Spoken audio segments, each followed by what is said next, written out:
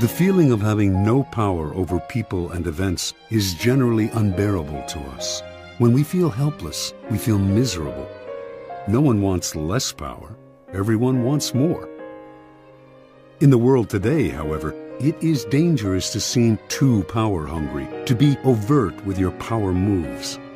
We have to seem fair and decent. So we need to be subtle, congenial yet cunning, democratic yet devious. This game of constant duplicity most resembles the power dynamic that existed in the scheming world of the old aristocratic court. Throughout history, a court has always formed itself around the person in power: king, queen, emperor, leader. The courtiers who filled this court were in an especially delicate position. They had to serve their masters, but if they seemed to fawn, if they curried favor too obviously, the other courtiers around them would notice and would act against them. Attempts to win the master's favor then had to be subtle. And even skilled courtiers capable of such subtlety still had to protect themselves from their fellow courtiers, who at all moments were scheming to push them aside. Meanwhile, the court was supposed to represent the height of civilization and refinement. Violent or overt power moves were frowned upon. Courtiers would work silently and secretly against any among them who used force. This was the courtier's dilemma. While appearing the very paragon of elegance, they had to outwit and thwart their own opponents in the subtlest of ways. The successful courtier learned over time to make all of his moves indirect.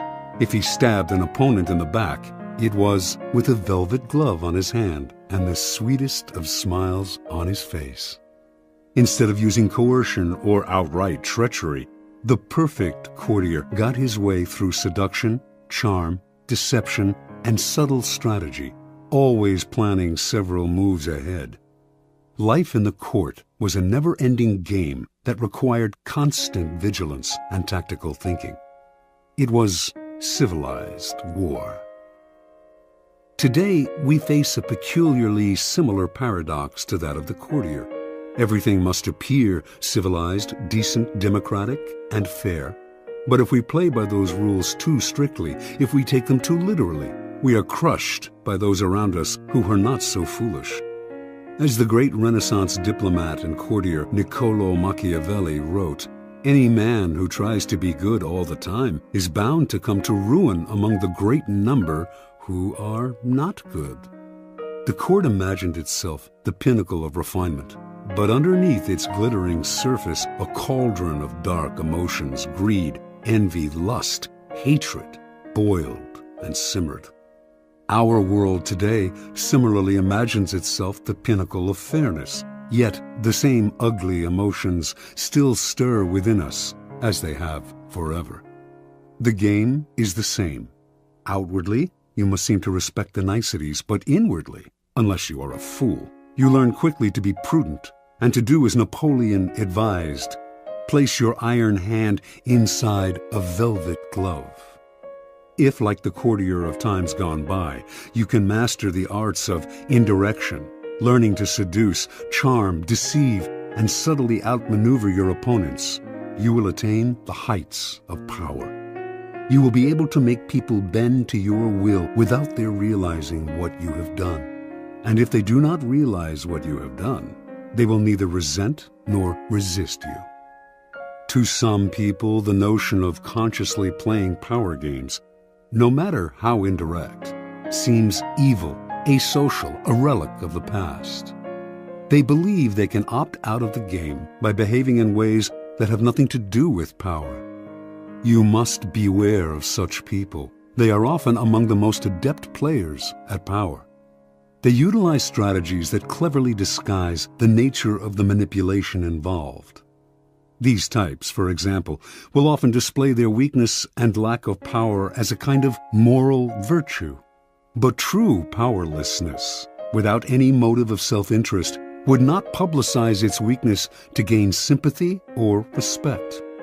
Making a show of one's weakness is actually a very effective strategy, subtle and deceptive, in the game of power.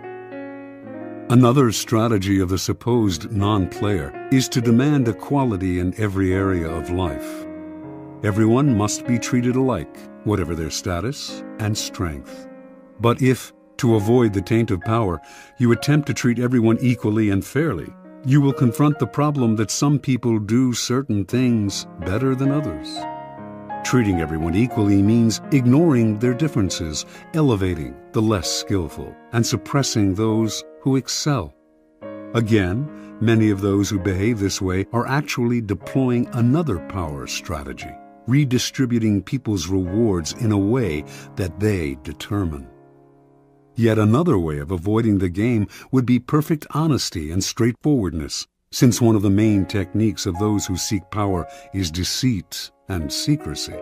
But being perfectly honest will inevitably hurt and insult a great many people, some of whom will choose to injure you in return. No one will see your honest statement as completely objective and free of some personal motivation. And they will be right. In truth, the use of honesty is indeed a power strategy intended to convince people of one's noble, good-hearted, selfless character. It is a form of persuasion, even a subtle form of coercion. Finally, those who claim to be non-players may affect an air of naivete to protect them from the accusation that they are after power. Beware again, however, for the appearance of naivete can be an effective means of deceit, and even genuine naivete is not free of the snares of power. Children may be naive in many ways, but they often act from an elemental need to gain control over those around them. Children suffer greatly from feeling powerless in the adult world, and they use any means available to get their way. Genuinely innocent people may still be playing for power, and are often horribly effective at the game, since they are not hindered by reflection. Once again, those who make a show or display of innocence are the least innocent of all. You can recognize these supposed non-players by the way they flaunt their moral qualities, their piety, their exquisite sense of justice. But since all of us hunger for power, and almost all of our actions are aimed at gaining it, the non-players are merely throwing dust in our eyes, distracting us from their power plays with their air of moral superiority. If you observe them closely, you will see, in fact, that they are often the ones most skillful at indirect manipulation, even if some of them practice it unconsciously. And they greatly resent any publicizing of the tactics they use every day. If the world is like a giant scheming court, and we are trapped inside it, there is no use in trying to opt out of the game. That will only render you powerless, and powerlessness will make you miserable. Instead of struggling against the inevitable, instead of arguing and whining and feeling guilty, it is far better to excel at power.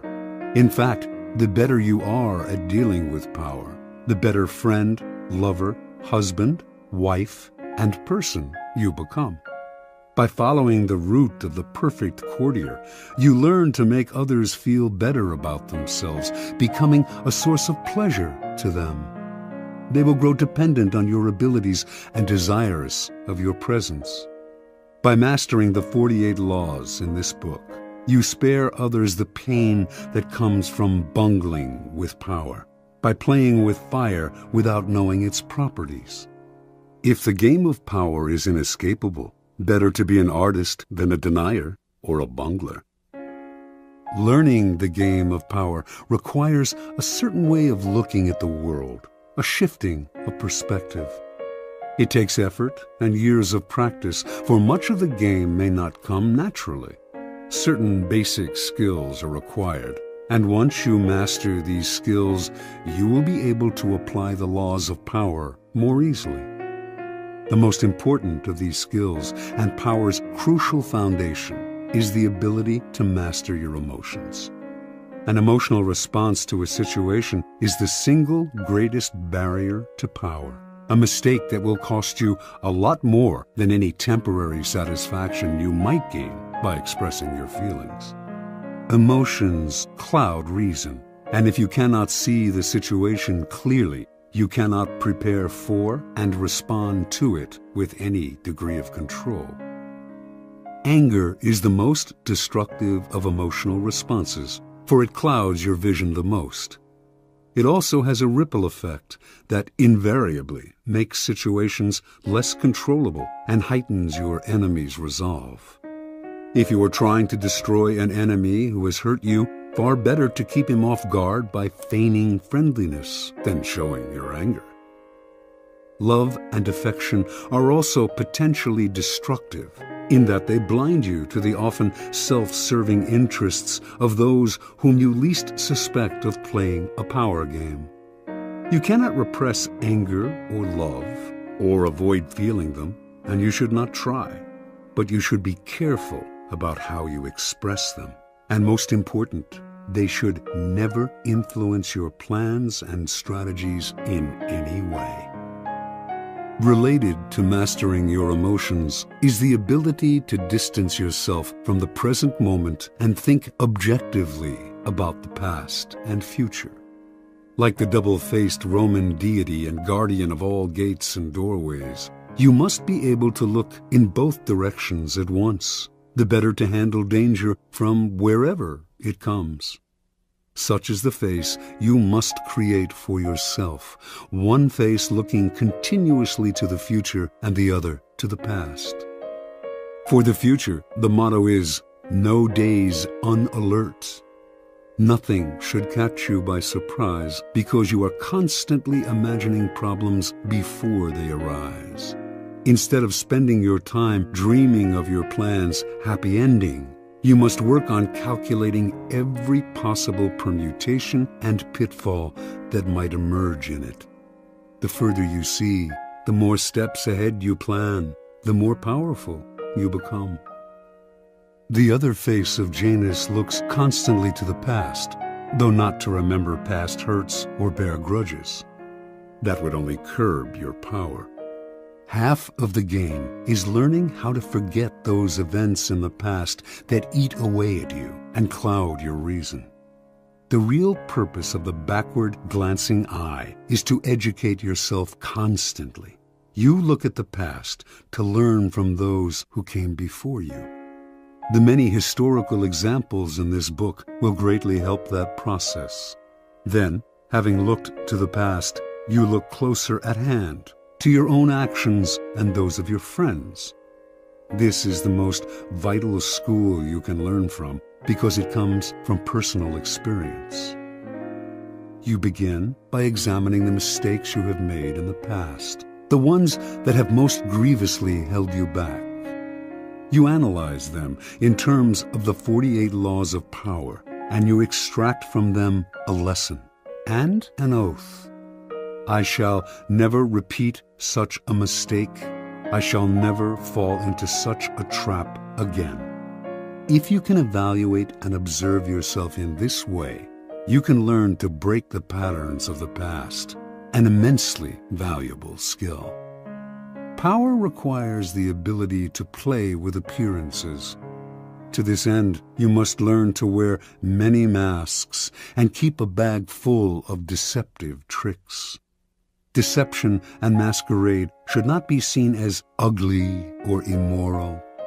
All human interaction requires deception on many levels, and in some ways, what separates humans from animals is our ability to lie and deceive. In Greek myths, in India's Mahabharata cycle, in the Middle Eastern epic of Gilgamesh, it is the privilege of the gods to use deceptive arts.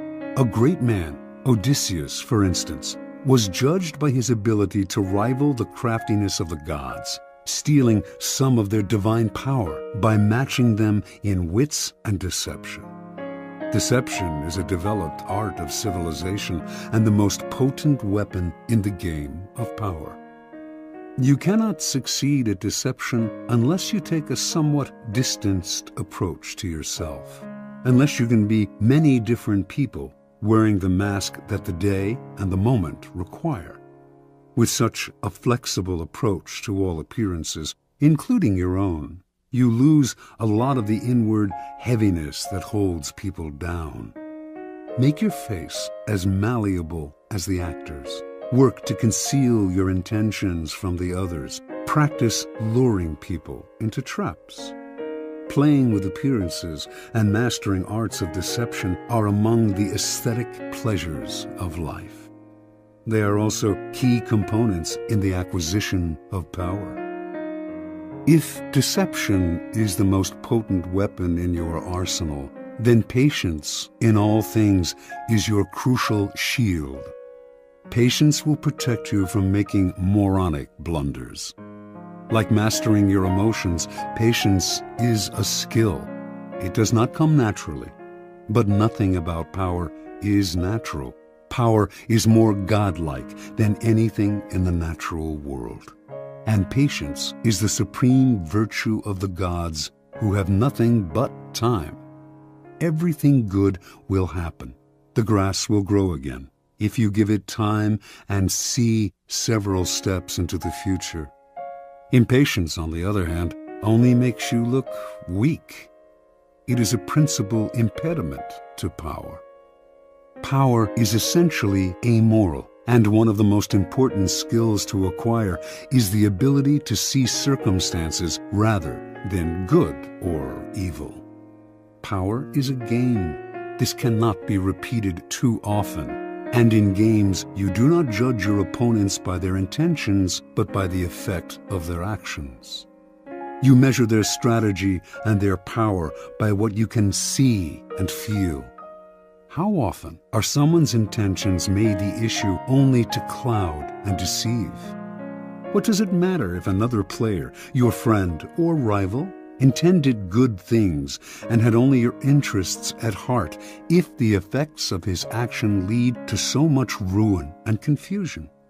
It is only natural for people to cover up their actions with all kinds of justifications, always assuming that they have acted out of goodness.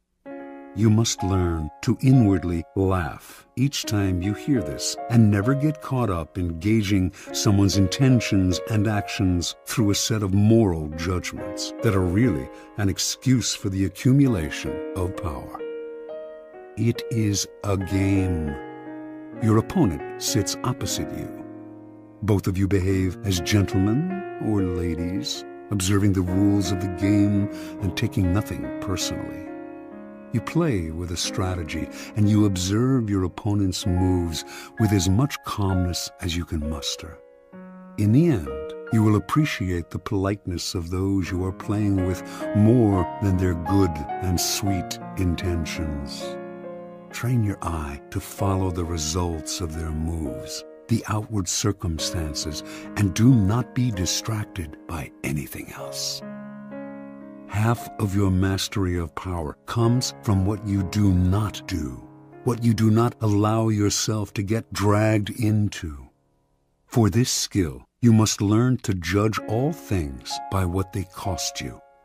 As Nietzsche wrote, the value of a thing sometimes lies not in what one attains with it, but in what one pays for it, what it costs us.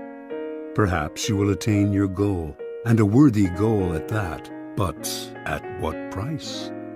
Apply this standard to everything, including whether to collaborate with other people to come to their aid. In the end, life is short, opportunities are few, and you have only so much energy to draw on.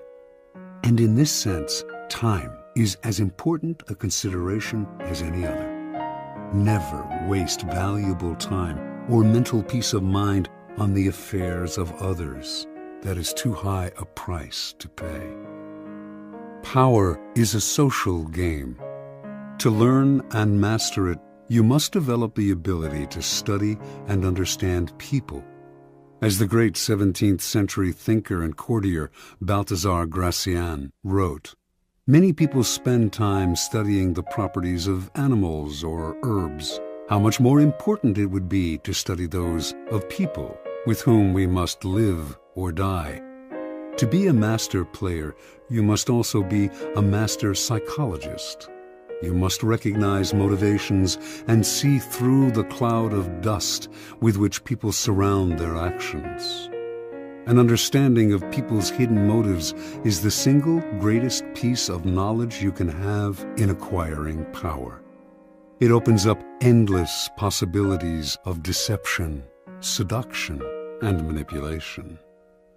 People are of infinite complexity, and you can spend a lifetime watching them without ever fully understanding them. So it is all the more important, then, to begin your education now. In doing so, you must also keep one principle in mind. Never discriminate as to whom you study and whom you trust. Never trust anyone completely, and study everyone, including friends and loved ones.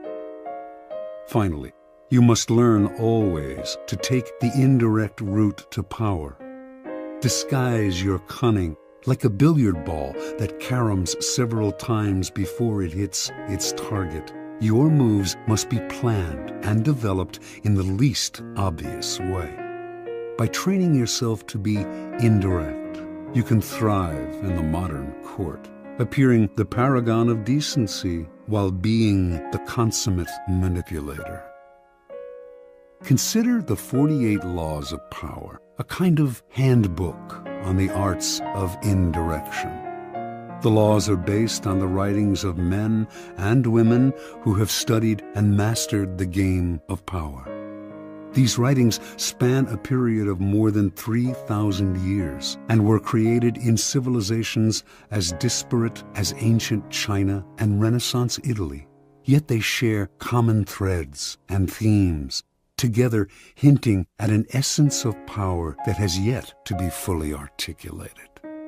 The 48 Laws of Power are the distillation of this accumulated wisdom, gathered from the writings of the most illustrious strategists, statesmen, courtiers, seducers, and con artists in history. The laws have a simple premise. Certain actions almost always increase one's power, the observance of the law, while others decrease it and even ruin us, the transgression of the law. These transgressions and observances are illustrated by historical examples. The laws are timeless and definitive. The 48 Laws of Power can be used in several ways. By listening to this program straight through, you can learn about power in general. Although several of the laws may seem not to pertain directly to your life, in time you will probably find that all of them have some application and that, in fact, they are interrelated. By getting an overview of the entire subject, you will best be able to evaluate your own past actions and gain a greater degree of control over your immediate affairs. The program can also be picked apart for entertainment, for an enjoyable ride through the foibles and great deeds of our predecessors in power. A warning, however, to those who use the program for this purpose: it might be better to turn back. Power is endlessly seductive and deceptive in its own way. It is a labyrinth. Your mind becomes consumed with solving its infinite problems, and you soon realize how pleasantly lost you have become. In other words, it becomes most amusing by taking it seriously. Do not be frivolous with such a critical matter. The gods of power frown on the frivolous. They give ultimate satisfaction only to those who study and reflect, and punish those who skim the surfaces looking for a good time.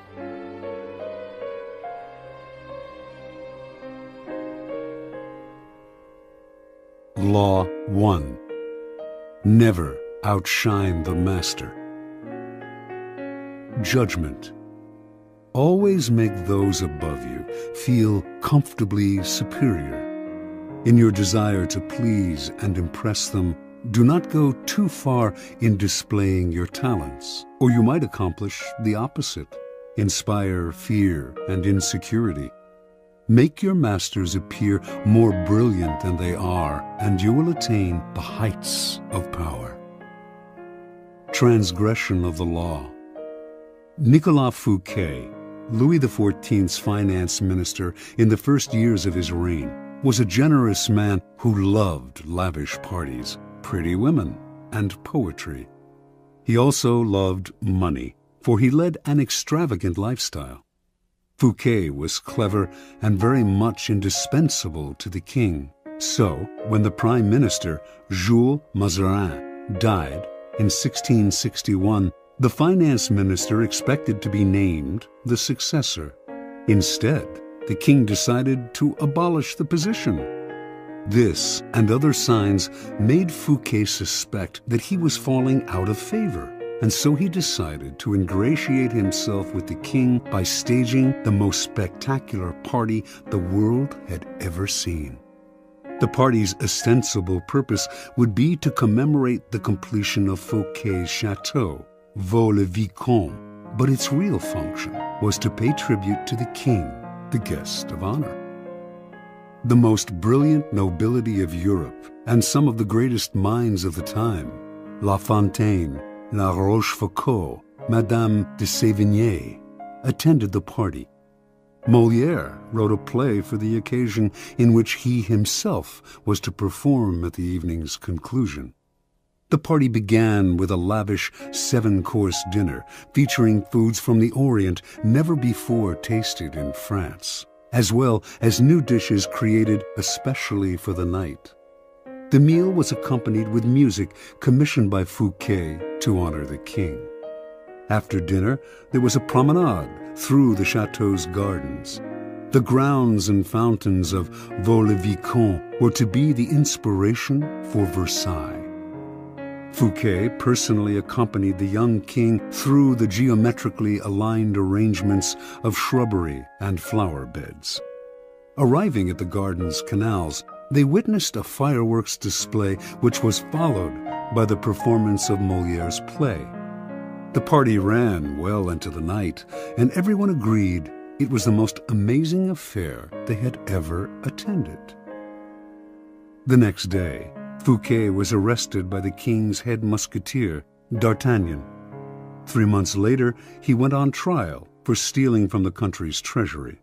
Actually, most of the stealing he was accused of, he had done on the king's behalf and with the king's permission.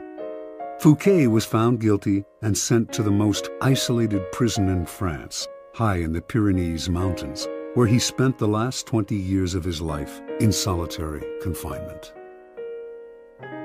Interpretation. Louis XIV, the Sun King, was a proud and arrogant man who wanted to be the center of attention at all times. He could not countenance being outdone in lavishness by anyone, and certainly not his finance minister. To succeed Fouquet, Louis chose Jean-Baptiste Colbert, a man famous for his parsimony and for giving the dullest parties in Paris. Colbert made sure that any money liberated from the treasury went straight into Louis's hands. With the money, Louis built a palace even more magnificent than Fouquet's, the glorious Palace of Versailles.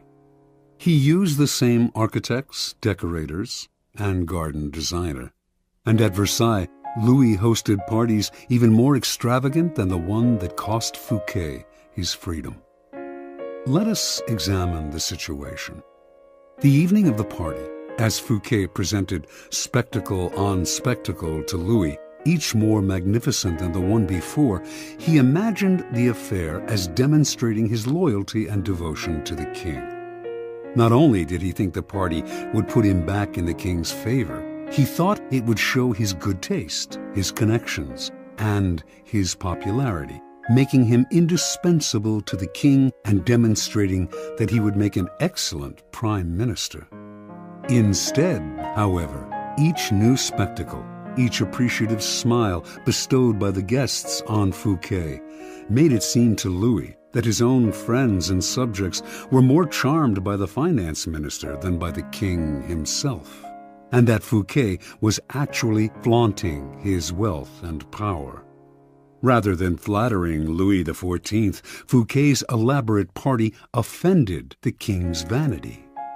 Louis would not admit this to anyone, of course. Instead, he found a convenient excuse to rid himself of a man who had inadvertently made him feel insecure.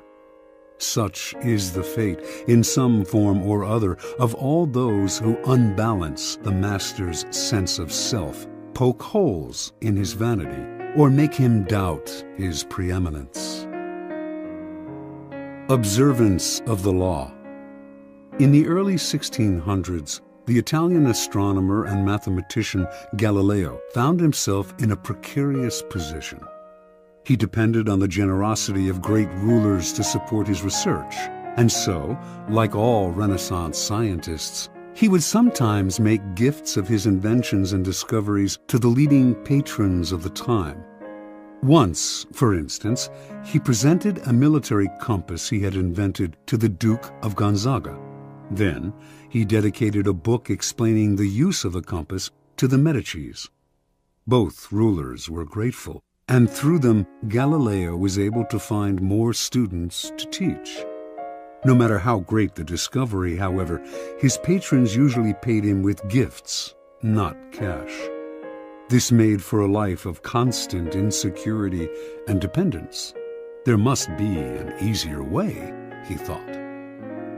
Galileo hit on a new strategy in 1610 when he discovered the moons of Jupiter.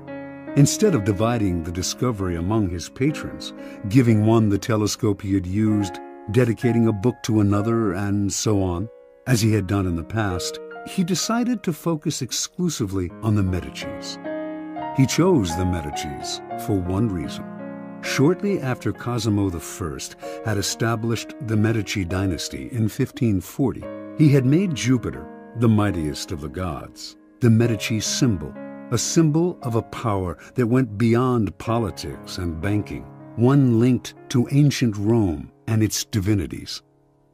Galileo turned his discovery of Jupiter's moons into a cosmic event honoring the Medici's greatness.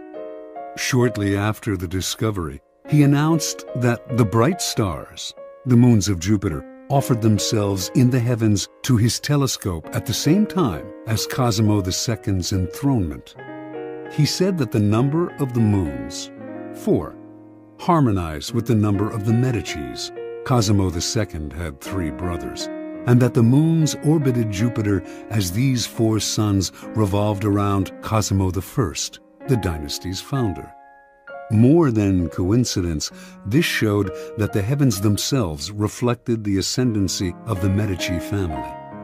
After he dedicated the discovery to the Medicis, Galileo commissioned an emblem representing Jupiter sitting on a cloud with the 4 stars circling about him, and presented this to Cosimo II as a symbol of his link to the stars. In 1610, Cosimo II made Galileo his official court philosopher and mathematician with a full salary. For a scientist, this was the coup of a lifetime. The days of begging for patronage were over. Interpretation. In one stroke, Galileo gained more with his new strategy than he had in years of begging. The reason is simple. All masters want to appear more brilliant than other people. The producer of a great work wants to feel he is more than just the provider of the financing. He wants to appear creative and powerful, and also more important than the work produced in his name. Instead of insecurity, you must give him glory. Galileo did not challenge the intellectual authority of the Medicis with his discovery, or make them feel inferior in any way. By literally aligning them with the stars, he made them shine brilliantly among the courts of Italy. He did not outshine the master. He made the master outshine all others. Keys to power. When it comes to power, outshining the master is perhaps the worst mistake of all. Do not fool yourself into thinking that life has changed much since the days of Louis XIV and the Medicis. Those who attain high standing in life are like kings and queens. They want to feel secure in their positions and superior to those around them in intelligence, wit, and charm. It is a deadly but common misperception to believe that by displaying and vaunting your gifts and talents, you are winning the master's affection. He may feign appreciation, but at his first opportunity, he will replace you with someone less intelligent, less attractive, less threatening, just as Louis XIV replaced the sparkling Fouquet with the bland Colbert. And as with Louis, he will not admit the truth, but will find an excuse to rid himself of your presence. This law involves two rules that you must realize. First, you can inadvertently outshine a master simply by being yourself. There are masters who are more insecure than others, monstrously insecure. You may naturally outshine them by your charm and grace. No one had more natural talents than Astorre Manfredi, Prince of Faenza. The most handsome of all the young princes of Italy, he captivated his subjects with his generosity and open spirit. In the year 1500, Cesare Borgia laid siege to Faenza. When the city surrendered, the citizens expected the worst from the cruel Borgia, who, however, decided to spare the town. He simply occupied its fortress, executed none of its citizens, and allowed Prince Manfredi, 18 at the time, to remain with his court in complete freedom. A few weeks later, though, soldiers hauled Astorre Manfredi away to a Roman prison. A year after that, his body was fished out of the river Tiber, a stone tied around his neck. Borgia justified the horrible deed with some sort of trumped-up charge of treason and conspiracy. But the real problem was that he was notoriously vain and insecure. The young man was outshining him without even trying. Given Manfredi's natural talents, the prince's mere presence made Borgia seem less attractive and charismatic. The lesson is simple. If you cannot help being charming and superior, you must learn to avoid such monsters of vanity. Either that, or find a way to mute your good qualities when in the company of a Cesare Borgia. Second, never imagine that because the master loves you, you can do anything you want. Entire books could be written about favorites who fell out of favor by taking their status for granted, for daring to outshine. Knowing the dangers of outshining your master, you can turn this law to your advantage. First, you must flatter and puff up your master. Overt flattery can be effective, but has its limits. It is too direct and obvious, and looks bad to other courtiers. Discreet flattery is much more powerful. If you are more intelligent than your master, for example, seem the opposite. Make him appear more intelligent than you. Act naive. Make it seem that you need his expertise. Commit harmless mistakes that will not hurt you in the long run, but will give you the chance to ask for his help. Masters adore such requests. A master who cannot bestow on you the gifts of his experience may direct rancor and ill will at you instead. If your ideas are more creative than your master's, ascribe them to him in as public a manner as possible. Make it clear that your advice is merely an echo of his advice. He must appear as the sun around which everyone revolves, radiating power and brilliance, the center of attention.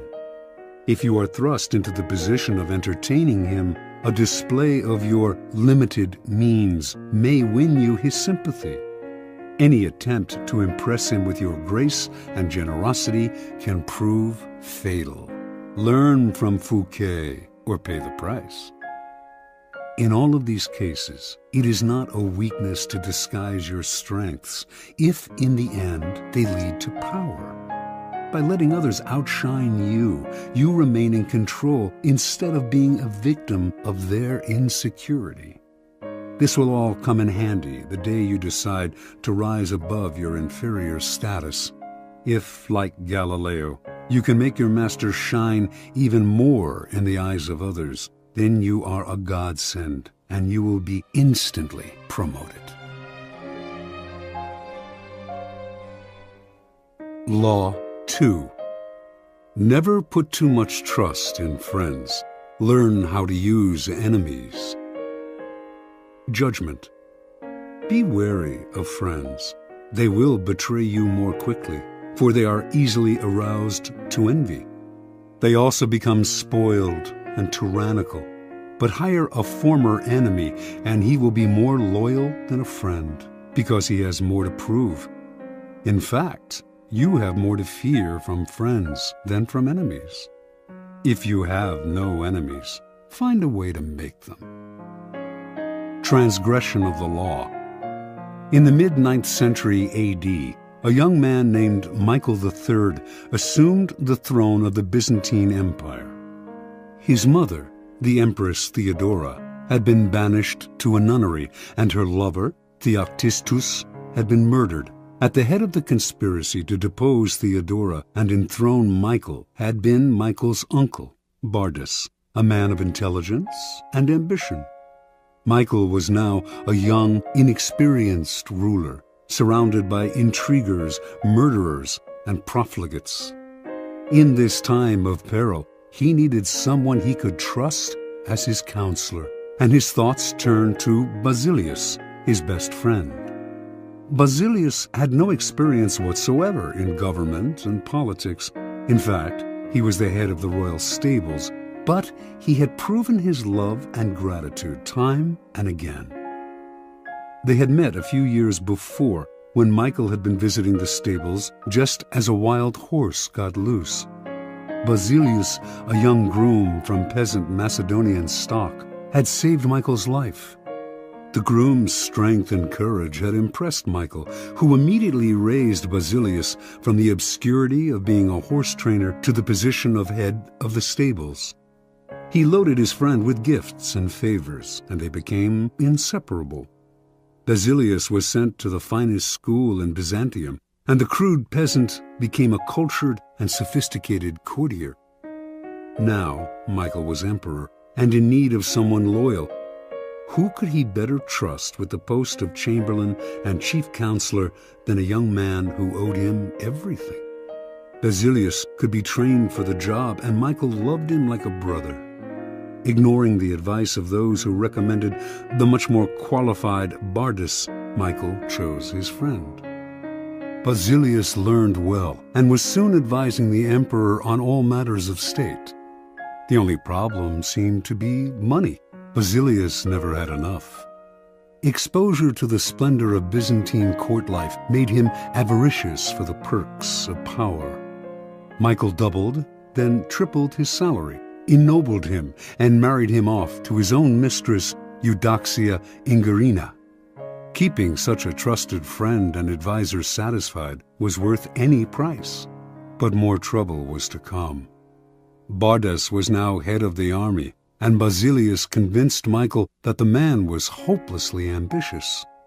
Under the illusion that he could control his nephew, Bardas had conspired to put him on the throne, and he could conspire again, this time to get rid of Michael and assume the crown himself.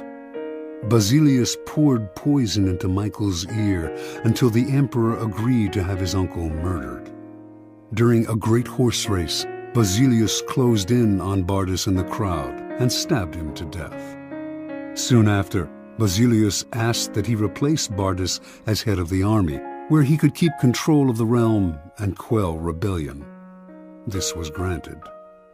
Now Basilius's power and wealth only grew, and a few years later, Michael, in financial straits from his own extravagance, asked him to pay back some of the money he had borrowed over the years. To Michael's shock and astonishment, Basilius refused, with a look of such impudence that the emperor suddenly realized his predicament. The former stable boy had more money, more allies in the army and senate, and in the end, more power than the emperor himself. A few weeks later, after a night of heavy drinking, Michael awoke to find himself surrounded by soldiers. Basilius watched as they stabbed the emperor to death. Then, after proclaiming himself emperor, he rode his horse through the streets of Byzantium, brandishing the head of his former benefactor and best friend at the end of a long pike. Interpretation. Michael staked his future on the sense of gratitude he thought Basilius must feel for him. Surely, Basilius would serve him best. He owed the emperor his wealth, his education, and his position. It was only on the fateful day when the emperor saw that impudent smile on Basilius's face that he realized his deadly mistake. He had created a monster. He had allowed a man to see power up close, a man who then wanted more, who asked for anything and got it, who felt encumbered by the charity he had received, and simply did what many people do in such a situation. They forget the favors they have received and imagine they have earned their success by their own merits. At Michael's moment of realization, he could still have saved his own life, but friendship and love blind every man to their interests. Nobody believes a friend can betray, and Michael went on disbelieving until the day his head ended up on a pike. Keys to power. It is natural to want to employ your friends when you find yourself in times of need. The world is a harsh place, and your friends soften the harshness. Besides, you know them. Why depend on a stranger when you have a friend at hand? The problem is that you often do not know your friends as well as you imagine. When you decide to hire a friend, you gradually discover the qualities he or she has kept hidden. Strangely enough, it is your act of kindness that unbalances everything. People want to feel they deserve their good fortune. The receipt of a favor can become oppressive. It means you have been chosen because you are a friend, not necessarily because you are deserving. There is almost a touch of condescension in the act of hiring friends that secretly afflicts them. The injury will come out slowly, a little more honesty, flashes of resentment and envy here and there, and before you know it, your friendship fades. The more favors and gifts you supply to revive the friendship, the less gratitude you receive. All working situations require a kind of distance between people. You are trying to work, not make friends. Friendliness, real or false, only obscures that fact. The key to power, then, is the ability to judge who is best able to further your interests in all situations. Keep friends for friendship, but work with the skilled and competent. Whenever you can, bury the hatchet with an enemy and make a point of putting him in your service. Never let the presence of enemies upset or distress you. You are far better off with a declared opponent or two than not knowing where your real enemies lie. The man of power welcomes conflict, using enemies to enhance his reputation as a sure-footed fighter who can be relied upon in times of uncertainty. Law 3. Conceal your intentions. Judgment. Keep people off balance and in the dark by never revealing the purpose behind your actions. If they have no clue what you are up to, they cannot prepare a defense. Guide them far enough down the wrong path, envelop them in enough smoke, and by the time they realize your intentions, it will be too late. Part 1. Use decoyed objects of desire and red herrings to throw people off the scent. If at any point in the deception you practice, people have the slightest suspicion as to your intentions, all is lost. Do not give them the chance to sense what you are up to. Throw them off the scent by dragging red herrings across the path. Use false sincerity, send ambiguous signals, set up misleading objects of desire. Unable to distinguish the genuine from the false, they cannot pick out your real goal. Observance of the law. In 1850, the young Otto von Bismarck, then a 35-year-old deputy in the Prussian parliament, was at a turning point in his career. The issues of the day were the unification of the many states, including Prussia, into which Germany was then divided, and a war against Austria, the powerful neighbor to the south that hoped to keep the Germans weak and at odds, even threatening to intervene if they tried to unite. Prince William, next in line to be Prussia's king, was in favor of going to war, and the Parliament rallied to the cause, prepared to back any mobilization of troops. The only ones to oppose war were the present king, Frederick William IV, and his ministers who preferred to appease the powerful Austrians. Throughout his career, Bismarck had been a loyal, even passionate supporter of Prussian might and power. He dreamed of German unification, of going to war against Austria and humiliating the country that for so long had kept Germany divided. A former soldier, he saw warfare as a glorious business. This, after all, was the man who years later would say, "The great questions of the time will be decided not by speeches and resolutions, but by iron and blood." Passionate patriot and lover of military glory, Bismarck nevertheless gave a speech in Parliament at the height of the war fever that astonished all who heard it. "Woe unto the statesman," he said, "who makes war without a reason that will still be valid when the war is over. After the war, you will all look differently at these questions. Will you then have the courage to turn to the peasant contemplating the ashes of his farm, to the man who has been crippled, to the father who has lost his children?" Not only did Bismarck go on to talk of the madness of this war, but, strangest of all, he praised Austria and defended her actions. This went against everything he had stood for. The consequences were immediate. Bismarck was against the war. What could this possibly mean? Other deputies were confused, and several of them changed their votes. Eventually, the king and his ministers won out, and war was averted. A few weeks after Bismarck's infamous speech, the king, grateful that he had spoken for peace, made him a cabinet minister. A few years later, he became the Prussian premier.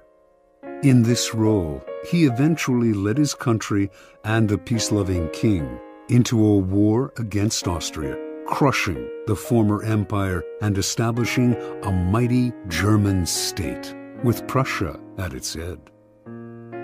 Interpretation. At the time of his speech in 1850, Bismarck made several calculations. First, he sensed that the Prussian military, which had not kept pace with other European armies, was unready for war, that Austria, in fact, might very well win, a disastrous result for the future. Second, if the war were lost and Bismarck had supported it, his career would be gravely jeopardized. The king and his conservative ministers wanted peace. Bismarck wanted power. The answer was to throw people off the scent by supporting a cause he detested, saying things he would laugh at if said by another. A whole country was fooled. It was because of Bismarck's speech that the king made him a minister, a position from which he quickly rose to be prime minister, attaining the power to strengthen the Prussian military and accomplish what he had wanted all along: the humiliation of Austria and the unification of Germany under Prussia's leadership. Through insincerity and misleading signals, he deceived everyone, concealed his purpose, and attained everything he wanted. Such is the power of hiding your intentions. Keys to power. Most people are open books. They say what they feel, blurt out their opinions at every opportunity, and constantly reveal their plans and intentions. They do this for several reasons. First, it is easy and natural to always want to talk about one's feelings and plans for the future. It takes effort to control your tongue and monitor what you reveal. Second, many believe that by being honest and open, they are winning people's hearts and showing their good nature. They are greatly deluded. Honesty is actually a blunt instrument which bloodies more than it cuts. Your honesty is likely to offend people. It is much more prudent to tailor your words, telling people what they want to hear, rather than the coarse and ugly truth of what you feel or think. More important, by being unabashedly open, you make yourself so predictable and familiar that it is almost impossible to respect or fear you, and power will not accrue to a person who cannot inspire such emotions. If you yearn for power, quickly lay honesty aside and train yourself in the art of concealing your intentions. Master the art, and you will always have the upper hand. Basic to an ability to conceal one's intentions is a simple truth about human nature. Our first instinct is to always trust appearances. We cannot go around doubting the reality of what we see and hear. Constantly imagining that appearances concealed something else would exhaust and terrify us. This fact makes it relatively easy to conceal one's intentions. Simply dangle an object you seem to desire, a goal you seem to aim for, in front of people's eyes, and they will take the appearance for reality. Once their eyes focus on the decoy, they will fail to notice what you are really up to. You can use this tactic in the following manner. Hide your intentions not by closing up, with the risk of appearing secretive and making people suspicious, but by talking endlessly about your desires and goals, just not your real ones. You will kill 3 birds with 1 stone. You appear friendly, open, and trusting. You conceal your intentions, and you send your rivals on time-consuming goose chases. Another powerful tool in throwing people off the scent is false sincerity. People easily mistake sincerity for honesty. Remember, their first instinct is to trust appearances, and since they value honesty and want to believe in the honesty of those around them, they will rarely doubt you or see through your act. Seeming to believe what you say gives your words great weight. To make your false sincerity an effective weapon in concealing your intentions, espouse a belief in honesty and forthrightness as important social values. Do this as publicly as possible. Emphasize your position on this subject by occasionally divulging some heartfelt thought, though only one that is actually meaningless or irrelevant, of course. Napoleon's minister Talleyrand was a master at taking people into his confidence by revealing some apparent secret. This feigned confidence, a decoy, would then elicit a real confidence on the other person's part. Remember, the best deceivers do everything they can to cloak their roguish qualities. They cultivate an air of honesty in one area to disguise their dishonesty in others. Honesty is merely another decoy in their arsenal of weapons. Part 2. Use smoke screens to disguise your actions. Deception is always the best strategy, but the best deceptions require a screen of smoke to distract people's attention from your real purpose. The bland exterior, like the unreadable poker face, is often the perfect smoke screen, hiding your intentions behind the comfortable and familiar. If you lead the sucker down a familiar path, he won't catch on when you lead him into a trap. Observance of the law. In 1910, a Mr. Sam Giesel of Chicago sold his warehouse business for close to $1 million. He settled down to semi-retirement and the managing of his many properties, but deep inside, he itched for the old days of deal-making. One day, a young man named Joseph Weil visited his office, wanting to buy an apartment he had up for sale. Giesel explained the terms. The price was $8,000, but he only required a down payment of $2,000. Weil said he would sleep on it, but he came back the following day and offered to pay the full $8,000 in cash if Giesel could wait a couple of days until a deal Weil was working on came through. Even in semi-retirement, a clever businessman like Giesel was curious as to how Weil would be able to come up with so much cash, roughly $150,000 today, so quickly. Weil seemed reluctant to say and quickly changed the subject, but Giesel was persistent. Finally, after assurances of confidentiality, Weil told Giesel the following story. Weil's uncle was the secretary to a coterie of multimillionaire financiers. These wealthy gentlemen had purchased a hunting lodge in Michigan 10 years ago at a cheap price. They had not used the lodge for a few years, so they had decided to sell it and had asked Weil's uncle to get whatever he could for it. For reasons, good reasons, of his own, the uncle had been nursing a grudge against the millionaires for years. This was his chance to get back at them. He would sell the property for $35,000 to a setup man, whom it was Weil's job to find. The financiers were too wealthy to worry about this low price. The setup man would then turn around and sell the property again for its real price, around $155,000. The uncle, Weil, and the third man would split the profits from this second sale. It was all legal and for a good cause, the uncle's just retribution. Giesel had heard enough. He wanted to be the set-up buyer. Weil was reluctant to involve him, but Giesel would not back down. The idea of a large profit plus a little adventure had him champing at the bit.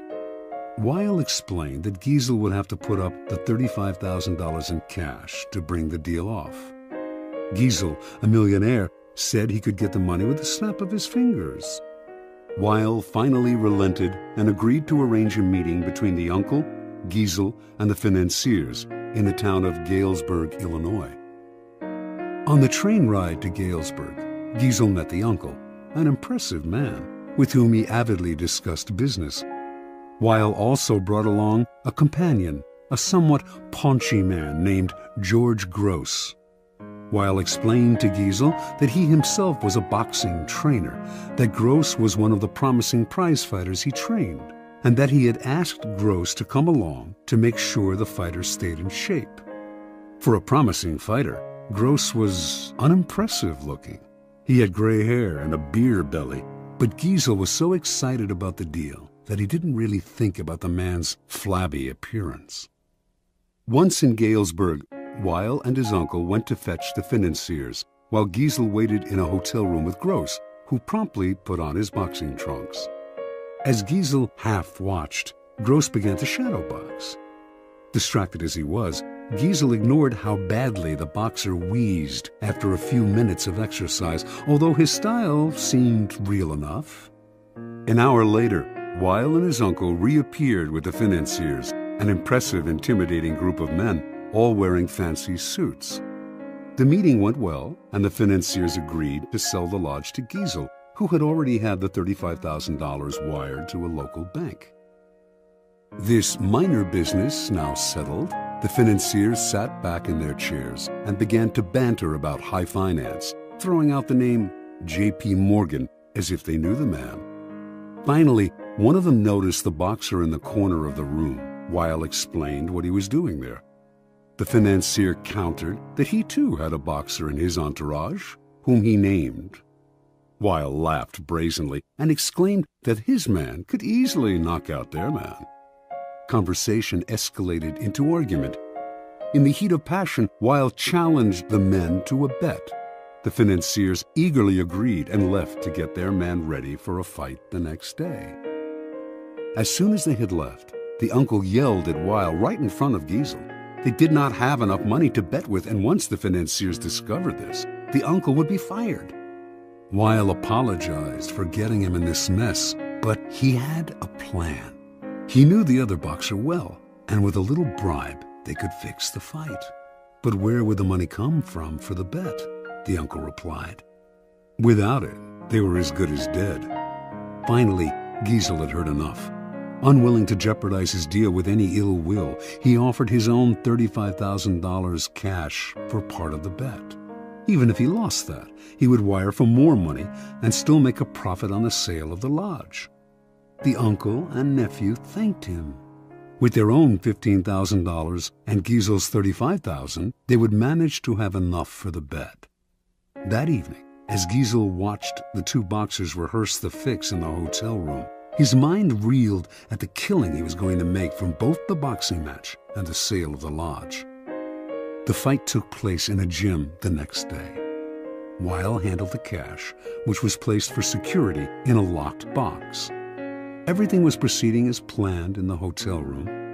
The financiers were looking glum at how badly their fighter was doing, and Giesel was dreaming about the easy money he was about to make.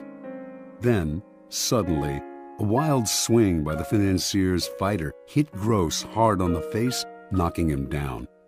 When he hit the canvas, blood spurted from his mouth. He coughed, then lay still.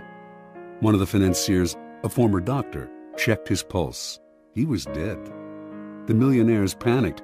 Everyone had to get out before the police arrived. They could all be charged with murder. Terrified, Giesel hightailed it out of the gym and back to Chicago, leaving behind his $35,000, which he was only too glad to forget, for it seemed a small price to pay to avoid being implicated in a crime. He never wanted to see Weil or any of the others again.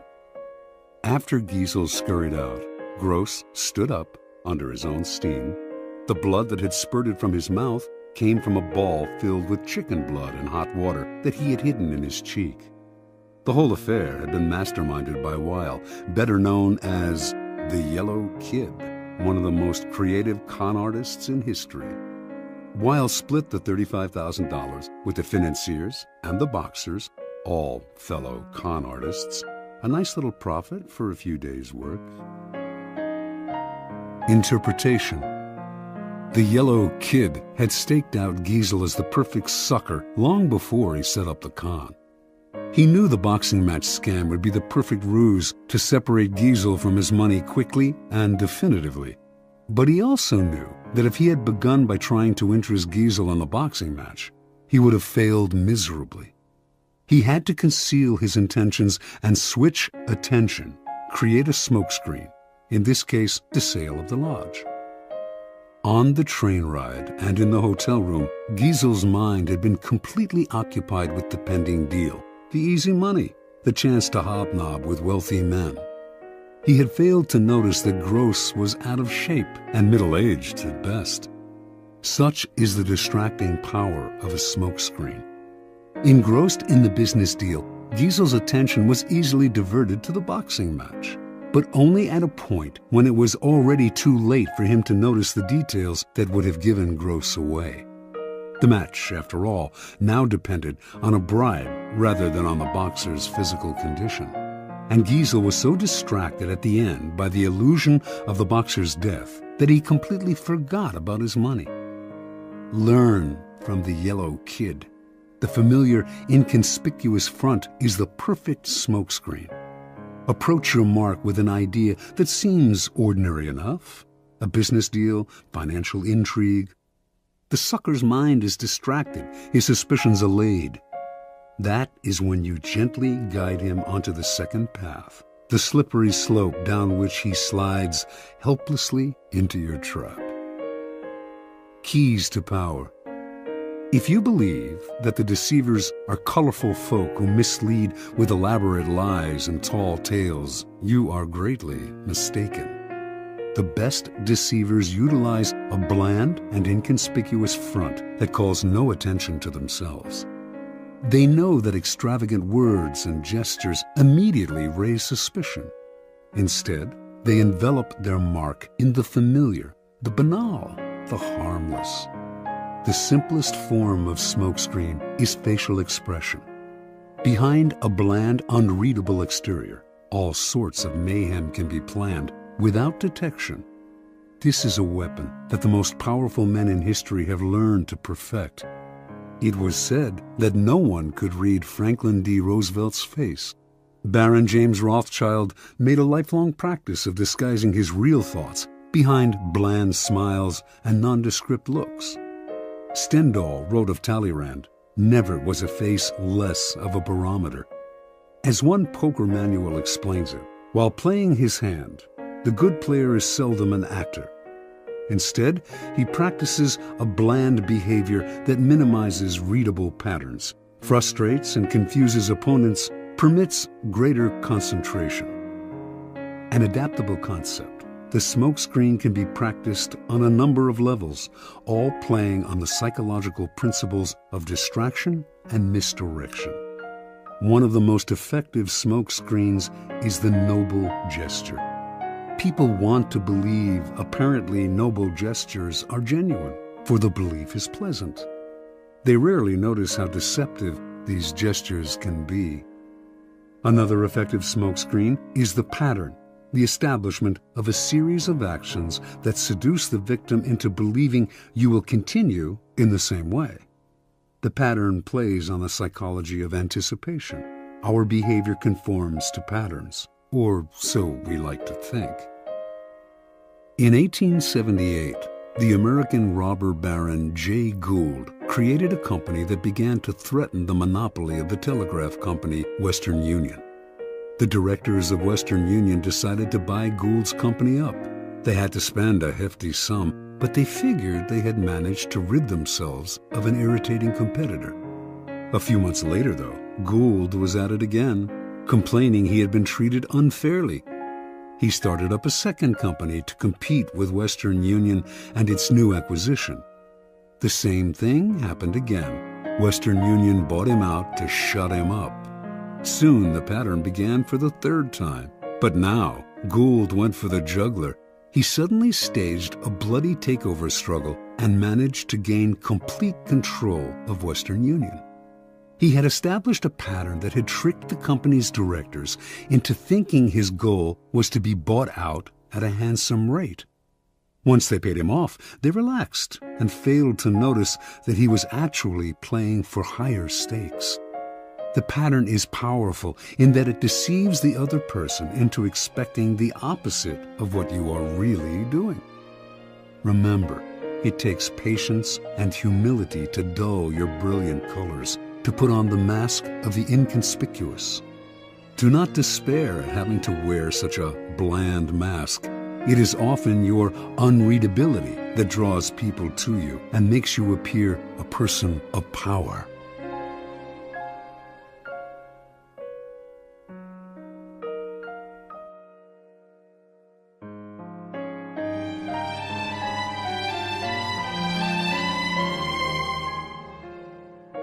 Law 4. Always say less than necessary. Judgment. When you are trying to impress people with words, the more you say, the more common you appear and the less in control. Even if you're saying something banal, it will seem original if you make it vague, open-ended, and sphinx-like. Powerful people impress and intimidate by saying less. The more you say, the more likely you are to say something foolish. Observance of the law. In the court of Louis XIV, nobles and ministers would spend days and nights debating issues of state. They would confer, argue, make and break alliances, and argue again until finally the critical moment arrived. Two of them would be chosen to represent the different sides to Louis himself, who would decide what should be done. After these persons were chosen, everyone would argue some more. How should the issues be phrased? What would appeal to Louis? What would annoy him? At what time of day should the representatives approach him, and in what part of the Versailles Palace? What expression should they have on their faces? Finally, after all this was settled, the fateful moment would finally arrive. The two men would approach Louis, always a delicate matter, and when they finally had his ear, they would talk about the issue at hand, spelling out the options in detail. Louis would listen in silence, a most enigmatic look on his face. Finally, when each had finished his presentation and had asked for the king's opinion, he would look at them both and say, "I shall see." Then he would walk away. The ministers and courtiers would never hear another word on this subject from the king. They would simply see the result weeks later, when he would come to a decision and act. He would never bother to consult them on the matter again. Interpretation. Louis XIV was a man of very few words. His most famous remark is, "L'État, c'est moi." The state is me. Nothing could be more pithy, yet more eloquent. His infamous, "I shall see," was one of several extremely short phrases that he would apply to all manner of requests. Louis was not always this way. As a young man, he was known for talking at length, delighting in his own eloquence. His later taciturnity was self-imposed, an act, a mask he used to keep everybody below him off balance.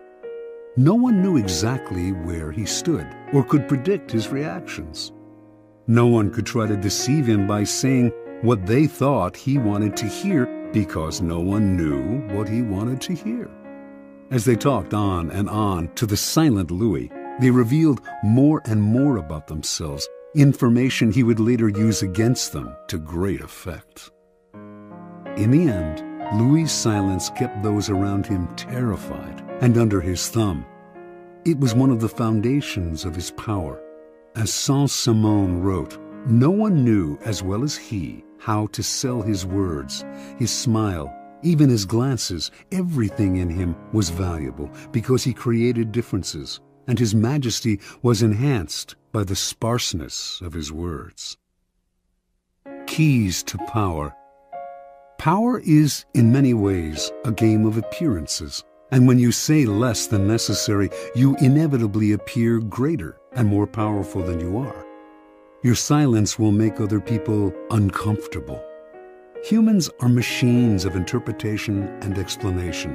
They have to know what you are thinking.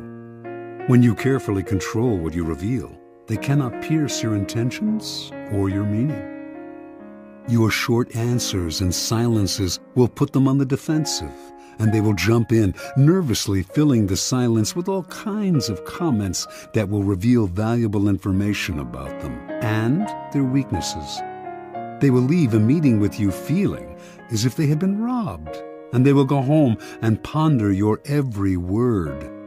This extra attention to your brief comments will only add to your power. Law 5. So much depends on reputation. Guard it with your life. Judgment. Reputation is the cornerstone of power. Through reputation alone, you can intimidate and win. Once it slips, however, you are vulnerable and will be attacked on all sides. Make your reputation unassailable. Always be alert to potential attacks and thwart them before they happen. Meanwhile, learn to destroy your enemies by opening holes in their own reputations. Then stand aside and let public opinion hang them. Observance of the law. During China's War of the Three Kingdoms, AD 207 to 65, the great general Zhuge Liang, leading the forces of the Shu kingdom, dispatched his vast army to a distant camp while he rested in a small town with a handful of soldiers. Suddenly, sentinels hurried in with the alarming news that an enemy force of over 150,000 troops under Sima Yi was approaching.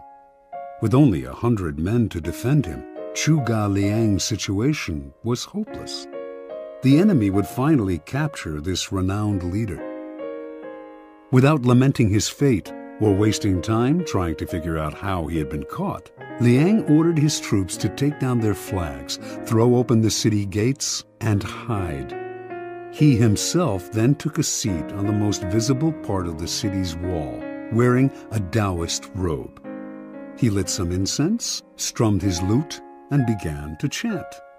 Minutes later, he could see the vast enemy army approaching, an endless phalanx of soldiers. Pretending not to notice them, he continued to sing and play the lute. Soon the army stood at the town gates. At its head was Sima Yi, who instantly recognized the man on the wall. Even so, as his soldiers itched to enter the unguarded town through its open gates, Sima Yi hesitated, held them back, and studied Liang on the wall. Then he ordered an immediate and speedy retreat. Interpretation.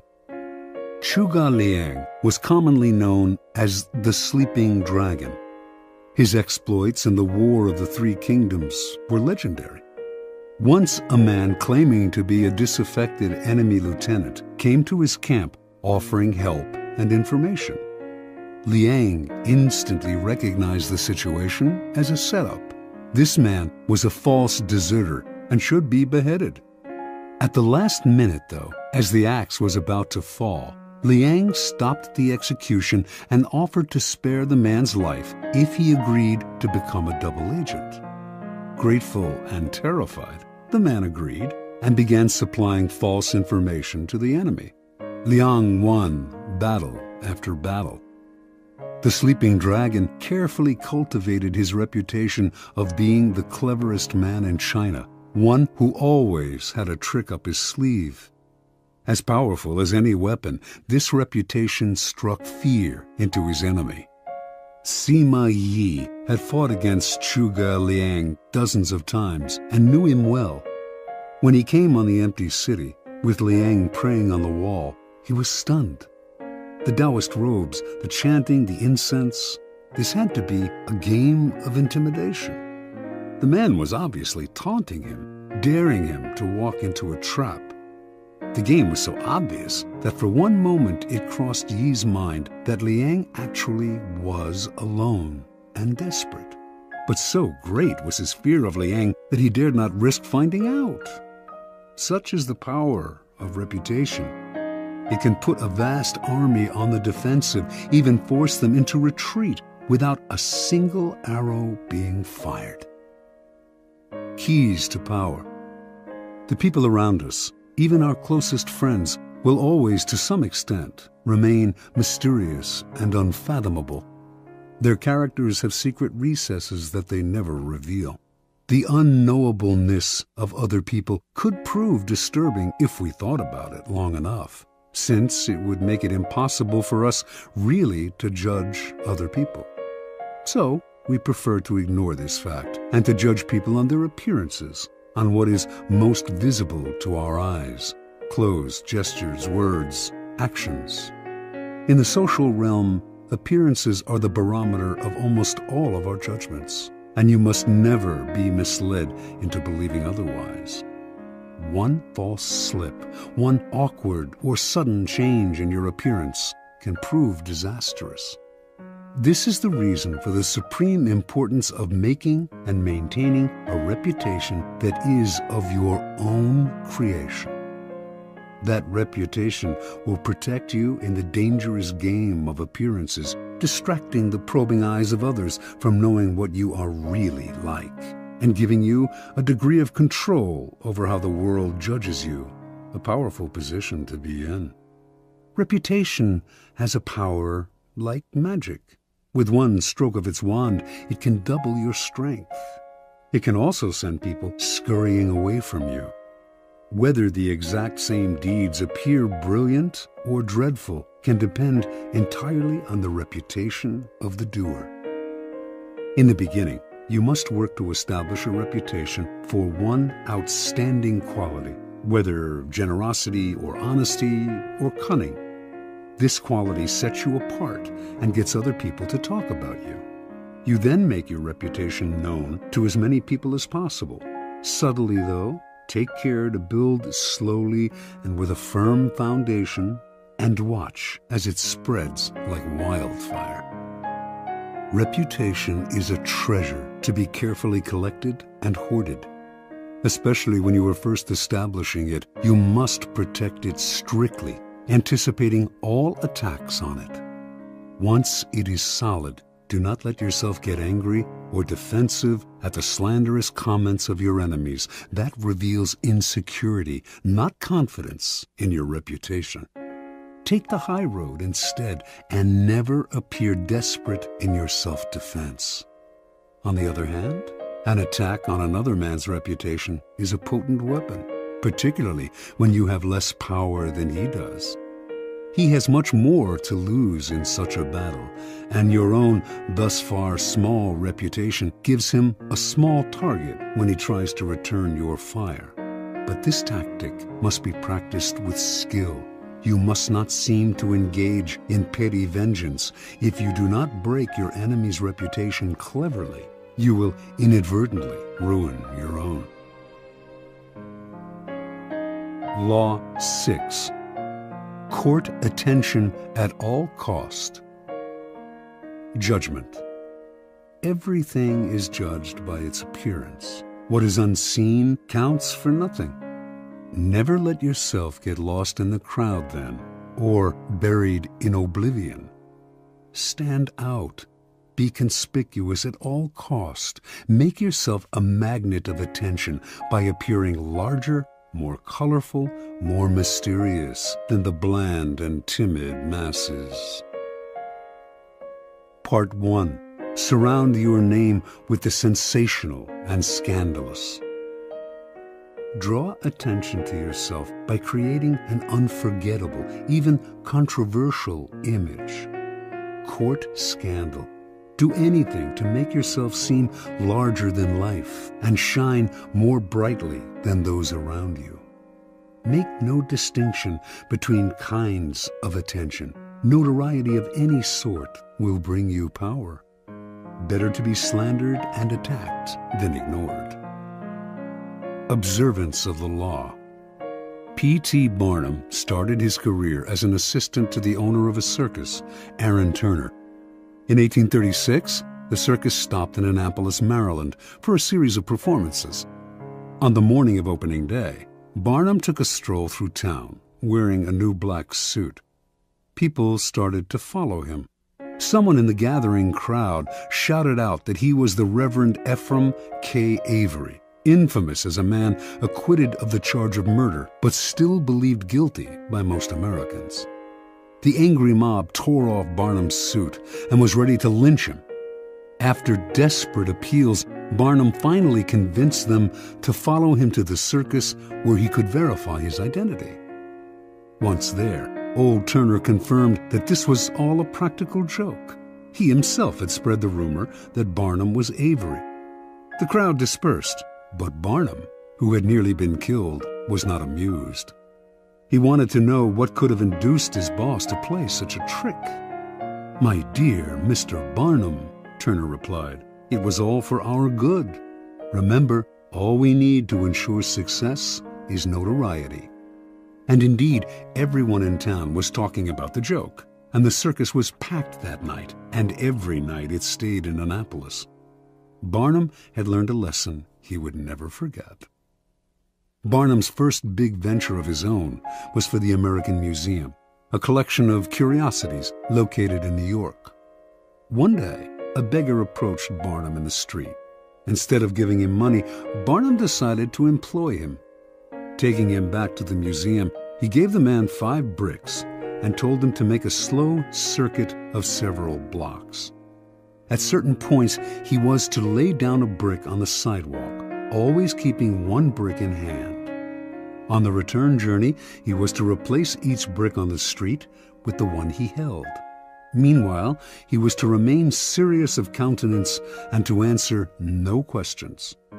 Once back at the museum, he was to enter, walk around inside, then leave through the back door, and make the same bricklaying circuit again.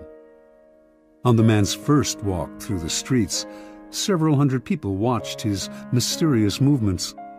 By his fourth circuit, onlookers swarmed around him, debating what he was doing. Every time he entered the museum, he was followed by people who bought tickets to keep watching him. Many of them were distracted by the museum's collections and stayed inside. By the end of the first day, the brick man had drawn over 1,000 people into the museum. A few days later, the police ordered him to cease and desist from his walks. The crowds were blocking traffic. The bricklaying stopped, but thousands of New Yorkers had entered the museum, and many of those had become P.T. Barnum converts. Barnum would put a band of musicians on a balcony overlooking the street, beneath a huge banner proclaiming free music for the millions. What generosity, New Yorkers thought, and they flocked to hear the free concerts. But Barnum took pains to hire the worst musicians he could find, and soon after the band struck up, people would hurry to buy tickets to the museum, where they would be out of earshot of the band's noise and of the booing of the crowd. Interpretation. Barnum understood the fundamental truth about attracting attention. Once people's eyes are on you, you have a special legitimacy. For Barnum, creating interest meant creating a crowd. As he later wrote, every crowd has a silver lining. At the beginning of your rise to the top, then, spend all your energy on attracting attention. Most important, the quality of the attention is irrelevant, no matter how badly his shows were reviewed or how slanderously personal were the attacks on his hoaxes. Barnum would never complain. If a newspaper critic reviled him particularly badly, in fact, he made sure to invite the man to an opening and to give him the best seat in the house. He would even write anonymous attacks on his own work, just to keep his name in the papers. From Barnum's vantage, attention, whether negative or positive, was the main ingredient of his success. The worst fate in the world for a man who yearns fame, glory, and of course power is to be ignored. Keys to power. Burning more brightly than those around you is a skill that no one is born with. You have to learn to attract attention as surely as the lodestone attracts iron. At the start of your career, you must attach your name and reputation to a quality, an image that sets you apart from other people. This image can be something like a characteristic style of dress or a personality quirk that amuses people and gets talked about. Once the image is established, you have an appearance, a place in the sky for your star. It is a common mistake to imagine that this peculiar appearance of yours should not be controversial, that to be attacked is somehow bad. Nothing could be further from the truth. To avoid being a flash in the pan and having your notoriety eclipsed by another, you must not discriminate between different types of attention. In the end, every kind will work in your favor. Once in the limelight, you must constantly renew it by adapting and varying your method of courting attention. If you don't, the public will grow tired, will take you for granted, and will move on to a newer star. The game requires constant vigilance and creativity. Part 2. Create an air of mystery. In a world growing increasingly banal and familiar, what seems enigmatic instantly draws attention. Never make it too clear what you are doing or about to do. Do not show all your cards. An air of mystery heightens your presence. It also creates anticipation. Everyone will be watching you to see what happens next. Use mystery to beguile, seduce, even frighten. Observance of the law. Beginning in 1905, rumors started to spread throughout Paris of a young Oriental girl who danced in a private home, wrapped in veils that she gradually discarded. A local journalist who had seen her dancing reported that a woman from the Far East had come to Europe laden with perfume and jewels to introduce some of the richness of the Oriental color and life into the satiated society of European cities. Soon, everyone knew the dancer's name, Mata Hari. Early that year, in the winter, small and select audiences would gather in a salon filled with Indian statues and other relics, while an orchestra played music inspired by Hindu and Javanese melodies. After keeping the audience waiting and wondering, Mata Hari would suddenly appear in a startling costume, a white cotton brassiere covered with Indian-type jewels, jeweled bands at the waist supporting a sarong that revealed as much as it concealed, bracelets up the arms. Then Mata Hari would dance in a style no one in France had seen before, her whole body swaying as if she were in a trance. She told her excited and curious audience that her dances told stories from Indian mythology and Javanese folk tales. Soon, the cream of Paris, ambassadors from far-off lands, were competing for invitations to the salon, where it was rumored that Mata Hari was actually performing sacred dances in the nude. The public wanted to know more about her. She told journalists that she was actually Dutch in origin, but had grown up on the island of Java. She would also talk about time spent in India, how she had learned sacred Hindu dances there, and how Indian women can shoot straight, ride horseback, and are capable of doing logarithms and talk philosophy. By the summer of 1905, although few Parisians had actually seen Mata Hari dance, her name was on everyone's lips. As Mata Hari gave more interviews, the story of her origins kept changing. She had grown up in India. Her grandmother was the daughter of a Javanese princess. She had lived on the island of Sumatra, where she had spent her time horseback riding, gun in hand, and risking her life. No one knew anything certain about her, but journalists did not mind these changes in her biography. They compared her to an Indian goddess, a creature from the pages of Baudelaire. Whatever their imagination wanted to see in this mysterious woman from the East. In August of 1905, Mata Hari performed for the first time in public. Crowds thronging to see her on opening night caused a riot. She had now become a cult figure, spawning many imitations. One reviewer wrote, "Mata Hari personifies all the poetry of India, its mysticism, its voluptuousness, its hypnotizing charm." Another noted, "If India possesses such unexpected treasures, then all Frenchmen will emigrate to the shores of the Ganges." Soon, the fame of Mata Hari and her sacred Indian dances spread beyond Paris. She was invited to Berlin, Vienna, Milan. Over the next few years, she performed throughout Europe, mixed with the highest social circles, and earned an income that gave her an independence rarely enjoyed by a woman of the period. Then, near the end of World War I, she was arrested in France, tried, convicted, and finally executed as a German spy. Only during the trial did the truth come out. Mata Hari was not from Java or India, had not grown up in the Orient, did not have a drop of Eastern blood in her body. Her real name was Margarethe Zell, and she came from the stolid northern province of Friesland, Holland.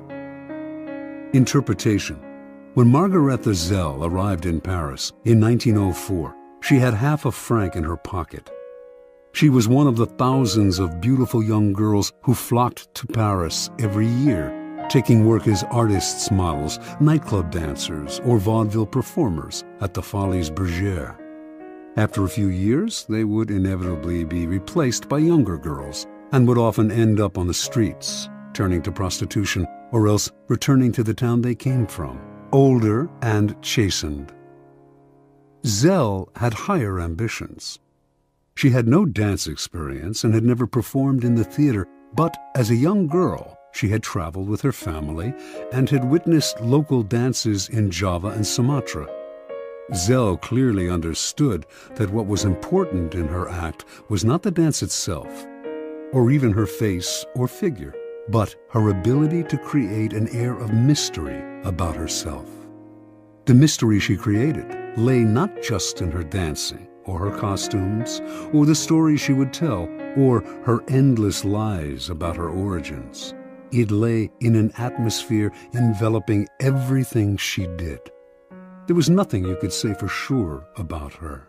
She was always changing, always surprising her audience with new costumes, new dances, new stories. This air of mystery left the public always wanting to know more, always wondering about her next move. Mata Hari was no more beautiful than many of the other young girls who came to Paris, and she was not a particularly good dancer. What separated her from the mass, what attracted and held the public's attention and made her famous and wealthy, was her mystery. People are enthralled by mystery because it invites constant interpretation. They never tire of it. The mysterious cannot be grasped, and what cannot be seized and consumed creates power. Keys to power. In a world that is ever more banal, that has had its mystery and myth squeezed out of it, we secretly crave enigmas, people or things that cannot be instantly interpreted, seized, and consumed. That is the power of the mysterious. It invites layers of interpretation, excites our imagination, seduces us into believing that it conceals something marvelous. The world has become so familiar and its inhabitants so predictable that what wraps itself in mystery will almost always draw the limelight to it and make us watch it. Do not imagine that to create an air of mystery, you have to be grand and awe-inspiring. Mystery that is woven into your day-to-day demeanor and is subtle has that much more power to fascinate and attract attention. Remember, most people are up front, can be read like an open book, take little care to control their words or image, and are hopelessly predictable. By simply holding back, keeping silent, occasionally uttering ambiguous phrases, deliberately appearing inconsistent, and acting odd in the subtlest of ways, you will emanate an aura of mystery. The people around you will then magnify that aura by constantly trying to interpret you. Mysterious people put others in a kind of inferior position, that of trying to figure them out. To degrees that they can control, they also elicit the fear surrounding anything uncertain or unknown. All great leaders know that an aura of mystery draws attention to them and creates an intimidating presence. If your social position prevents you from completely wrapping your actions in mystery, you must at least learn to make yourself less obvious. Every now and then, act in a way that does not mesh with other people's perception of you. This way, you keep those around you on the defensive, eliciting the kind of attention that makes you powerful. Law 7. Get others to do the work for you, but always take the credit. Judgment. Use the wisdom, knowledge, and legwork of other people to further your own cause. Not only will such assistance save you valuable time and energy, it will give you a godlike aura of efficiency and speed. In the end, your helpers will be forgotten and you will be remembered. Never do yourself what others can do for you. Transgression and observance of the law. In 1883, a young Serbian scientist named Nikola Tesla was working for the European division of the Continental Edison Company. He was a brilliant inventor, and Charles Batchelor, a plant manager and a personal friend of Thomas Edison, persuaded him he should seek his fortune in America, giving him a letter of introduction to Edison himself. So began a life of woe and tribulation that lasted until Tesla's death. When Tesla met Edison in New York, the famous inventor hired him on the spot. Tesla worked 18-hour days, finding ways to improve the primitive Edison dynamos. Finally, he offered to redesign them completely.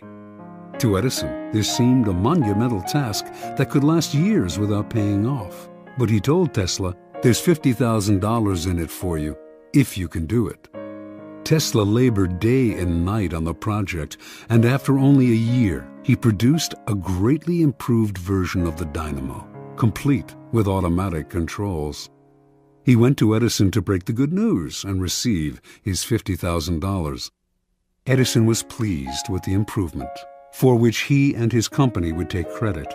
But when it came to the issue of the money, he told the young Serb, "Tesla, you don't understand our American humor," and offered a small raise instead.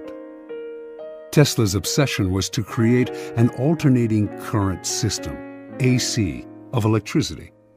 Edison believed in the direct current system, DC, and not only refused to support Tesla's research, but later did all he could to sabotage him.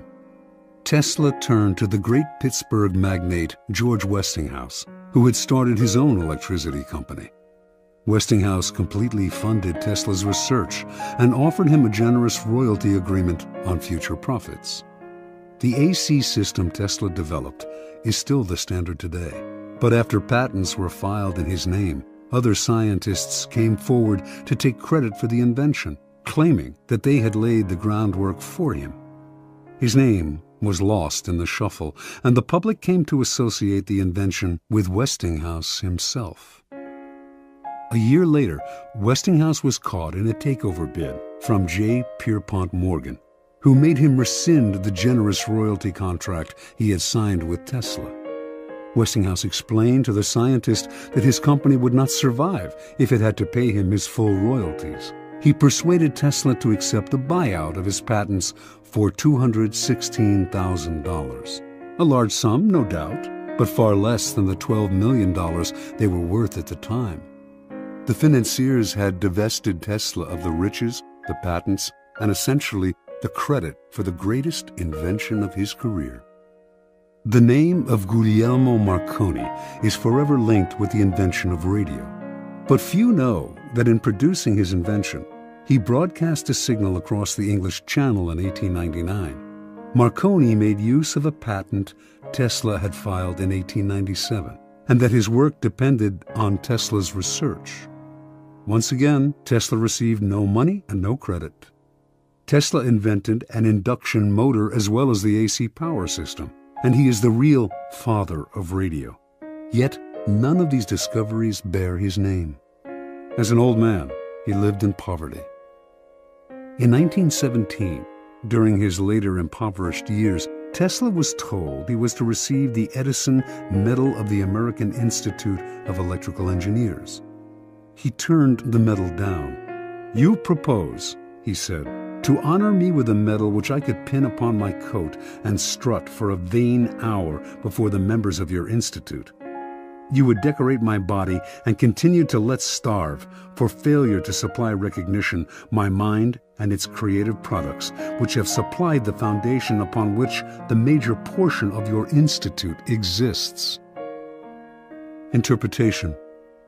Many harbor the illusion that science, dealing with facts as it does, is beyond the petty rivalries that trouble the rest of the world. Nikola Tesla was one of those. He believed science had nothing to do with politics and claimed not to care for fame and riches. As he grew older, though, this ruined his scientific work. Not associated with any particular discovery, he could attract no investors to his many ideas. While he pondered great inventions for the future, others stole the patents he had already developed and got the glory for themselves. He wanted to do everything on his own, but merely exhausted and impoverished himself in the process. Edison was Tesla's polar opposite. He wasn't actually much of a scientific thinker or inventor. He once said that he had no need to be a mathematician because he could always hire one. That was Edison's main method. He was really a businessman and publicist, spotting the trends and the opportunities that were out there, then hiring the best in the field to do the work for him. If he had to, he would steal from his competitors. Yet his name is much better known than Tesla's, and is associated with more inventions. The lesson is twofold. First, the credit for an invention or creation is as important, if not more important, than the invention itself. You must secure the credit for yourself and keep others from stealing it away or from piggybacking on your hard work. To accomplish this, you must always be vigilant and ruthless, keeping your creation quiet until you can be sure there are no vultures circling overhead. Second, learn to take advantage of other people's work to further your own cause. Time is precious and life is short. If you try to do it all on your own, you run yourself ragged, waste energy, and burn yourself out. It is far better to conserve your forces, pounce on the work others have done, and find a way to make it your own. Keys to power. This is the essence of the law. Learn to get others to do the work for you, while you take the credit and you appear to be of godlike strength and power. If you think it important to do all the work yourself, you will never get far, and you will suffer the fate of the Teslas of the world. Find people with the skills and creativity you lack. Either hire them while putting your own name on top of theirs, or find a way to take their work and make it your own. Their creativity thus becomes yours, and you seem a genius to the world. Law 8. Make other people come to you. Use bait if necessary. Judgment. When you force the other person to act, you are the one in control. It is always better to make your opponent come to you, abandoning his own plans in the process. Lure him with fabulous gains, then attack. You hold the cards. Observance of the law. At the Congress of Vienna in 1814, the major powers of Europe gathered to carve up the remains of Napoleon's fallen empire. The city was full of gaiety, and the balls were the most splendid in memory. Hovering over the proceedings, however, was the shadow of Napoleon himself. Instead of being executed or exiled far away, he had been sent to the island of Elba, not far from the coast of Italy. Even imprisoned on an island, a man as bold and creative as Napoleon Bonaparte made everyone nervous. The Austrians plotted to kill him on Elba, but decided it was too risky. Alexander I, Russia's temperamental czar, heightened the anxiety by throwing a fit during the Congress when a part of Poland was denied him. "Beware, I shall loose the monster," he threatened. Everyone knew he meant Napoleon. Of all the statesmen gathered in Vienna, only Talleyrand, Napoleon's former foreign minister, seemed calm and unconcerned. It was as if he knew something the others did not. Meanwhile, on the island of Elba, Napoleon's life was a mockery of his previous glory. As Elba's king, he had been allowed to form a court. There was a cook, a wardrobe mistress, an official pianist, and a handful of courtiers. All this was designed to humiliate Napoleon, and it seemed to work.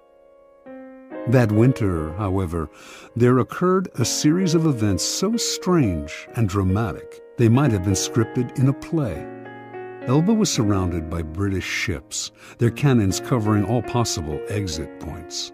Yet somehow, in broad daylight, on 26 February 1815, a ship with 900 men on board picked up Napoleon and put to sea. The English gave chase, but the ship got away. This almost impossible escape astonished the public throughout Europe and terrified the statesmen at the Congress of Vienna. Although it would have been safer to leave Europe, Napoleon not only chose to return to France, he raised the odds by marching on Paris with a tiny army in hopes of recapturing the throne. His strategy worked. People of all classes threw themselves at his feet.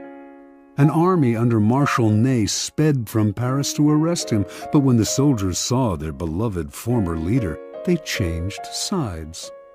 Napoleon was declared emperor again. Volunteers swelled the ranks of his new army. Delirium swept the country. In Paris, crowds went wild. The king who had replaced Napoleon fled the country. For the next 100 days, Napoleon ruled France.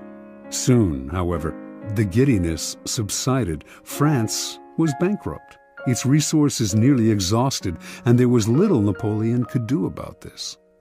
At the Battle of Waterloo in June of that year, he was finally defeated for good. This time, his enemies had learned their lesson. They exiled him to the barren island of St. Helena off the west coast of Africa. There, he had no more hope of escape. Interpretation. Only years later did the facts of Napoleon's dramatic escape from Elba come to light. Before he decided to attempt this bold move, visitors to his court had told him that he was more popular in France than ever, and that the country would embrace him again. One of these visitors was Austria's General Kohler, who convinced Napoleon that if he escaped, the European powers, England included, would welcome him back into power. Napoleon was tipped off that the English would let him go, and indeed his escape occurred in the middle of the afternoon, in full view of English spyglasses. What Napoleon did not know was that there was a man behind it all, pulling the strings, and that this man was his former minister, Talleyrand. And Talleyrand was doing all this not to bring back the glory days, but to crush Napoleon once and for all. Considering the emperor's ambition unsettling to Europe's stability, he had turned against him long ago. When Napoleon was exiled to Elba, Talleyrand had protested. Napoleon should be sent farther away, he argued, or Europe would never have peace. But no one listened. Instead of pushing his opinion, Talleyrand bided his time. Working quietly, he eventually won over Castlereagh and Metternich, the foreign ministers of England and Austria. Together, these men baited Napoleon into escaping. Even Kohler's visit to whisper the promise of glory in the exile's ear was part of the plan. Like a master card player, Talleyrand figured everything out in advance. He knew Napoleon would fall into the trap he had set. He also foresaw that Napoleon would lead the country into a war which, given France's weakened condition, could only last a few months. One diplomat in Vienna, who understood that Talleyrand was behind it all, said, "He has set the house ablaze in order to save it from the plague." Keys to power. How many times has this scenario played itself out in history? An aggressive leader initiates a series of bold moves that begin by bringing him much power. Slowly, however, his power reaches a peak, and soon everything turns against him. His numerous enemies band together, trying to maintain his power. He exhausts himself going in this direction and that, and inevitably he collapses. The reason for this pattern is that the aggressive person is rarely in full control. He cannot see more than a couple of moves ahead, cannot see the consequences of this bold move or that one, because he is constantly being forced to react to the moves of his ever-growing host of enemies and to the unforeseen consequences of his own rash actions. His aggressive energy is turned against him. In the realm of power, you must ask yourself, what is the point of chasing here and there, trying to solve problems and defeat my enemies if I never feel in control? Why am I always having to react to events instead of directing them? The answer is simple. Your idea of power is wrong. You have mistaken aggressive action for effective action. And most often, the most effective action is to stay back, keep calm, and let others be frustrated by the traps you lay for them, playing for long-term power rather than quick victory. Remember, the essence of power is the ability to keep the initiative, to get others to react to your moves, to keep your opponent and those around you on the defensive. When you make other people come to you, you suddenly become the one controlling the situation, and the one who has control has power. Two things must happen to place you in this position. You yourself must learn to master your emotions and never to be influenced by anger. Meanwhile, however, you must play on people's natural tendency to react angrily when pushed and baited. In the long run, the ability to make others come to you is a weapon far more powerful than any tool of aggression. Manipulation is a dangerous game. Once someone suspects he is being manipulated, it becomes harder and harder to control him. But when you make your opponent come to you, you create the illusion that he is controlling the situation. He does not feel the strings that pull him, just as Napoleon imagined that he himself was the master of his daring escape and return to power.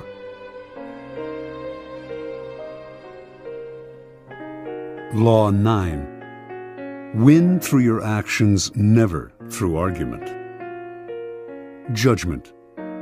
Any momentary triumph you think you have gained through argument is really a Pyrrhic victory. The resentment and ill will you stir up is stronger and lasts longer than any momentary change of opinion. It is much more powerful to get others to agree with you through your actions without saying a word. Demonstrate, do not explicate. Observance of the law. In 1502, in Florence, Italy, an enormous block of marble stood in the works department of the Church of Santa Maria del Fiore. It had once been a magnificent piece of raw stone, but an unskilled sculptor had mistakenly bored a hole through it where there should have been a figure's legs, generally mutilating it. Piero Soderini, Florence's mayor, had contemplated trying to save the block by commissioning Leonardo da Vinci to work on it, or some other master, but had given up since everyone agreed that the stone had been ruined. So, despite the money that had been wasted on it, it gathered dust in the dark halls of the church. This was where things stood until some Florentine friends of the great Michelangelo decided to write to the artist, then living in Rome. He alone, they said, could do something with the marble, which was still magnificent raw material. Michelangelo traveled to Florence, examined the stone, and came to the conclusion that he could, in fact, carve a fine figure from it by adapting the pose to the way the rock had been mutilated. Soderini argued that this was a waste of time. Nobody could salvage such a disaster, but he finally agreed to let the artist work on it. Michelangelo decided he would depict a young David, sling in hand. Weeks later, as Michelangelo was putting the final touches on the statue, Soderini entered the studio. Fancying himself a bit of a connoisseur, he studied the huge work and told Michelangelo that while he thought it was magnificent, the nose, he judged, was too big. Michelangelo realized that Soderini was standing in a place right under the giant figure and did not have the proper perspective. Without a word, he gestured for Soderini to follow him up the scaffolding.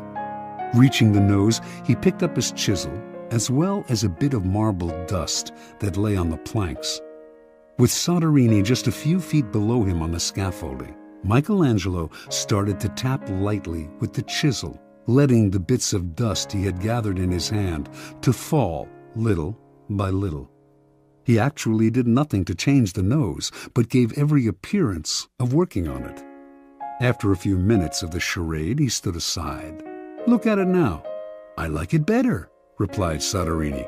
"You've made it come alive." Interpretation. Michelangelo knew that by changing the shape of the nose, he might ruin the entire sculpture.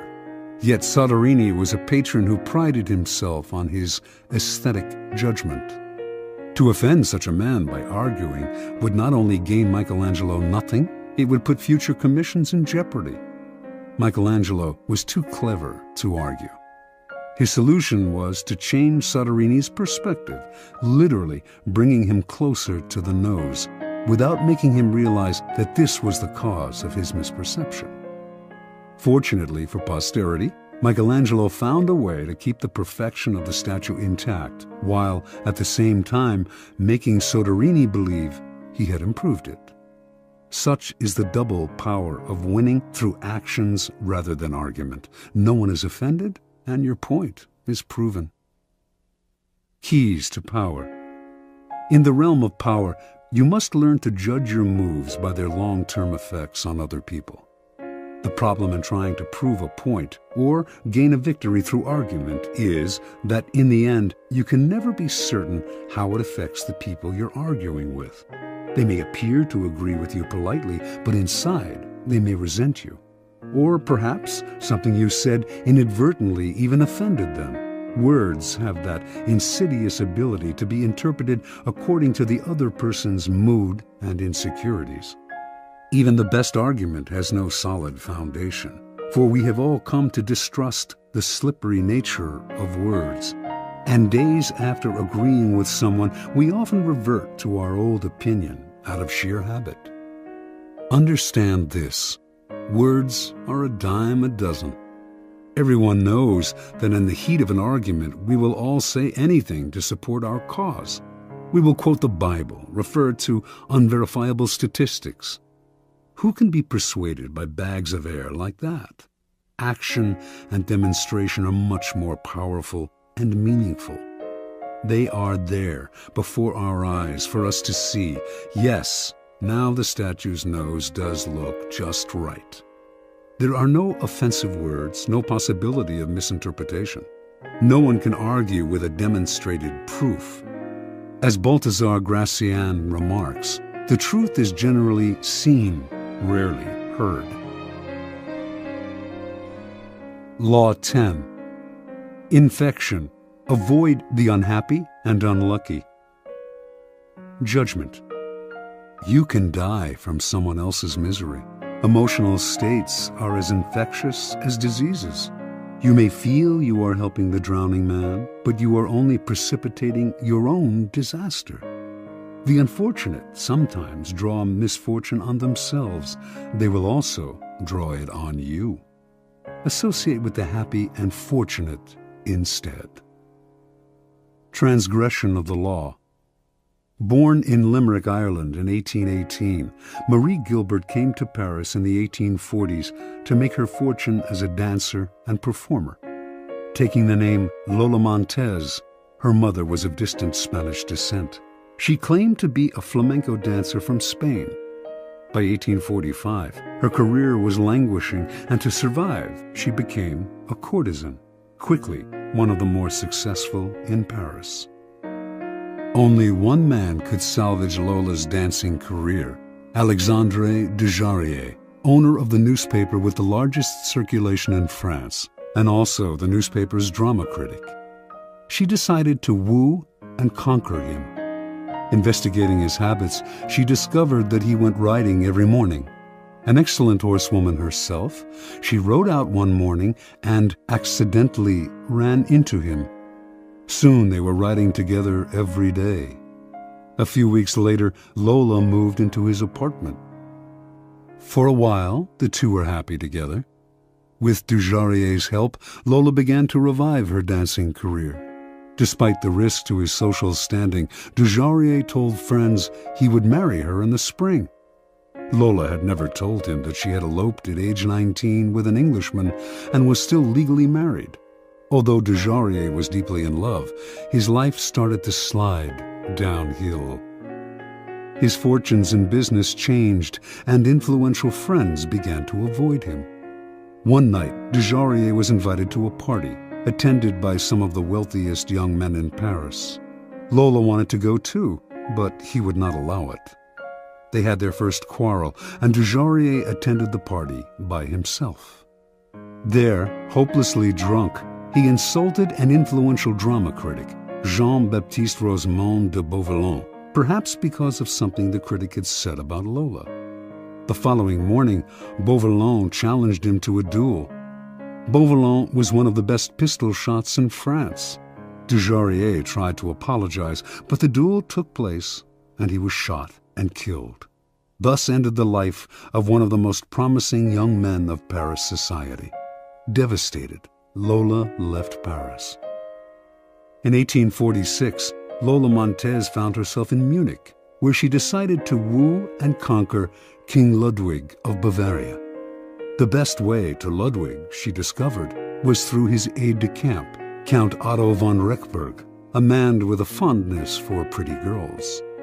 One day, when the Count was breakfasting at an outdoor cafe, Lola rode by on her horse, was accidentally thrown from the saddle, and landed at Rechberg's feet. The Count rushed to help her and was enchanted. He promised to introduce her to Ludwig. Rechberg arranged an audience with the king for Lola, but when she arrived in the anteroom, she could hear the king saying he was too busy to meet a favor-seeking stranger. Lola pushed aside the sentries and entered his room anyway. In the process, the front of her dress somehow got torn, perhaps by her, perhaps by one of the sentries. And to the astonishment of all, most especially the king, her bare breasts were brazenly exposed. Lola was granted her audience with Ludwig. 55 hours later, she made her debut on the Bavarian stage. The reviews were terrible, but that did not stop Ludwig from arranging more performances. Ludwig was, in his own words, bewitched by Lola. He started to appear in public with her on his arm, and then he bought and furnished an apartment for her on one of Munich's most fashionable boulevards. Although he had been known as a miser and was not given to flights of fancy, he started to shower Lola with gifts and to write poetry for her. Now his favored mistress, she catapulted to fame and fortune overnight. Lola began to lose her sense of proportion. One day, when she was out riding, an elderly man rode ahead of her, a bit too slowly for her liking. Unable to pass him, she began to slash him with her riding crop. On another occasion, she took her dog, unleashed, out for a stroll. The dog attacked a passerby, but instead of helping the man get the dog away, she whipped him with the leash. Incidents like this infuriated the stolid citizens of Bavaria, but Ludwig stood by Lola and even had her naturalized as a Bavarian citizen. The king's entourage tried to wake him to the dangers of the affair, but those who criticized Lola were summarily fired. While Bavarians who had loved their king now outwardly disrespected him, Lola was made a countess, had a new palace built for herself, and began to dabble in politics, advising Ludwig on policy. She was the most powerful force in the kingdom. Her influence in the king's cabinet continued to grow, and she treated the other ministers with disdain. As a result, riots broke out throughout the realm. A once peaceful land was virtually in the grip of civil war, and students everywhere were chanting, "Raus mit Lola!" By February of 1848, Ludwig was finally unable to withstand the pressure. With great sadness, he ordered Lola to leave Bavaria immediately. She left, but not until she was paid off. For the next 5 weeks, the Bavarians' wrath was turned against their formerly beloved king. In March of that year, he was forced to abdicate. Lola Montez moved to England. More than anything, she needed respectability, and despite being married, she still had not arranged a divorce from the Englishman she had wed years before. She set her sights on George Trafford Heald, a promising young army officer who was the son of an influential barrister. Although he was 10 years younger than Lola and could have chosen a wife among the prettiest and wealthiest young girls of English society, Heald fell under her spell. They were married in 1849. Soon, arrested on the charge of bigamy, she skipped bail, and she and Heald made their way to Spain. They quarreled horribly, and on one occasion, Lola slashed him with a knife. Finally, she drove him away. Returning to England, he found he had lost his position in the army. Ostracized from English society, he moved to Portugal, where he lived in poverty. After a few months, his short life ended in a boating accident. A few years later, the man who published Lola Montez's autobiography went bankrupt. In 1853, Lola moved to California. where she met and married a man named Pat Hull. Their relationship was as stormy as all the others, and she left Hull for another man. He took to drink and fell into a deep depression that lasted until he died 4 years later, still a relatively young man. At the age of 41, Lola gave away her clothes and finery and turned to God. She toured America lecturing on religious topics, dressed in white and wearing a halo-like white headgear. She died 2 years later, in 1861. Interpretation. Lola Montez attracted men with her wiles, but her power over them went beyond the sexual. It was through the force of her character that she kept her lovers enthralled. Men were sucked into the maelstrom she churned up around her. They felt confused, upset, but the strength of the emotions she stirred also made them feel more alive. As is often the case with infection, the problems would only arise over time. Lola's inherent instability would begin to get under her lover's skin. They would find themselves drawn into her problems, but their emotional attachment to her would make them want to help her. This was the crucial point of the disease, for Lola Montez could not be helped. Her problems were too deep. Once the lover identified with them, he was lost. He would find himself embroiled in quarrels. The infection would spread to his family and friends, or, in the case of Ludwig, to an entire nation. You could spend a lifetime studying the pathology of infecting characters, but don't waste your time. Just learn the lesson. When you suspect you are in the presence of an infector, don't argue, don't try to help, don't pass the person on to your friends, or you will become enmeshed. Flee the infector's presence or suffer the consequences. Keys to power. Those misfortunates among us who have been brought down by circumstances beyond their control deserve all the help and sympathy we can give them. But there are others who are not born to misfortune or unhappiness, but who draw it upon themselves by their destructive actions and unsettling effect on others. It would be a great thing if we could raise them up, change their patterns, but more often than not, it is their patterns that end up getting inside and changing us. The incurably unhappy and unstable have a particularly strong infecting power because their characters and emotions are so intense. They often present themselves as victims, making it difficult, at first, to see their miseries as self-inflicted. Before you realize the real nature of their problems, you have been infected by them. Understand this. In the game of power, the people you associate with are critical. The risk of associating with infectors is that you will waste valuable time and energy trying to free yourself. Through a kind of guilt by association, you will also suffer in the eyes of others. Never underestimate the dangers of infection. Law 11.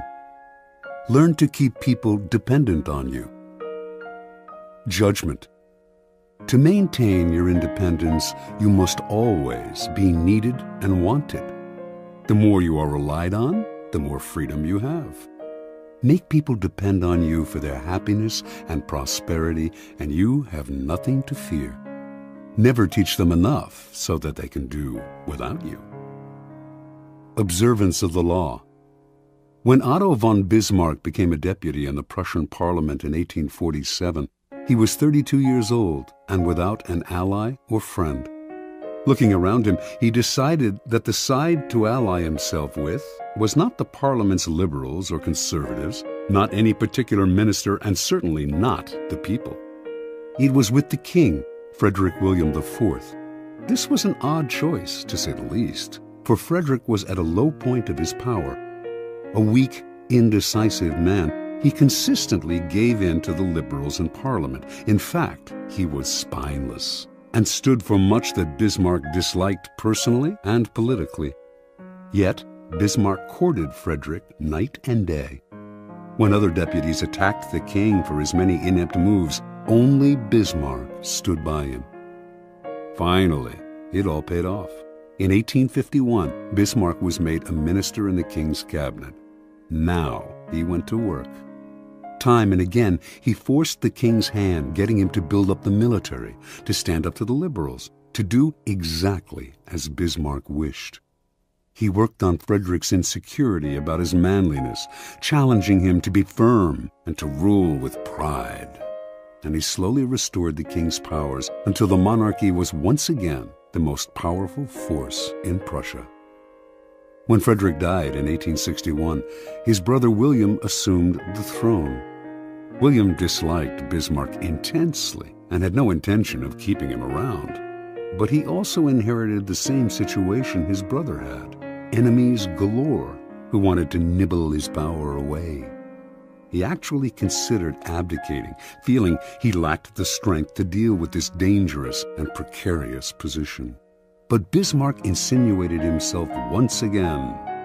He stood by the new king, gave him strength, and urged him into firm and decisive action. The king grew dependent on Bismarck's strong-arm tactics to keep his enemies at bay, and despite his antipathy toward the man, he soon made him his prime minister. The two quarreled often over policy. Bismarck was much more conservative, but the king understood his own dependency. Whenever the prime minister threatened to resign, the king gave in to him time after time. It was, in fact, Bismarck who set state policy. Years later, Bismarck's actions as Prussia's prime minister led the various German states to be united into one country. Now, Bismarck finagled the king into letting himself be crowned Emperor of Germany. Yet it was really Bismarck who had reached the heights of power. As right-hand man to the emperor and as imperial chancellor and knighted prince, he pulled all the levers. Interpretation. Most young and ambitious politicians looking out on the political landscape of 1840s Germany would have tried to build a power base among those with the most power. Bismarck saw different. Joining forces with the powerful can be foolish. They will swallow you up. No one will come to depend on you if they are already strong. If you are ambitious, it is much wiser to seek out weak rulers or masters with whom you can create a relationship of dependency. You become their strength, their intelligence, their spine. What power you hold, if they got rid of you, the whole edifice would collapse. Necessity rules the world. People rarely act unless compelled to. If you create no need for yourself, then you will be done away with at first opportunity. If, on the other hand, you understand the laws of power and make others depend on you for their welfare, if you can counteract their weakness with your own iron and blood, in Bismarck's phrase, then you will survive your masters as Bismarck did. You will have all the benefits of power without the thorns that come from being a master. Keys to power. The ultimate power is the power to get people to do as you wish. When you can do this without having to force people or hurt them, when they willingly grant you what you desire, then your power is untouchable. The best way to achieve this position is to create a relationship of dependence. The master requires your services. He is weak or unable to function without you. You have enmeshed yourself in his work so deeply that doing away with you would bring him great difficulty, or at least would mean valuable time lost in training another to replace you. Once such a relationship is established, you have the upper hand, the leverage to make the master do as you wish. It is the classic case of the man behind the throne, the servant of the king who actually controls the king. Do not be one of the many who mistakenly believe that the ultimate form of power is independence. Power involves a relationship between people. You will always need others as allies, pawns, or even as weak masters who serve as your front. The completely independent man would live in a cabin in the woods. He would have the freedom to come and go as he pleased, but he would have no power. The best you can hope for is that others will grow so dependent on you that you enjoy a kind of reverse independence. Their need for you frees you. One last warning. Do not imagine that your master's dependence on you will make him love you. In fact, he may resent and fear you. But as Machiavelli said, it is better to be feared than loved. Fear you can control. Love? Never. Depending on an emotion as subtle and changeable as love or friendship will only make you insecure. Better to have others depend on you out of fear of the consequences of losing you than out of love of your company.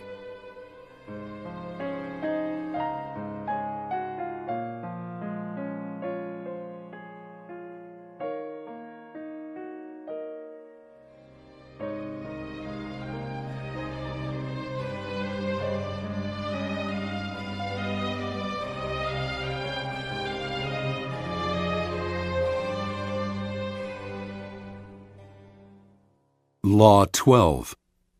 Use selective honesty and generosity to disarm your victim. Judgment. One sincere and honest move will cover over dozens of dishonest ones. Open-hearted gestures of honesty and generosity bring down the guard of even the most suspicious people. Once your selective honesty opens a hole in their armor, you can deceive and manipulate them at will.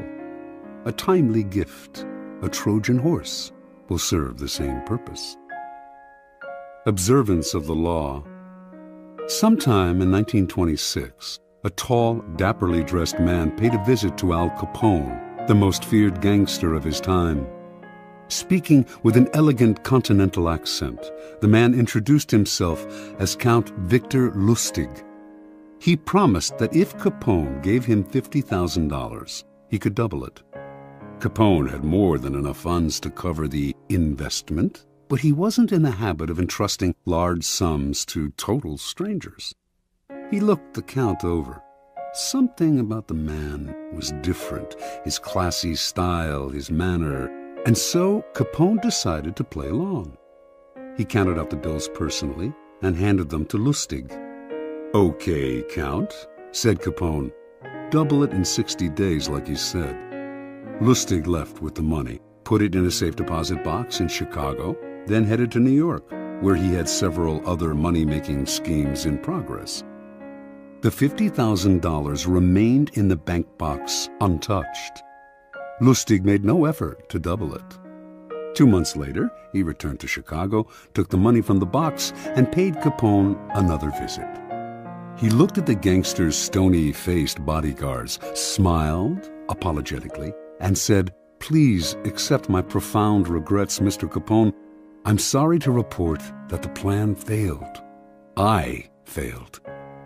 Capone slowly stood up. He glowered at Lustig, debating which part of the river to throw him in, but the Count reached into his coat pocket, withdrew the $50,000, and placed it on the desk. "Here, sir, is your money, to the penny. Again, my sincere apologies. This is most embarrassing. Things didn't work out the way I thought they would. I would have loved to have doubled your money for you and for myself. Lord knows I need it, but the plan just didn't materialize." Capone sagged back into his chair, confused. "I know you're a con man, Count," said Capone. "I knew it the moment you walked in here. I expected either $100,000 or nothing. But this, getting my money back, well... Again, my apologies, Mr. Capone," said Lustig as he picked up his hat and began to leave. "My God, you're honest," yelled Capone. "If you're on the spot, here's 5 to help you along." He counted out 5 $1,000 bills out of the $50,000. The Count seemed stunned, bowed deeply, mumbled his thanks, and left, taking the money. The $5,000 was what Lustig had been after all along. Interpretation. Count Victor Lustig, a man who spoke several languages and prided himself on his refinement and culture, was one of the great con artists of modern times. He was known for his audacity, his fearlessness, and, most important, his knowledge of human psychology. He could size up a man in minutes, discovering his weaknesses, and he had radar for suckers. Lustig knew that most men build up defenses against crooks and other troublemakers. The con artist's job is to bring those defenses down. One sure way to do this is through an act of apparent sincerity and honesty. Who will distrust a person literally caught in the act of being honest? Lustig used selective honesty many times, but with Capone, he went a step further. No normal con man would have dared such a con. He would have chosen his suckers for their meekness, for that look about them that says they will take their medicine without complaint. Con Capone, and you would spend the rest of your life, whatever remained of it, afraid. But Lustig understood that a man like Capone spends his life mistrusting others. No one around him is honest or generous, and being so much in the company of wolves is exhausting, even depressing. A man like Capone yearns to be the recipient of an honest or generous gesture, to feel that not everyone has an angle or is out to rob him. Lustig's act of selective honesty disarmed Capone because it was so unexpected. A con artist loves conflicting emotions like these, since the person caught up in them is so easily distracted and deceived.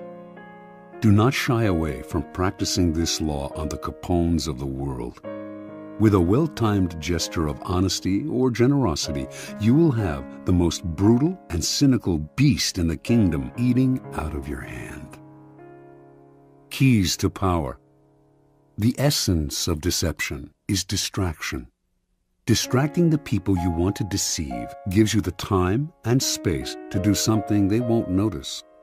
An act of kindness, generosity, or honesty is the most powerful form of distraction because it disarms other people's suspicions. It turns them into children, eagerly lapping up any kind of affectionate gesture. In ancient China, this was called giving before you take. The giving makes it hard for the other person to notice the taking.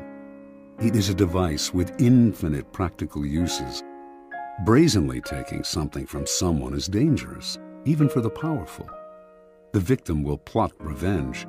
It is also dangerous simply to ask for what you need, no matter how politely. Unless the other person sees some gain for themselves, they may come to resent your neediness. Learn to give before you take. It softens the ground, takes the bite out of a future request, or simply creates a distraction. And the giving can take many forms: an actual gift, a generous act, a kind favor, an honest admission, whatever it takes. Selective honesty is best employed on your first encounter with someone. We are all creatures of habit, and our first impressions last a long time. If someone believes you are honest at the start of your relationship, it takes a lot to convince them otherwise. This gives you room to maneuver. A single act of honesty is often not enough. What is required is a reputation for honesty built on a series of acts. But these can be quite inconsequential. Once this reputation is established, as with first impression, it is hard to shake. Selective kindness should also be part of your arsenal of deception. Selective kindness will often break down even the most stubborn foe. Aiming right for the heart, it corrodes the will to fight back. Remember, by playing on people's emotions, calculated acts of kindness can turn a Capone into a gullible child. As with any emotional approach, the tactic must be practiced with caution. If people see through it, their disappointed feelings of gratitude and warmth will become the most violent hatred and distrust. Unless you can make the gesture seem sincere and heartfelt, do not play with fire.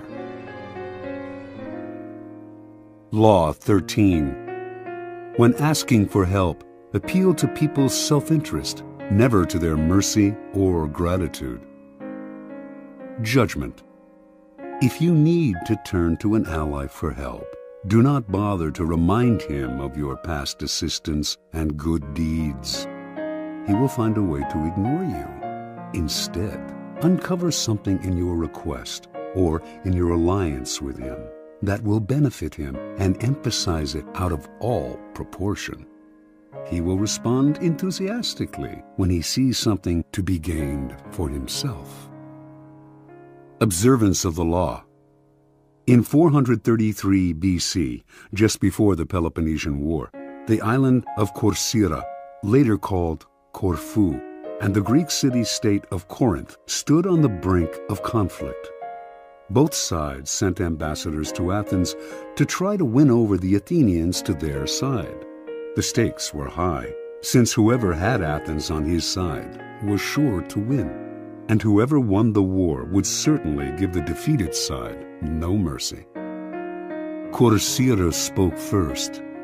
Its ambassador began by admitting that the island had never helped Athens before, and in fact had allied itself with Athens' enemies.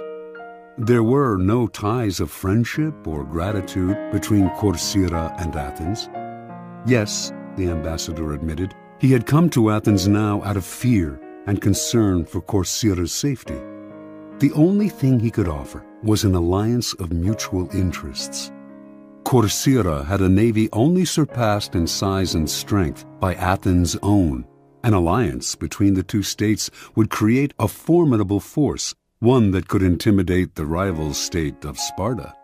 That, unfortunately, was all Corcyra had to offer.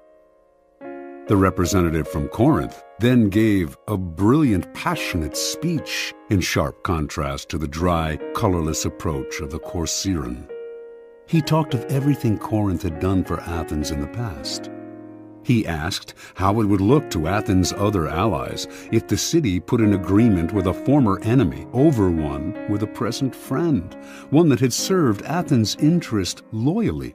Perhaps those allies would break their agreements with Athens if they saw that their loyalty was not valued. He referred to Hellenic law and the need to repay Corinth for all its good deeds.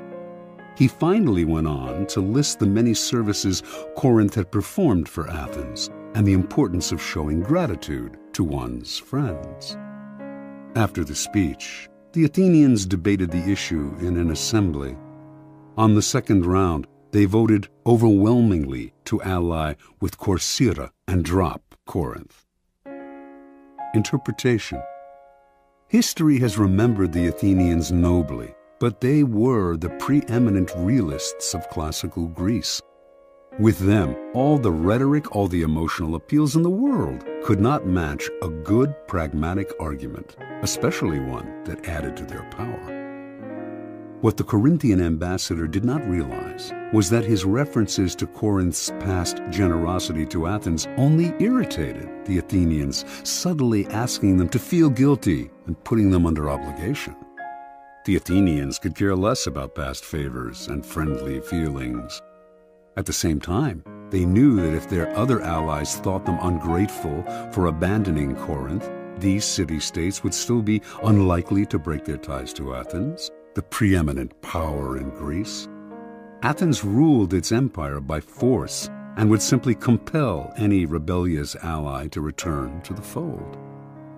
When people choose between talk about the past and talk about the future, a pragmatic person will always opt for the future and forget the past. As the Corcyrans realized, it is always best to speak pragmatically to a pragmatic person. And in the end, most people are, in fact, pragmatic. They will rarely act against their own self-interest. Keys to power.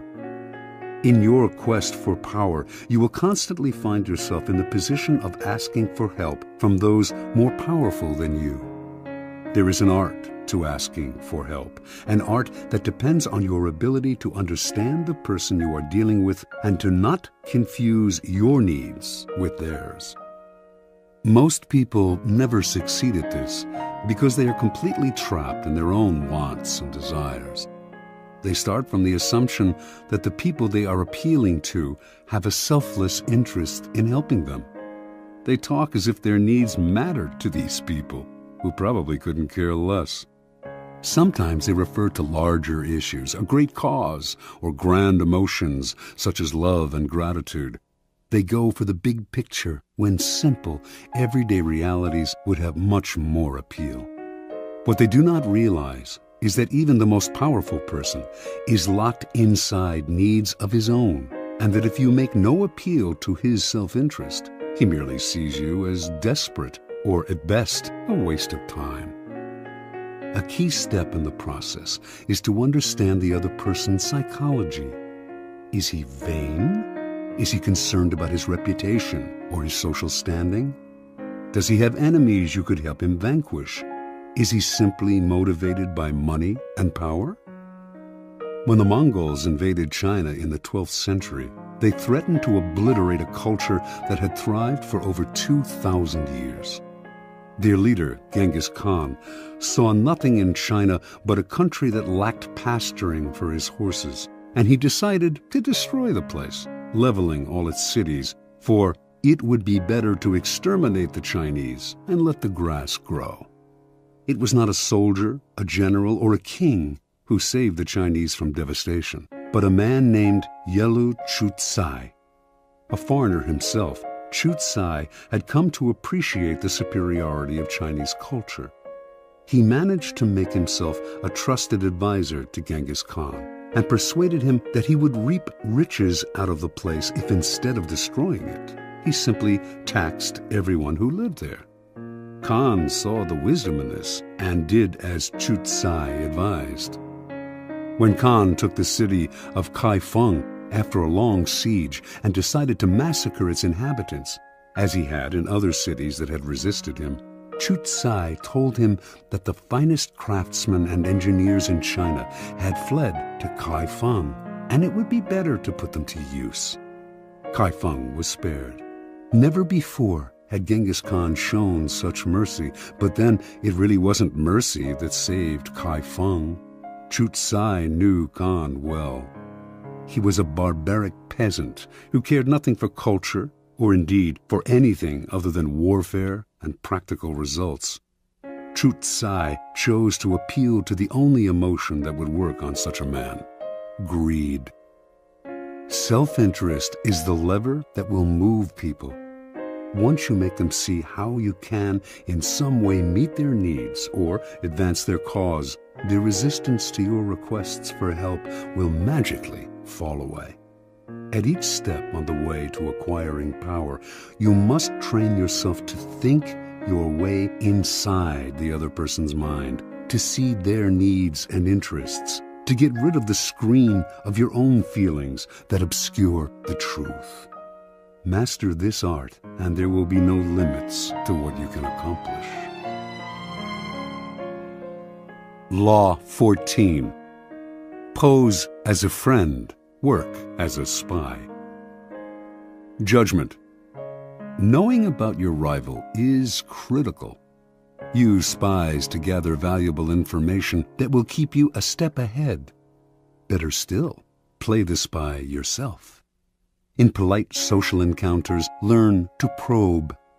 Ask indirect questions to get people to reveal their weaknesses and intentions.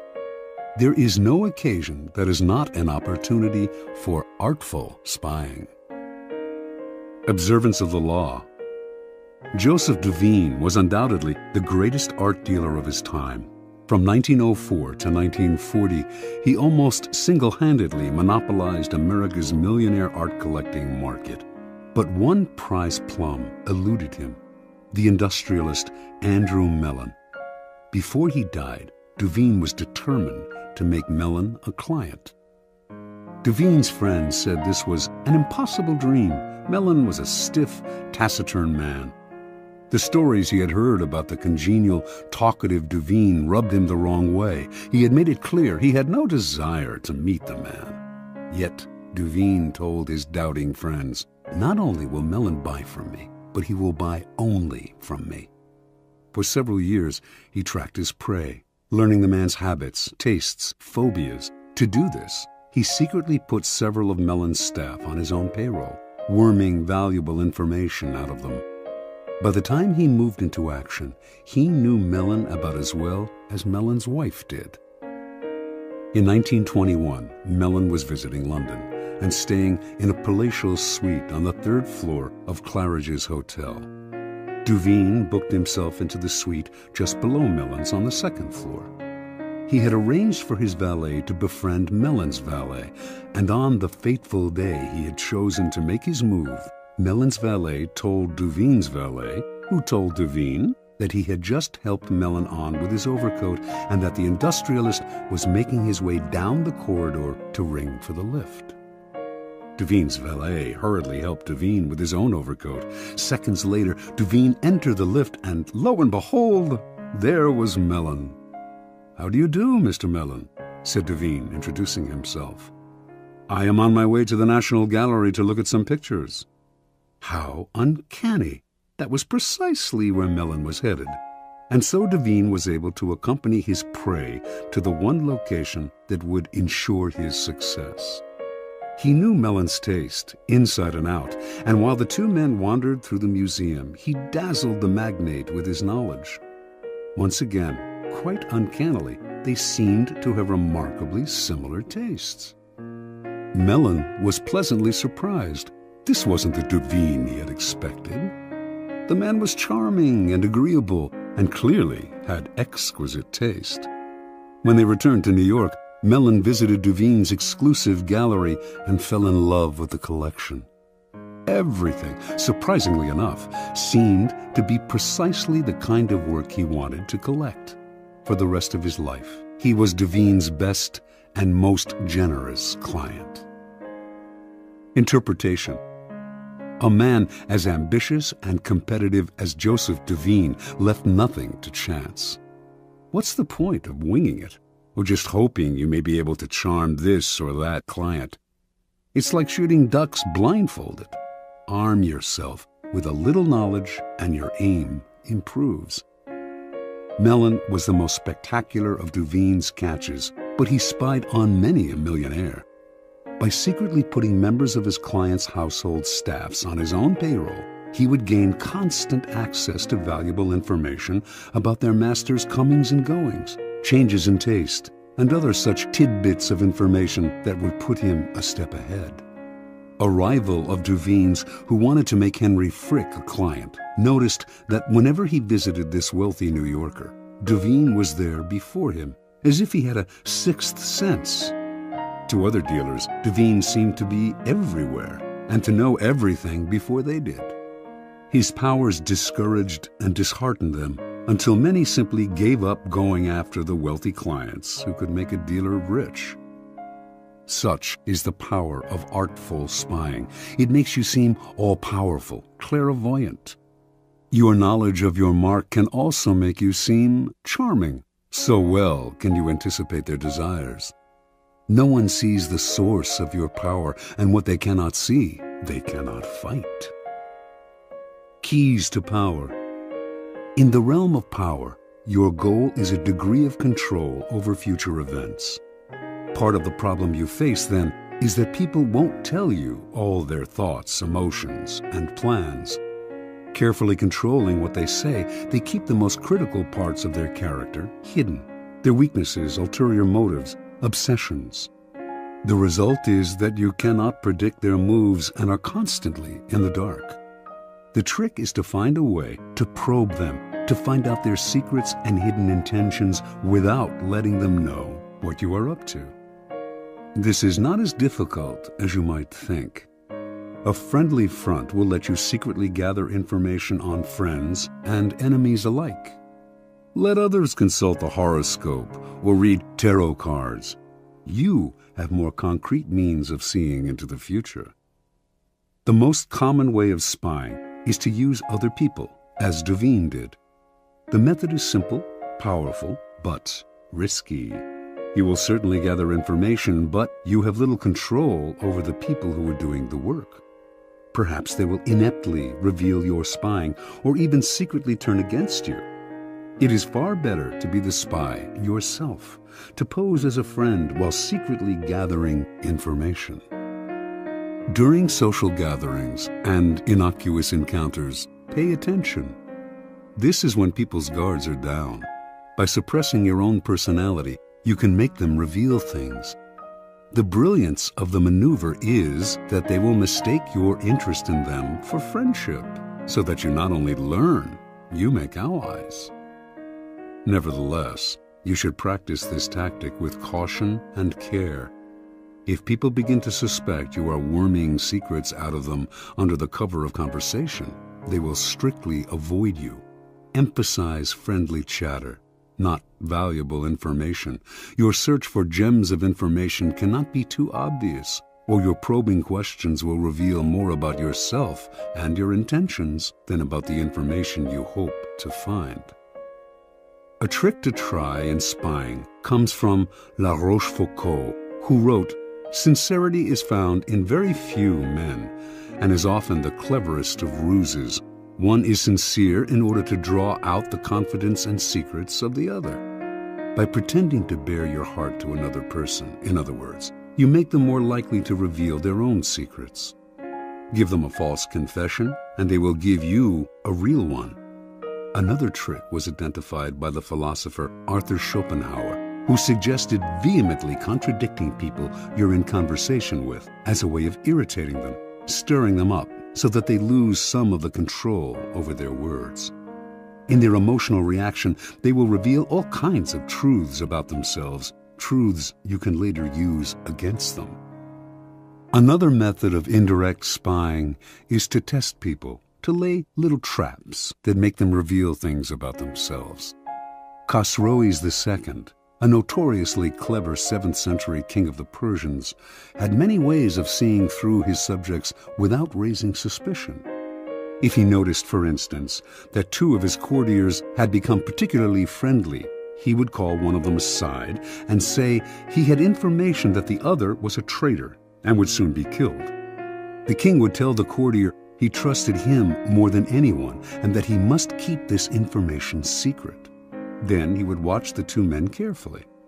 If he saw that the second courtier had not changed in his behavior toward the king, he would conclude that the first courtier had kept the secret, and he would quickly promote the man, later taking him aside to confess, "I meant to kill your friend because of certain information that had reached me, but when I investigated the matter, I found it was untrue." If, on the other hand, the second courtier started to avoid the king, acting aloof and tense, Khosroes would know that the secret had been revealed. He would ban the second courtier from his court, letting him know that the whole business had only been a test, but that even though the man had done nothing wrong, he could no longer trust him. The first courtier, however, had revealed the secret, and him Khosroes would ban from his entire kingdom. It may seem an odd form of spying that reveals not empirical information, but a person's character. Often, however, it is the best way of solving problems before they arise. By tempting people into certain acts, you learn about their loyalty, their honesty, and so on. And this kind of knowledge is often the most valuable of all. Armed with it, you can predict their actions in the future.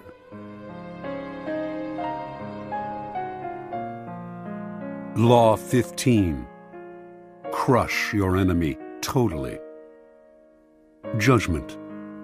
All great leaders since Moses have known that a feared enemy must be crushed completely.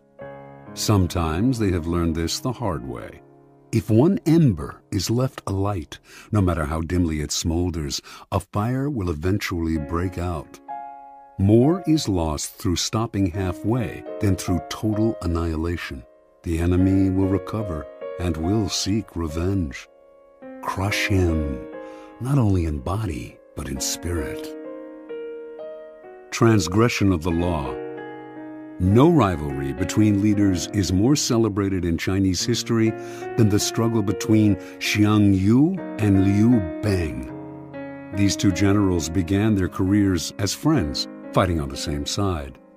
Xiang Yu came from the nobility, large and powerful, given to bouts of violence and temper, a bit dull-witted. He was yet a mighty warrior who always fought at the head of his troops. Liu Bang came from peasant stock. He had never been much of a soldier and preferred women and wine to fighting. In fact, he was something of a scoundrel, but he was wily, and he had the ability to recognize the best strategists, keeping them as his advisors, and listen to their advice. He had risen in the army through these strengths. In 208 BC, the king of Chu sent two massive armies to conquer the powerful kingdom of Qin. One army went north under the generalship of Sung Yi, with Xiang Yu second in command. The other, led by Liu Bang, headed straight toward Qin. The target was the kingdom's splendid capital, Xianyang, and Xiang Yu, ever violent and impatient, could not stand the idea that Liu Bang would get to Xianyang first and perhaps would assume command of the entire army. At one point on the northern front, Xiang's commander, Sung Yi, hesitated in sending his troops into battle. Furious, Xiang entered Sung Yi's tent, proclaimed him a traitor, cut off his head, and assumed sole command of the army. Without waiting for orders, he left the northern front and marched directly on Xianyang. He felt certain he was the better soldier and general than Liu, but to his utter astonishment, his rival, leading a smaller, swifter army, managed to reach Xianyang first.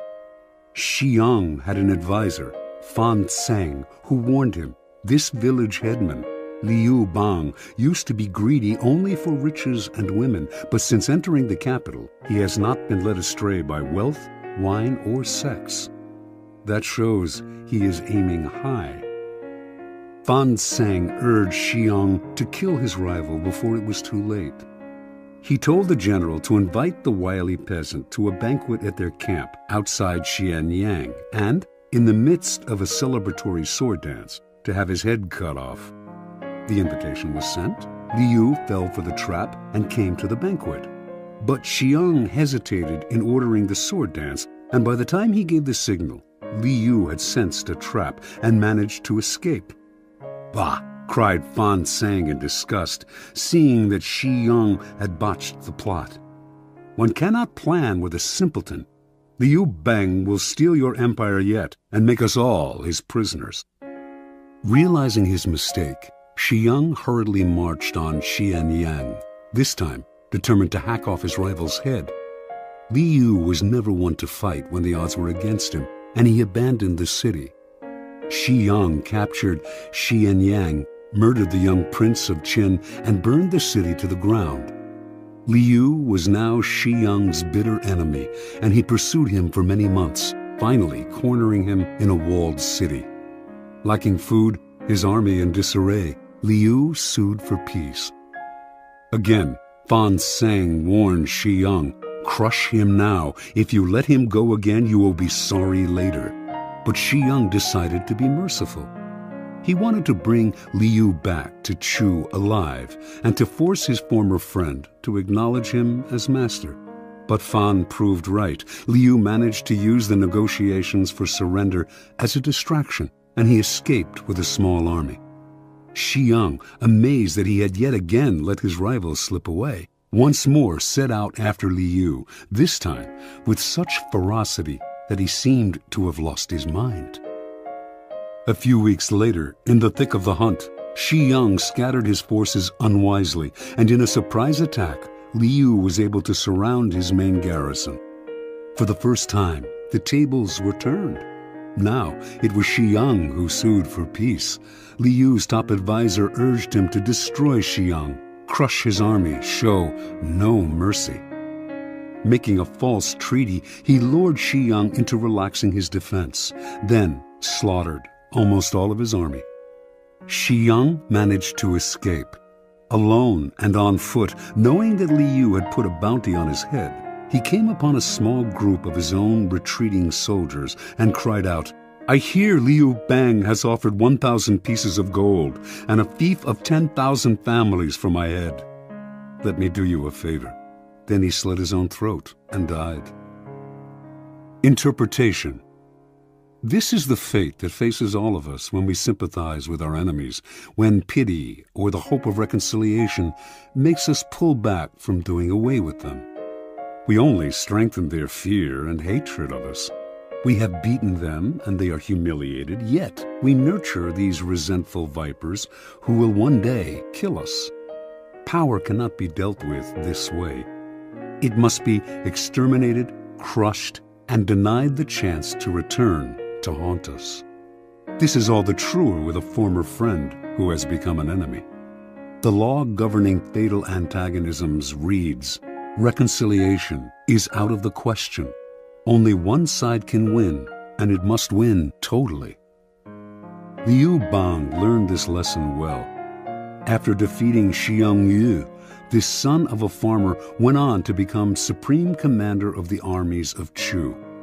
Crushing his next rival, the king of Chu, his own former leader, he crowned himself emperor, defeated everyone in his path, and went down in history as one of the greatest rulers of China, the immortal Han Gao-tzu, founder of the Han Dynasty.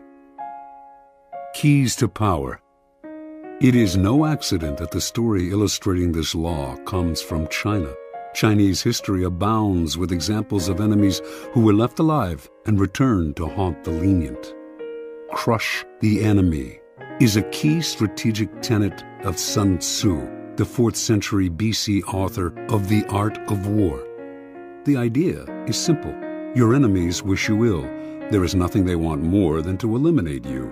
If, in your struggles with them, you stop halfway or even 3/4 of the way, out of mercy or hope of reconciliation, you only make them more determined, more embittered, and they will someday take revenge. They may act friendly for the time being, but this is only because you have defeated them. They have no choice but to bide their time.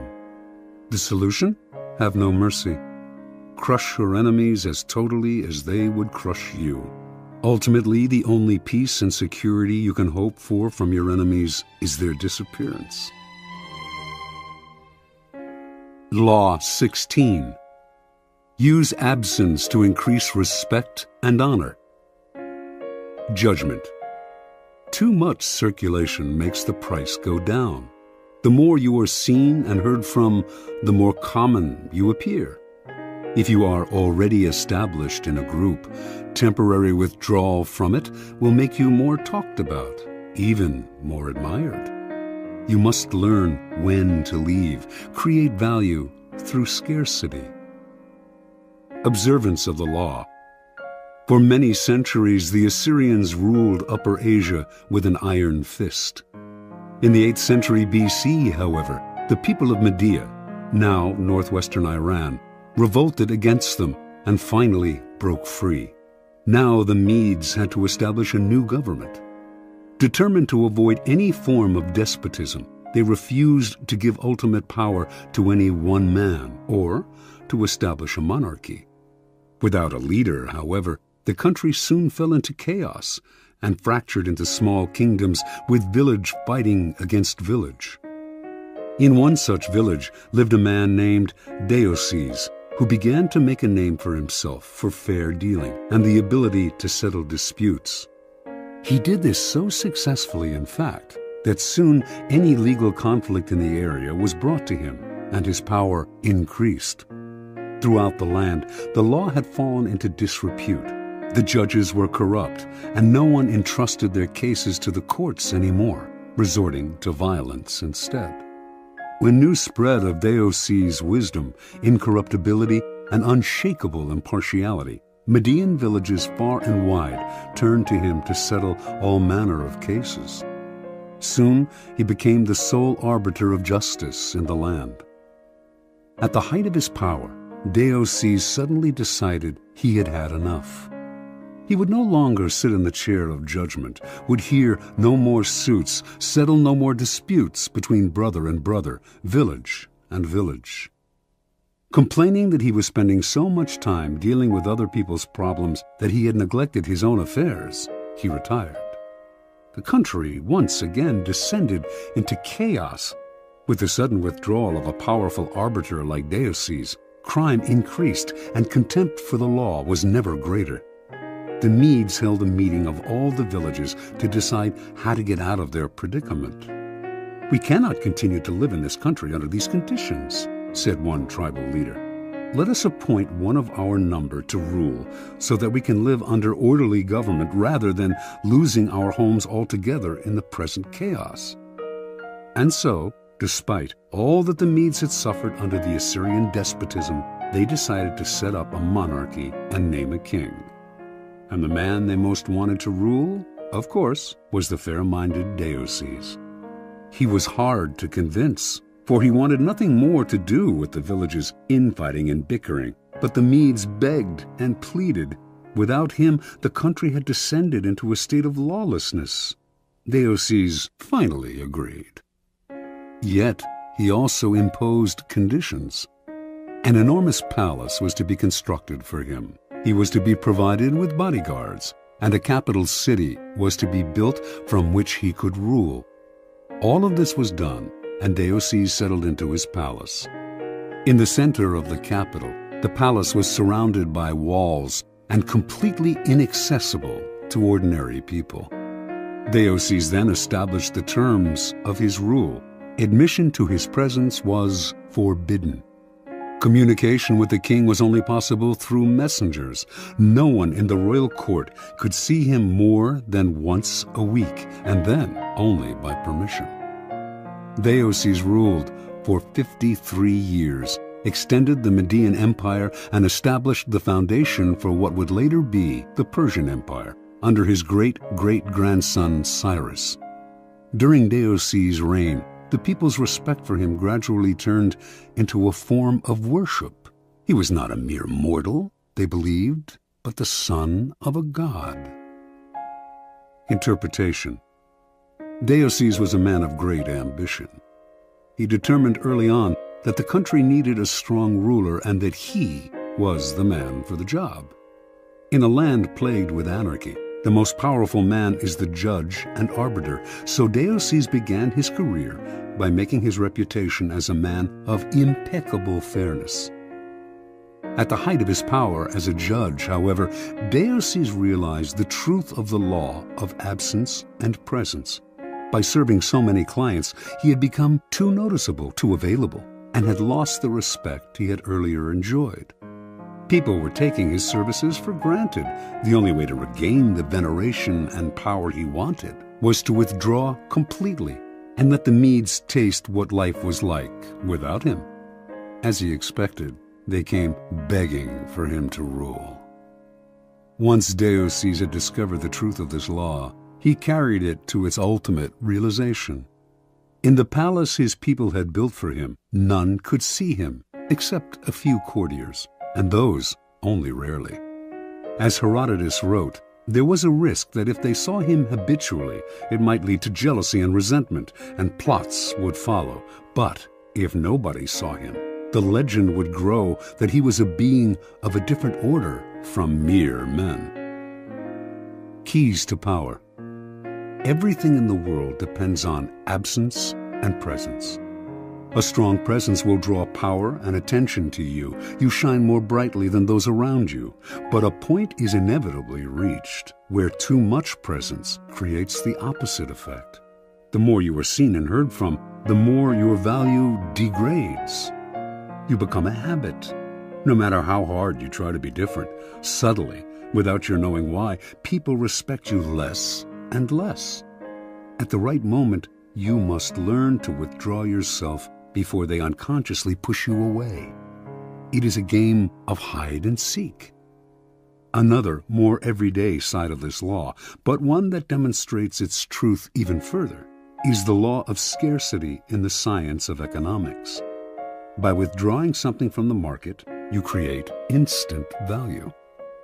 Extend the law of scarcity to your own skills. Make what you are offering the world rare and hard to find, and you instantly increase its value.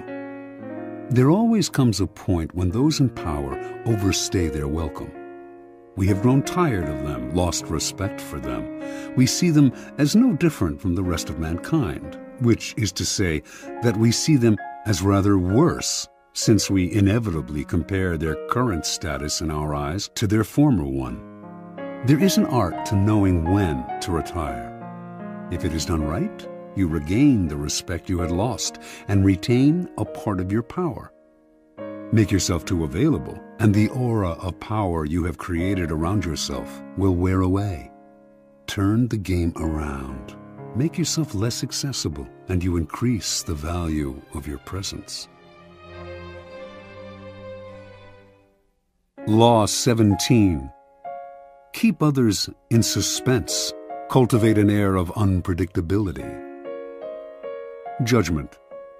Humans are creatures of habit, with an insatiable need to see familiarity in other people's actions.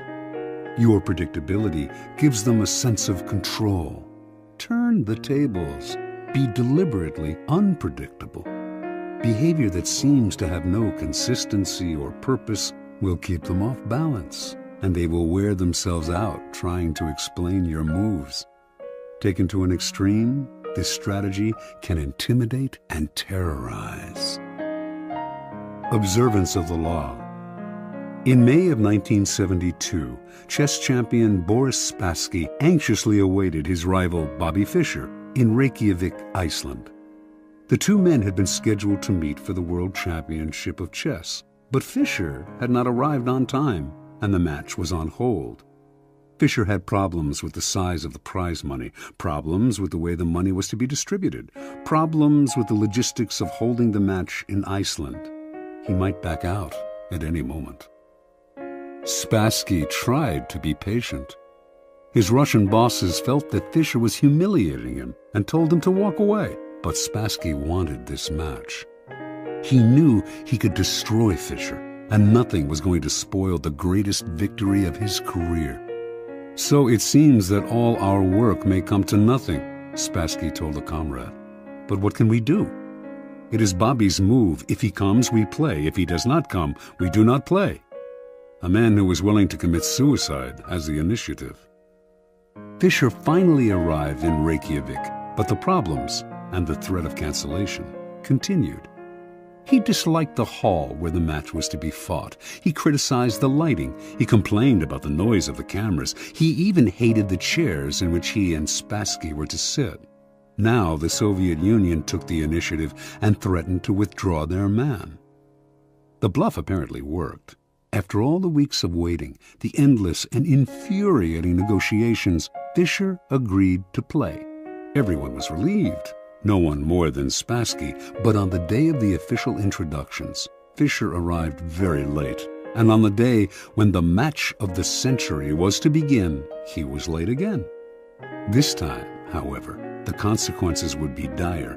If he showed up too late, he would forfeit the first game. What was going on? Was he playing some sort of mind game, or was Bobby Fischer perhaps afraid of Boris Spassky? It seemed to the assembled Grand Masters and to Spassky that this young kid from Brooklyn had a terrible case of the jitters.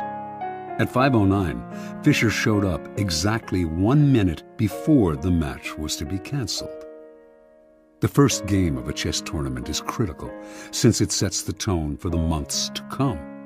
It is often a slow and quiet struggle, with the two players preparing themselves for the war and trying to read each other's strategies.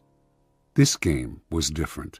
Fischer made a terrible move early on, perhaps the worst of his career, and when Spassky had him on the ropes, he seemed to give up. Yet Spassky knew that Fischer never gave up. Even when facing checkmate, he fought to the bitter end, wearing the opponent down. This time, though, he seemed resigned. Then, suddenly, he broke out a bold move that put the room in a buzz. The move shocked Spassky, but he recovered and managed to win the game. But no one could figure out what Fischer was up to. Had he lost deliberately? Or was he rattled? Unsettled? Even as some thought, insane? After his defeat in the first game, Fischer complained all the more loudly about the room, the cameras, and everything else. He also failed to show up on time for the second game. This time, the organizers had had enough. He was given a forfeit. Now he was down 2-0, a position from which no one had ever come back to win a chess championship. Fischer was clearly unhinged. Yet, in the third game, as all those who witnessed it remember, he had a ferocious look in his eye, a look that clearly bothered Spassky. And despite the hole he had dug for himself, he seemed supremely confident. He did make what appeared to be another blunder, as he had in the first game, but his cocky air made Spassky smell a trap. Yet, despite the Russian's suspicions, He could not figure out the trap, and before he knew it, Fischer had checkmated him. In fact, Fischer's unorthodox tactics had completely unnerved his opponent. At the end of the game, Fischer leaped up and rushed out, yelling to his confederates as he smashed a fist into his palm, "I am crushing him with brute force." In the next games, Fischer pulled moves that no one had seen from him before, moves that were not his style. Now Spassky started to make blunders. After losing the 6th game, he started to cry. One grandmaster said, "After this, Spassky's got to ask himself if it's safe to go back to Russia." After the 8th game, Spassky decided he knew what was happening. Bobby Fischer was hypnotizing him. He decided not to look Fischer in the eye. He lost anyway. After the 14th game, he called a staff conference and announced, "An attempt is being made to control my mind." He wondered whether the orange juice they drank at the chess table could have been drugged. Maybe chemicals were being blown into the air. Finally, Spassky went public, accusing the Fischer team of putting something in the chairs that was altering Spassky's mind. The KGB went on alert. Boris Spassky was embarrassing the Soviet Union. The chairs were taken apart and x-rayed. A chemist found nothing unusual in them. The only things anyone found anywhere, in fact, were 2 dead flies in the lighting fixture. Spassky began to complain of hallucinations. He tried to keep playing, but his mind was unraveling. He could not go on. On September 2nd, he resigned. Although still relatively young, he never recovered from this defeat. Interpretation. In previous games between Fischer and Spassky, Fischer had not fared well. Spassky had an uncanny ability to read his opponent's strategy and use it against him. Adaptable and patient, he would build attacks that would defeat not in 7 moves, but in 70. He defeated Fischer every time they played because he saw much further ahead and because he was a brilliant psychologist who never lost control. One master said, "He doesn't just look for the best move, he looks for the move that will disturb the man he is playing." Fischer, however, finally understood that this was one of the keys to Spassky's success. He played on your predictability, defeated you at your own game. Everything Fischer did for the championship match was an attempt to put the initiative on his side and to keep Spassky off balance. Clearly, the endless waiting had an effect on Spassky's psyche. Most powerful of all, though, were Fischer's deliberate blunders and his appearance of having no clear strategy. In fact, he was doing everything he could to scramble his old patterns, even if it meant losing the first match and forfeiting the second. Spassky was known for his sang-froid and level-headedness, but for the first time in his life, he could not figure out his opponent. He slowly melted down until at the end, he was the one who seemed insane. Chess contains the concentrated essence of life. First, because to win, you have to be supremely patient and far-seeing. And second, because the game is built on patterns, whole sequences of moves that have been played before and will be played again with slight alterations in any one match. Your opponent analyzes the patterns you are playing and uses them to try to foresee your moves. Allowing him nothing predictable to base his strategy on gives you a big advantage. In chess, as in life, when people cannot figure out what you are doing, they are kept in a state of terror, waiting, uncertain, confused. Keys to power. Nothing is more terrifying than the sudden and unpredictable. That is why we are so frightened by earthquakes and tornadoes. We do not know when they will strike. After one has occurred, we wait in terror for the next one. To a lesser degree, this is the effect that unpredictable human behavior has on us. Animals behave in set patterns, which is why we are able to hunt and kill them. Only man has the capacity consciously to alter his behavior, to improvise and overcome the weight of routine and habit. Yet, most men do not realize this power. They prefer the comforts of routine, of giving in to the animal nature that has them repeating the same compulsive actions time and time again. They do this because it requires no effort. and because they mistakenly believe that if they do not unsettle others, they will be left alone. Understand, a person of power instills a kind of fear by deliberately unsettling those around him to keep the initiative on his side. You sometimes need to strike without warning to make others tremble when they least expect it. It is a device that the powerful have used for centuries. Unpredictability is most often the tactic of the master, but the underdog, too, can use it to great effect. If you find yourself outnumbered or cornered, throw in a series of unpredictable moves. Your enemies will be so confused that they will pull back or make a tactical blunder. People are always trying to read the motives behind your actions and to use your predictability against you. Throw in a completely inexplicable move and you put them on the defensive.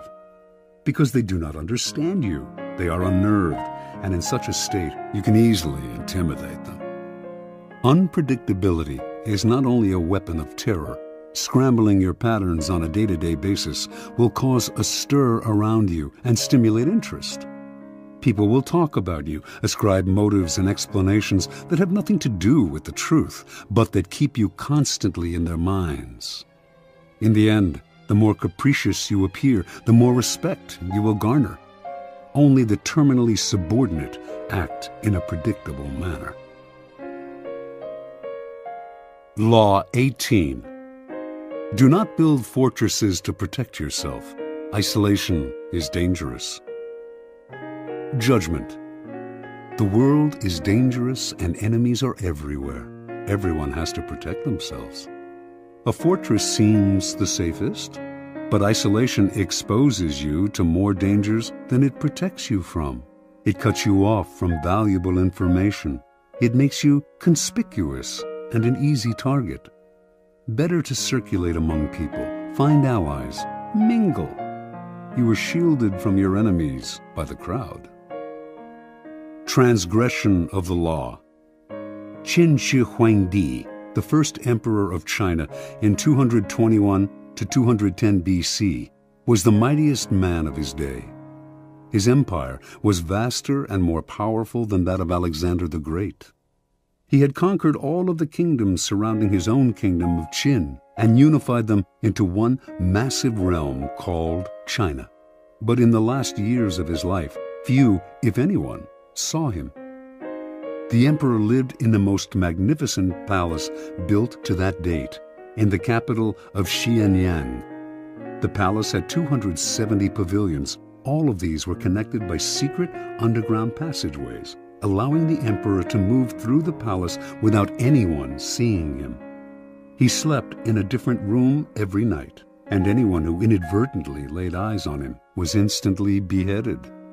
Only a handful of men knew his whereabouts, and if they revealed it to anyone, they too were put to death. The first emperor had grown so terrified of human contact that when he had to leave the palace, he traveled incognito, disguising himself carefully. On one such trip through the provinces, he suddenly died. His body was borne back to the capital in the emperor's carriage, with a cart packed with salted fish trailing behind it to cover up the smell of the rotting corpse. No one was to know of his death. He died alone, far from his wives, his family, his friends, and his courtiers, accompanied only by a minister and a handful of eunuchs. Interpretation. Shi Huangdi started off as the king of Qin, a fearless warrior of unbridled ambition. Writers of the time described him as a man with a waspish nose, eyes like slits, the voice of a jackal, and the heart of a tiger or wolf. He could be merciful sometimes, but more often he swallowed men up without a scruple. It was through trickery and violence that he conquered the provinces surrounding his own and created China, forging a single nation and culture out of many. As part of this process of unification, however, the first emperor outlawed the writings and teachings of Confucius, the philosopher whose ideas on the moral life had already become virtually a religion in Chinese culture. On Shi Huangdi's order, Thousands of books relating to Confucius were burned, and anyone who quoted Confucius was to be beheaded. This made many enemies for the emperor, and he grew constantly afraid, even paranoid. The executions mounted. A contemporary, the writer Han Fei Tzu, noted that Qin has been victorious for 4 generations, yet has lived in constant terror and apprehension of destruction. As the emperor withdrew deeper and deeper into the palace to protect himself, he slowly lost control of the realm. Eunuchs and ministers enacted political policies without his approval or even his knowledge. They also plotted against him. By the end, he was emperor in name only and was so isolated that barely anyone knew he had died. He had probably been poisoned by the same scheming ministers who encouraged his isolation. That is what isolation brings. Retreat into a fortress and you lose contact with the sources of your power. You lose your ear for what is happening around you, as well as a sense of proportion. Instead of being safer, you cut yourself off from the kind of knowledge on which your life depends. Never enclose yourself so far from the streets that you cannot hear what is happening around you, including the plots against you. Keys to power. Machiavelli makes the argument that in a strictly military sense, a fortress is invariably a mistake. It becomes a symbol of power's isolation and is an easy target for its builder's enemies. Designed to defend you, fortresses actually cut you off from help and cut into your flexibility. They may appear impregnable, but once you retire to one, everyone knows where you are. And a siege does not have to succeed to turn your fortress into a prison. The danger for most people comes when they feel threatened. In such times, they tend to retreat and close ranks to find security in a kind of fortress. In doing so, however, they come to rely for information on a smaller and smaller circle and lose perspective on events around them. They lose maneuverability and become easy targets, and their isolation makes them paranoid. As in warfare and most games of strategy, isolation often precedes defeat and death. In moments of uncertainty and danger, you need to fight this desire to turn inward. Instead, make yourself more accessible, seek out old allies and make new ones, force yourself into more and more different circles. This has been the trick of powerful people for centuries. Finally, since power is a human creation, it is inevitably increased by contact with other people. Instead of falling into the fortress mentality, view the world in the following manner. It is like a vast palace with every room communicating with another. You need to be permeable, able to float in and out of different circles and mix with different types. That kind of mobility and social contact will protect you from plotters, who will be unable to keep secrets from you and from your enemies, who will be unable to isolate you from your allies. Always on the move, you mix and mingle in the rooms of the palace, never sitting or settling in one place. No hunter can fix his aim on such a swift-moving creature. Law 19. Know who you are dealing with. Do not offend the wrong person. Judgment. There are many different kinds of people in the world, and you can never assume that everyone will react to your strategies in the same way. Deceive or outmaneuver some people, and they will spend the rest of their lives seeking revenge. They are wolves in lamb's clothing. Choose your victims and opponents carefully then.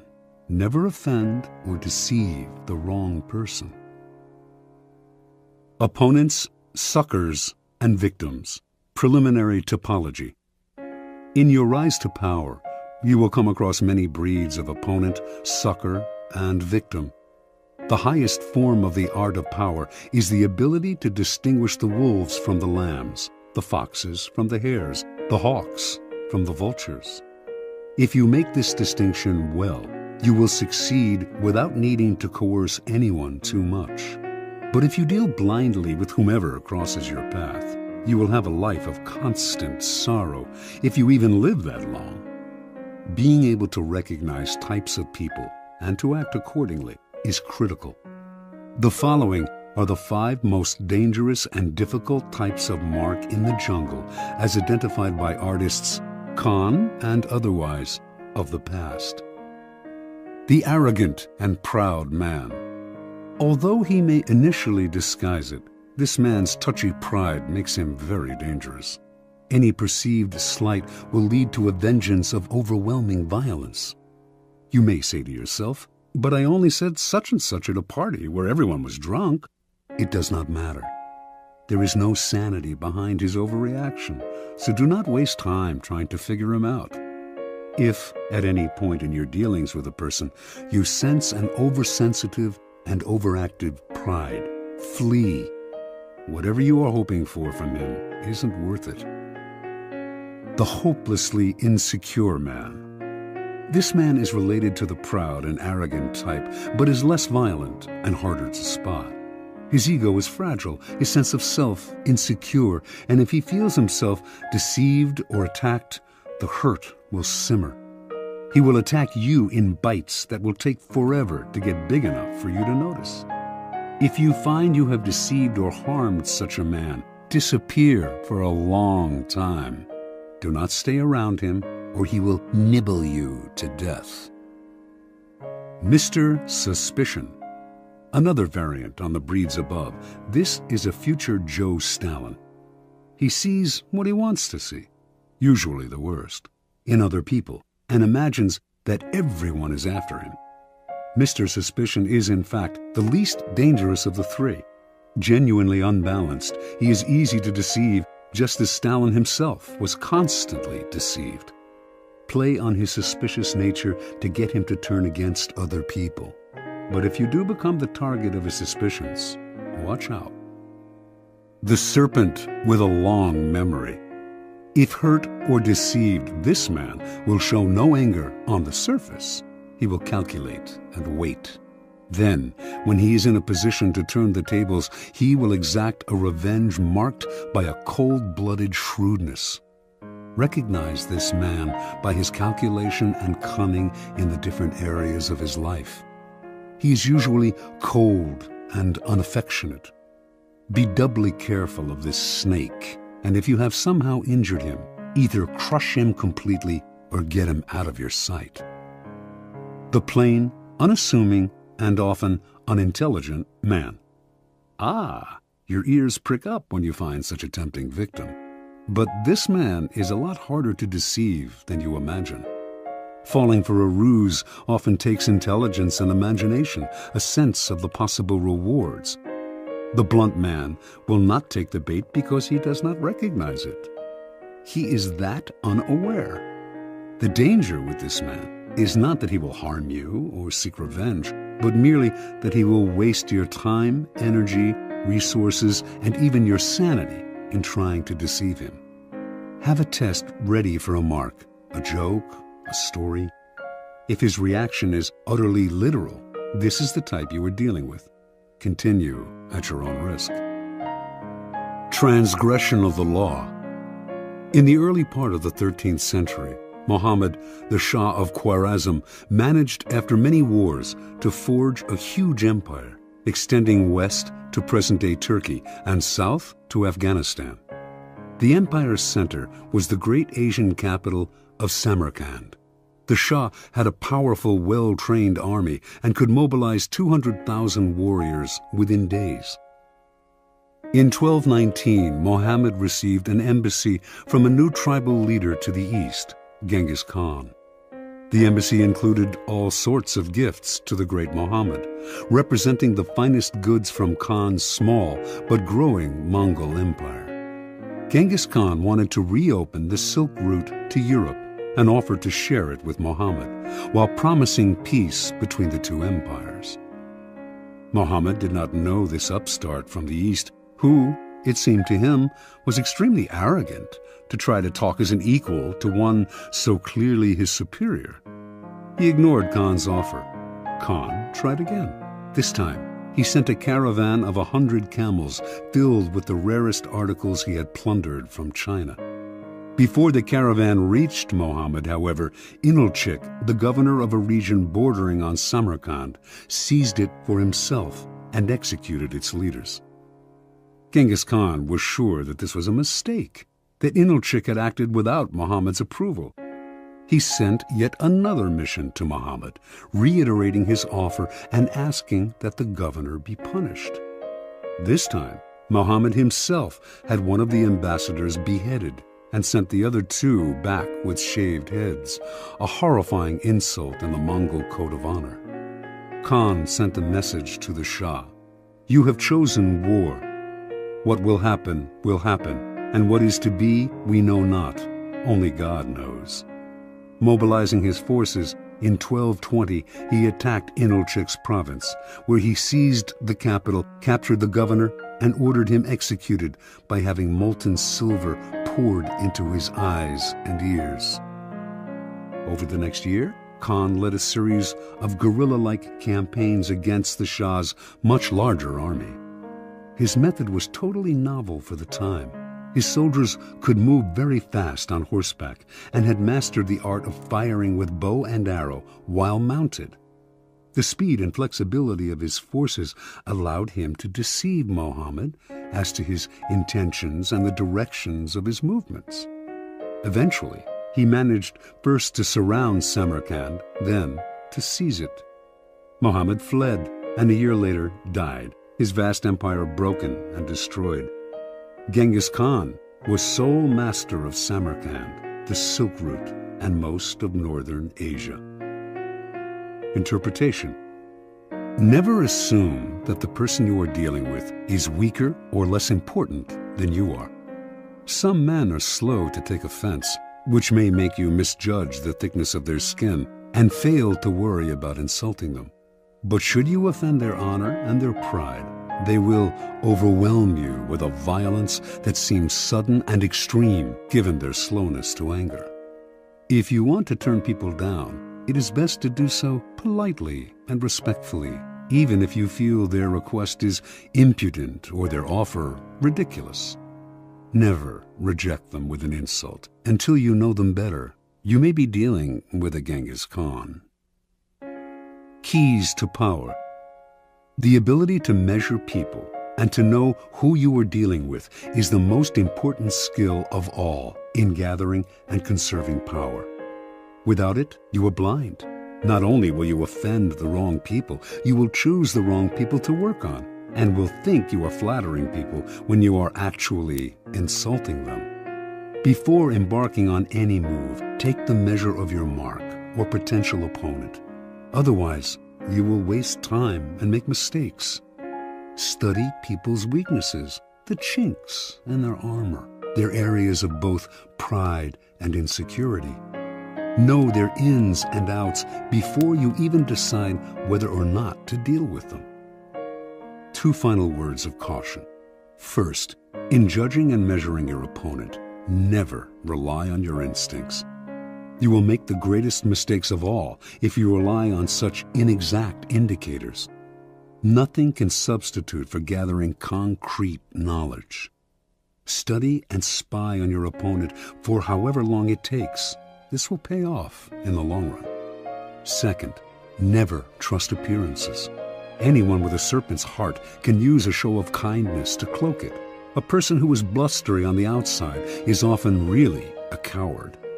Learn to see through appearances and their contradictions.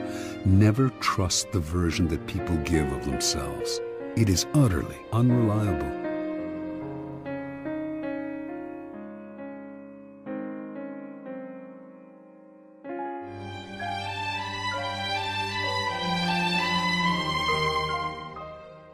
Law 20.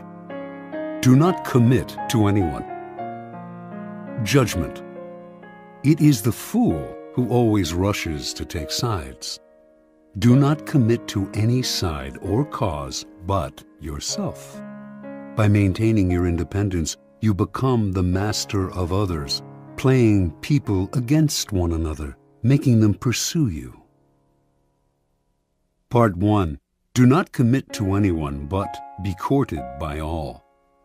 If you allow people to feel they possess you to any degree, you lose all power over them. By not committing your affections, they will only try harder to win you over. Stay aloof, and you gain the power that comes from their attention and frustrated desire. Play the virgin queen. Give them hope, but never satisfaction. Observance of the law. When Queen Elizabeth I ascended the throne of England in 1558, there was much to do about her finding a husband. The issue was debated in Parliament and was a main topic of conversation among Englishmen of all classes. They often disagreed as to whom she should marry, but everyone thought she should marry as soon as possible, for a queen must have a king and must bear heirs for the kingdom. The debates raged on for years. Meanwhile, the most handsome and eligible bachelors in the realm, Sir Robert Dudley, the Earl of Essex, Sir Walter Raleigh, vied for Elizabeth's hand. She did not discourage them, but she seemed to be in no hurry, and her hints as to which man might be her favorite often contradicted each other. In 1566, Parliament sent a delegation to Elizabeth urging her to marry before she was too old to bear children. She did not argue, nor did she discourage the delegation, but she remained a virgin nonetheless. The delicate game that Elizabeth played with her suitors slowly made her the subject of innumerable sexual fantasies and the object of cultish worship. The court physician, Simon Forman, used his diary to describe his dreams of deflowering her. Painters represented her as Diana and other goddesses. The poet Edmund Spenser and others wrote eulogies to the Virgin Queen. She was referred to as the world's empress, that virtuous Virgo who rules the world and sets the stars in motion. In conversation with her, her many male suitors would employ bold sexual innuendo, a dare that Elizabeth did not discourage. She did all she could to stir their interest and simultaneously keep them at bay. Throughout Europe, kings and princes knew that a marriage with Elizabeth would seal an alliance between England and any nation. The King of Spain wooed her, as did the Prince of Sweden and the Archduke of Austria. She politely refused them all. The great diplomatic issue of Elizabeth's day was posed by the revolt of the Flemish and Dutch lowlands, which were then possessions of Spain. Should England break its alliance with Spain and choose France as its main ally on the continent, thereby encouraging Flemish and Dutch independence? By 1570, it had come to seem that an alliance with France would be England's wisest course. France had two eligible men of noble blood, the Dukes of Anjou and Alençon, brothers of the French king. Would either of them marry Elizabeth? Both had advantages, and Elizabeth kept the hopes of both alive. The issue simmered for years. The Duke of Anjou made several visits to England, kissed Elizabeth in public, even called her by pet names. She appeared to requite his affections. Meanwhile, as she flirted with the two brothers, a treaty was signed that sealed peace between France and England. By 1582, Elizabeth felt she could break off the courtship. In the case of the Duke of Anjou in particular, she did so with great relief. For the sake of diplomacy, she had allowed herself to be courted by a man whose presence she could not stand and whom she found physically repulsive. Once peace between France and England was secure, she dropped the unctuous Duke as politely as she could. By this time, Elizabeth was too old to bear children. She was accordingly able to live the rest of her life as she desired, and she died the Virgin Queen. She left no direct heir, but ruled through a period of incomparable peace and cultural fertility. Interpretation. Elizabeth knew that marriage can often lead to a female ruler's undoing. By marrying and committing to an alliance with one party or nation, the queen becomes embroiled in conflicts that are not of her choosing, conflicts which may eventually overwhelm her or lead her into a futile war. Also, the husband becomes the de facto ruler and often tries to do away with his wife, the queen. She had two goals as a ruler: to avoid marriage and to avoid war. She managed to combine these goals by dangling the possibility of marriage in order to forge alliances. The moment she committed to any single suitor would have been the moment she lost her power. She had to emanate mystery and desirability, never discouraging anyone's hopes, but never yielding. Through this lifelong game of flirting and withdrawing, Elizabeth dominated the country and every man who sought to conquer her. As the center of attention, she was in control. Keeping her independence above all, Elizabeth protected her power and made herself an object of worship. Keys to power. When you hold yourself back, you incur not anger, but a kind of respect. You instantly seem powerful because you make yourself ungraspable rather than succumbing to the group or to the relationship, as most people do. This aura of power only grows with time. As your reputation for independence grows, more and more people will come to desire you, wanting to be the one who gets you to commit. Desire is like a virus. If we see that someone is desired by other people, we tend to find this person desirable too. The moment you commit, the magic is gone. You become like everyone else. People will try all kinds of underhanded methods to get you to commit. They will give you gifts, shower you with favors, all to put you under obligation. Encourage the attention, stimulate their interest, but do not commit at any cost. Accept the gifts and favors if you so desire, but be careful to maintain your inner aloofness. You cannot inadvertently allow yourself to feel obligated to anyone. Stay aloof, and people will come to you. It will become a challenge for them to win your affections. As long as you imitate the wise virgin queen and stimulate their hopes, you will remain a magnet of attention and desire. Part 2. Do not commit to anyone. Stay above the fray. Do not let people suck you into their petty fights and squabbles. Seem supportive and interested, but find a way to remain neutral. Let others do the fighting, while you stand back, watch, and wait. When the fighting parties are good and tired, they will be ripe for the picking. You can make it a practice, in fact, to stir up quarrels between other people and then offer to mediate, gaining power as the go-between. Observance of the law.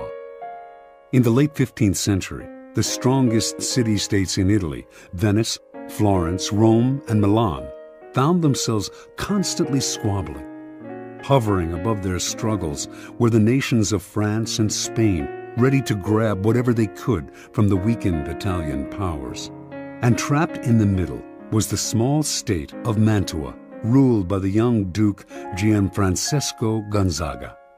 Mantua was strategically located in central Italy, and it seemed only a matter of time before one of the powers swallowed it up and it ceased to exist as an independent kingdom. Gonzaga was a fierce warrior and a skilled commander of troops, and he became a kind of mercenary general for whatever side paid him best. In the year 1490, he married Isabella d'Este, daughter of the ruler of another small Italian kingdom, Ferrara. Since he now spent most of his time away from Mantua, it fell to Isabella to rule in his stead. Isabella's first true test as ruler came in 1498, when King Louis XII of France was preparing armies to attack Milan. In their usual perfidious fashion, the Italian states immediately looked for ways to profit from Milan's difficulties. Pope Alexander VI promised not to intervene, thereby giving the French carte blanche. The Venetians signaled that they would not help Milan either, and in exchange for this, they hoped the French would give them Mantua. The ruler of Milan, Lodovico Sforza, suddenly found himself alone and abandoned. He turned to Isabella d'Este, one of his closest friends, also rumored to be his lover, and begged her to persuade Duke Gonzaga to come to his aid. Isabella tried, but her husband balked, for he saw Sforza's cause as hopeless. And so, in 1499, Louis swooped down on Milan and took it with ease. Isabella now faced a dilemma. If she stayed loyal to Lodovico, the French would now move against her. But if, instead, she allied herself with France, she would make enemies elsewhere in Italy, compromising Mantua once Louis eventually withdrew. And if she looked to Venice or Rome for help, they would simply swallow up Mantua under the cloak of coming to her aid. Yet, she had to do something. The mighty king of France was breathing down her neck. She decided to befriend him, as she had befriended Lodovico Sforza before him, with alluring gifts, witty, intelligent letters, and the possibility of her company. For Isabella was famous as a woman of incomparable beauty and charm. In 1500, Louis invited Isabella to a great party in Milan to celebrate his victory. Leonardo da Vinci built an enormous mechanical lion for the affair. When the lion opened its mouth, it spewed fresh lilies, the symbols of French royalty. At the party, Isabella wore one of her celebrated dresses. She had by far the largest wardrobe of any of the Italian princesses. And just as she had hoped, she charmed and captivated Louis, who ignored all the other ladies vying for his attention. She soon became his constant companion, and in exchange for her friendship, he pledged to protect Mantua's independence from Venice. As one danger receded, however, another, more worrying one arose, this time from the south, in the form of Cesare Borgia. Starting in 1500, Borgia had marched steadily northward, gobbling up all the small kingdoms in his path in the name of his father, Pope Alexander. Isabella understood Cesare perfectly. He could be neither trusted nor in any way offended. He had to be cajoled and kept at arm's length. Isabella began by sending him gifts, falcons, prize dogs, perfumes, and dozens of masks, which she knew he always wore when he walked the streets of Rome. She sent messengers with flattering greetings, although these messengers also acted as her spies. At one point, Cesare asked if he could house some troops in Mantua. Isabella managed to dissuade him politely, knowing full well that once the troops were quartered in the city, they would never leave.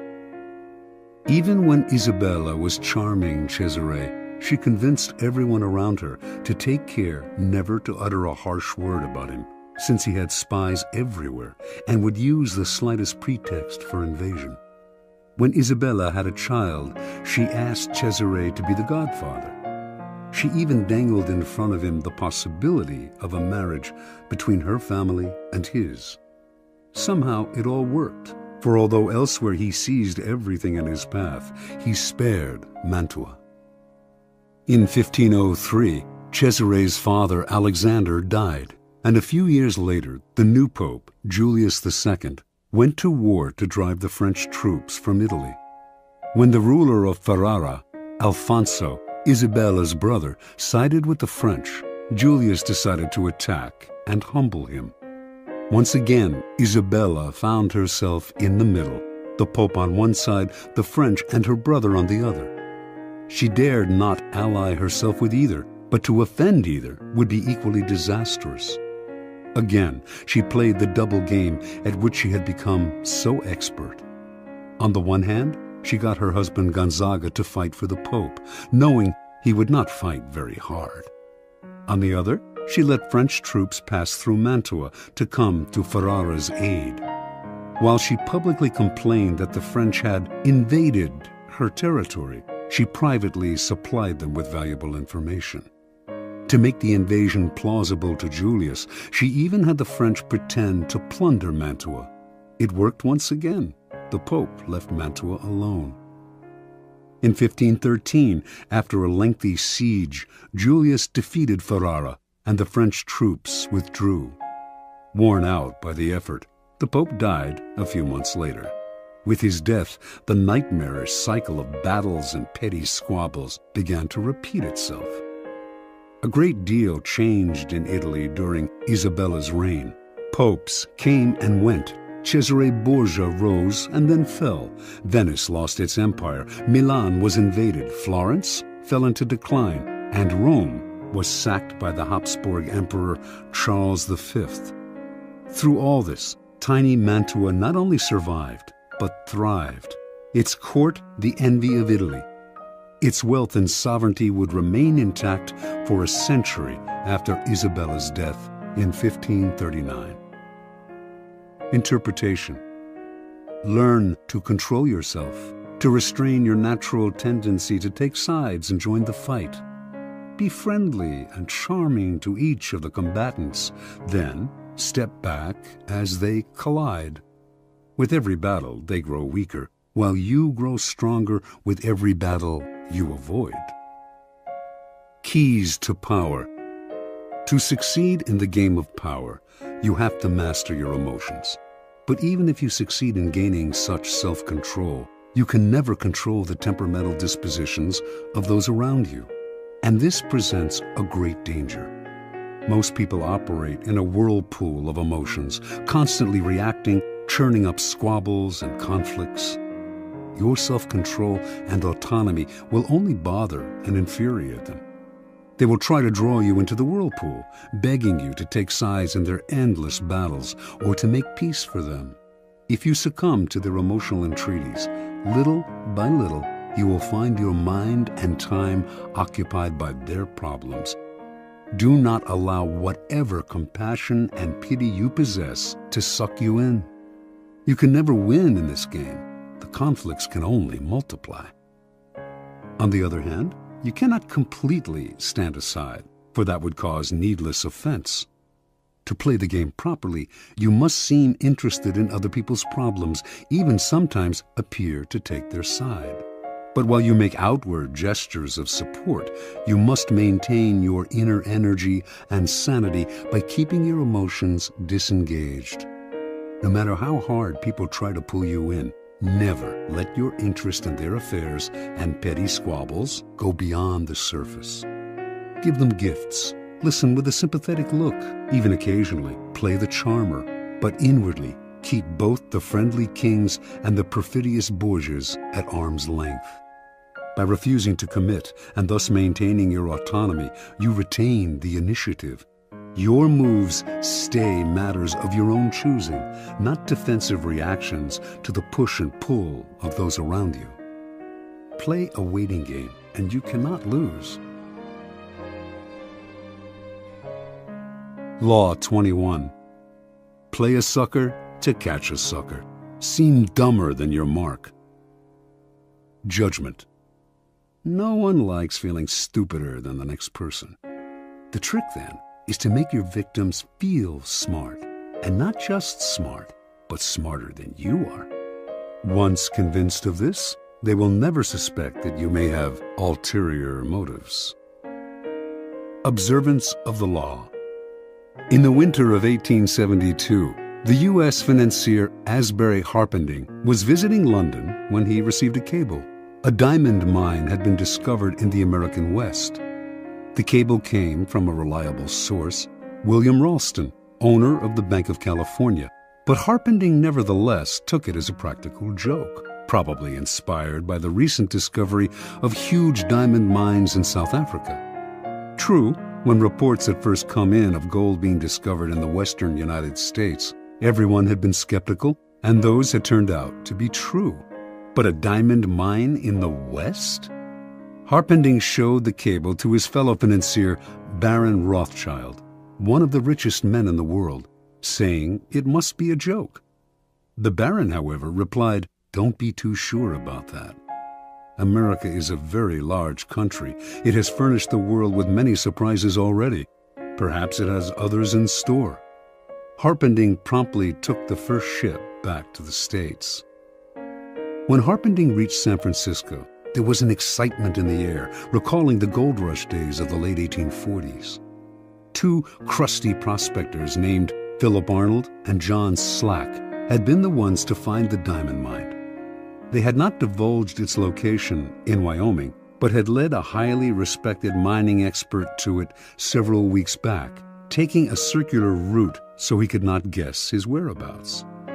Once there, the expert had watched as the miners dug up diamonds. Back in San Francisco, the expert had taken the gems to various jewelers, one of whom had estimated their worth at $1.5 million. Harpending and Ralston now asked Arnold and Slack to accompany them back to New York, where the jeweler Charles Tiffany would verify the original estimates. The prospectors responded uneasily. They smelled a trap. How could they trust these city slickers? What if Tiffany and the financiers managed to steal the whole mine out from under them? Ralston tried to allay their fears by giving them $100,000 and placing another $300,000 in escrow for them. If the deal went through, they would be paid an additional $300,000. The miners agreed. The little group traveled to New York, where a meeting was held at the mansion of Samuel L. Barlow. The cream of the city's aristocracy was in attendance. General George Brenton McClellan, commander of the Union forces in the Civil War, General Benjamin Butler, Horace Greeley, editor of the newspaper The New York Tribune, Harpending, Ralston, and Tiffany. Only Slack and Arnold were missing. As tourists in the city, they had decided to go sightseeing. When Tiffany announced that the gems were real and worth a fortune, the financiers could barely control their excitement. They wired Rothschild and other tycoons to tell them about the diamond mine and inviting them to share in the investment. At the same time, they also told the prospectors that they wanted one more test. They insisted that a mining expert of their choosing accompany Slack and Arnold to the site to verify its wealth. The prospectors reluctantly agreed. In the meantime, they said, they had to return to San Francisco. The jewels that Tiffany had examined, they left with Harpending for safekeeping. Several weeks later, a man named Louis Janin, the best mining expert in the country, met the prospectors in San Francisco. Janin was a born skeptic who was determined to make sure that the mine was not a fraud. Accompanying Janin were Harpending and several other interested financiers. As with the previous expert, the prospectors led the team through a complex series of canyons, completely confusing them as to their whereabouts. Arriving at the site, the financiers watched in amazement as Janin dug the area up, leveling anthills, turning over boulders, and finding emeralds, rubies, sapphires, and most of all, diamonds. The dig lasted 8 days, and by the end, Janin was convinced. He told the investors that they now possessed the richest field in mining history. With 100 men and proper machinery, he told them, I would guarantee to send out $1 million in diamonds every 30 days. Returning to San Francisco a few days later, Ralston, Harpending, and Company acted fast to form a $10 million corporation of private investors. First, however, they had to get rid of Arnold and Slack. That meant hiding their excitement. They certainly did not want to reveal the field's real value. So they played possum. Who knows if Janin is right, they told the prospectors. The mine may not be as rich as we think. This just made the prospectors angry. Trying a different tactic, the financiers told the two men that if they insisted on having shares in the mine, they would end up being fleeced by the unscrupulous tycoons and investors who would run the corporation. Better, they said, to take the $700,000 already offered, an enormous sum at the time, and put their greed aside. This the prospectors seemed to understand, and they finally agreed to take the money, in return signing the rights to the site over to the financiers and leaving maps to it. News of the mine spread like wildfire. Prospectors fanned out across Wyoming. Meanwhile, Harpending and Group began spending the millions they had collected from their investors, buying equipment, hiring the best men in the business, and furnishing luxurious offices in New York and San Francisco. A few weeks later, on their first trip back to the site, they learned the hard truth. Not a single diamond or ruby was to be found. It was all a fake. They were ruined. Harpending had unwittingly lured the richest men in the world into the biggest scam of the century. Interpretation. Arnold and Slack pulled off their stupendous con, not by using a fake engineer or bribing Tiffany. All of the experts had been real. All of them honestly believed in the existence of the mine and in the value of the gems. What had fooled them all was nothing else than Arnold and Slack themselves. The two men seemed to be such rubes, such hayseeds, so naive, that no one for an instant had believed them capable of an audacious scam. The prospectors had simply observed the law of appearing more stupid than the mark, the deceiver's first commandment. The logistics of the con were quite simple. Months before Arnold and Slack announced the discovery of the diamond mine, they traveled to Europe, where they purchased some real gems for around $12,000, part of the money they had saved from their days as gold miners. They then salted the mine with these gems, which the first expert dug up and brought to San Francisco. The jewelers who had appraised these stones, including Tiffany himself, had gotten caught up in the fever and had grossly overestimated their value. Then Ralston gave the prospectors $100,000 as security, and immediately after their trip to New York, they simply went to Amsterdam, where they bought sacks of uncut gems before returning to San Francisco. The second time they salted the mine, there were many more jewels to be found.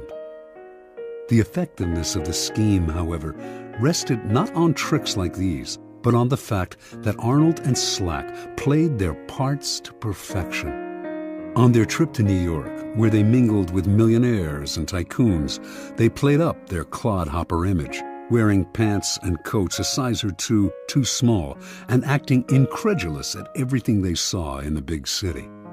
No one believed that these country simpletons could possibly be conning the most devious, unscrupulous financiers of the time. Keys to power. Given how important the idea of intelligence is to most people's vanity, it is critical never inadvertently to insult or impugn a person's brain power. That is an unforgivable sin, but if you can make this iron rule work for you, it opens up all sorts of avenues of deception. Subliminally reassure people that they are more intelligent than you are, or even that you are a bit of a moron, and you can run rings around them. The feeling of intellectual superiority you give them will disarm their suspicion muscles. Intelligence is the obvious quality to downplay, but why stop there? Taste and sophistication rank close to intelligence on the vanity scale, make people feel they are more sophisticated than you are, and their guard will come down. As Arnold and Slack knew, an air of complete naivete can work wonders. Those fancy financiers were laughing at them behind their backs. But who laughed loudest in the end? In general, then, always make people believe they are smarter and more sophisticated than you are. They will keep you around because you make them feel better about themselves, and the longer you are around, the more opportunities you will have to deceive them. Law 22. Use the surrender tactic. Transform weakness into power. Judgment. When you are weaker, never fight for honor's sake. Choose surrender instead. Surrender gives you time to recover, time to torment and irritate your conqueror, time to wait for his power to wane. Do not give him the satisfaction of fighting and defeating you.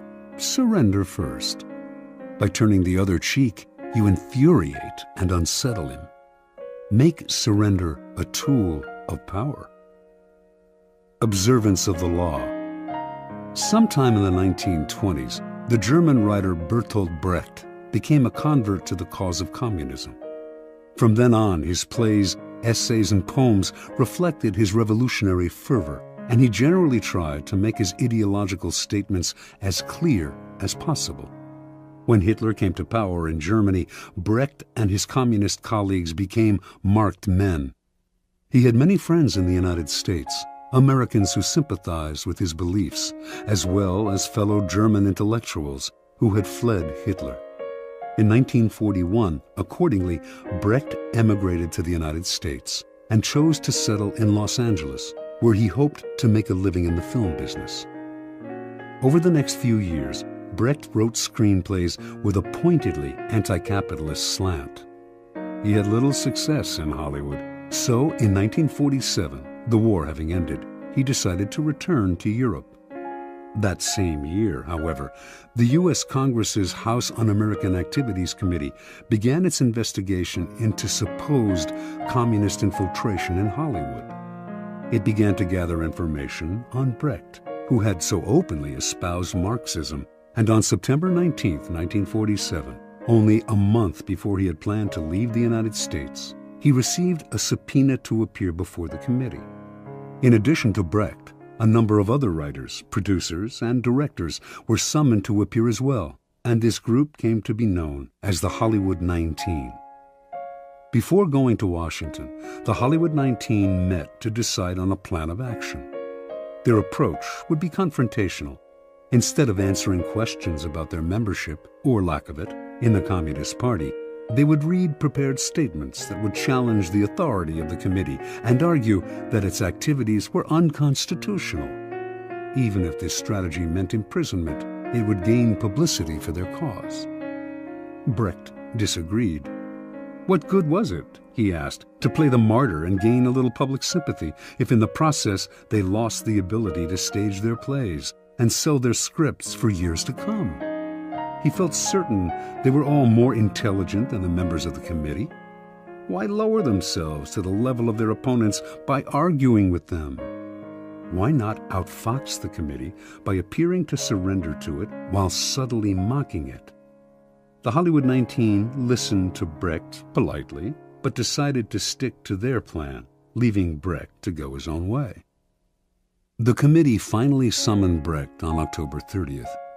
They expected him to do what others among the Hollywood 19 who had testified before him had done: argue, refuse to answer questions, challenge the committee's right to hold its hearing, even yell and hurl insults. Much to their surprise, however, Brecht was the very picture of congeniality. He wore a suit, something he rarely did, smoked a cigar. He had heard that the committee chairman was a passionate cigar smoker, answered their questions politely, and generally deferred to their authority. Unlike the other witnesses, Brecht answered the question of whether he belonged to the Communist Party. He was not a member, he said, which happened to be the truth. One committee member asked him, "Is it true you have written a number of revolutionary plays?" Brecht had written many plays with overt communist messages, but he responded, "I have written a number of poems and songs and plays in the fight against Hitler, and, of course, they can be considered, therefore, as revolutionary because I, of course, was for the overthrow of that government." This statement went unchallenged. Brecht's English was more than adequate, but he used an interpreter throughout his testimony, a tactic that allowed him to play subtle games with language. When committee members found communist leanings in lines from English editions of his poems, he would repeat the lines in German for the interpreter, who would then retranslate them, and somehow they would come out innocuous. At one point, a committee member read one of Brecht's revolutionary poems out loud in English and asked him if he had written it. "No," he responded, "I wrote a German poem, which is very different from this."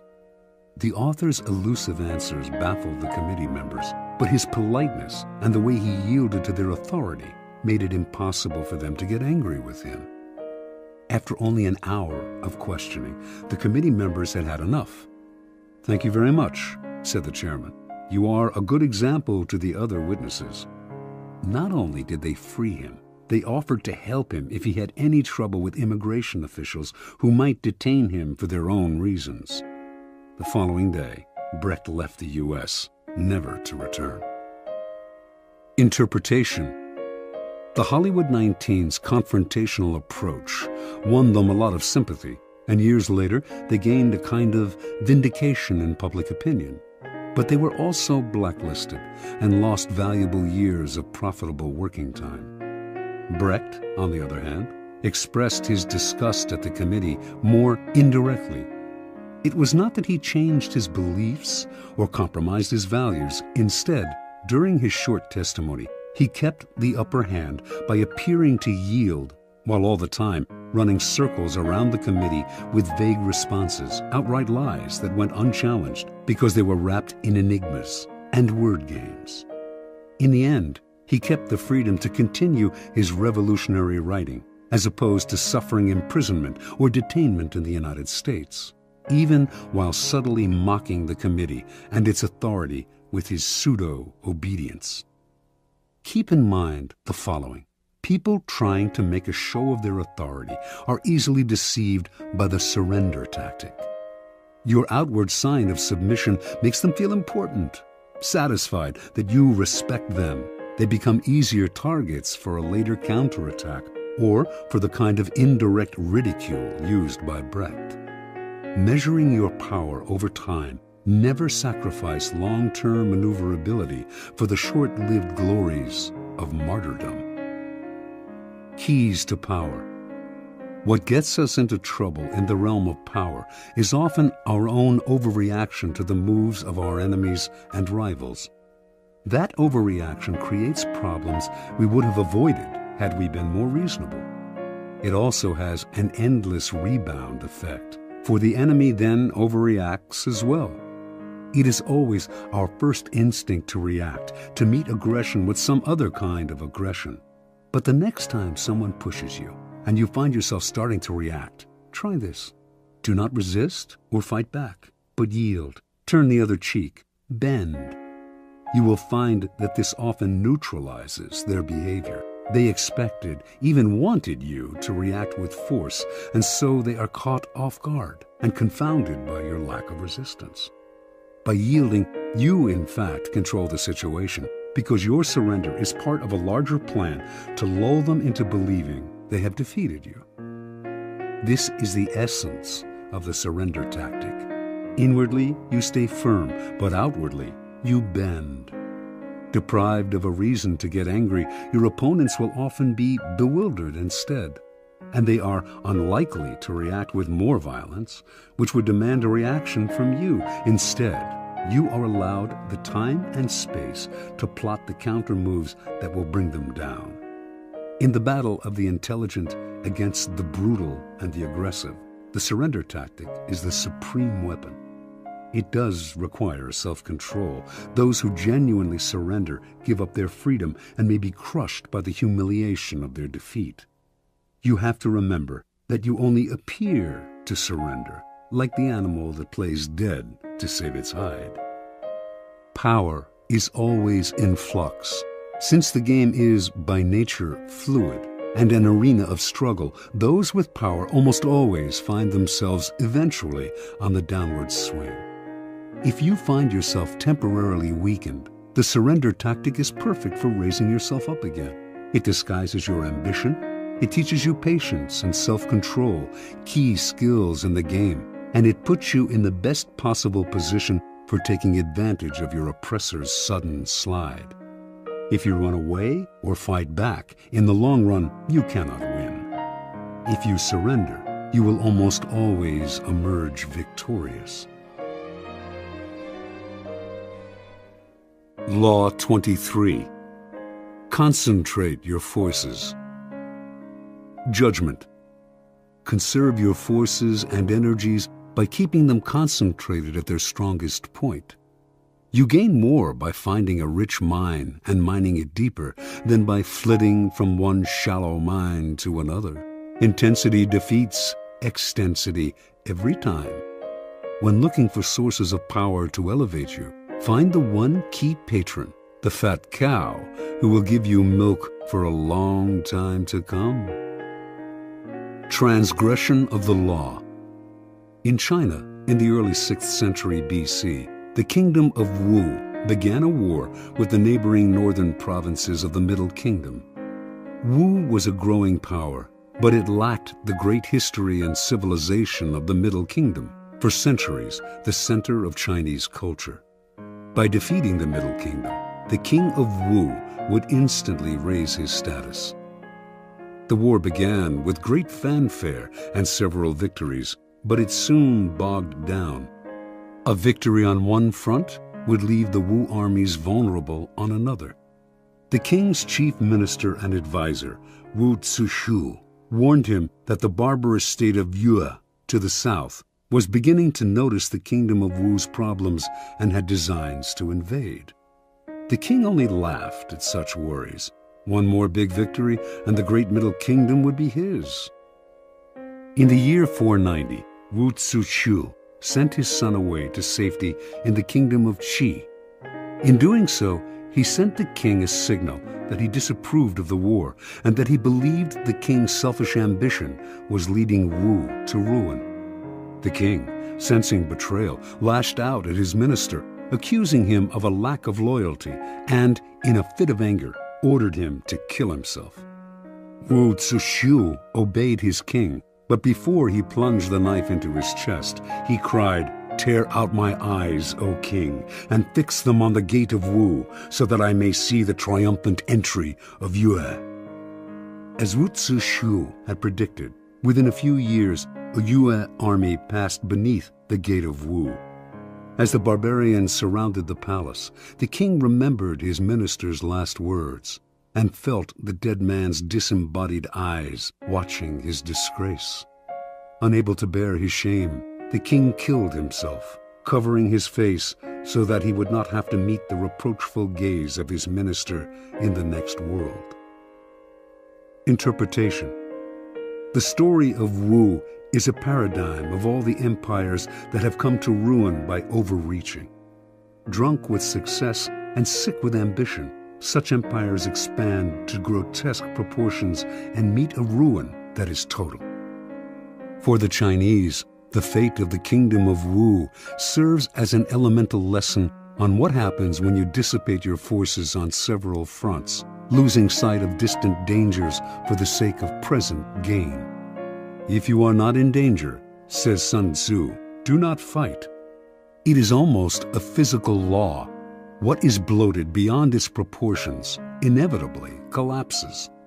The mind must not wander from goal to goal, or be distracted by success from its sense of purpose and proportion. What is concentrated, coherent, and connected to its past has power. What is dissipated, divided, and distended rots and falls to the ground. The bigger it bloats, the harder it falls. Keys to power. As Schopenhauer wrote, intellect is a magnitude of intensity, not a magnitude of extensity. Napoleon knew the value of concentrating your forces at the enemy's weakest spot. It was the secret of his success on the battlefield. But his willpower and his mind were equally modeled on this notion.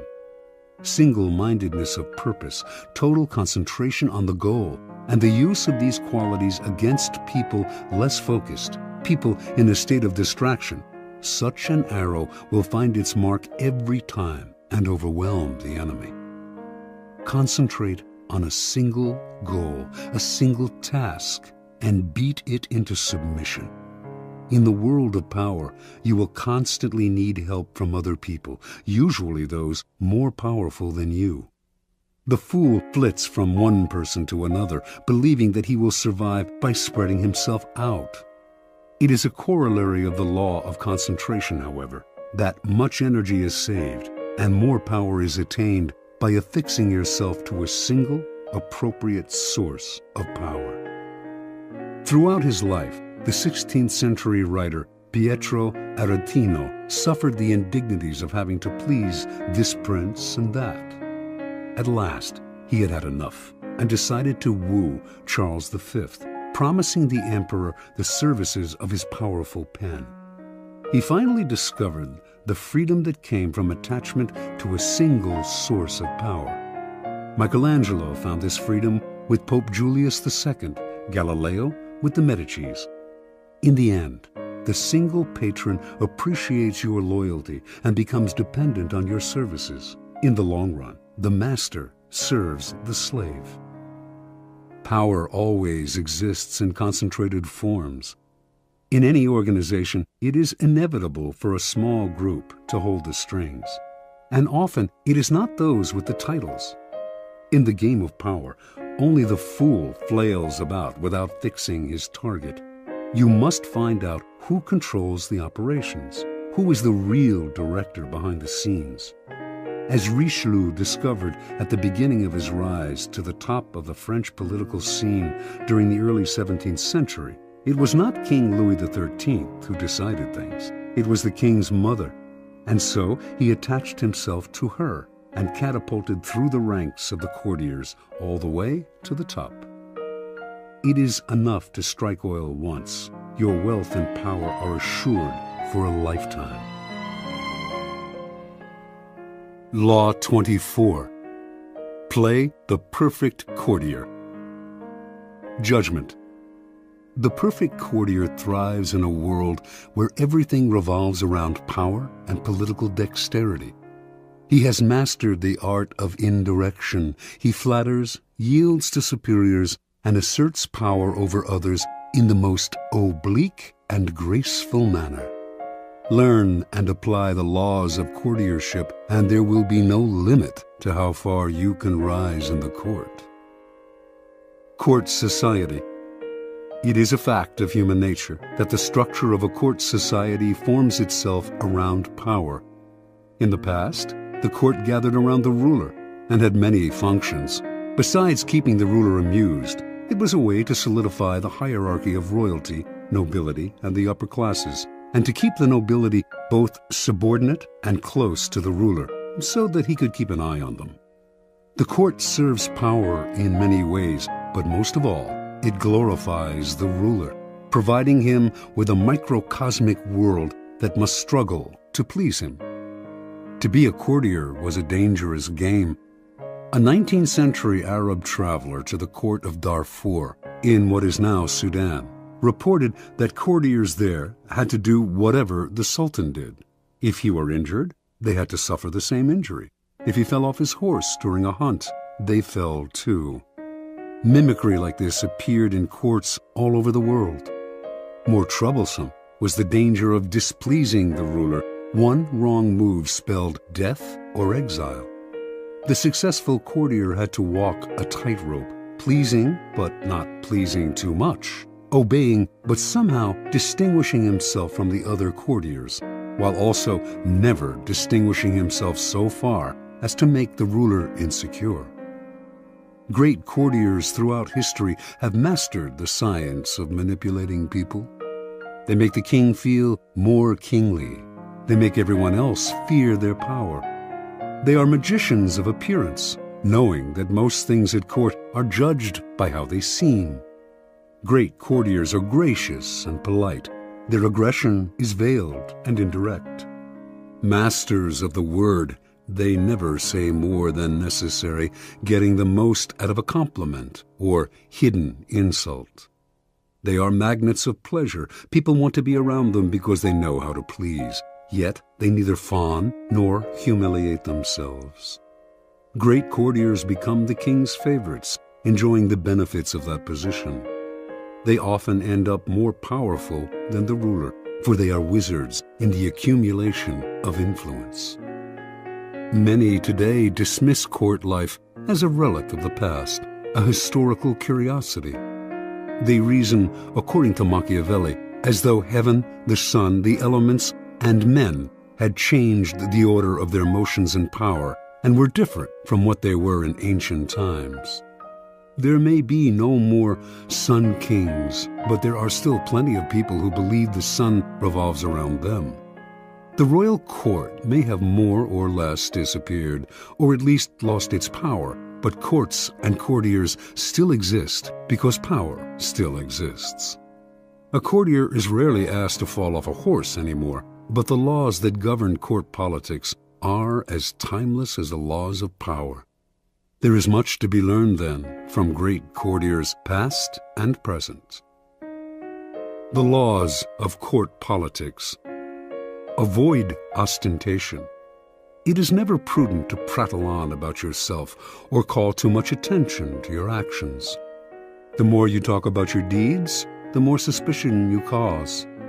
You also stir up enough envy among your peers to induce treachery and backstabbing. Be careful, ever so careful, in trumpeting your own achievements, and always talk less about yourself than about other people.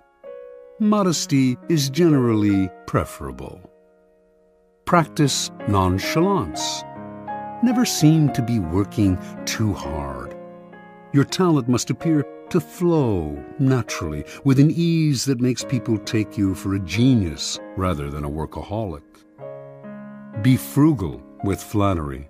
It may seem that your superiors cannot get enough flattery, but too much of even a good thing loses its value. It also stirs up suspicion among your peers. Learn to flatter indirectly, by downplaying your own contribution, for example, to make your master look better. Arrange to be noticed. There is a paradox. You cannot display yourself too brazenly, yet you must also get yourself noticed. You stand no chance of rising if the ruler does not notice you in the swamp of courtiers. This task requires much art. It is often initially a matter of being seen in the literal sense. Pay attention to your physical appearance then, and find a way to create a subtly distinctive style and image. Alter your style and language according to the person you are dealing with. The pseudo-belief in equality, the idea that talking and acting the same way with everyone, no matter what their rank, makes you somehow a paragon of civilization, is a terrible mistake. Those below you will take it as a form of condescension, which it is, and those above you will be offended, although they may not admit it.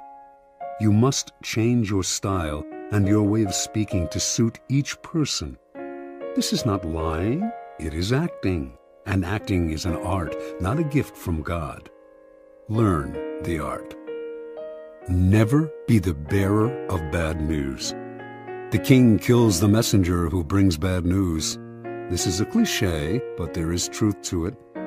You must struggle and, if necessary, lie and cheat to be sure that the lot of the bearer of bad news falls on a colleague, never on you.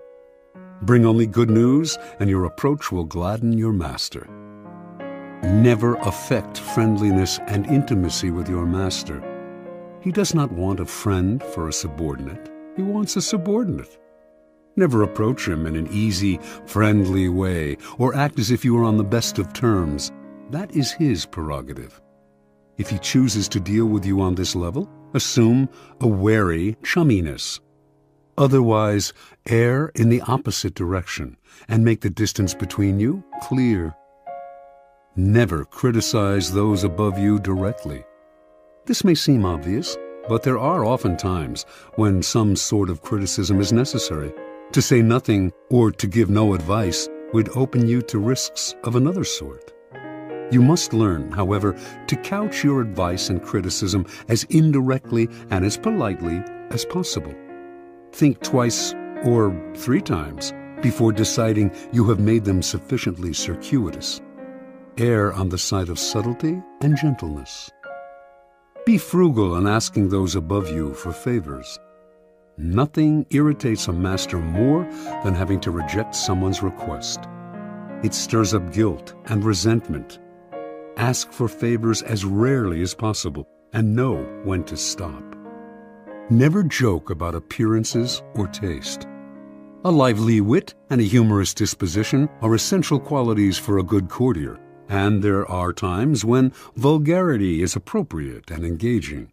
But avoid any kind of joke about appearance or taste, 2 highly sensitive areas, especially with those above you. Do not even try it when you are away from them. You will dig your own grave. Do not be the court cynic.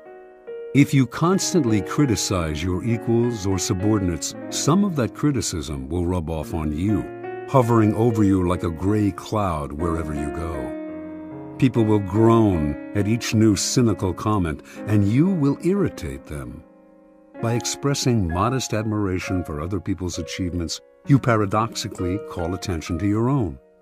The ability to express wonder and amazement and seem like you mean it is a rare and dying talent, but one still greatly valued. Be self-observant. The mirror is a miraculous invention. Without it, you would commit great sins against beauty and decorum. You also need a mirror for your actions. This can sometimes come from other people telling you what they see in you, but that is not the most trustworthy method. You must be the mirror, training your mind to see yourself as others see you. Are you acting too obsequious? Are you trying too hard to please? Do you seem desperate for attention, giving the impression that you are on the decline? Be observant about yourself, and you will avoid a mountain of blunders. Master your emotions. As an actor in a great play, you must learn to cry and laugh on command and when it is appropriate. You must be able both to disguise your anger and frustration and to fake your contentment and agreement. You must be the master of your own face.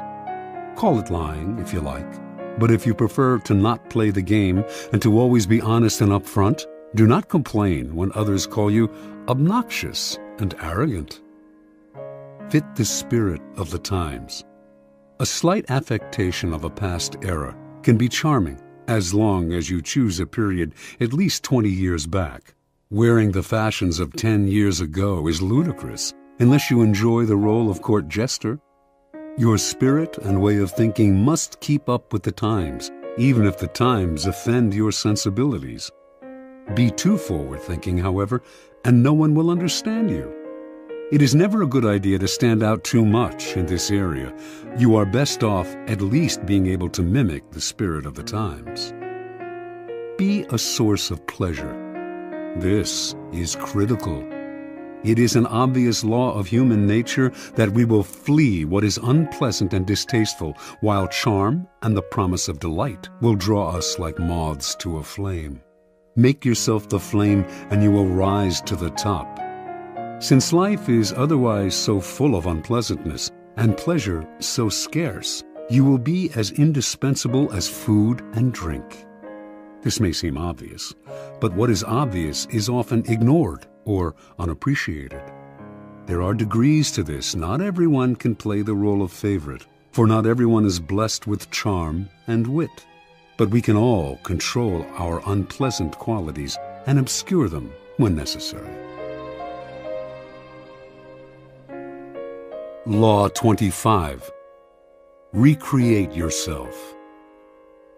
Judgment. Do not accept the roles that society foists on you. Recreate yourself by forging a new identity, one that commands attention and never bores the audience. Be the master of your own image rather than letting others define it for you. Incorporate dramatic devices into your public gestures and actions. Your power will be enhanced and your character will seem larger than life. Observance of the law. In the year 1831, a young woman named Aurore Dupin du Devant left her husband and family in the provinces and moved to Paris. She wanted to be a writer. Marriage, she felt, was worse than prison, for it left her neither the time nor the freedom to pursue her passion. In Paris, she would establish her independence and make her living by writing. Soon after Dudevant arrived in the capital, however, she had to confront certain harsh realities. To have any degree of freedom in Paris, you had to have money. For a woman, money could only come through marriage or prostitution. No woman had ever come close to making a living by writing.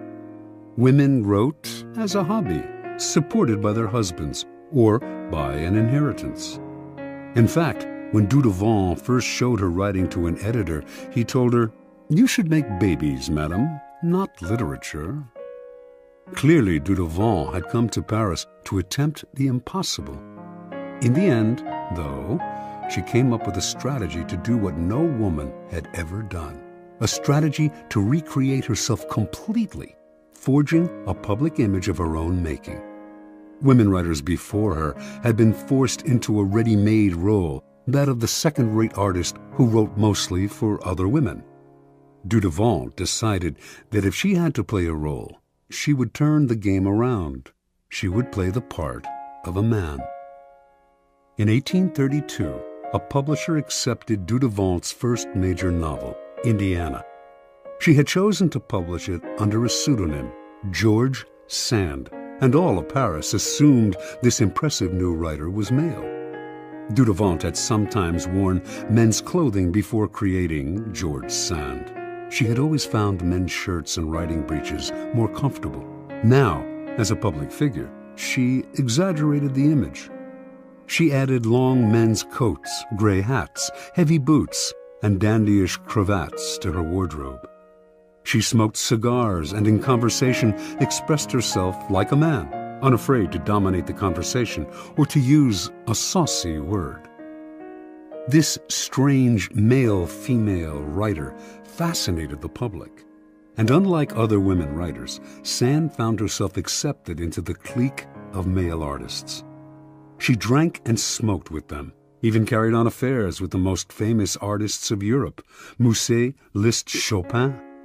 It was she who did the wooing, and also the abandoning. She moved on at her discretion. Those who knew Sand well understood that her male persona protected her from the public's prying eyes. Out in the world, she enjoyed playing the part to the extreme. In private, she remained herself. She also realized that the character of George Sand could grow stale or predictable, and to avoid this, she would, every now and then, dramatically alter the character she had created. Instead of conducting affairs with famous men, she would begin meddling in politics, leading demonstrations, inspiring student rebellions.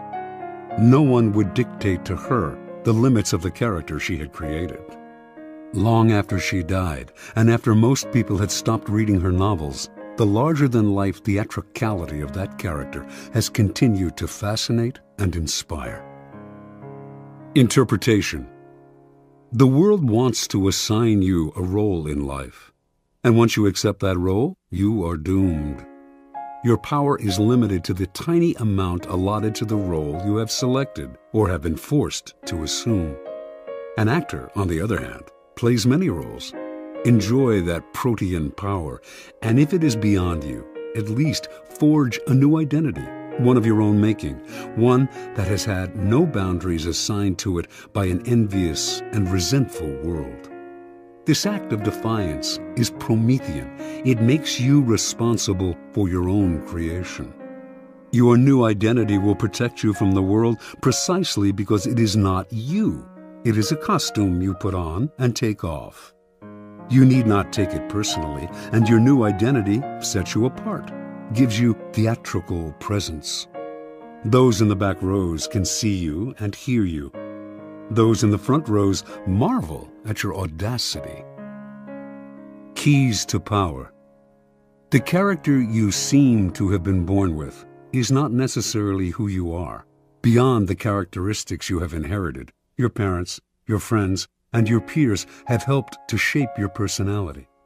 The Promethean task of the powerful is to take control of the process, to stop allowing others that ability to limit and mold them.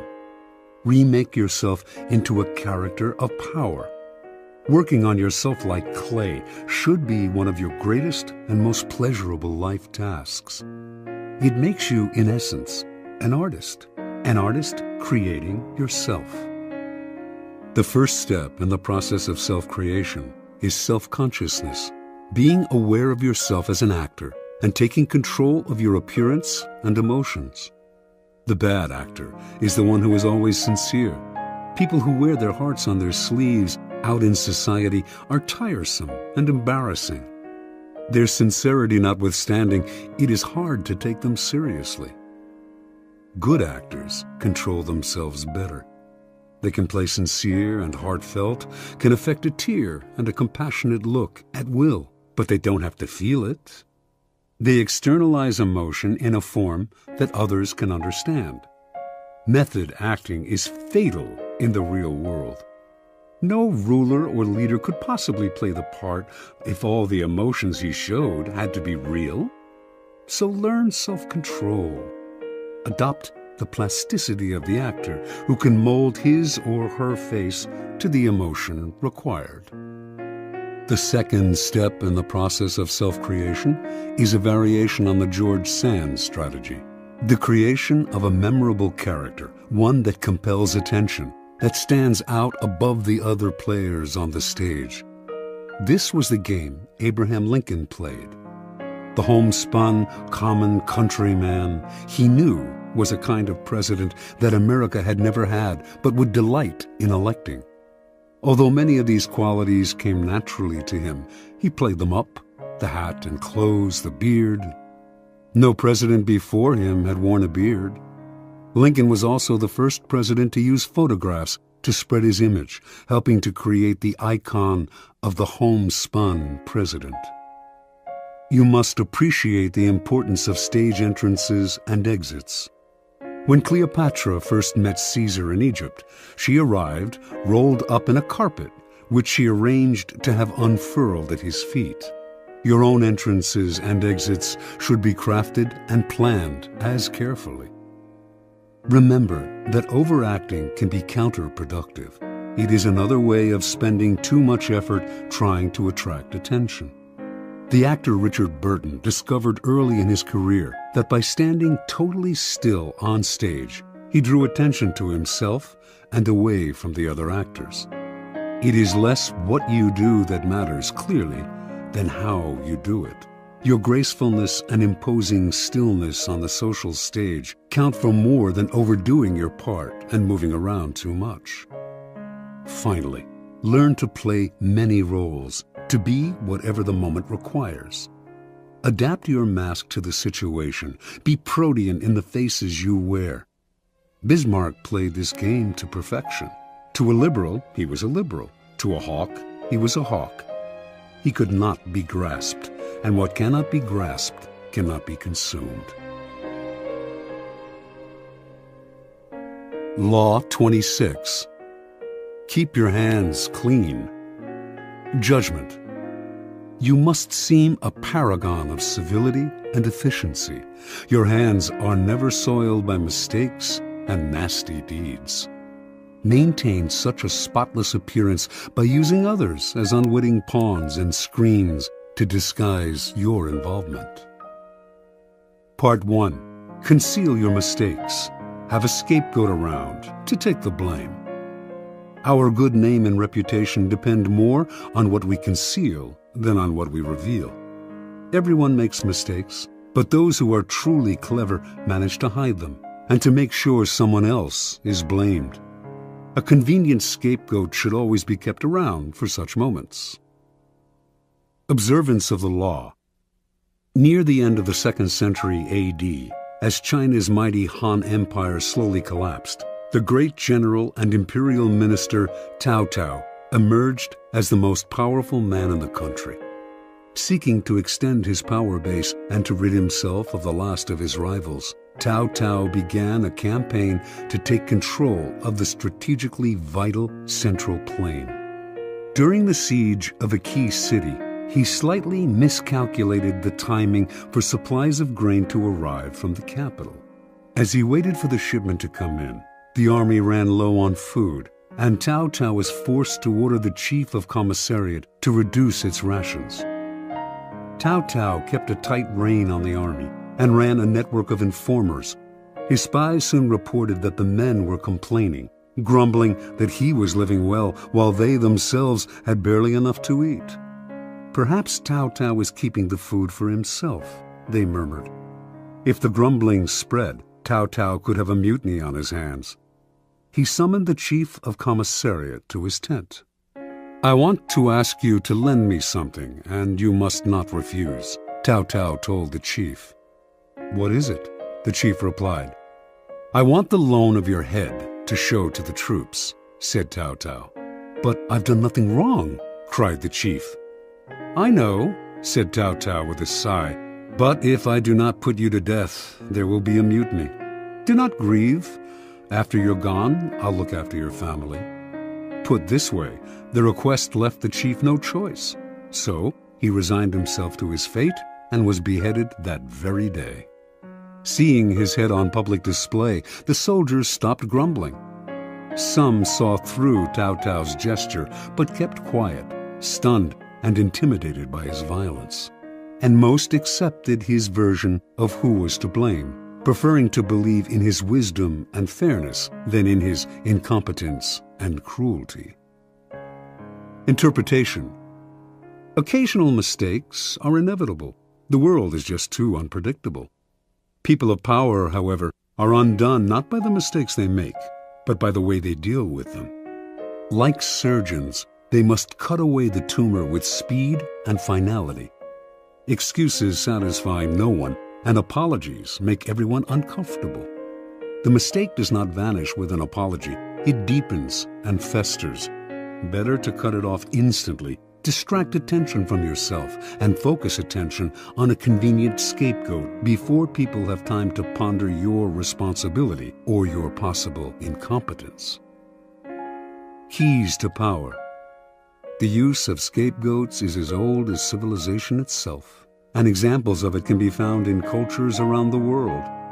The main idea behind these sacrifices is the shifting of guilt and sin to an outside figure, object, animal, or man, which is then banished or destroyed.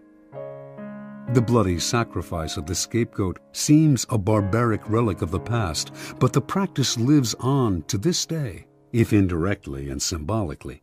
Since power depends on appearances, and those in power must seem never to make mistakes, the use of scapegoats is as popular as ever. What modern leader will take responsibility for his blunders? He searches out others to blame, a scapegoat to sacrifice. When Mao Zedong's Cultural Revolution failed miserably, he made no apologies or excuses to the Chinese people. Instead, like Cao Cao before him, he offered up scapegoats, including his own personal secretary and high-ranking member of the party, Chen Boda. Franklin D. Roosevelt had a reputation for honesty and fairness. Throughout his career, however, he faced many situations in which being the nice guy would have spelled political disaster. Yet he could not be seen as the agent of any foul play. For 20 years then, his secretary, Lewis Howe, handled the backroom deals, the manipulation of the press, the underhanded campaign maneuvers. And whenever a mistake was committed, or a dirty trick contradicting Roosevelt's carefully crafted image became public, Howe served as a scapegoat and never complained. Finally, history has time and again shown the value of using a close associate as a scapegoat. This is known as the fall of the favorite. Most kings had a personal favorite at court, a man whom they singled out, sometimes for no apparent reason, and lavished with favors and attention. But this court favorite could serve as a convenient scapegoat in case of a threat to the king's reputation. The public would readily believe in the scapegoat's guilt. Why would the king sacrifice his favorite unless he were guilty? And the other courtiers, resentful of the favorite anyway, would rejoice at his downfall. The king, meanwhile, would rid himself of a man who by that time had probably learned too much about him, perhaps becoming arrogant and even disdainful of him. Choosing a close associate as a scapegoat has the same value as the fall of the favorite. You may lose a friend or aide, but in the long-term scheme of things, it is more important to hide your mistakes than to hold on to someone who one day will probably turn against you. Besides, you can always find a new favorite to take his place. Part 2. Make use of the cat's paw. In the fable, the monkey grabs the paw of his friend, the cat, and uses it to fish chestnuts out of the fire, thus getting the nuts he craves without hurting himself. If there is something unpleasant or unpopular that needs to be done, it is far too risky for you to do the work yourself. You need a cat's paw, someone who does the dirty, dangerous work for you. The cat's paw grabs what you need, hurts whom you need hurt, and keeps people from noticing that you are the one responsible. Let someone else be the executioner or the bearer of bad news, while you bring only joy and glad tidings.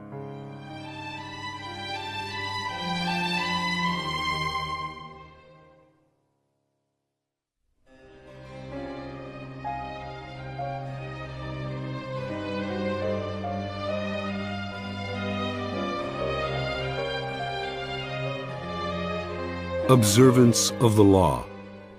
In 59 BC, the future Queen Cleopatra of Egypt, then 10 years old, witnessed the overthrow and banishment of her father, Ptolemy XII, at the hand of his eldest daughters, her own sisters. One of the daughters, Berenice, emerged as the leader of the rebellion, and to ensure that she would now rule Egypt alone, she imprisoned her other sisters and murdered her own husband. This may have been necessary as a practical step to secure her rule, but that a member of the royal family, a queen no less, would so overtly exact such violence on her own family horrified her subjects and stirred up powerful opposition.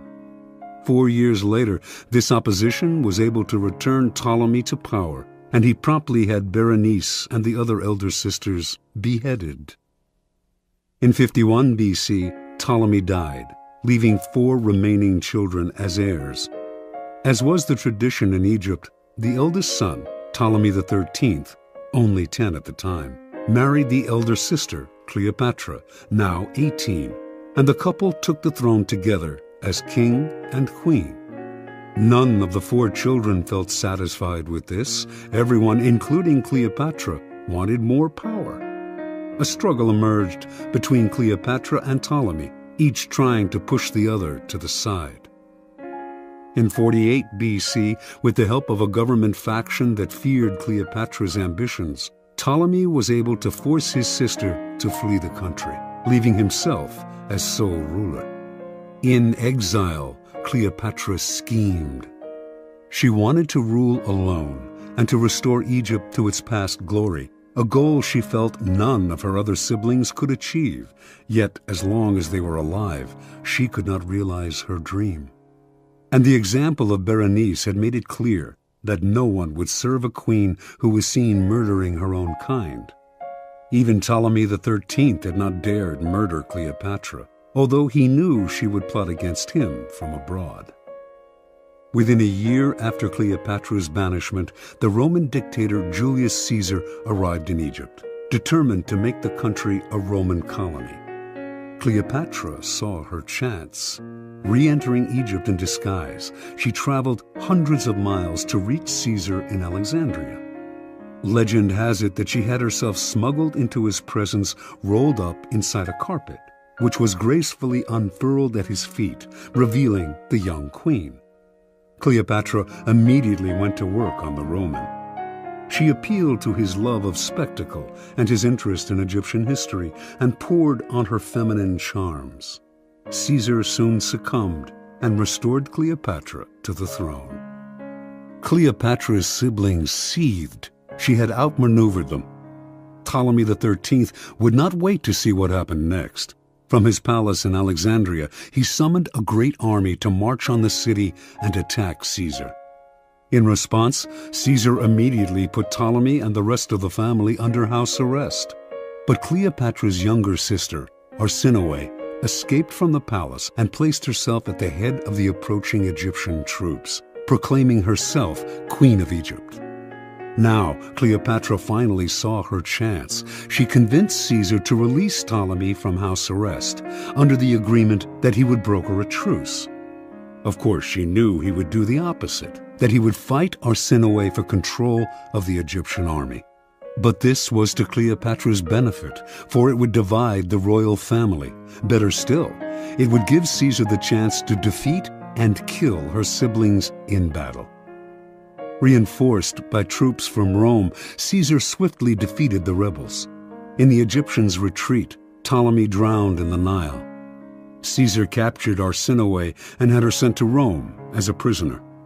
He also executed the numerous enemies who had conspired against Cleopatra and imprisoned others who had opposed her. To reinforce her position as uncontested queen, Cleopatra now married the only sibling left, Ptolemy XIV, only 11 at the time, and the weakest of the lot. 4 years later, Ptolemy mysteriously died of poison. In 41 BC, Cleopatra employed on a second Roman leader, Mark Antony, the same tactic she had used so well on Julius Caesar. After seducing him, she hinted to him that her sister Arsinoe, still a prisoner in Rome, had conspired to destroy him. Mark Antony believed her and promptly had Arsinoe executed, thereby getting rid of the last of the siblings who had posed such a threat to Cleopatra. Interpretation. Legend has it that Cleopatra succeeded through her seductive charms, but in reality, her power came from an ability to get people to do her bidding without realizing they were being manipulated. Caesar and Antony not only rid her of her most dangerous siblings, Ptolemy XIII and Arsinoe, they decimated all of her enemies in both the government and the military. The two men became her cat's paws. They entered the fire for her, did the ugly but necessary work while shielding her from appearing as the destroyer of her siblings and fellow Egyptians. And in the end, both men acquiesced to her desire to rule Egypt not as a Roman colony, but as an independent allied kingdom. And they did all this for her without realizing how she had manipulated them. This was persuasion of the subtlest and most powerful kind. A queen must never dirty her hands with ugly tasks, nor can a king appear in public with blood on his face.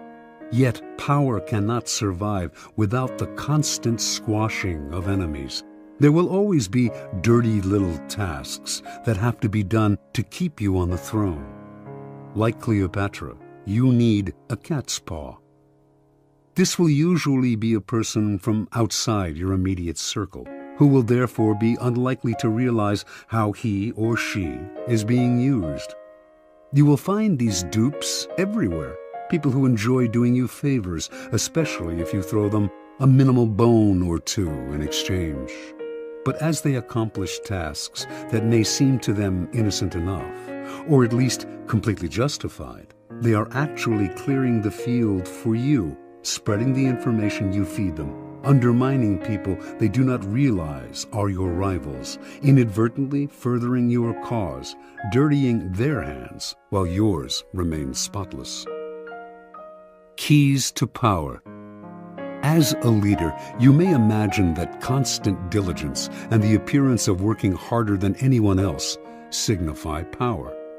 Actually, though, they have the opposite effect. They imply weakness. Why are you working so hard? Perhaps you are incompetent and have to put in extra effort just to keep up. Perhaps you are one of those people who does not know how to delegate and has to meddle in everything. The truly powerful, on the other hand, seem never to be in a hurry or overburdened. While others work their fingers to the bone, they take their leisure. They know how to find the right people to put in the effort while they save their energy and keep their hands out of the fire. Similarly, you may believe that by taking on the dirty work yourself, involving yourself directly in unpleasant actions, you impose your power and instill fear. In fact, you make yourself look ugly and abusive of your high position. Truly powerful people keep their hands clean. Only good things surround them, and the only announcements they make are of glorious achievements.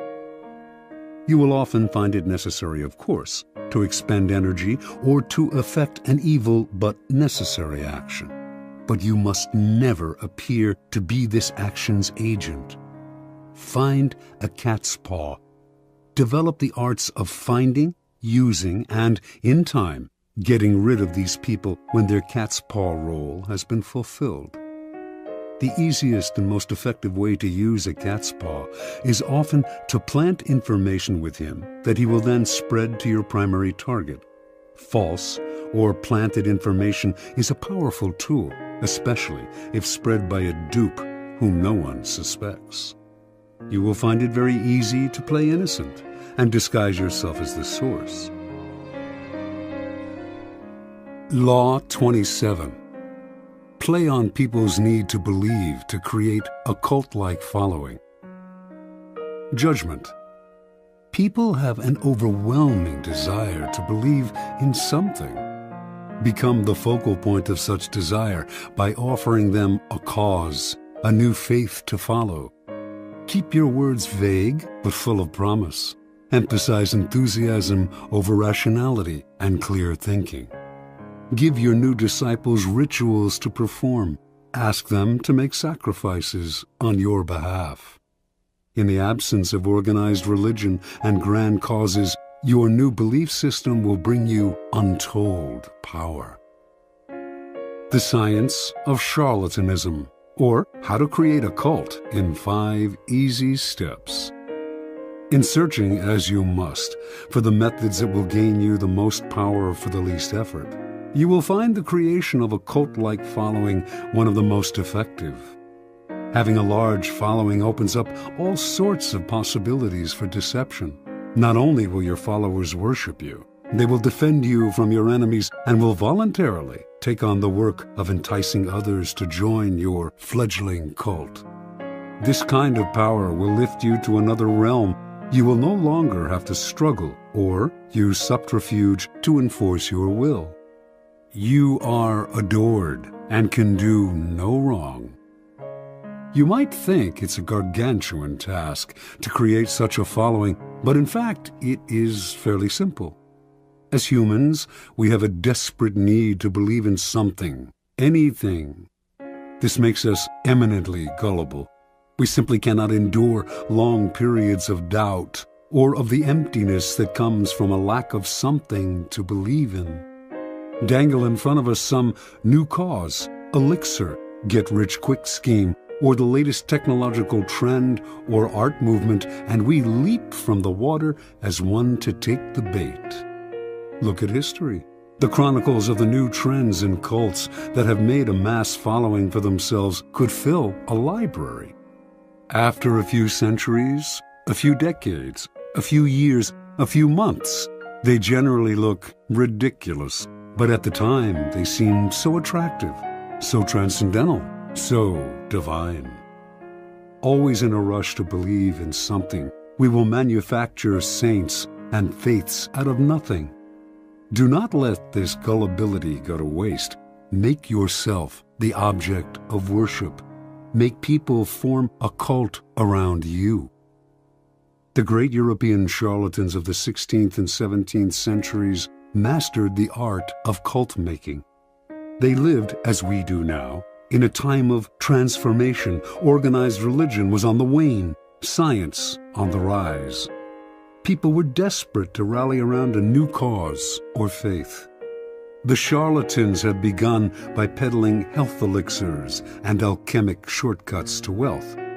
Moving quickly from town to town, they originally focused on small groups until, by accident, they stumbled on a truth of human nature.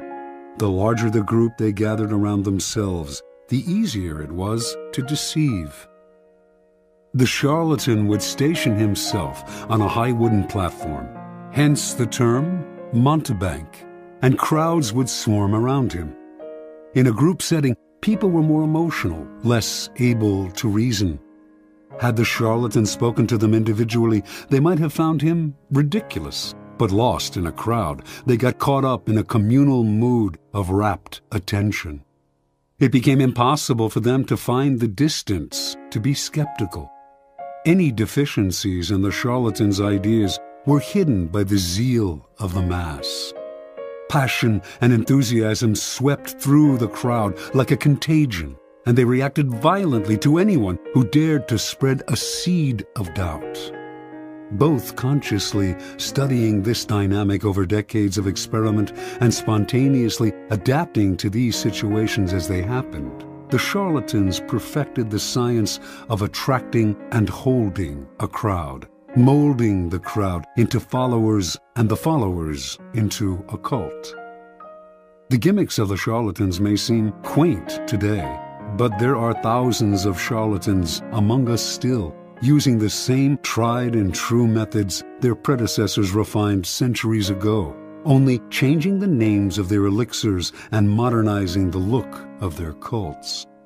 We find these latter-day charlatans in all arenas of life: business, fashion, politics, art. Many of them perhaps are following in the charlatan tradition without having any knowledge of its history.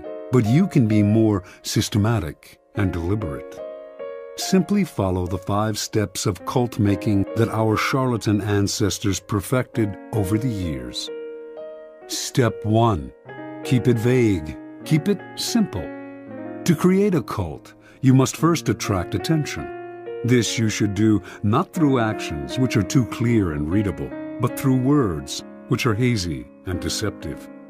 Your initial speeches, conversations, and interviews must include 2 elements. On the one hand, the promise of something great and transformative, and on the other, a total vagueness. This combination will stimulate all kinds of hazy dreams in your listeners, who will make their own connections and see what they want to see. As a corollary to its vagueness, your appeal should also be simple. Most people's problems have complex causes, deep-rooted neurosis, interconnected social factors, roots that go way back in time and are exceedingly hard to unravel. Few, however, have the patience to deal with this. Most people want to hear that a simple solution will cure their problems. The ability to offer this kind of solution will give you great power and build you a following. Step 2. Emphasize the visual and the sensual over the intellectual. Once people have begun to gather around you, 2 dangers will present themselves: boredom and skepticism. Boredom will make people go elsewhere. Skepticism will allow them the distance to think rationally about whatever it is you are offering, blowing away the mist you have artfully created and revealing your ideas for what they are. You need to amuse the bored, then ward off the cynics. The best way to do this is through theater or other devices of its kind. Surround yourself with luxury, dazzle your followers with visual splendor, fill their eyes with spectacle. Not only will this keep them from seeing the ridiculousness of your ideas, the holes in your belief system, it will also attract more attention, more followers. Appeal to all the senses. Use incense for scent, soothing music for hearing, colorful charts and graphs for the eye. You might even tickle the mind, perhaps by using new technological gadgets to give your cult a pseudo-scientific veneer, as long as you do not make anyone really think. Use the exotic, distant cultures, strange customs to create theatrical effects and to make the most banal and ordinary affairs seem signs of something extraordinary. Step 3. Borrow the forms of organized religion to structure the group. Your cult-like following is growing. It is time to organize it. Find a way, both elevating and comforting. Organized religions have long held unquestioned authority for large numbers of people, and continue to do so in our supposedly secular age. And even if the religion itself has faded some, its forms will resonate with power. The lofty and holy associations of organized religion can be endlessly exploited. Create rituals for your followers. Organize them into a hierarchy, ranking them in grades of sanctity, and giving them names and titles that resound with religious overtones. Ask them for sacrifices that will fill your coffers and increase your power. To emphasize your gathering's quasi-religious nature, talk and act like a prophet. You are not a dictator. After all, you are a priest, a guru, a sage, a shaman, or any other word that hides your real power in the mist of religion. Step 4. Disguise your source of income. Your group has grown, and you have structured it in a church-like form. Your coffers are beginning to fill with your followers' money. You must never be seen as hungry for money and the power it brings. It is at this moment that you must disguise the source of your income. Your followers want to believe that if they follow you, all sorts of good things will fall into their lap. By surrounding yourself with luxury, you become living proof of the soundness of your belief system. Never reveal that your wealth actually comes from your followers' pockets. Instead, make it seem to come from the truth of your methods. Followers will copy your each and every move in the belief that it will bring them the same results, and their imitative enthusiasm will blind them to the charlatan nature of your wealth. Step 5. Set up an us versus them dynamic. The group is now large and thriving, a magnet attracting more and more particles. If you are not careful, though, inertia will set in and time and boredom will demagnetize the group. To keep your followers united, you must now do what all religions and belief systems have done. Create an us versus them dynamic. First, make sure your followers believe they are part of an exclusive club, unified by a bond of common goals. Then, to strengthen this bond, manufacture the notion of a devious enemy out to ruin you. There is a force of non-believers that will do anything to stop you. Any outsider who tries to reveal the charlatan nature of your belief system can now be described as a member of this devious force. If you have no enemies, invent one. Given a straw man to react against, your followers will tighten and cohere. They have your cause to believe in and infidels to destroy. Observance of the law. In the year 1653, a 27-year-old Milan man named Francesco Giuseppe Borri claimed to have had a vision. He went around town telling one and all that the Archangel Michael had appeared to him and announced that he had been chosen to be the Capitano Generale of the army of the new Pope, an army that would seize and revitalize the world.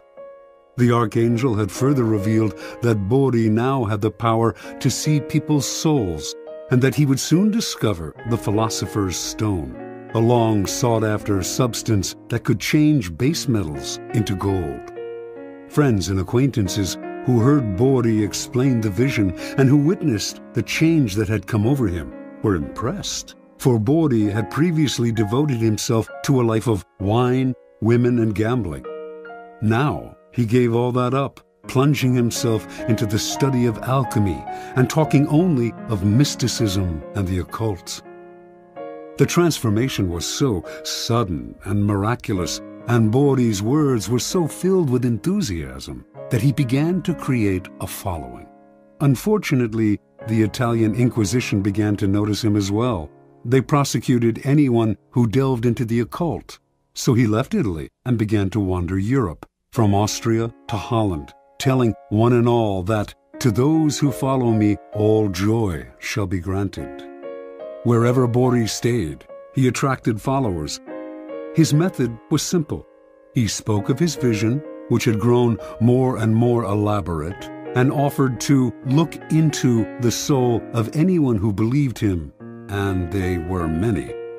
Seemingly in a trance, he would stare at this new follower for several minutes, then claim to have seen the person's soul, degree of enlightenment, and potential for spiritual greatness.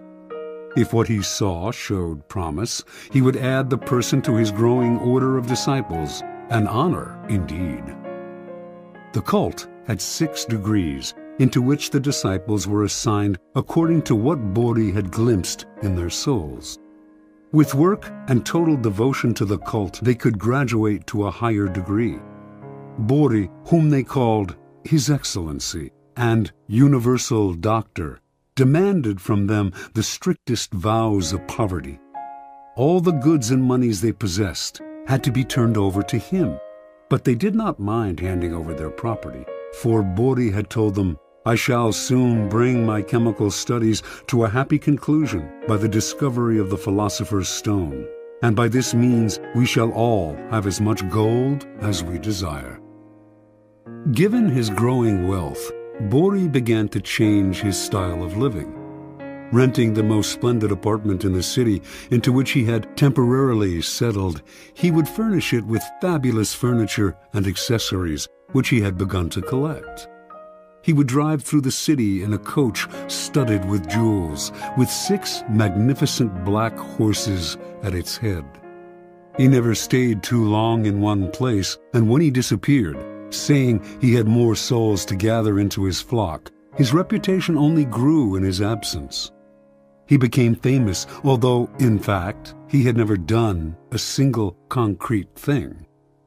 From all over Europe, the blind, the crippled, and the desperate came to visit Bori, for word had spread that he had healing powers. He asked no fee for his services, which only made him seem more marvelous, and indeed some claimed that in this or that city he had performed a miracle cure.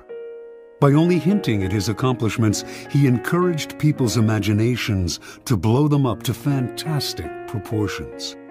His wealth, for example, actually came from the vast sums he was collecting from his increasingly select group of rich disciples. Yet it was presumed that he had, in fact, perfected the philosopher's stone.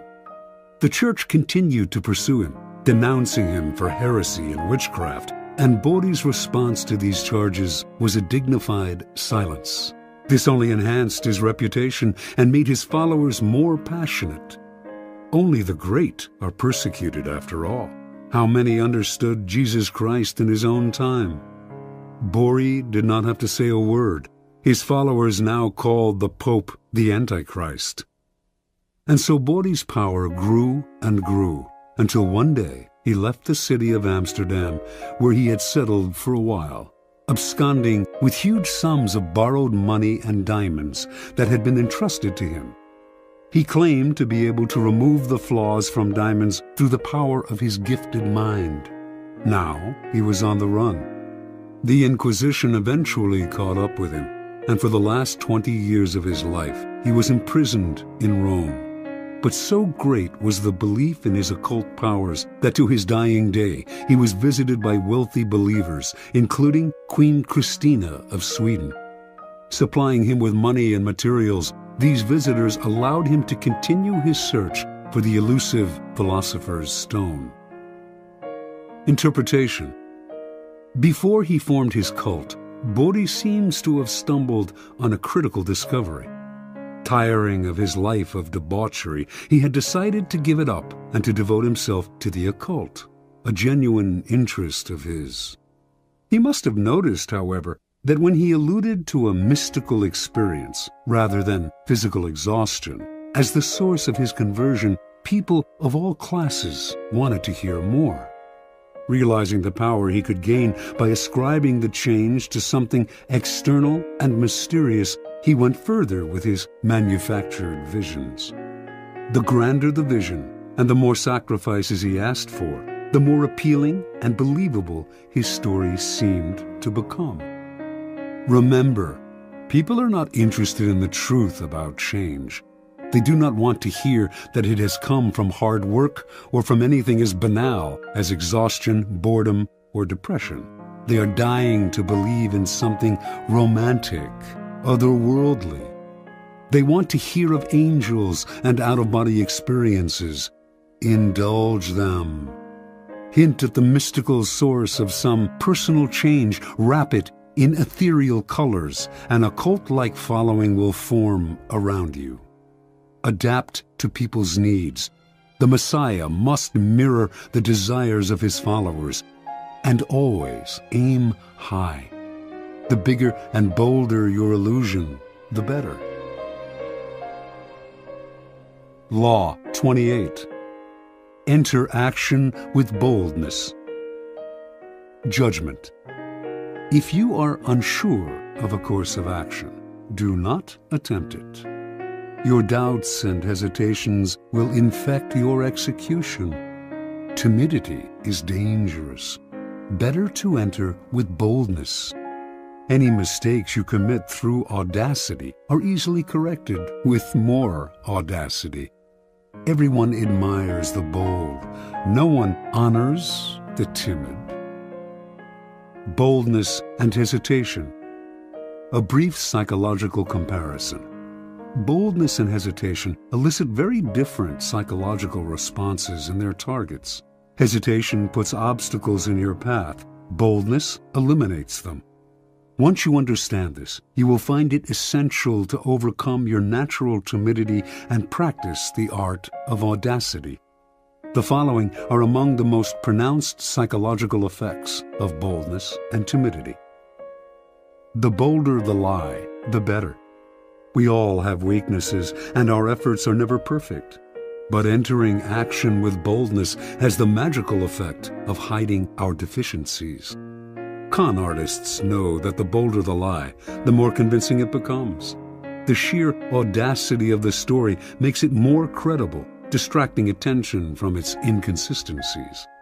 When putting together a con or entering any kind of negotiation, go further than you planned. Ask for the moon, and you will be surprised how often you get it. Lions circle the hesitant prey. People have a sixth sense for the weaknesses of others. If, in a first encounter, you demonstrate your willingness to compromise, back down, and retreat, you bring out the lion even in people who are not necessarily bloodthirsty. Everything depends on perception, and once you are seen as the kind of person who quickly goes on the defensive, who is willing to negotiate and be amenable, you will be pushed around without mercy. Boldness strikes fear. Fear creates authority. The bold move makes you seem larger and more powerful than you are. If it comes suddenly, with the stealth and swiftness of a snake, it inspires that much more fear. By intimidating with a bold move, you establish a precedent. In every subsequent encounter, people will be on the defensive, in terror of your next strike. Going halfway with a half a heart digs the deeper grave. If you enter an action with less than total confidence, you set up obstacles in your own path.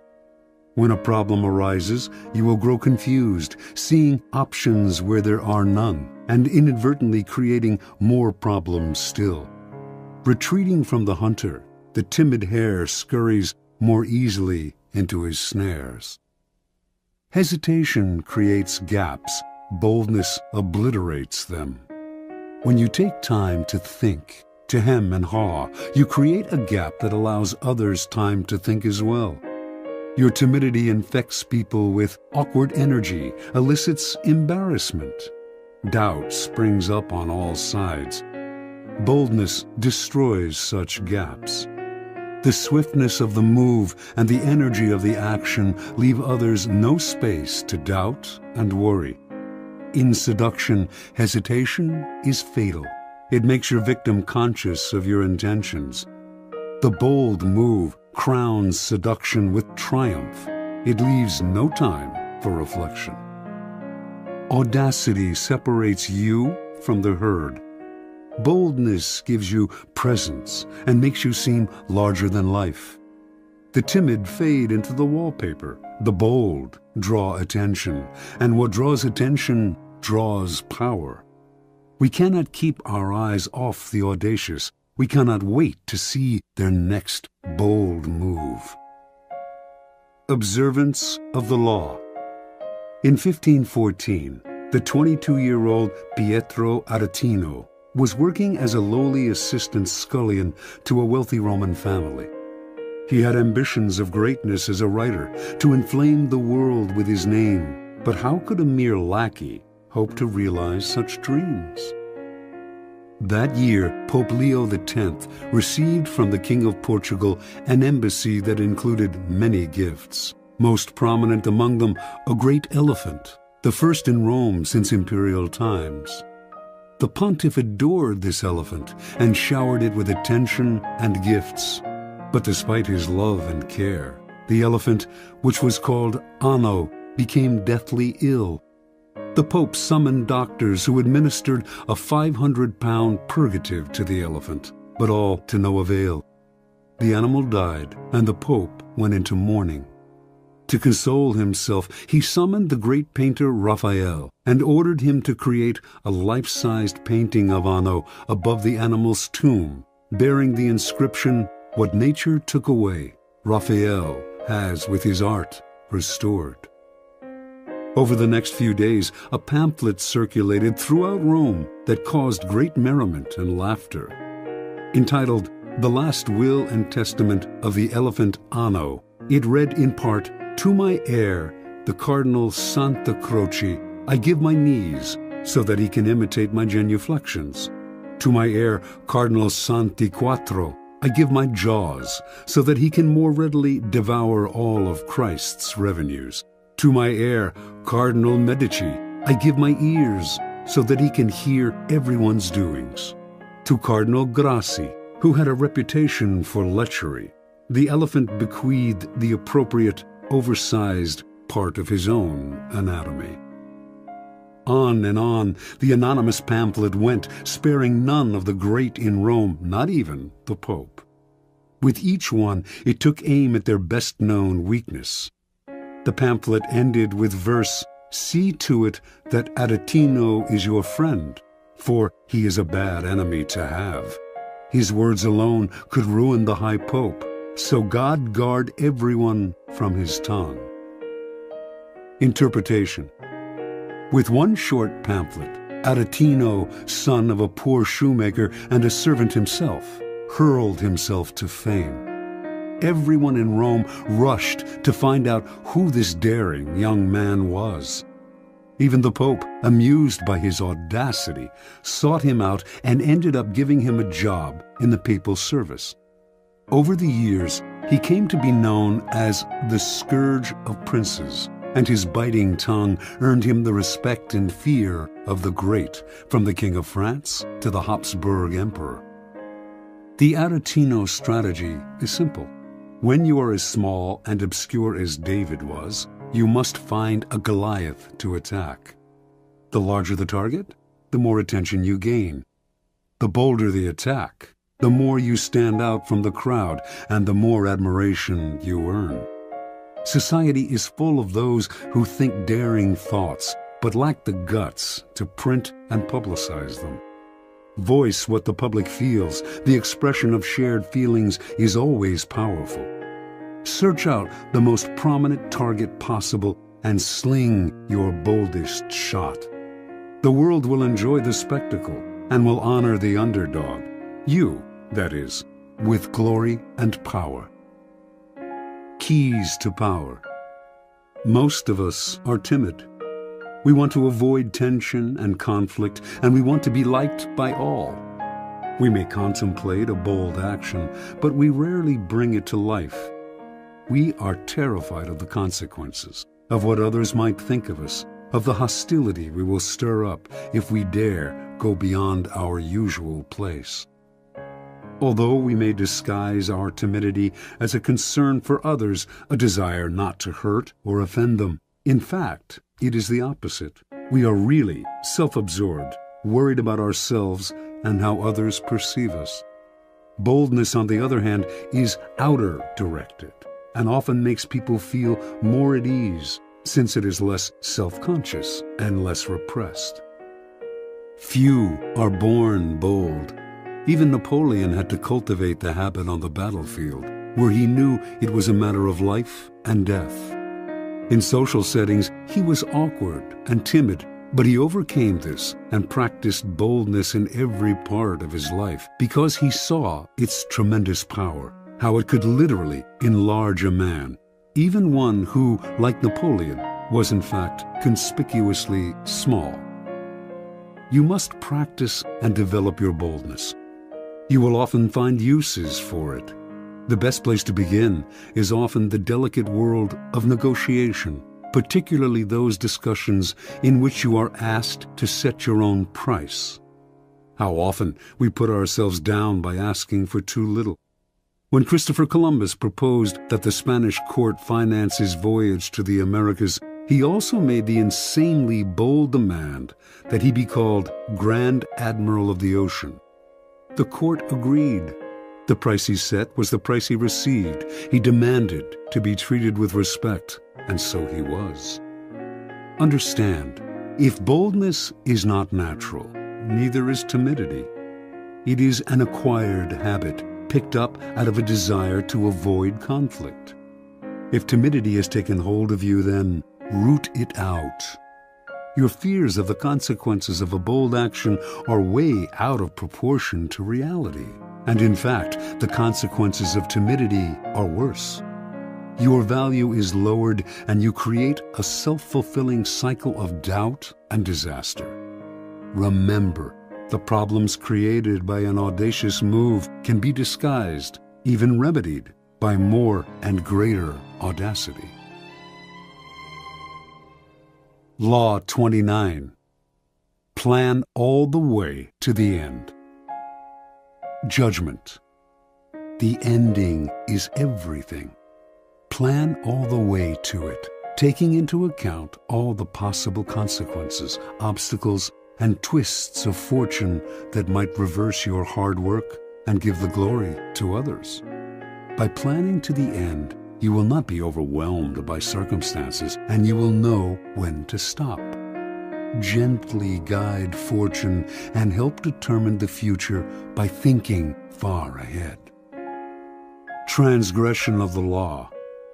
In 1510, a ship set out from the island of Hispaniola, now Haiti and the Dominican Republic, for Venezuela, where it was to rescue a besieged Spanish colony. Several miles out of port, a stowaway climbed out of a provision chest. Vasco Núñez de Balboa, a noble Spaniard who had come to the New World in search of gold, but had fallen into debt and had escaped his creditors by hiding in the chest. Balboa had been obsessed with gold ever since Columbus had returned to Spain from his voyages with tales of a fabulous but as yet undiscovered kingdom called El Dorado. Balboa was one of the first adventurers to come in search of Columbus's land of gold, and he had decided from the beginning that he would be the one to find it through sheer audacity and single-mindedness. Now that he was free of his creditors, nothing would stop him. Unfortunately, the ship's owner, a wealthy jurist named Francisco Fernandez de Incisco, was furious when told of the stowaway, and he ordered that Balboa be left on the first island they came across. Before they found any island, however, Incisco received news that the colony he was to rescue had been abandoned. This was Balboa's chance.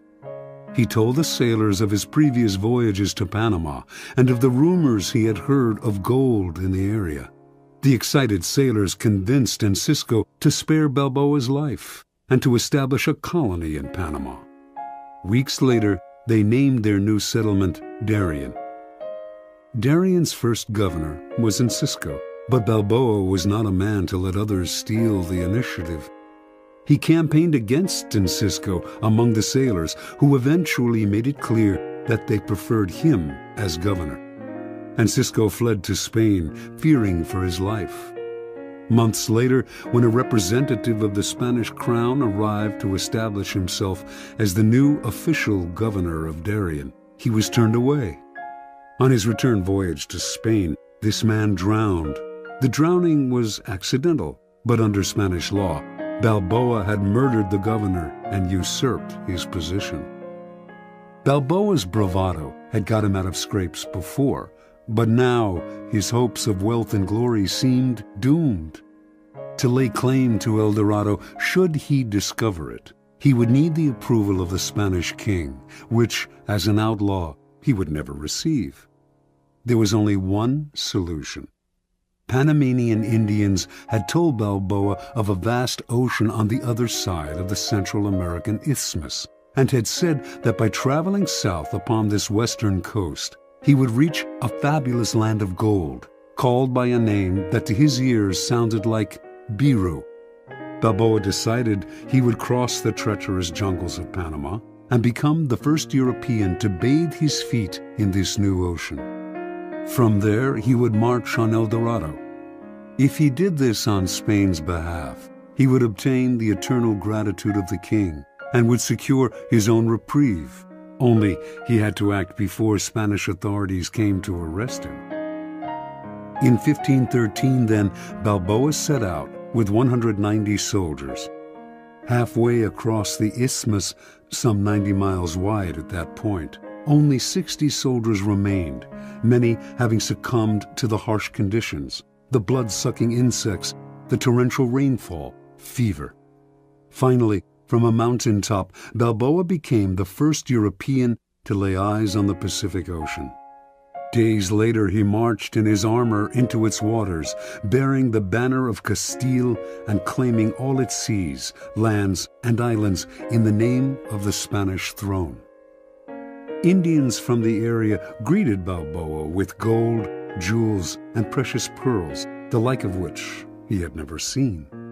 When he asked where these had come from, the Indians pointed south to the land of the Incas. But Balboa had only a few soldiers left.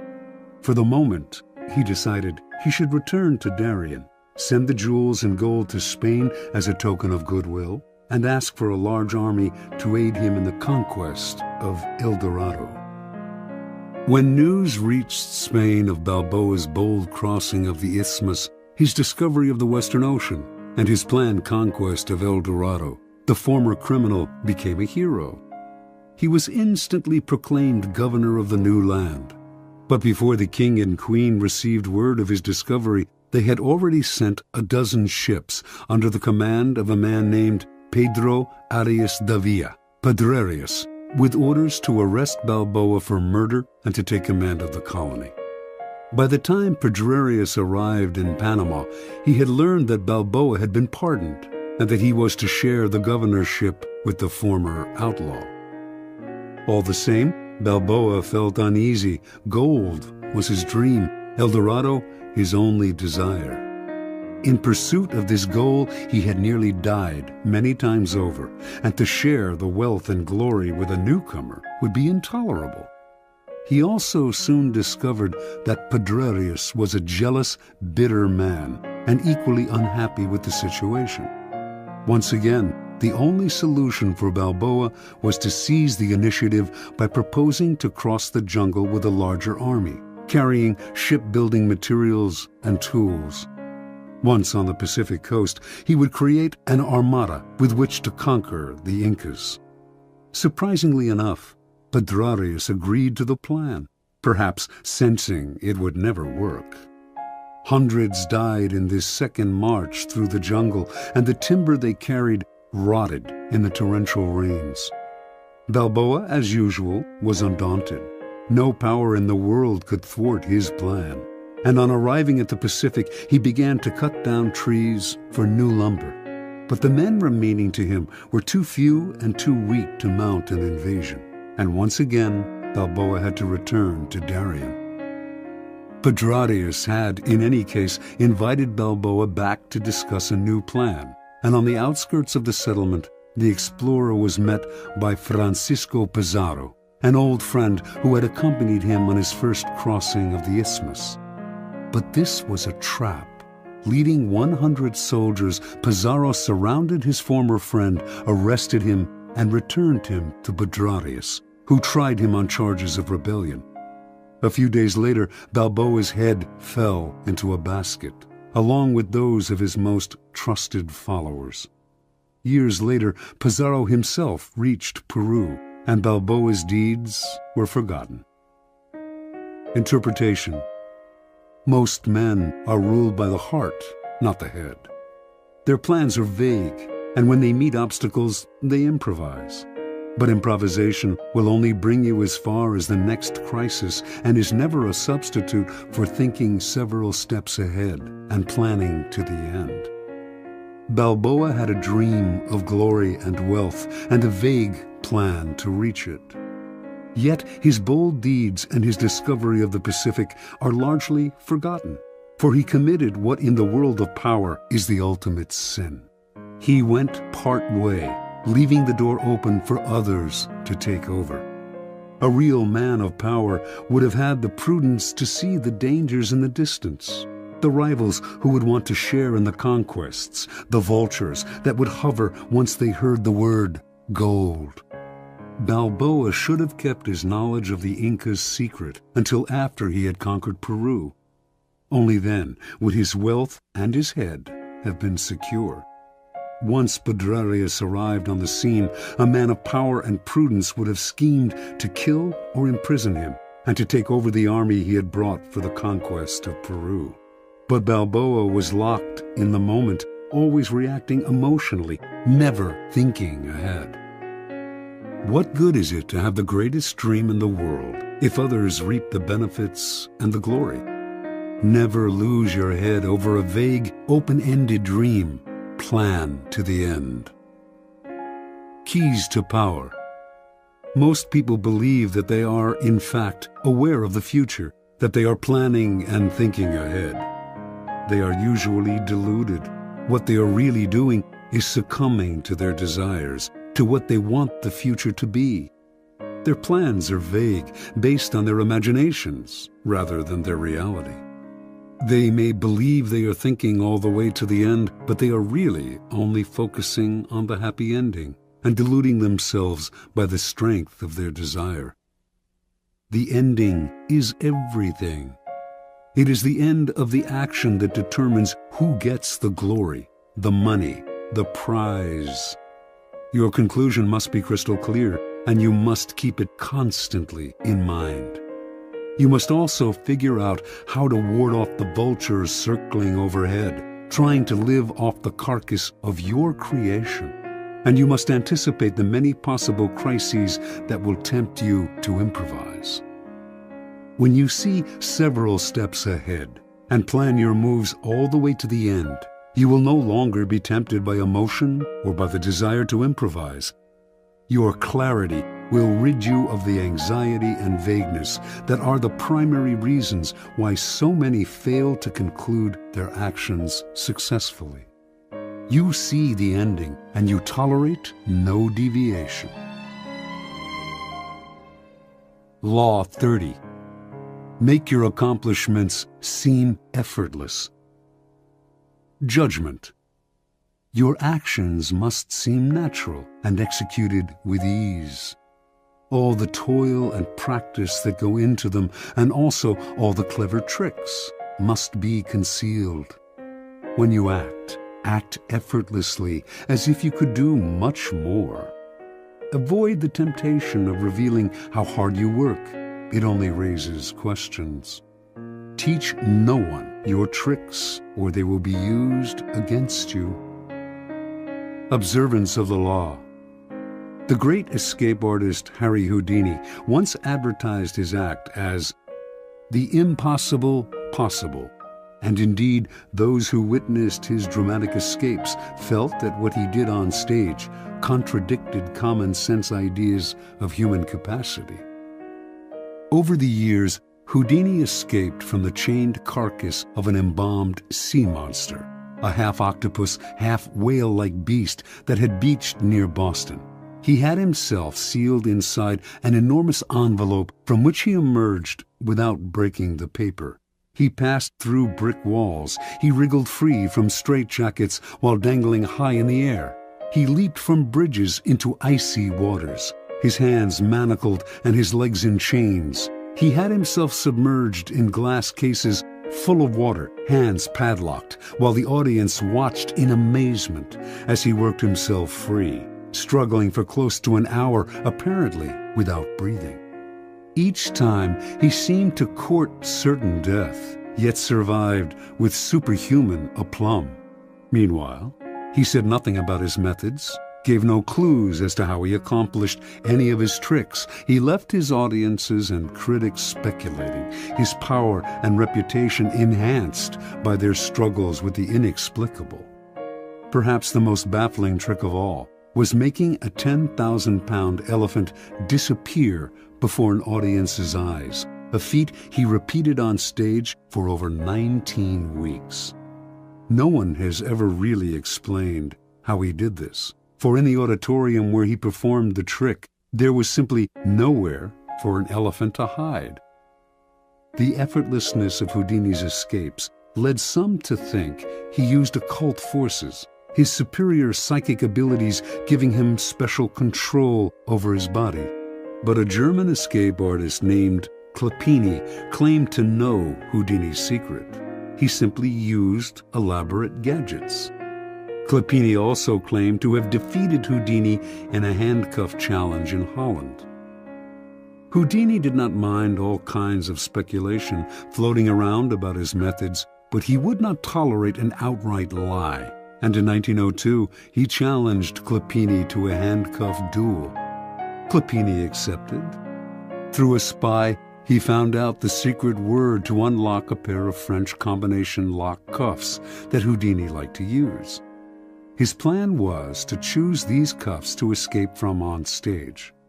This would definitely debunk Houdini. His genius simply lay in his use of mechanical gadgets. On the night of the challenge, just as Clopini had planned, Houdini offered him a choice of cuffs, and he selected the ones with the combination lock. He was even able to disappear with them behind a screen to make a quick test, and re-emerged seconds later, confident of victory. Acting as if he had sensed fraud, Houdini refused to lock Clopini in the cuffs. The two men argued and began to fight, even wrestling with each other on stage. After a few minutes of this, an apparently angry, frustrated Houdini gave up and locked Clopini in the cuffs. For the next few minutes, Clopini strained to get free. Something was wrong. Minutes earlier, he had opened the cuffs behind the screen. Now, the same code no longer worked. He sweated, racking his brain. Hours went by, the audience left, and finally, an exhausted and humiliated Clopini gave up and asked to be released. The cuffs that Clopini himself had opened behind the screen with the word CLEFS, French for keys, now clicked open only with the word FRAUD. Clopini never figured out how Houdini had accomplished this uncanny feat. Interpretation. Although we do not know for certain how Houdini accomplished many of his most ingenious escapes, one thing is clear. It was not the occult or any kind of magic that gave him his powers, but hard work and endless practice, all of which he carefully concealed from the world. Houdini never left anything to chance.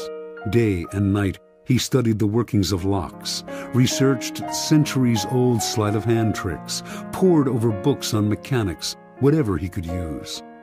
Every moment not spent researching, he spent working his body, keeping himself exceptionally limber, and learning how to control his muscles and his breathing.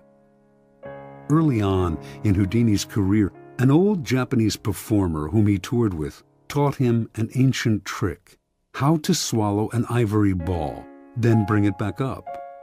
He practiced this endlessly with a small peeled potato tied to a string. Up and down, he would manipulate the potato with his throat muscles until they were strong enough to move it without the string. No one could check the inside of his throat, where he could conceal small tools to help him escape. Even so, Clopini was fundamentally wrong. It was not Houdini's tools, but his practice, work, and research that made his escapes possible. Clopini, in fact, was completely outwitted by Houdini, who set the whole thing up. He let his opponent learn the code to the French cuffs, then baited him into choosing those cuffs on stage. Then, during the two men's tussle, the dexterous Houdini was able to change the code to FRAUD. He had spent weeks practicing this trick, but the audience saw none of the sweat and toil behind the scenes. Nor was Houdini ever nervous. He induced nervousness in others. He deliberately dragged out the time it would take to escape as a way of heightening the drama and making the audience squirm. His escapes from death, always graceful and easy, made him look like a Superman. As a person of power, you must research and practice endlessly before appearing in public, on stage, or anywhere else. Never expose the sweat and labor behind your poise. Some think such exposure will demonstrate their diligence and honesty, but it actually just makes them look weaker, as if anyone who practiced and worked at it could do what they had done, or as if they weren't really up to the job. Keep your effort and your tricks to yourself, and you seem to have the grace and ease of a god. One never sees the source of a god's power revealed. One only sees its effects. Keys to Power. In the Book of the Courtier, published in 1528, Baldassare Castiglione describes the highly elaborate and codified manners of the perfect court citizen. And yet, Castiglione explains the courtier must execute these gestures with what he calls sprezzatura, the capacity to make the difficult seem easy. He urges the courtier to practice in all things a certain nonchalance which conceals all artistry and makes whatever one says or does seem uncontrived and effortless. We all admire the achievement of some unusual feat, but if it is accomplished naturally and gracefully, our admiration increases tenfold. Whereas to labor at what one is doing and to make bones over it shows an extreme lack of grace and causes everything, whatever it's worth, to be discounted. The idea of sprezzatura is relevant to all forms of power, for power depends vitally on appearances and the illusions you create. Your public actions are like artworks. They must have visual appeal, must create anticipation, even entertain. When you reveal the inner workings of your creation, you become just one more mortal among others. What is understandable is not awe-inspiring. We tell ourselves we could do as well if we had the money and time. Avoid the temptation of showing how clever you are. It is far more clever to conceal the mechanisms of your cleverness.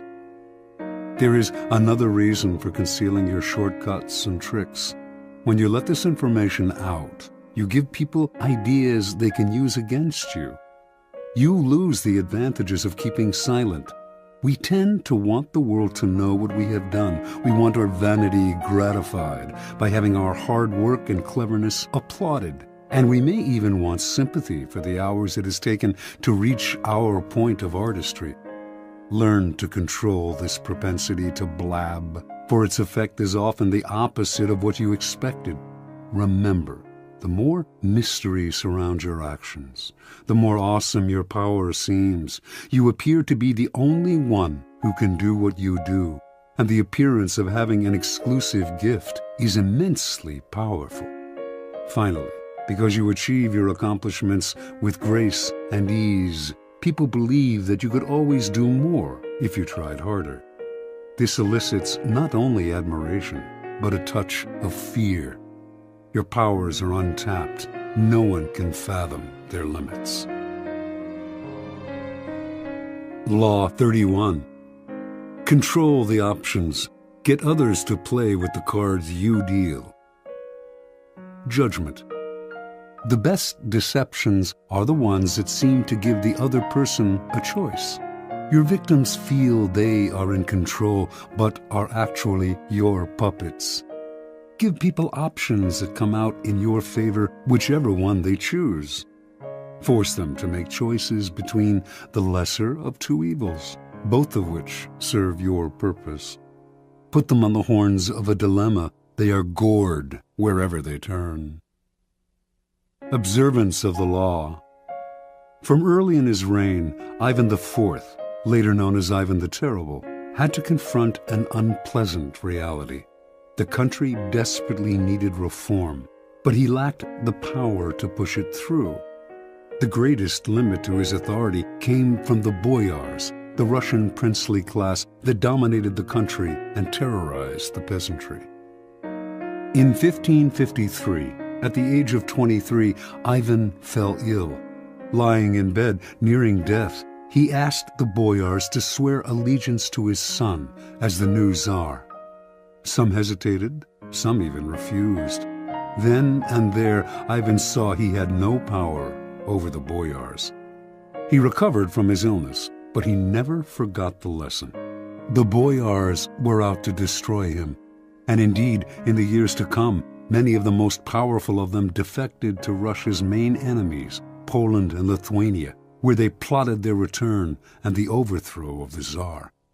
Even one of Ivan's closest friends, Prince Andrei Kurbsky, suddenly turned against him, defecting to Lithuania in 1564 and becoming the strongest of Ivan's enemies. When Kurbsky began raising troops for an invasion, the royal dynasty seemed suddenly more precarious than ever. With emigre nobles fomenting invasion from the west, Tartars bearing down from the east, and the boyars stirring up trouble within the country, Russia's vast size made it a nightmare to defend. In whatever direction Ivan struck, he would leave himself vulnerable on the other side. Only if he had absolute power could he deal with this many-headed hydra, and he had no such power. Ivan brooded until the morning of December 3rd, 1564, when the citizens of Moscow awoke to a strange sight. Hundreds of sleds filled the square before the Kremlin, loaded with the Tsar's treasures and with provisions for the entire court. They watched in disbelief as the Tsar and his court boarded the sleds and left town. Without explaining why, he established himself in a village south of Moscow. For an entire month, a kind of terror gripped the capital, for the Muscovites feared that Ivan had abandoned them to the bloodthirsty boyars. Shops closed up, and riotous mobs gathered daily. Finally, on January 3rd of 1565, a letter arrived from the Tsar explaining that he could no longer bear the boyars' betrayals and had decided to abdicate once and for all. Read aloud in public, the letter had a startling effect. Merchants and commoners blamed the boyars for Ivan's decision and took to the streets, terrifying the nobility with their fury. Soon, a group of delegates representing the church, the princes, and the people made the journey to Ivan's village and begged the Tsar, in the name of the Holy Land of Russia, to return to the throne. Ivan listened, but would not change his mind. After days of hearing their pleas, however, he offered his subjects a choice. Either they grant him absolute powers to govern as he pleased, with no interference from the boyars, or they find a new leader. Faced with a choice between civil war and the acceptance of despotic power, almost every sector of Russian society opted for a strong Tsar, calling for Ivan's return to Moscow and the restoration of law and order. In February, with much celebration, Ivan returned to Moscow. The Russians could no longer complain if he behaved dictatorially. They had given him this power themselves. Interpretation. Withdrawal and disappearance are classic ways of controlling the options. You give people a sense of how things will fall apart without you, and you offer them a choice. I stay away and you suffer the consequences, or I return under circumstances that I dictate. In this method of controlling people's options, they choose the option that gives you power because the alternative is just too unpleasant. You force their hand, but indirectly. They seem to have a choice. Whenever people feel they have a choice, they walk into your trap that much more easily. Keys to power. Words like freedom, options, and choice evoke a power of possibility far beyond the reality of the benefits they entail. When examined closely, the choices we have in the marketplace, in elections, in our jobs, tend to have noticeable limitations. They are often a matter of a choice simply between A and B, with the rest of the alphabet out of the picture. Yet, as long as the faintest mirage of choice flickers on, we rarely focus on the missing options. We choose to believe that the game is fair and that we have our freedom. We prefer not to think too much about the depth of our liberty to choose. This supplies the clever and cunning with enormous opportunities for deception. For people who are choosing between alternatives find it hard to believe they are being manipulated or deceived. They cannot see that you are allowing them a small amount of free will in exchange for a much more powerful imposition of your own will. Setting up a narrow range of choices, then, should always be a part of your deceptions. There is a saying, if you can get the bird to walk into the cage on its own, it will sing that much more prettily. The following are among the most common forms of controlling the options. Color the choices. This was a favored technique of Henry Kissinger. As President Nixon's Secretary of State, Kissinger considered himself better informed than his boss and believed that in most situations, he could make the best decision on his own. But if he tried to determine policy, he would offend, or perhaps enrage, a notoriously insecure man. So Kissinger would propose 3 or 4 choices of action for each situation and would present them in such a way that the one he preferred always seemed the best solution compared to the others. Time after time, Nixon fell for the bait, never suspecting that he was moving where Kissinger pushed him. This is an excellent device to use on the insecure master. Force the resistor. This is a good technique to use on children and other willful people who enjoy doing the opposite of what you ask them to. Push them to choose what you want them to do by appearing to advocate the opposite. Alter the playing field. In the 1860s, John D. Rockefeller set out to create an oil monopoly. If he tried to buy up the smaller oil companies, they would figure out what he was doing and fight back.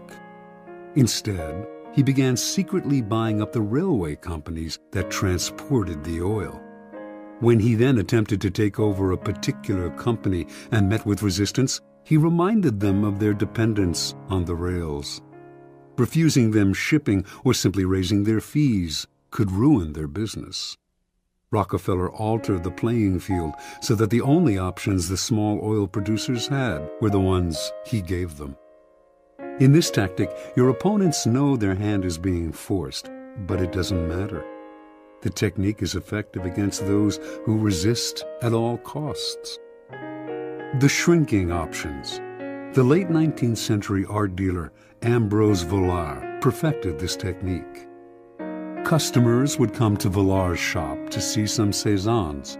He would show 3 paintings, neglect to mention a price, and pretend to doze off. The visitors would have to leave without deciding. They would usually come back the next day to see the paintings again, but this time, Vollard would pull out less interesting works, pretending he thought they were the same ones. The baffled customers would look at the new offerings, leave to think them over, and return yet again. Once again, the same thing would happen. Vollard would show paintings of lesser quality still.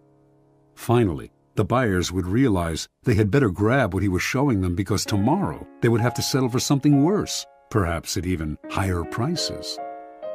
A variation on this technique is to raise the price every time the buyer hesitates and another day goes by. This is an excellent negotiating ploy to use on the chronically indecisive who will fall for the idea that they are getting a better deal today than if they wait till tomorrow. The weak man on the precipice. The weak are the easiest to maneuver by controlling their options. Cardinal de Retz, the great 17th century provocateur, served as an unofficial assistant to the Duke of Orleans, who was notoriously indecisive. It was a constant struggle to convince the Duke to take action. He would hem and haw, weigh the options, and wait until the last moment, giving everyone around him an ulcer. But Retz discovered a way to handle him. He would describe all sorts of dangers, exaggerating them as much as possible until the Duke saw a yawning abyss in every direction except one, the one Retz was pushing him to take. This tactic is similar to color the choices, but with the weak, you have to be more aggressive. Work on their emotions, use fear and terror to propel them into action. Try reason, and they will always find a way to procrastinate. The horns of a dilemma. This idea was demonstrated by General William Sherman's infamous march through Georgia during the American Civil War. Although the Confederates knew what direction Sherman was heading in, they never knew if he would attack from the left or the right, for he divided his army into two wings, and if the rebels retreated from one wing, they found themselves facing the other. This is a classic trial lawyer's technique. The lawyer leads the witness to decide between two possible explanations of an event, both of which poke a hole in their story. They have to answer the lawyer's questions, but whatever they say, they hurt themselves. The key to this move is to strike quickly, deny the victim the time to think of an escape. As they wriggle between the horns of the dilemma, they dig their own grave. Understand, in your struggles with your rivals, it will often be necessary for you to hurt them. And if you are clearly the agent of their punishment, expect a counterattack. Expect revenge. If, however, they seem to themselves to be the agents of their own misfortune, they will submit quietly. When Ivan left Moscow for his rural village, the citizens asking him to return agreed to his demand for absolute power. Over the years to come, they resented him less for the terror he unleashed on the country because, after all, they had granted him his power themselves. This is why it is always good to allow your victims their choice of poison and to cloak your involvement in providing it to them as far as possible.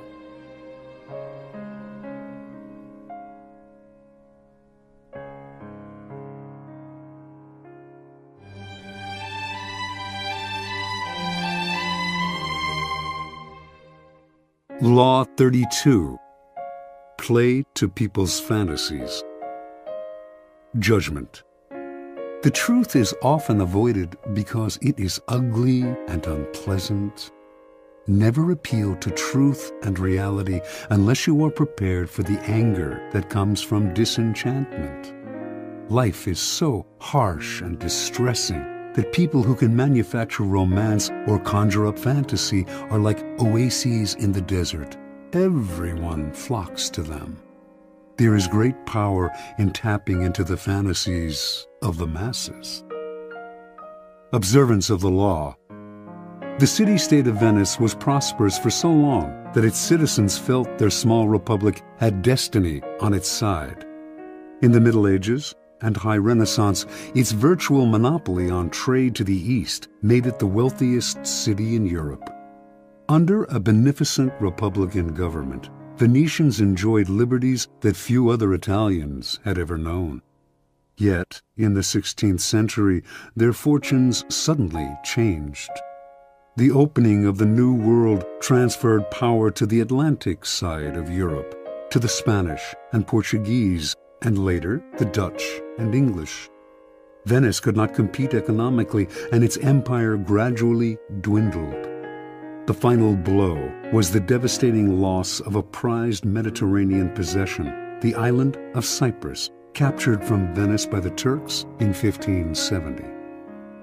Now, noble families went broke in Venice, and banks began to fold. A kind of gloom and desperation settled over the citizens.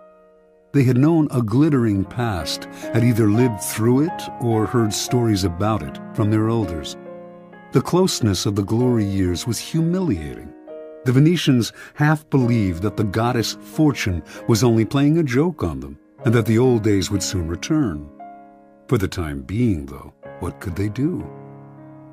In 1589, rumors began to swirl around Venice of the arrival not far away of a mysterious man called Il Bragadino, a master of alchemy, a man who had won incredible wealth through his ability, it was said, to multiply gold through the use of a secret substance. The rumors spread quickly because a few years earlier, a Venetian nobleman passing through Poland had heard a learned man prophesy that Venice would recover her past glory and power if she could find a man who understood the alchemic art of manufacturing gold. And so, as word reached Venice of the gold this Bragadino possessed, he clinked gold coins continuously in his hands, and golden objects filled his palace. Some began to dream. Through him, their city would prosper again. Members of Venice's most important noble families accordingly went together to Brescia, where Bragadino lived. They toured his palace and watched in awe as he demonstrated his gold-making abilities, taking a pinch of seemingly worthless minerals and transforming it into several ounces of gold dust. The Venetian Senate prepared to debate the idea of extending an official invitation to Bragadino to stay in Venice at the city's expense, when word suddenly reached them that they were competing with the Duke of Mantua for his services. They heard of a magnificent party in Bragadino's palace for the Duke, featuring garments with golden buttons, gold watches, gold plates, and on and on. Worried they might lose Bragadino to Mantua, the Senate voted almost unanimously to invite him to Venice, promising him the mountain of money he would need to continue living in his luxurious style, but only if he came right away. Late that year, the mysterious Bragadino arrived in Venice. With his piercing dark eyes under thick brows and the two enormous black mastiffs that accompanied him everywhere, he was forbidding and impressive. He took up residence in a sumptuous palace on the island of Giudecca, with the Republic funding his banquets, his expensive clothes, and all his other whims. A kind of alchemy fever spread through Venice. On street corners, hawkers would sell coal, distilling apparatus, bellows, how-to books on the subject. Everyone began to practice alchemy. Everyone except Bragadino. The alchemist seemed to be in no hurry to begin manufacturing the gold that would save Venice from ruin. Strangely enough, this only increased his popularity and following. People thronged from all over Europe, even Asia, to meet this remarkable man. Months went by, with gifts pouring in to Bragadino from all sides. Still, he gave no sign of the miracle that the Venetians confidently expected him to produce. Eventually, the citizens began to grow impatient, wondering if he would wait forever. At first, the senators warned them not to hurry him. He was a capricious devil who needed to be cajoled. Finally, though, the nobility began to wonder too, and the Senate came under pressure to show a return on the city's ballooning investment. Bragadino had only scorn for the doubters, but he responded to them. He had, he said, already deposited in the city's mint the mysterious substance with which he multiplied gold. He could use this substance up all at once and produce double the gold, but the more slowly the process took place, the more it would yield. If left alone for 7 years, sealed in a casket, the substance would multiply the gold in the mint 30 times over. Most of the senators agreed to wait to reap the gold mine Bragadino promised. Others, however, were angry. 7 more years of this man living royally at the public trough? And many of the common citizens of Venice echoed these sentiments. Finally, the alchemist's enemies demanded he produce a proof of his skills, a substantial amount of gold, and soon. Lofty, apparently devoted to his art, Bragadino responded that Venice, in its impatience, had betrayed him and would therefore lose his services.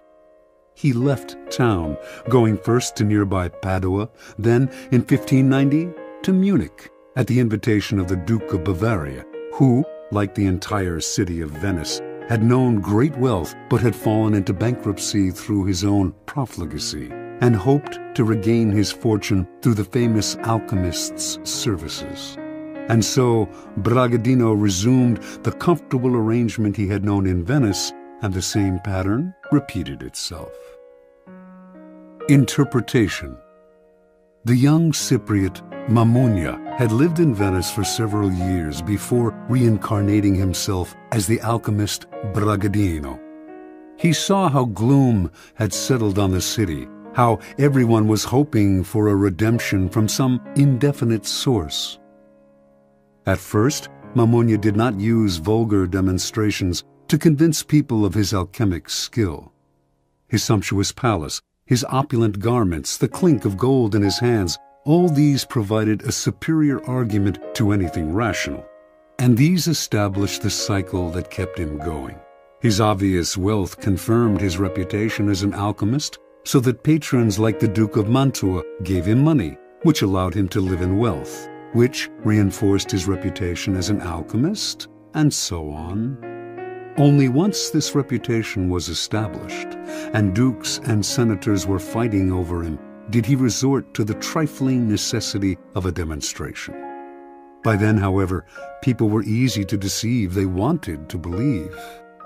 The Venetian senators who watched him multiply gold wanted to believe so badly that they failed to notice the glass pipe up his sleeve from which he slipped gold dust into his pinches of minerals. Brilliant and capricious, he was the alchemist of their fantasies, and once he had created an aura like this, no one noticed his simple deceptions. People rarely believe that their problems arise from their own misdeeds and stupidity.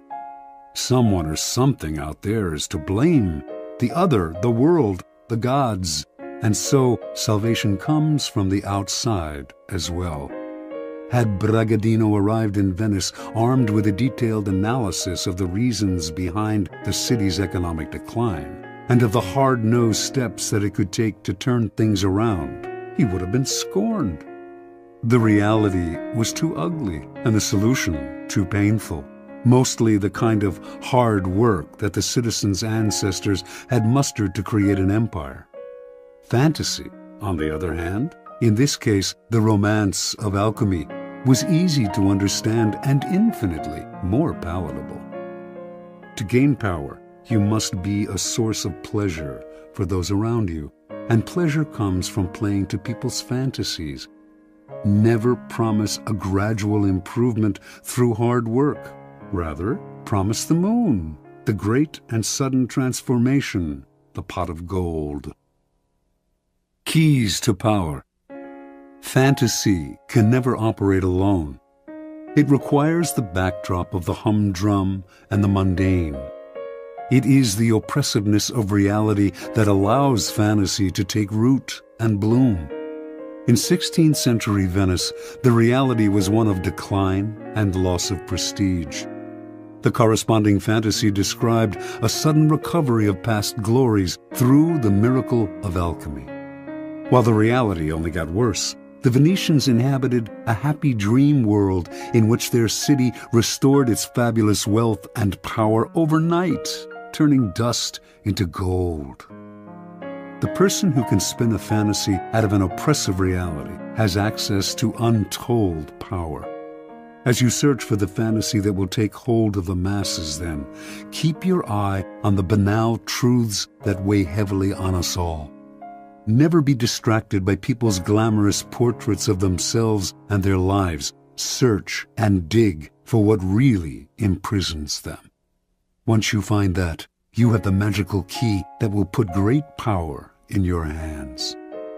Remember, the key to fantasy is distance. The distant has allure and promise, seems simple and problem-free. What are you offering then should be ungraspable. Never let it become oppressively familiar. It is the mirage in the distance, withdrawing as the sucker approaches. Never be too direct in describing the fantasy. Keep it vague. As a forger of fantasies, let your victim come close enough to see and be tempted, but keep him far away enough that he stays dreaming and desiring. Law 33. Discover each man's thumbscrew. Judgment. Everyone has a weakness, a gap in the castle wall. That weakness is usually an insecurity, an uncontrollable emotion or need. It can also be a small secret pleasure. Either way, once found, it is a thumbscrew you can turn to your advantage. Finding the thumbscrew, a strategic plan of action. We all have resistances. We live with a perpetual armor around ourselves to defend against change and the intrusive actions of friends and rivals. We would like nothing more than to be left to do things our own way. Constantly butting up against these resistances will cost you a lot of energy. One of the most important things to realize about people, though, is that they all have a weakness, some part of their psychological armor that will not resist, that will bend to your will if you find it and push on it. Some people wear their weaknesses openly, others disguise them. Those who disguise them are often the ones most effectively undone through that one chink in their armor.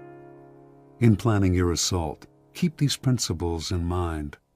Pay attention to gestures and unconscious signals. As Sigmund Freud remarked, no mortal can keep a secret. If his lips are silent, he chatters with his fingertips. Betrayal oozes out of him at every pore. This is a critical concept in the search for a person's weakness. It is revealed by seemingly unimportant gestures and passing words. The key is not only what you look for, but where and how you look. Everyday conversation supplies the richest mine of weaknesses, so train yourself to listen. Start by always seeming interested. The appearance of a sympathetic ear will spur anyone to talk. A clever trick, often used by the 19th century French statesman Talleyrand, is to appear to open up to the other person, to share a secret with them. It can be completely made up, or it can be real, but of no great importance to you. The important thing is that it should seem to come from the heart. This will usually elicit a response that is not only as frank as yours, but more genuine. A response that reveals a weakness. If you suspect that someone has a particular soft spot, probe for it indirectly. If, for instance, you sense that a man has a need to be loved, openly flatter him. If he laps up your compliments, no matter how obvious, you are on the right track. Train your eye for details, how someone tips a waiter, what delights a person, the hidden messages in clothes. Find people's idols, the things they worship and will do anything to get. Perhaps you can be the supplier of their fantasies. Find the helpless child. Most weaknesses begin in childhood, before the self builds up compensatory defenses. Perhaps the child was pampered or indulged in a particular area, or perhaps a certain emotional need went unfulfilled.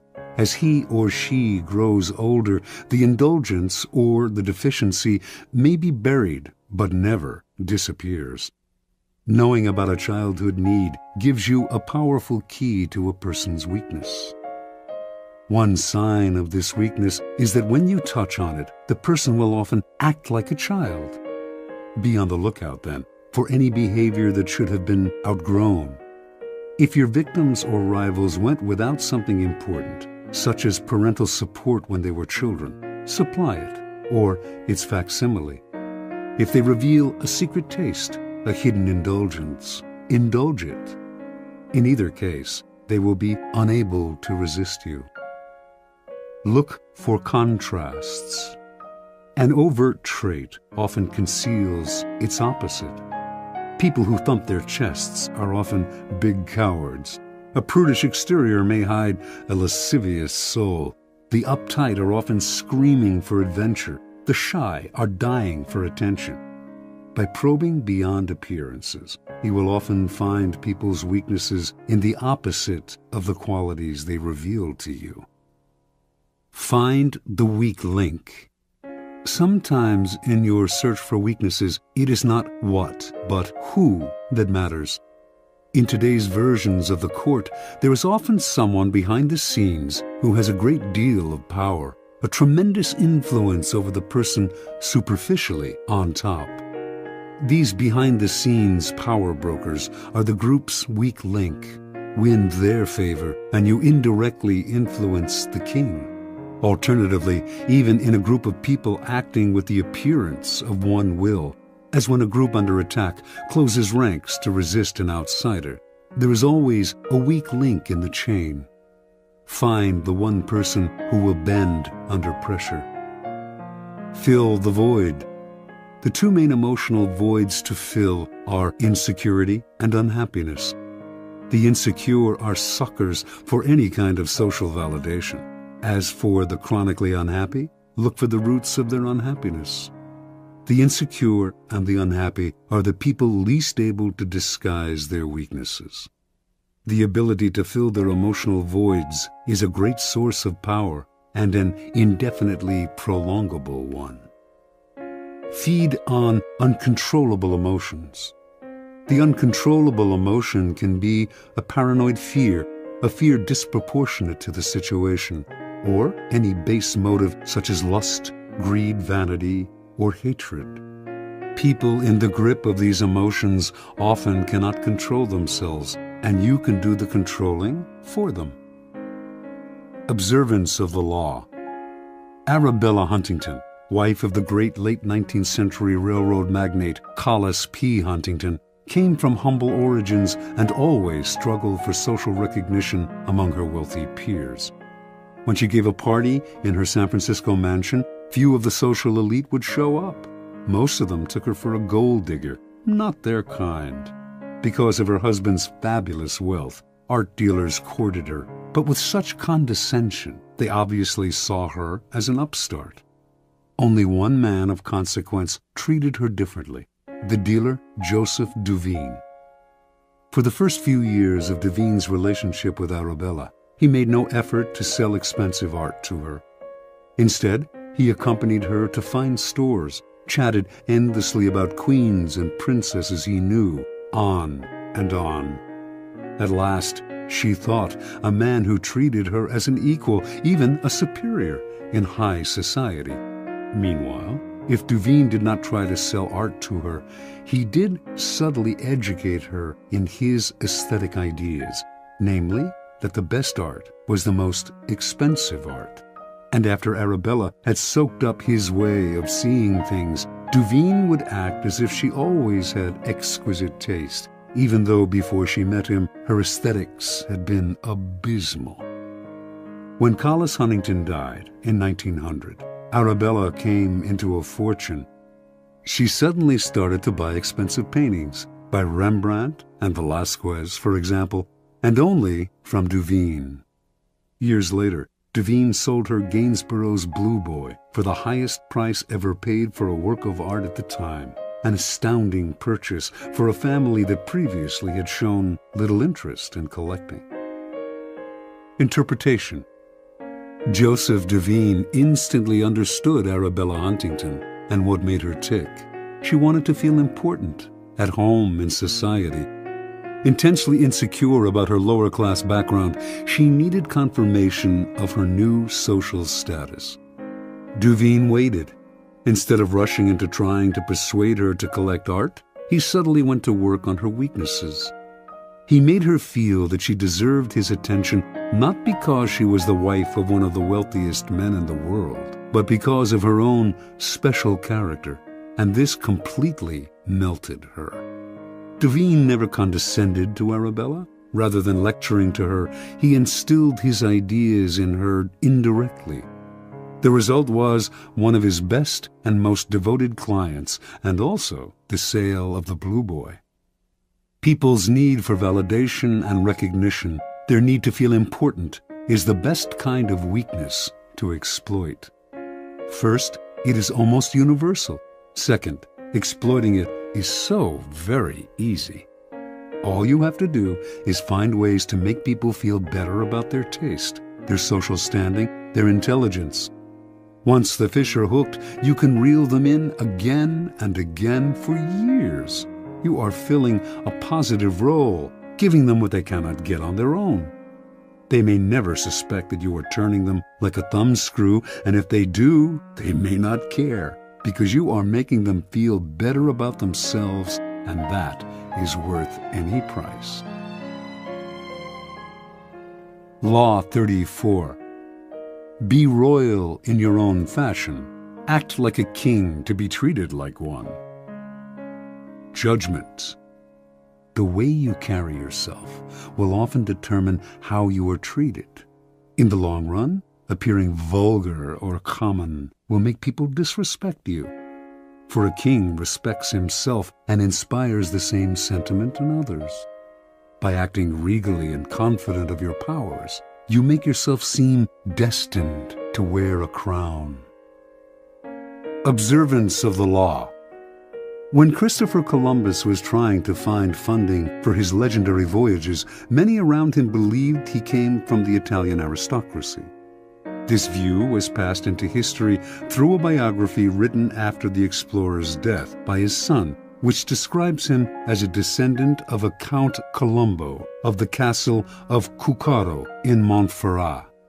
Colombo, in turn, was said to be descended from the legendary Roman general Colonius, and two of his first cousins were supposedly direct descendants of an emperor of Constantinople. An illustrious background indeed. But it was nothing more than illustrious fantasy, for Columbus was actually the son of Domenico Colombo, a humble weaver who had opened a wine shop when Christopher was a young man, and who then made his living by selling cheese. Columbus himself had created the myth of his noble background, because from early on he felt that destiny had singled him out for great things, and that he had a kind of royalty in his blood. Accordingly, he acted as if he were indeed descended from noble stock. After an uneventful career as a merchant on a commercial vessel, Columbus, originally from Genoa, settled in Lisbon. Using the fabricated story of his noble background, he married into an established Lisbon family that had excellent connections with Portuguese royalty. Through his in-laws, Columbus finagled a meeting with the King of Portugal, João II, whom he petitioned to finance a westward voyage aimed at discovering a shorter route to Asia. In return for announcing that any discoveries he achieved would be made in the king's name, Columbus wanted a series of rights: the title Grand Admiral of the Ocean Sea, the office of Viceroy over any lands he found, and 10% of the future commerce with such lands. All of these were to be hereditary and for all time. Columbus made these demands even though he had previously been a mere merchant. He knew almost nothing about navigation. He could not work a quadrant, and he had never led a group of men. In short, he had absolutely no qualifications for the journey he proposed. Furthermore, his petition included no details as to how he would accomplish his plans, just vague promises. When Columbus finished his pitch, João II smiled. He politely declined the offer, but left the door open for the future. Here Columbus must have noticed something he would never forget. Even as the king turned down the sailors' demands, he treated them as legitimate. He neither laughed at Columbus nor questioned his background and credentials. In fact, the king was impressed by the boldness of Columbus's requests, and clearly felt comfortable in the company of a man who acted so confidently. The meeting must have convinced Columbus that his instincts were correct.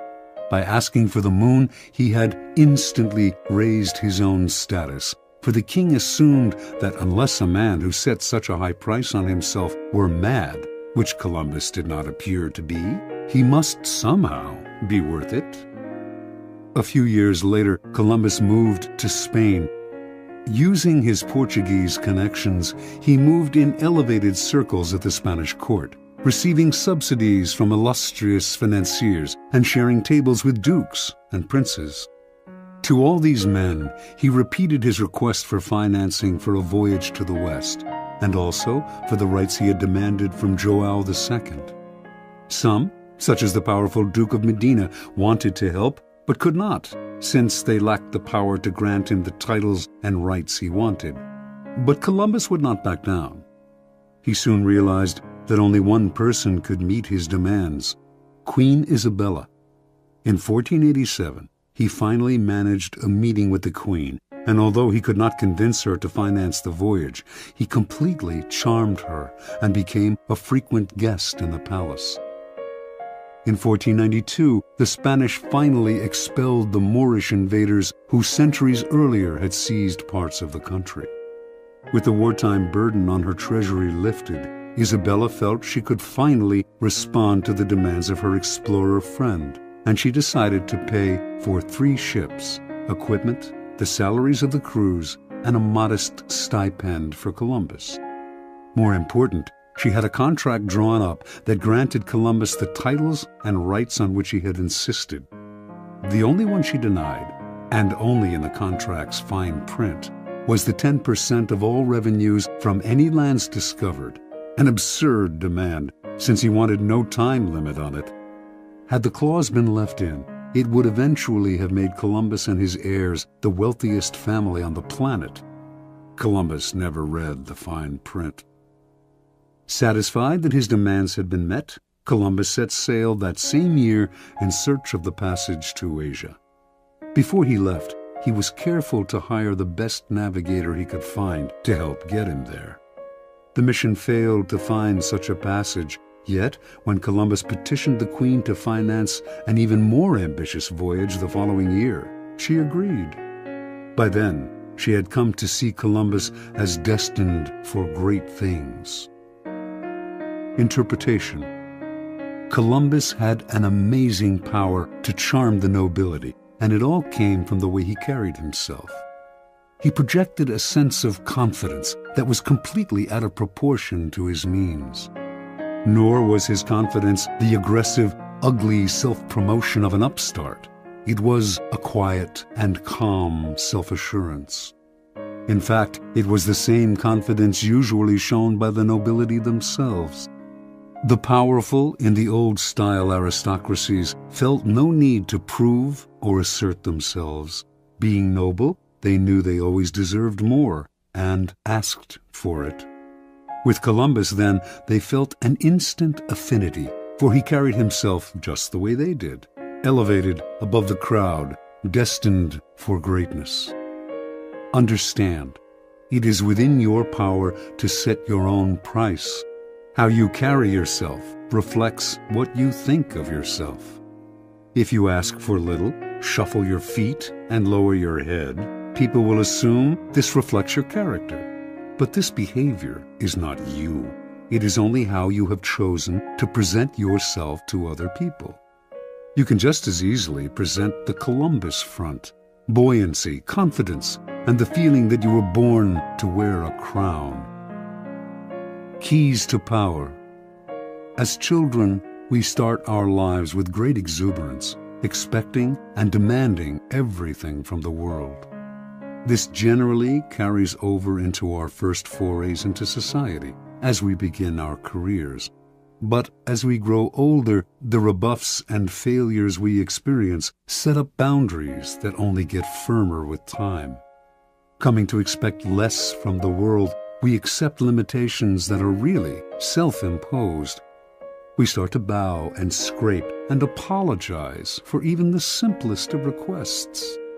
The solution to such a shrinking of horizons is to deliberately force ourselves in the opposite direction, to downplay the failures and ignore the limitations, to make ourselves demand and expect as much as the child.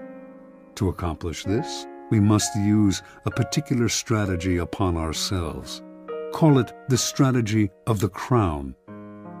The strategy of the crown is based on a simple chain of cause and effect. If we believe we are destined for great things, our belief will radiate outward just as a crown creates an aura around a king. This outward radiance will infect the people around us, who will think we must have reasons to feel so confident. People who wear crowns seem to feel no inner sense of the limits to what they can ask for or what they can accomplish. This too radiates outward. Limits and boundaries disappear. Use the strategy of the crown, and you will be surprised how often it bears fruit. Take as an example those happy children who ask for whatever they want and get it. Their high expectations are their charm. Adults enjoy granting their wishes, just as Isabella enjoyed granting the wishes of Columbus. Law 35. Master the art of timing. Judgment. Never seem to be in a hurry. Hurrying betrays a lack of control over yourself and over time. Always seem patient, as if you know that everything will come to you eventually. Become a detective of the right moment. Sniff out the spirit of the times, the trends that will carry you to power. Learn to stand back when the time is not yet ripe, and to strike fiercely when it has reached fruition.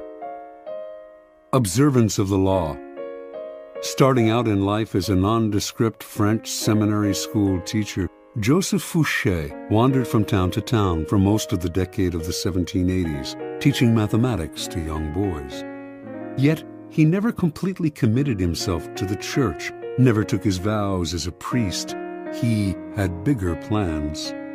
Patiently waiting for his chance, he kept his options open. And when the French Revolution broke out in 1789, Fouché waited no longer. He got rid of his cassock, grew his hair long, and became a revolutionary. For this was the spirit of the times. To miss the boat at this critical moment could have spelt disaster. Fouché did not miss the boat. Befriending the revolutionary leader Robespierre, he quickly rose in the rebel ranks. In 1792, the town of Nantes elected Fouché to be its representative to the National Convention, created that year to frame a new constitution for a French republic. When Fouché arrived in Paris to take his seat at the convention, a violent rift had broken out between the moderates and the radical Jacobins. Fouché sensed that in the long run, neither side would emerge victorious. Power rarely ends up in the hands of those who start a revolution or even of those who further it. Power sticks to those who bring it to a conclusion. That was the side Fouché wanted to be on. His sense of timing was uncanny. He started as a moderate, for moderates were in the majority. When the time came to decide on whether or not to execute Louis XVI, however, he saw that the people were clamoring for the king's head. So he cast the deciding vote for the guillotine. Now he had become a radical. Yet, as tensions came to the boil in Paris, he foresaw the danger of being too closely associated with any one faction. So he accepted a position in the provinces where he could lay low for a while.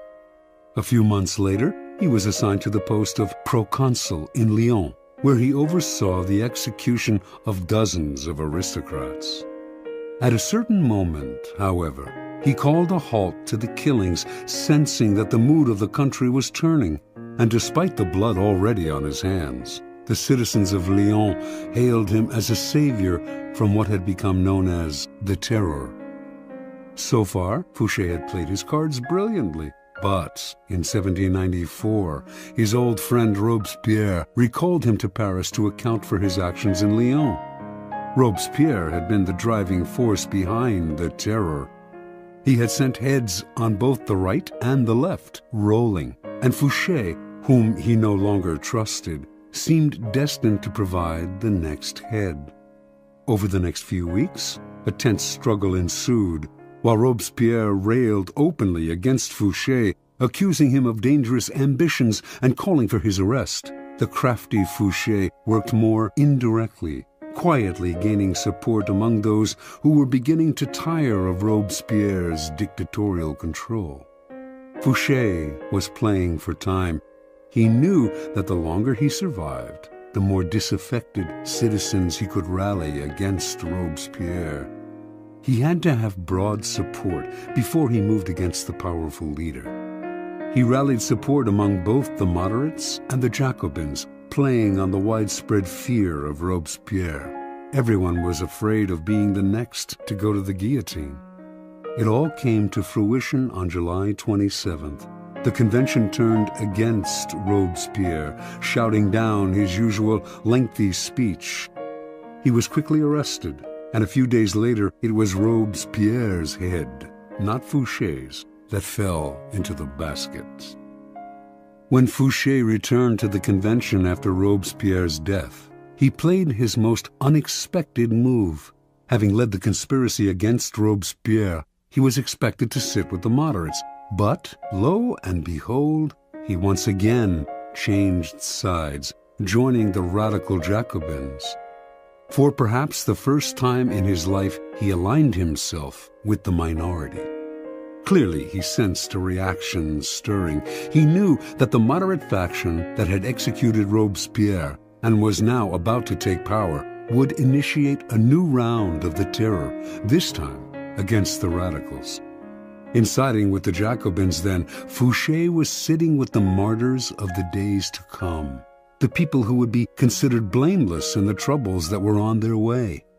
Taking sides with what was about to become the losing team was a risky gambit, of course, but Fouché must have calculated he could keep his head long enough to quietly stir up the populace against the moderates and watch them fall from power.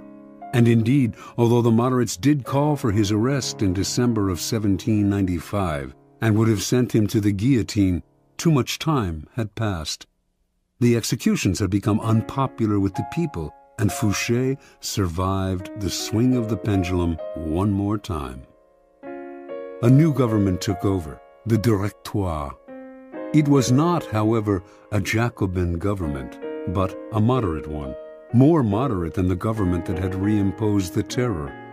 Fouché, the radical, had kept his head, but now he had to keep a low profile.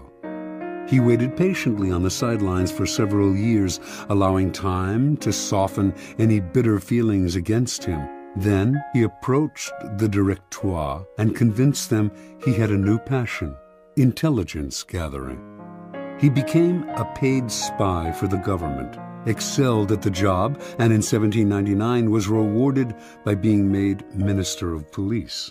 Now he was not just empowered, but required to extend his spying to every corner of France, a responsibility that would greatly reinforce his natural ability to sniff out where the wind was blowing. One of the first social trends he detected, in fact, came in the person of Napoleon, a brash young general whose destiny he right away saw was entwined with the future of France. When Napoleon unleashed a coup d'etat on November 9, 1799, Fouché pretended to be asleep. Indeed, he slept the whole day. For this indirect assistance, it might have been thought his job, after all, to prevent a military coup.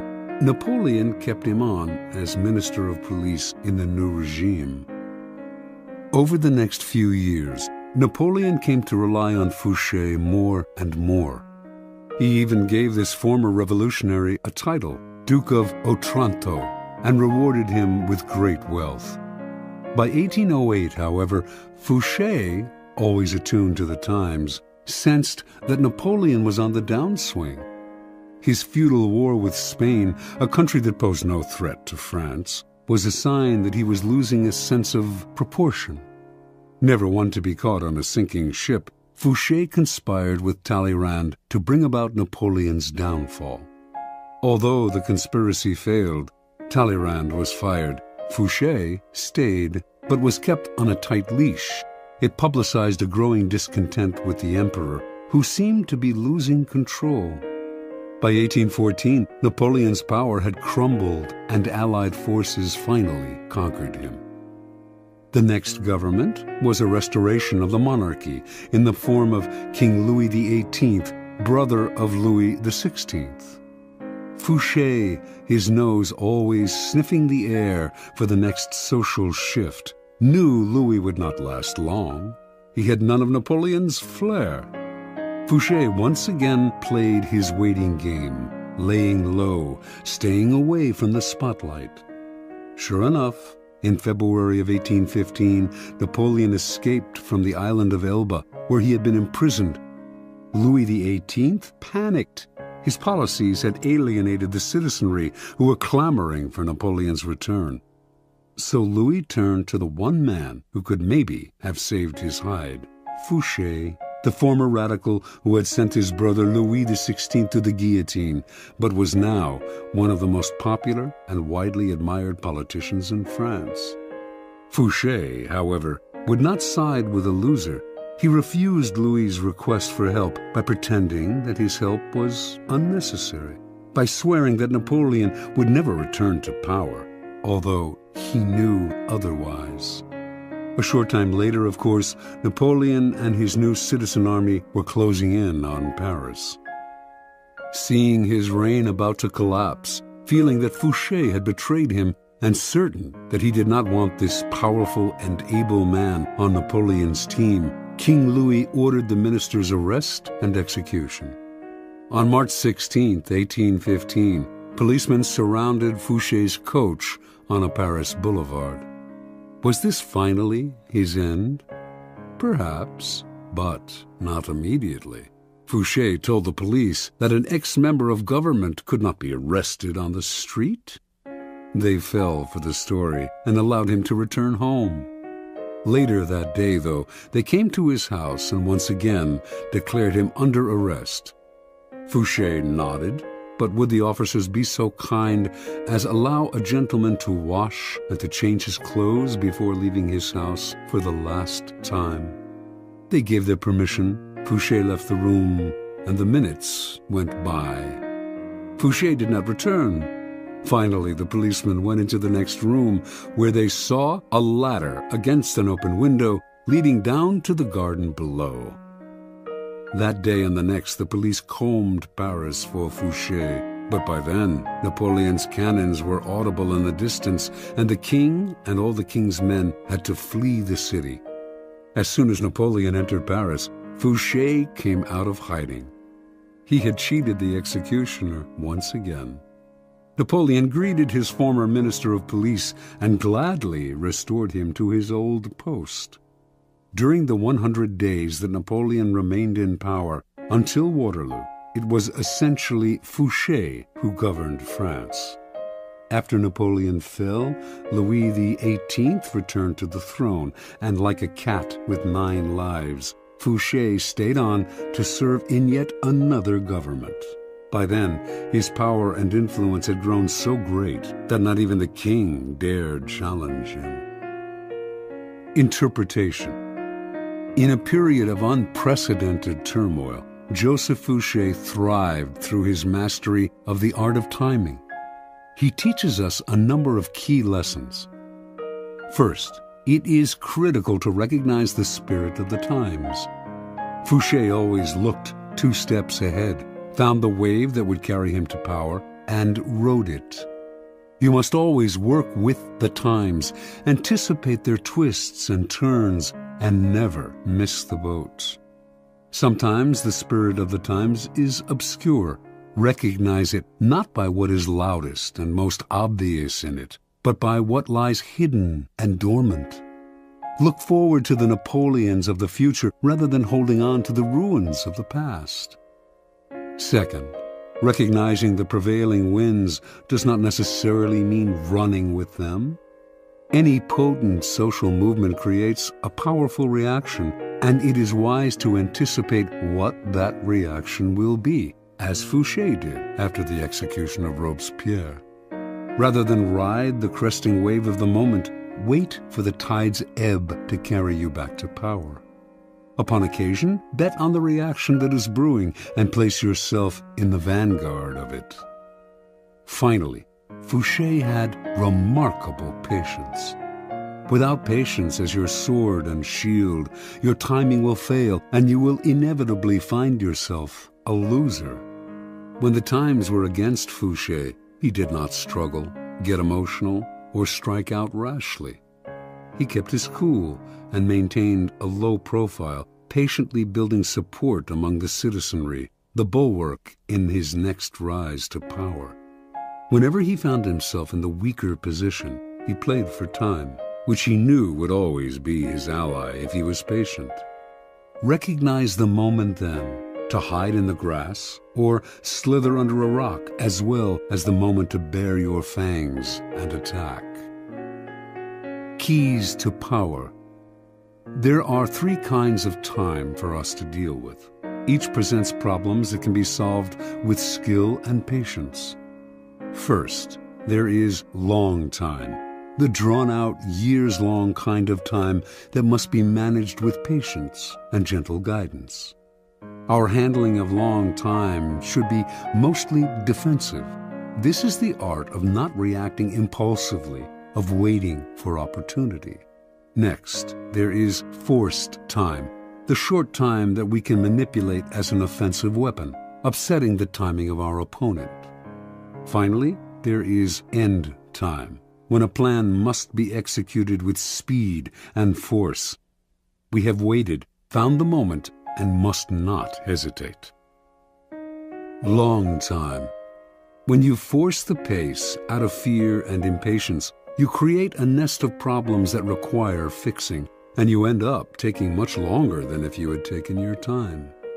Hurriers may occasionally get there quicker, but papers fly everywhere, new dangers arise, and they find themselves in constant crisis mode, fixing the problems that they themselves have created. Sometimes, not acting in the face of danger is your best move. You wait. You deliberately slow down. As time passes, it will eventually present opportunities you had not imagined. Waiting involves controlling not only your own emotions, but those of your colleagues who, mistaking action for power, may try to push you into making rash moves.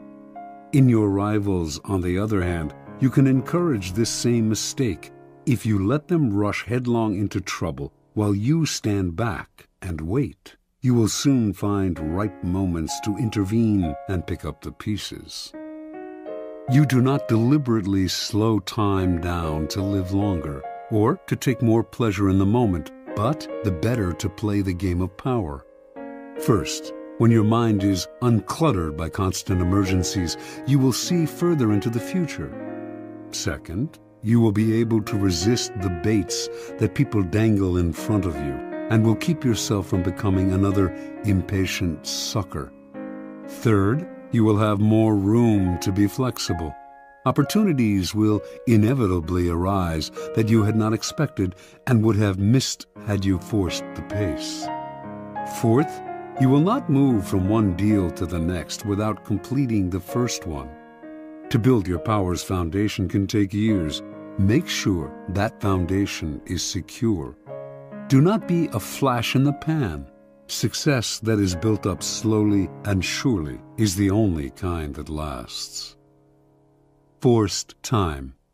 The trick in forcing time is to upset the timing of others, to make them hurry, to make them wait, to make them abandon their own pace, to distort their perception of time. By upsetting the timing of your opponent while you stay patient, you open up time for yourself, which is half the game. Making people wait is a powerful way of forcing time, as long as they do not figure out what you are up to. You control the clock. They linger in limbo and rapidly come unglued, opening up opportunities for you to strike. The opposite effect is equally powerful. You make your opponents hurry, start off your dealings with them slowly, then suddenly apply pressure, making them feel that everything is happening at once. People who lack the time to think will make mistakes, so set their deadlines for them.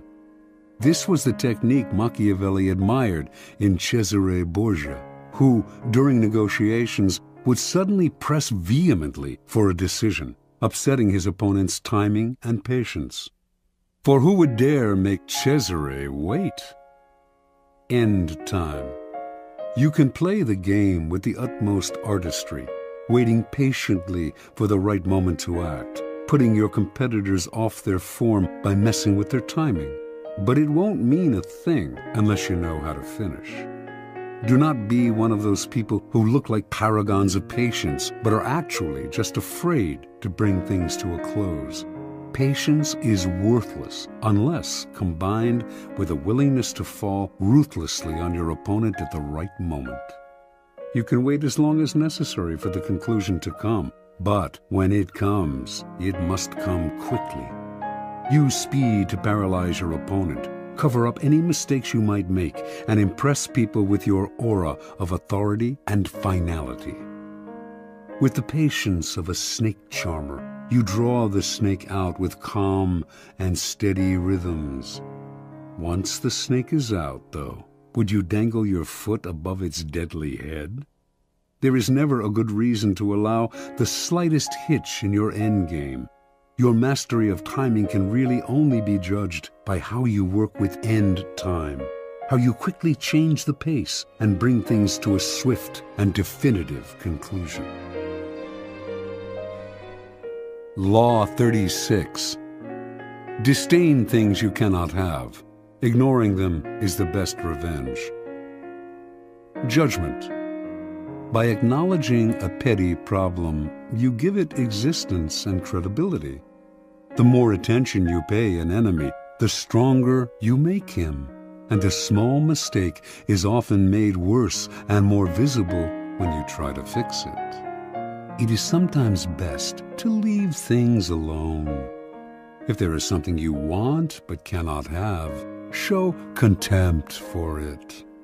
The less interest you reveal, the more superior you seem. Observance of the law. In the year 1527, King Henry VIII of England decided he had to find a way to get rid of his wife, Catherine of Aragon. Catherine had failed to produce a son, a male heir who would ensure the continuance of his dynasty, and Henry thought he knew why. He had read in the Bible the passage, "And if a man shall take his brother's wife, it is an unclean thing. He hath uncovered his brother's nakedness. They shall be childless." Before marrying Henry, Catherine had married his older brother Arthur, but Arthur had died 5 months later. Henry had waited an appropriate time, then had married his brother's widow. Catherine was the daughter of King Ferdinand and Queen Isabella of Spain, and by marrying her, Henry had kept alive a valuable alliance. Now, however, Catherine had to assure him that her brief marriage with Arthur had never been consummated. Otherwise, Henry would view their relationship as incestuous and their marriage as null and void. Catherine insisted that she had remained a virgin through her marriage to Arthur, and Pope Clement VII supported her by giving his blessing to the union, which he could not have done had he considered it incestuous. Yet, after years of marriage to Henry, Catherine had failed to produce a son, and in the early 1520s she had entered menopause. To the king, this could only mean one thing. She had lied about her virginity. Their union was incestuous, and God had punished them. There was another reason why Henry wanted to get rid of Catherine. He had fallen in love with a younger woman, Anne Boleyn. Not only was he in love with her, but if he married her, he could still hope to sire a legitimate son. The marriage to Catherine had to be annulled. For this, however, Henry had to apply to the Vatican, but Pope Clement would never annul their marriage. By the summer of 1527, rumors spread throughout Europe that Henry was about to attempt the impossible, to annul his marriage against Clement's wishes. Catherine would never abdicate, let alone voluntarily enter a nunnery, as Henry had urged her. But Henry had his own strategy. He stopped sleeping in the same bed with Catherine, since he considered her his sister-in-law, not his lawful wife. He insisted on calling her Princess Dowager of Wales, her title as Arthur's widow. Finally, in 1531, he banished her from court and shipped her off to a distant castle. The Pope ordered him to return her to court on pain of excommunication, the most severe penalty a Catholic could suffer. Henry not only ignored this threat, he insisted that his marriage to Catherine had been dissolved, and in 1533 he married Anne Boleyn. Clement refused to recognize the marriage, but Henry did not care. He no longer recognized the Pope's authority and proceeded to break with the Roman Catholic Church, establishing the Church of England in its stead, with the king as the head of the new church. And so, not surprisingly, the newly formed Church of England proclaimed Anne Boleyn England's rightful queen. The Pope tried every threat in the book, but nothing worked. Henry simply ignored him. Clement fumed. No one had ever treated him so contemptuously. Henry had humiliated him, and he had no power of recourse. Even excommunication, which he constantly threatened but never carried out, would no longer matter. Catherine, too, felt the devastating sting of Henry's disdain. She tried to fight back, but in appealing to Henry, her words fell on deaf ears, and soon they fell on no one's. Isolated from the court, ignored by the king, mad with anger and frustration, Catherine slowly deteriorated and finally died in January of 1536 from a cancerous tumor of the heart. Interpretation. When you pay attention to a person, the two of you become partners of sorts, each moving in step to the actions and reactions of the other. In the process, you lose your initiative. It is a dynamic of all interactions. By acknowledging other people, even if only to fight with them, you open yourself to their influence. Had Henry locked horns with Catherine, he would have found himself mired in endless arguments that would have weakened his resolve and eventually worn him down. Had he set out to convince Clement to change his verdict on the marriage's validity, or tried to compromise and negotiate with him, he would have gotten bogged down in Clement's favorite tactic, playing for time, promising flexibility, but actually getting what popes always got, their way. Henry would have none of this. He played a devastating power game, total disdain. By ignoring people, you cancel them out. This unsettles and infuriates them, but since they have no dealings with you, there is nothing they can do. This is the offensive aspect of the law. Playing the card of contempt is immensely powerful, for it lets you determine the conditions of the conflict. The war is waged on your terms. This is the ultimate power pose. You are the king, and you ignore what offends you. Watch how this tactic infuriates people. Half of what they do is to get your attention, and when you withhold it from them, they flounder in frustration. Keys to power. If choosing to ignore enhances your power, it follows that the opposite approach, commitment and engagement, often weakens you. By paying undue attention to a puny enemy, you look puny, and the longer it takes you to crush such an enemy, the larger the enemy seems. When Athens set out to conquer the island of Sicily in 415 BC, a giant power was attacking a tiny one. Yet by entangling Athens in a long, drawn-out conflict, Syracuse, Sicily's most important city-state, was able to grow in stature and confidence. Finally, defeating Athens, it made itself famous for centuries to come.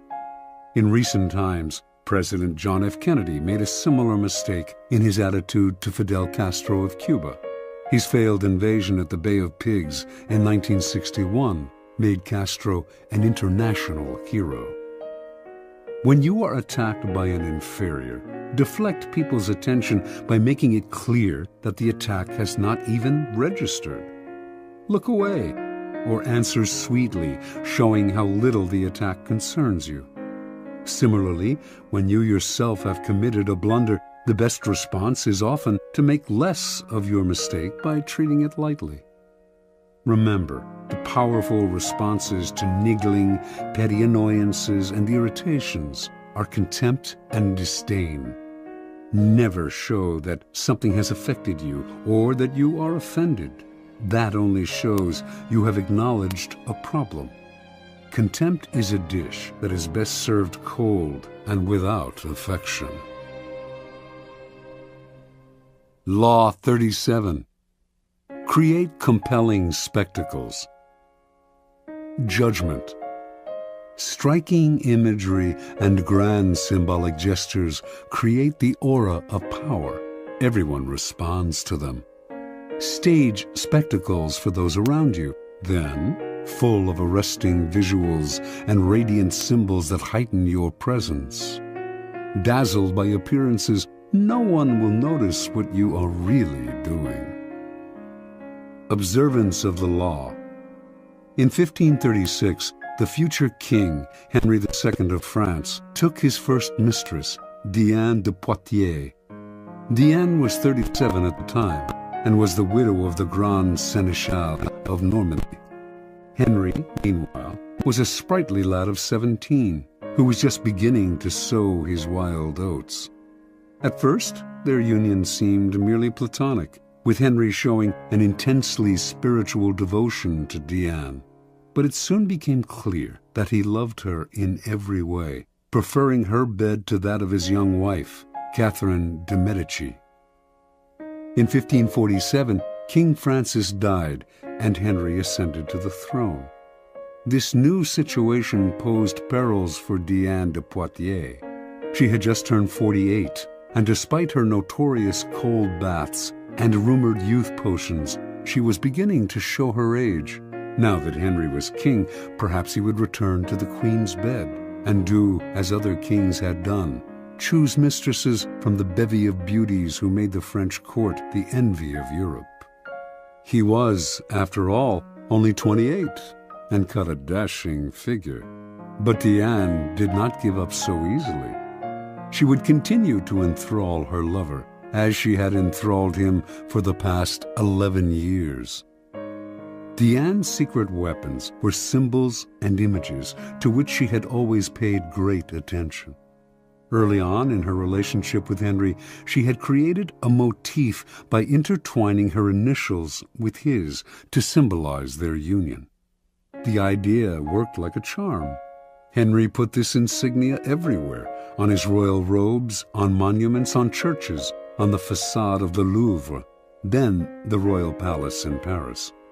Diane's favorite colors were black and white, which she wore exclusively, and wherever it was possible, the insignia appeared in these colors.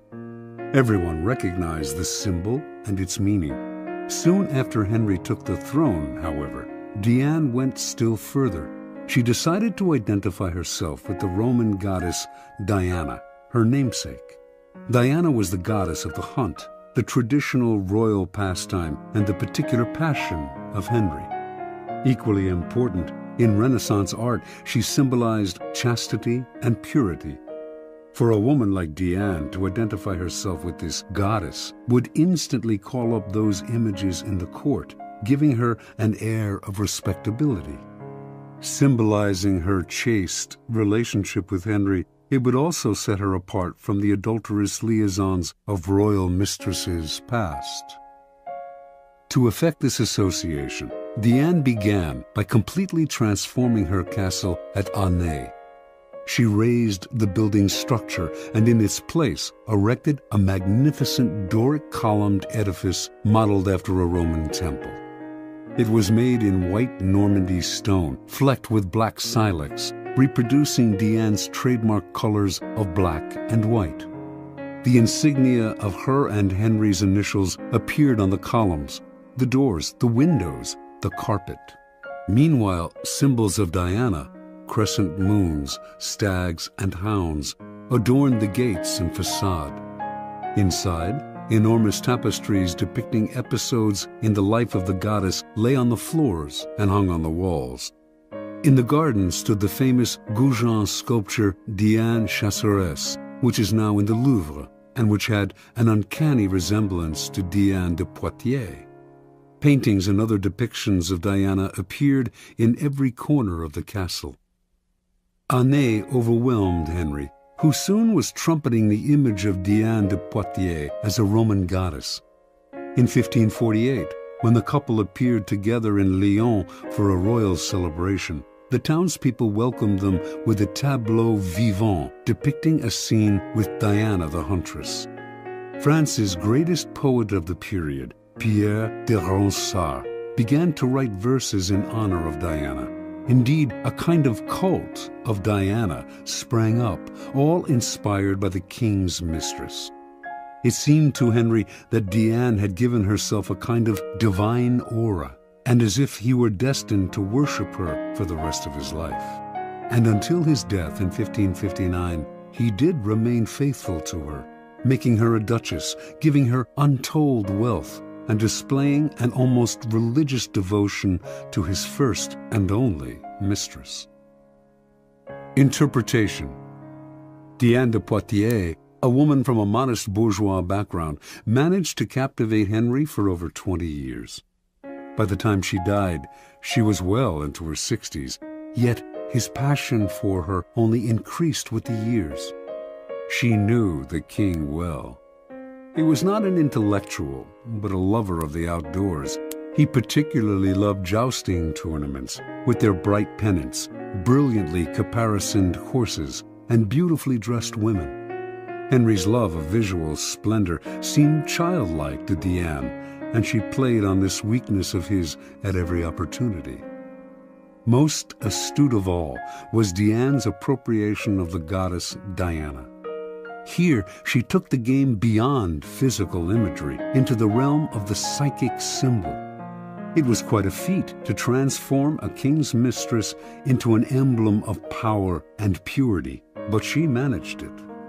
Without the resonance of the goddess, Diane was merely an aging courtesan. With the imagery and symbolism of Diana on her shoulders, she seemed a mythic force destined for greatness. You too can play with images like these, weaving visual clues into an encompassing gestalt, as Diane did with her colors and her insignia. Establishing a trademark like these to set yourself apart. Then take the game further. Find an image or symbol from the past that will neatly fit your situation and put it on your shoulders like a cape. It will make you seem larger than life. Keys to power. Words put you on the defensive. If you have to explain yourself, your power is already in question. The image, on the other hand, imposes itself as a given. It discourages questions, creates forceful associations, resists unintended interpretations, communicates instantly, and forges bonds that transcend social differences.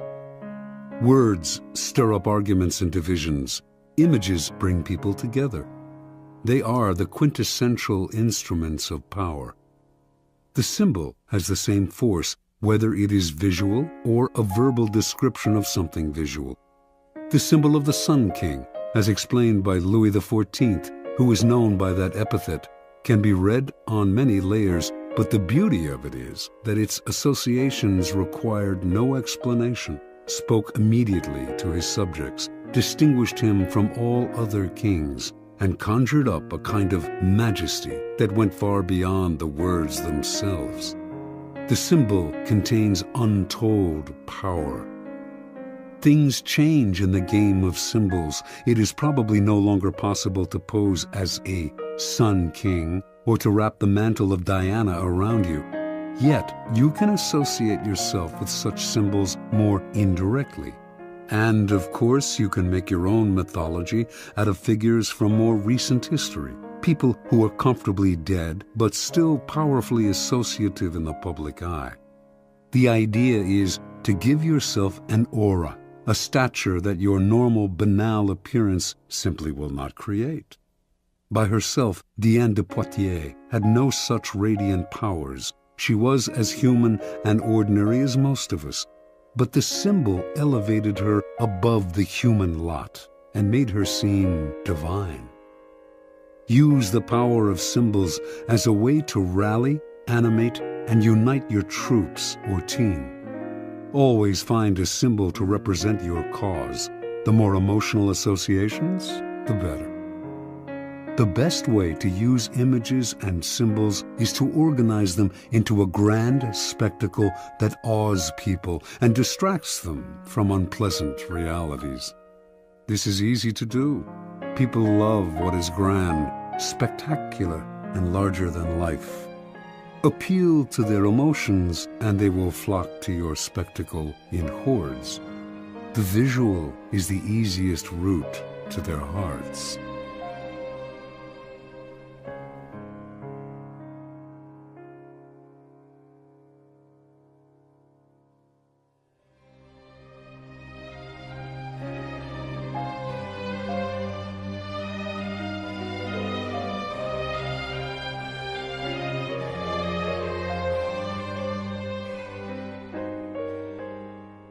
Law 38.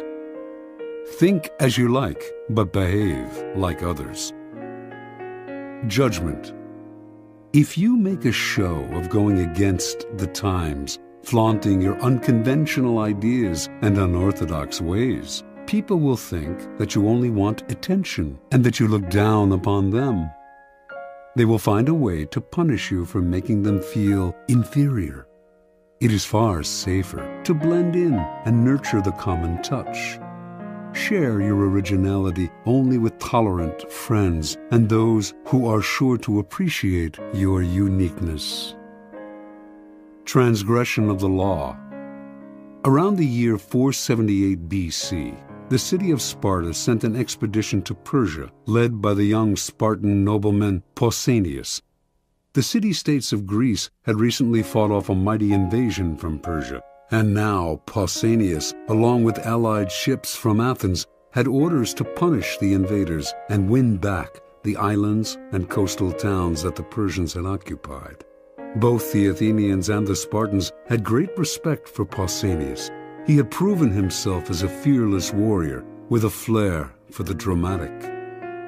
With amazing speed, Pausanias and his troops took Cyprus, then moved on to the mainland of Asia Minor known as the Hellespont and captured Byzantium, modern-day Istanbul. Now, master of part of the Persian Empire, Pausanias began to show signs of behavior that went beyond his normal flamboyance. He appeared in public wearing pomade in his hair and flowing Persian robes and accompanied by a bodyguard of Egyptians. He held lavish banquets in which he sat in the Persian manner and demanded to be entertained. He stopped seeing his old friends, entered into communication with the Persian king Xerxes, and all in all affected the style and manner of a Persian dictator. Clearly, power and success had gone to Pausanias' head. His army, Athenians and Spartans alike, at first thought this is a passing fancy.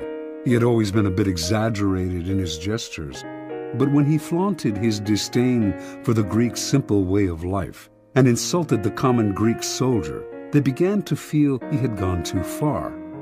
Although there was no concrete evidence for this, rumors spread that he had gone over to the other side, and that he dreamed of becoming a kind of Greek Xerxes. To quell the possibility of mutiny, the Spartans relieved Pausanias of his command and called him home. Pausanias, however, continued to dress in the Persian style, even in Sparta. After a few months, he independently hired a trireme and returned to the Hellespont, telling his compatriots he was going to continue the fight against the Persians. Actually, however, he had different plans: to make himself ruler of all Greece with the aid of Xerxes himself. The Spartans declared him a public enemy and sent a ship to capture him.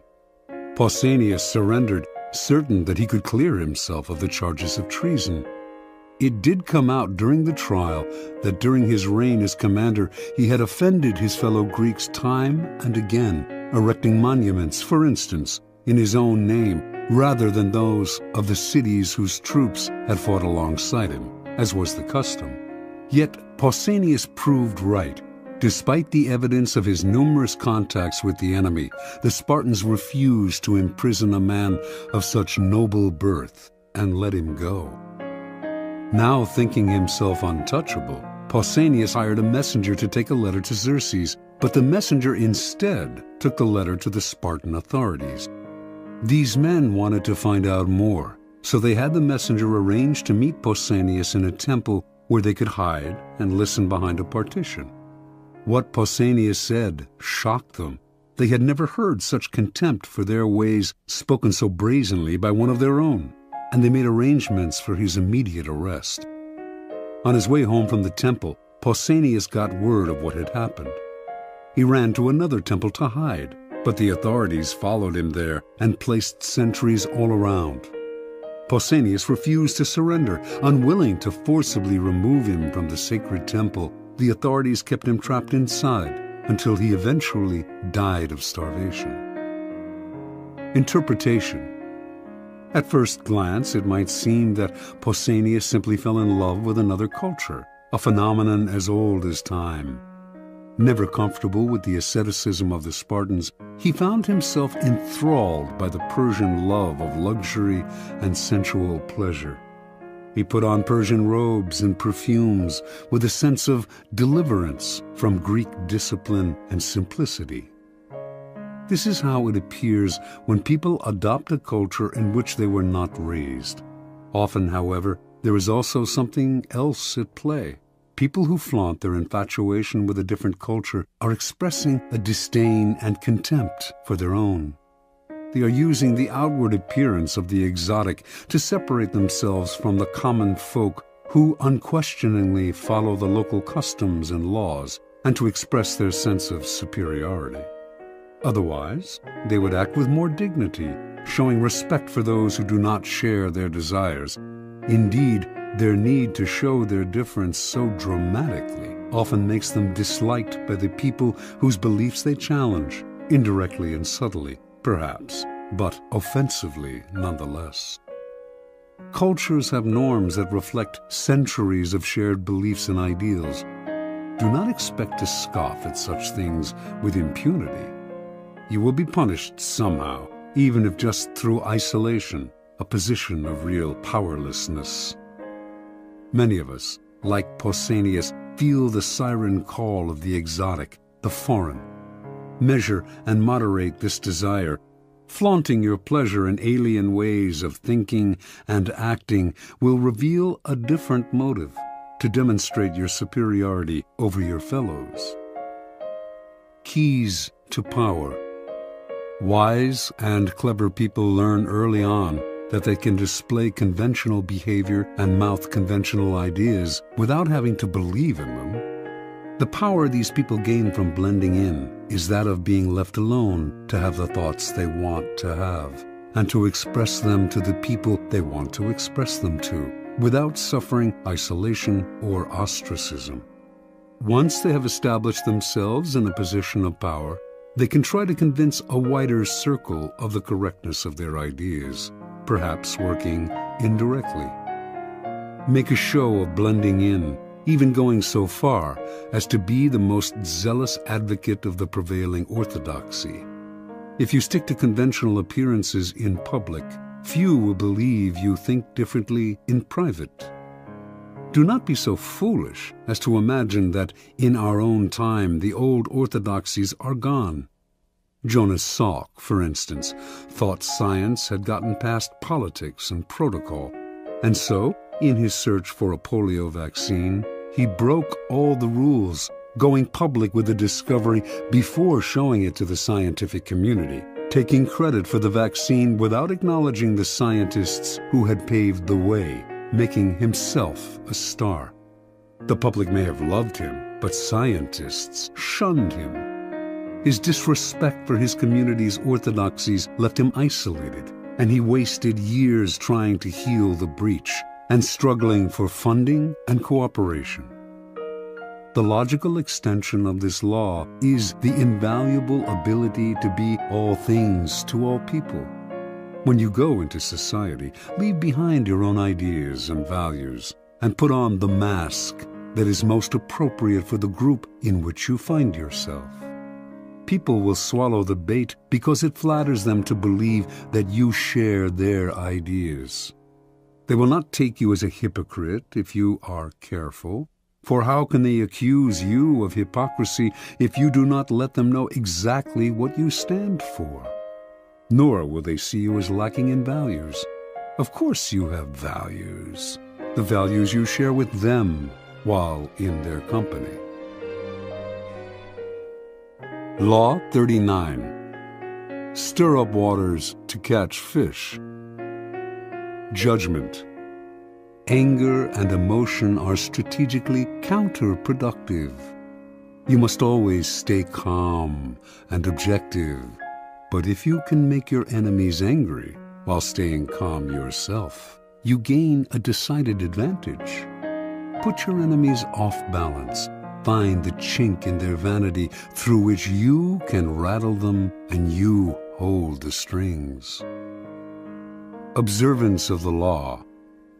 By the late 1920s, Haile Selassie had nearly achieved his goal of assuming total control over Ethiopia, a country he felt needed strong and unified leadership.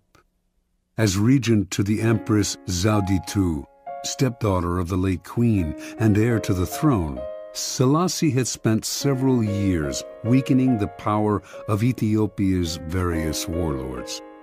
Now, only one real obstacle stood in his way: the empress and her husband, Ras Gugsa. Selassie knew the royal couple hated him and wanted to get rid of him. So, to cut short their plotting, he made Gugsa the governor of the northern province of Begemeder, forcing him to leave the capital, where the empress lived. For several years, Gugsa played the loyal administrator, but Selassie did not trust him. He knew that Gugsa and the empress were plotting revenge. As time passed, and Gugsa made no move, the chances of a plot only increased.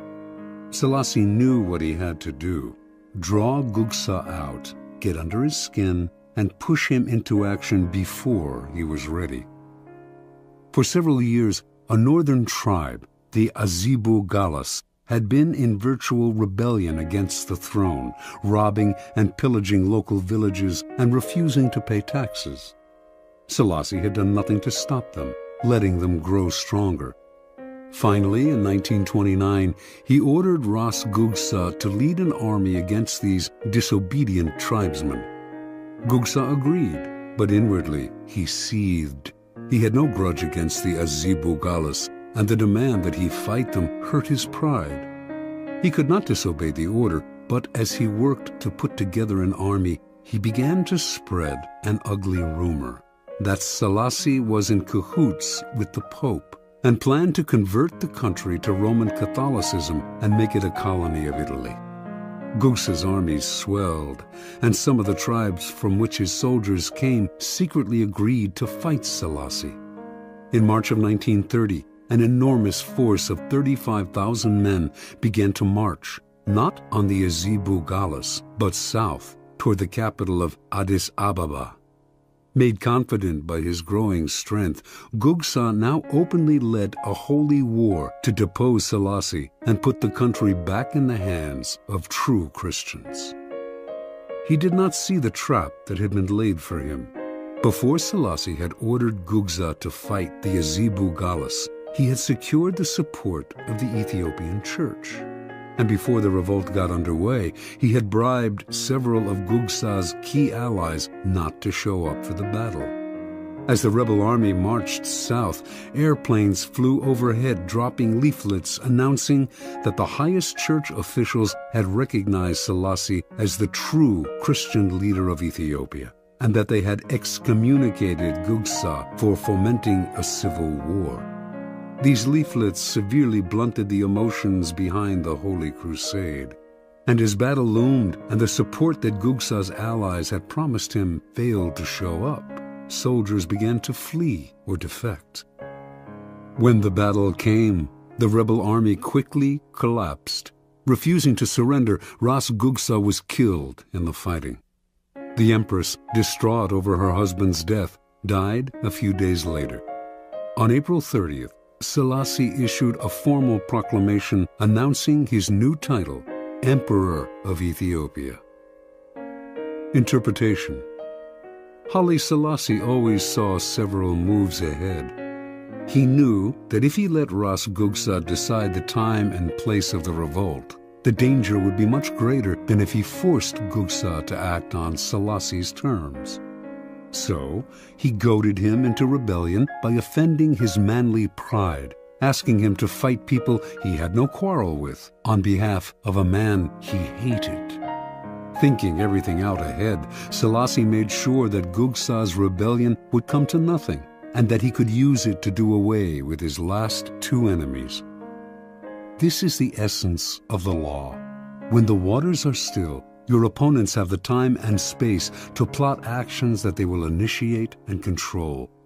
So stir the waters, force the fish to the surface, get them to act before they are ready. Steal the initiative.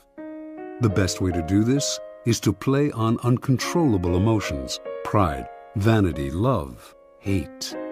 Once the water is stirred up, the little fish cannot help but rise to the bait. The angrier they become, the less control they have, and finally they are caught in the whirlpool you have made, and they drown. Keys to power. Angry people usually end up looking ridiculous, for their response seems out of proportion to what occasioned it. They have taken things too seriously, exaggerating the hurt or insult that has been done to them. They are so sensitive to slight that it becomes comical how much they take personally. More comical still is their belief that their outbursts signify power. The truth is the opposite. Petulance is not power, it is a sign of helplessness. People may temporarily be cowed by your tantrums, but in the end, they lose respect for you. They also realize they can easily undermine a person with so little self-control. If a person explodes with anger at you, and it seems out of proportion to what you did to them, you must remind yourself that it is not exclusively directed at you. Do not be so vain.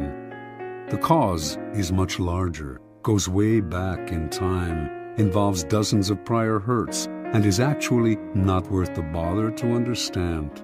Instead of seeing it as a personal grudge, look at the emotional outburst as a disguised power move, an attempt to control or punish you, cloaked in the form of hurt feelings and anger. This shift of perspective will let you play the game of power with more clarity and energy. Instead of overreacting and becoming ensnared in people's emotions, you will turn their loss of control to your advantage. You keep your head while they are losing theirs. Once you train yourself not to take matters personally and to control your emotional responses, you will have placed yourself in a position of tremendous power. Now you can play with the emotional responses of other people. Stir the insecure into action by impugning their manhood and by dangling the prospect of an easy victory before their faces. With the arrogant, too, you can appear weaker than you are, taunting them into a rash action. Law 40. Despise the free lunch. Judgment. What is offered for free is dangerous. It usually involves either a trick or a hidden obligation. What has worth is worth paying for. By paying your own way, you stay clear of gratitude, guilt, and deceit. It is also often wise to pay the full price. There is no cutting corners with excellence. Be lavish with your money and keep it circulating, for generosity is a sign and a magnet for power. Money and power.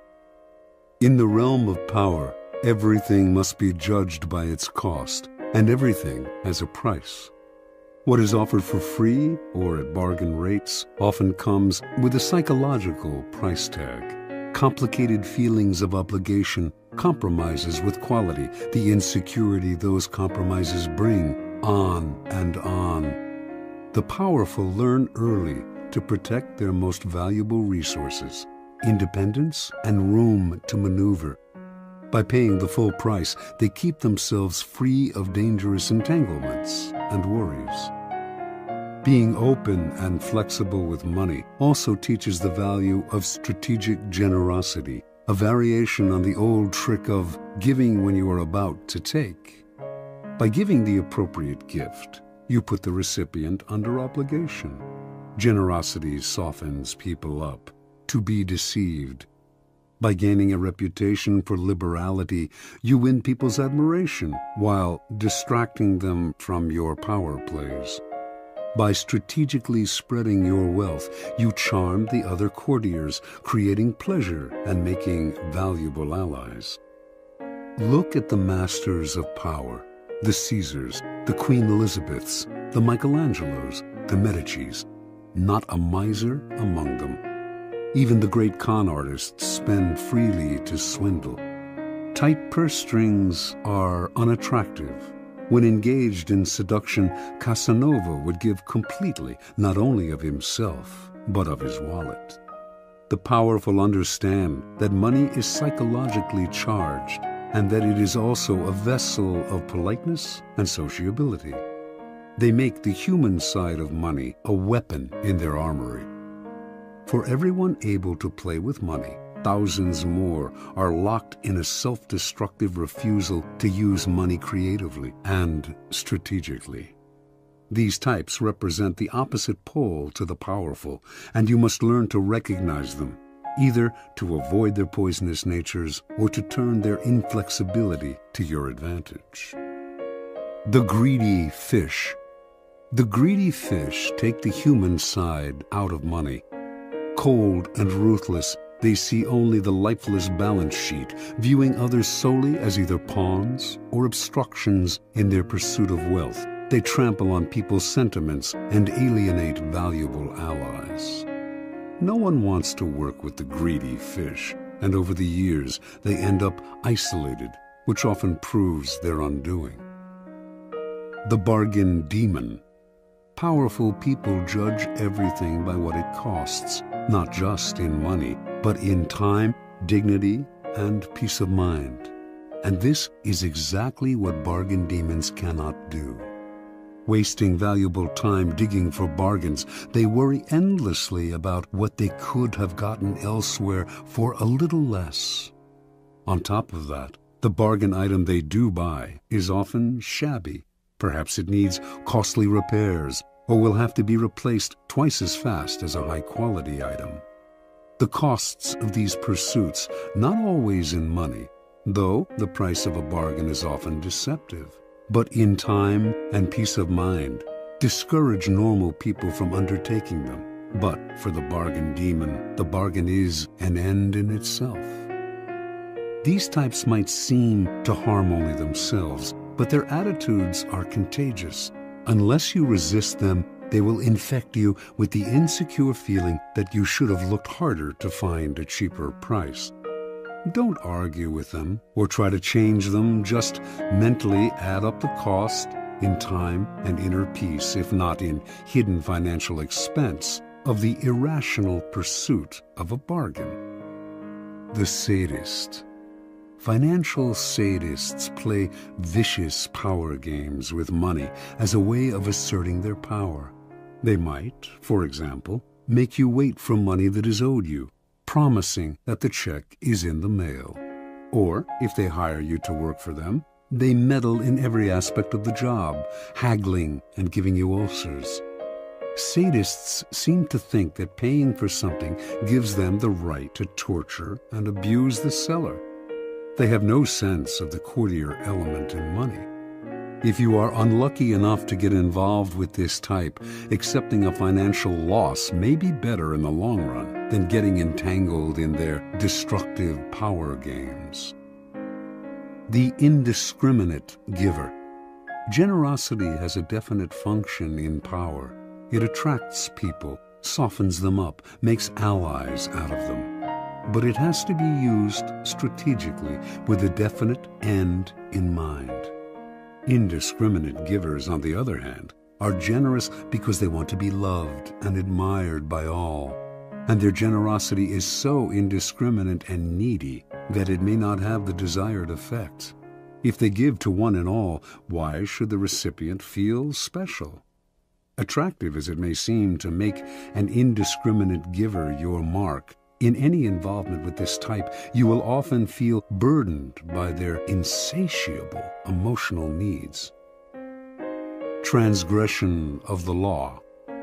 In the early 18th century, no one stood higher in English society than the Duke and Duchess of Marlborough. The Duke, having led successful campaigns against the French, was considered Europe's premier general and strategist. And his wife, the Duchess, after much maneuvering, had established herself as the favorite of Queen Anne, who became ruler of England in 1702. In 1704, the Duke's triumph at the Battle of Blenheim made him the toast of England, and to honor him, the Queen awarded him a large plot of land in the town of Woodstock, and the funds to create a great palace there.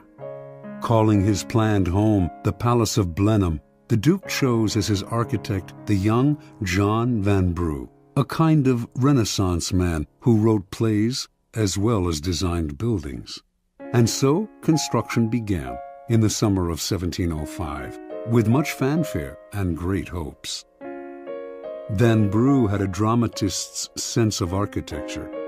His palace was to be a monument to Marlborough's brilliance and power, and was to include artificial lakes, enormous bridges, elaborate gardens, and other fantastical touches. From day one, however, the Duchess could not be pleased. She thought Vanbrugh was wasting money on yet another stands of trees. She wanted the palace finished as soon as possible. The Duchess tortured Vanbrugh and his workmen on every detail. She was consumed with petty matters. Although the government was paying for Blenheim, she counted every penny. Eventually, her grumbling about Blenheim and other things too created an irreparable rift between her and Queen Anne, who, in 1711, dismissed her from the court, ordering her to vacate her apartments at the royal palace. When the Duchess left, fuming over the loss of her position and also of her royal salary, she emptied the apartment of every fixture down to the brass doorknobs. Over the next 10 years, work on Blenheim would stop and start as the funds became harder to procure from the government. The Duchess thought Vanbrugh was out to ruin her. She quibbled over every carload of stone and bushel of lime, counted every extra yard of iron railing or foot of wainscot, hurling abuse at the wasteful workmen, contractors, and surveyors.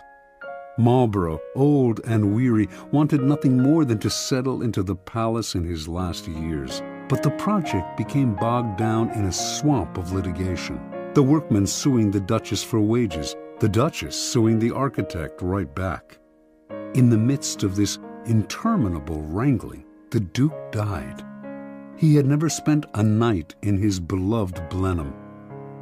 After Marlborough's death, it became clear that he had a vast estate, worth over £2 million, more than enough to pay for finishing the palace. But the Duchess would not relent. She held back Vanbrugh's wages as well as the workmen's, and finally had the architect dismissed. The man who took his place finished Blenheim in a few years, following Vanbrugh's designs to the letter. Vanbrugh died in 1726, locked out of the palace by the Duchess, unable to set foot in his greatest creation. Foreshadowing the Romantic movement, Blenheim had started a whole new trend in architecture, but had given its creator a 20-year nightmare. Interpretation. For the Duchess of Marlborough, money was a way to play sadistic power games. She saw the loss of money as a symbolic loss of power. With Vanbrugh, her contortions went deeper still. He was a great artist, and she envied his power to create, to attain a fame outside her reach. She may not have had his gifts, but she did have the money to torture and abuse him over the pettiest details, to ruin his life. This kind of sadism, however, bears an awful price. It made construction that should have lasted 10 years take 20. It poisoned many a relationship, alienated the Duchess from the court, deeply pained the Duke, who wanted only to live peacefully in Blenheim, created endless lawsuits, and took years off Vanbrugh's life. Finally, too, posterity had the last word. Vanbrugh is recognized as a genius, while the Duchess is forever remembered for her consummate cheapness. The powerful must have grandeur of spirit. They can never reveal any pettiness.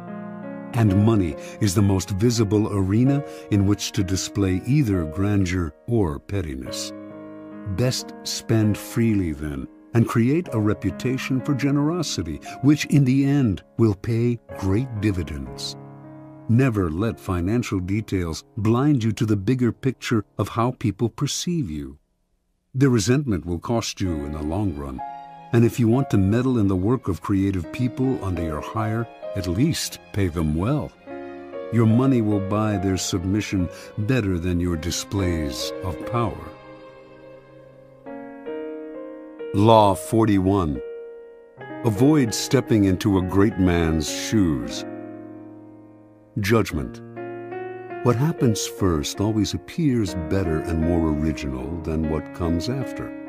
If you succeed a great man or have a famous parent, you will have to accomplish double their achievements to outshine them. Do not get lost in their shadow or stuck in a past not of your own making. Establish your own name and identity by changing course. Slay the overbearing father, disparage his legacy, and gain power by shining in your own way. Observance of the law. Alexander the Great had a dominant passion as a young man, an intense dislike for his father, King Philip of Macedonia. He hated Philip's cunning, cautious style of ruling, his bombastic speeches, his drinking and whoring, and his love of wrestling and of other wastes of time. Alexander knew he had to make himself the very opposite of his domineering father. He would force himself to be bold and reckless. He would control his tongue and be a man of few words, and he would not lose precious time in pursuit of pleasures that brought no glory. Alexander also resented the fact that Philip had conquered most of Greece. "My father will go on conquering till there is nothing extraordinary left for me to do," he once complained. While other sons of powerful men were content to inherit wealth and live a life of leisure, Alexander wanted only to outdo his father, to obliterate Philip's name from history by surpassing his accomplishments. Alexander itched to show others how superior he was to his father. A Thessalian horse dealer once brought a prize horse named Bucephalus to sell to Philip. None of the king's grooms could get near the horse. It was far too savage, and Philip berated the merchant for bringing him such a useless beast. Watching the whole affair, Alexander scowled and commented, "What a horse they are losing for want of skill and spirit to manage him." When he had said this several times, Philip finally had enough and challenged him to take on the horse. He called the merchant back, secretly hoping his son would have a nasty fall and learn a bitter lesson. But Alexander was the one to teach the lesson.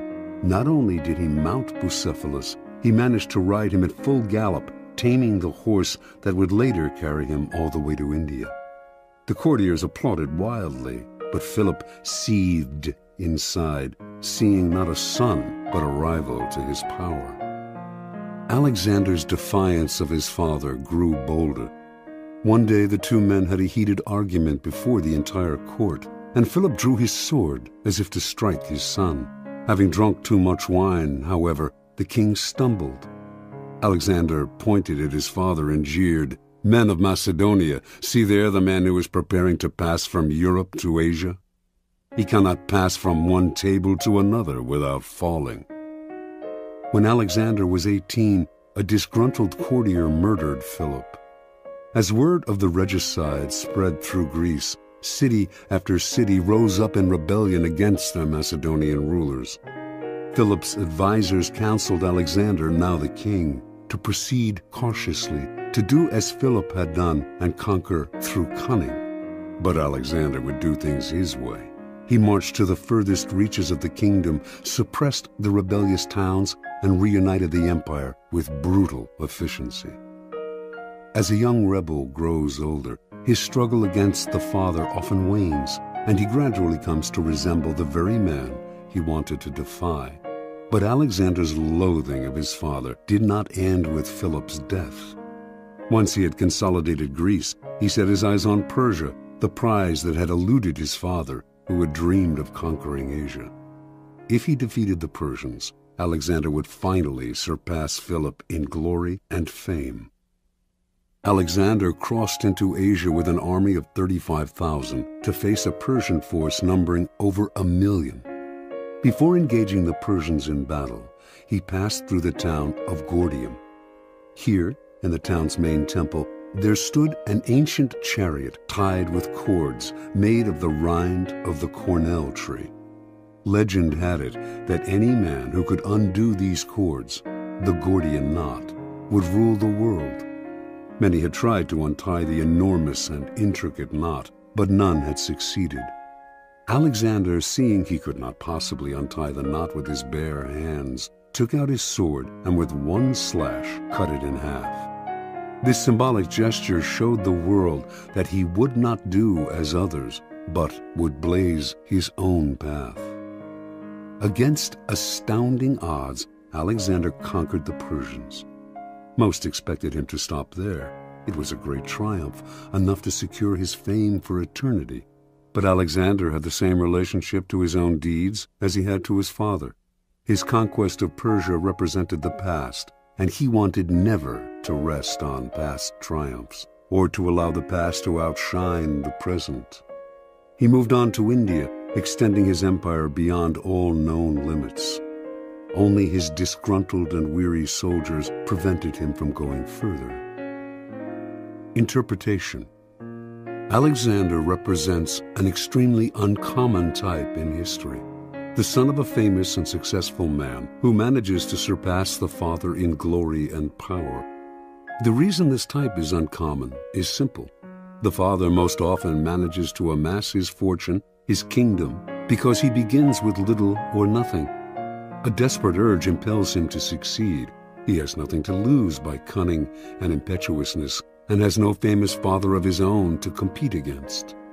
This kind of man has reason to believe in himself, to believe that his way of doing things is the best, because, after all, it worked for him.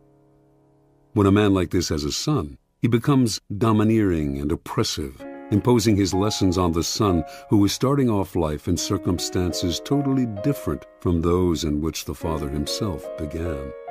The sons of such men tend to become cowed and cautious, terrified of losing what their fathers have gained. The son will never step out of his father's shadow unless he adopts the ruthless strategy of Alexander. Disparage the past, create your own kingdom, put the father in the shadows instead of letting him do the same to you. If you cannot materially start from ground zero, it would be foolish to renounce an inheritance. You can at least begin from ground zero psychologically by throwing off the weight of the past and charting a new direction. Alexander instinctively recognized that privileges of birth are impediments to power. Be merciless with the past then, not only with your father and his father, but with your own earlier achievements. Only the weak rest on their laurels and dote on past triumphs. In a game of power, there is never time to rest. Keys to power. Power depends on the ability to fill a void, to occupy a field that has been cleared of the dead weight of the past. Only after the father figure has been properly done away with will you have the necessary space to create and establish a new order. There are several strategies you can adopt to accomplish this. Perhaps the simplest way to escape the shadow of the past is simply to belittle it, playing on the timeless antagonism between the generations, stirring up the young against the old. For this, you need a convenient older figure to pillory. John F. Kennedy knew the dangers of getting lost in the past. He radically distinguished his presidency from that of his predecessor, Dwight D. Eisenhower, and also from the preceding decade, the 1950s, which Eisenhower personified. Kennedy, for instance, would not play the dull and fatherly game of golf, a symbol of retirement and privilege, and Eisenhower's passion. Instead, he played football on the White House lawn. In every aspect, his administration represented vigor and youth, as opposed to the stodgy Eisenhower. Kennedy had discovered an old truth. The young are easily set against the old, since they yearn to make their own place in the world and resent the shadow of their fathers. Never let yourself be seen as following your predecessor's path. If you do, you will never surpass him. You must physically demonstrate your difference by establishing a style and symbolism that sets you apart.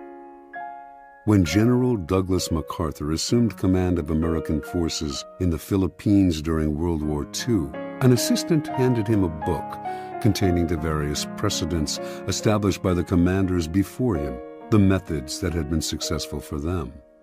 MacArthur asked the assistant how many copies there were of this book. 6, the assistant answered. Well, the general replied, you get all those 6 copies together and burn them, every one of them. I'll not be bound by precedents.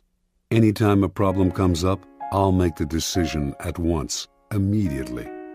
Adopt this ruthless strategy toward the past. Burn all the books and train yourself to react to circumstances as they happen. You may believe that you have separated yourself from the predecessor or father figure, but as you grow older, you must be eternally vigilant, lest you become the father you had rebelled against. Finally, plenitude and prosperity tend to make us lazy and inactive. When our power is secure, we have no need to act. This is a serious danger, especially for those who achieve success and power at an early age. You must be prepared to return to square one psychologically, rather than growing fat and lazy with prosperity. Pablo Picasso could deal with success, but only by constantly changing the style of his painting, often breaking completely with what had made him successful before. How often our early triumphs turn us into a kind of caricature of ourselves. Powerful people recognize these traps. Like Alexander the Great, they struggle constantly to recreate themselves. The father must not be allowed to return. He must be slain at every step of the way. Law 42. Strike the shepherd and the sheep will scatter. Judgment. Trouble can often be traced to a single strong individual, the stirrer, the arrogant underling, the poisoner of goodwill. If you allow such people room to operate, others will succumb to their influence. Do not wait for the troubles they cause to multiply. Do not try to negotiate with them. They are irredeemable. Neutralize their influence by isolating or banishing them. Strike at the source of the trouble, and the sheep will scatter. Observance of the law. Near the end of the 6th century BC, the city-state of Athens overthrew the series of petty tyrants who had dominated its politics for decades. It established instead a democracy that was to last over a century, a democracy that became the source of its power and its proudest achievement. But as the democracy evolved, so did a problem the Athenians had never faced: how to deal with those who did not concern themselves with the cohesion of a small city surrounded by enemies, who did not work for its greater glory, but thought of only themselves and their own ambitions and petty intrigues. The Athenians understood that these people, if left alone, would sow dissension, divide the city into factions, and stir up anxieties, all of which could lead to the ruin of their democracy. Violent punishment no longer suited the new, civilized order that Athens had created. Instead, the citizens found another, more satisfying and less brutal way to deal with the chronically selfish. Every year, they would gather in the marketplace and write on a piece of earthenware, an ostrakon, the name of an individual they wanted to see banished from the city for 10 years. If a particular name appeared on 6,000 ballots, that person would instantly be exiled. If no one received 6,000 votes, the person with the most ostraka recording his name would suffer the 10-year ostracism. This ritual expulsion became a kind of festival. What a joy to be able to banish those irritating, anxiety-inducing individuals who wanted to rise above the group they should have served. In 490 BC, Aristides, one of the great generals of Athenian history, helped defeat the Persians at the Battle of Marathon. Meanwhile, off the battlefield, his fairness as a judge had earned him the nickname the Just. But as the years went by, the Athenians came to dislike him. He made such a show of his righteousness, and this, they believed, disguised his feelings of superiority and scorn for the common folk. His omnipresence in Athenian politics became obnoxious. The citizens grew tired of hearing him called the Just. They feared that this was just the type of man, judgmental, haughty, who would eventually stir up fierce divisions among them. In 482 BC, despite Aristides' invaluable expertise in the continuing war with the Persians, they collected the ostraca and had him banished. After Aristides' ostracism, the great general Themistocles emerged as the city's premier leader. But his many honors and victories went to his head, and he too became arrogant and overbearing, constantly reminding the Athenians of his triumphs in battle, the temples he had built, the dangers he had fended off. He seemed to be saying that without him, the city would come to ruin. And so, in 472 BC, Themistocles' name was filled in on the ostraca, and the city was rid of his poisonous presence. The greatest political figure in 5th century Athens was undoubtedly Pericles. Although several times threatened with ostracism, he avoided that fate by maintaining close ties with the people. Perhaps he had learned a lesson as a child from his favorite tutor, the incomparable Damon, who excelled above all other Athenians in his intelligence, his musical skills, and his rhetorical abilities. It was Damon who had trained Pericles in the arts of ruling. But he too suffered ostracism, for his superior airs and his insulting manner toward the commoners stirred up too much resentment. Toward the end of the century, there lived a man named Hyperbolus. Most writers of the time describe him as the city's most worthless citizen. He did not care what anyone thought of him, and slandered whomever he disliked. He amused some, but irritated more. In 417 BC, Hyperbolus saw an opportunity to stir up anger against the two leading politicians of the time, Alcibiades and Nicias. He hoped that one of the two would be ostracized and that he would rise in that man's place. His campaign seemed likely to succeed. The Athenians disliked Alcibiades' flamboyant and carefree lifestyle and were wary of Nicias's wealth and aloofness.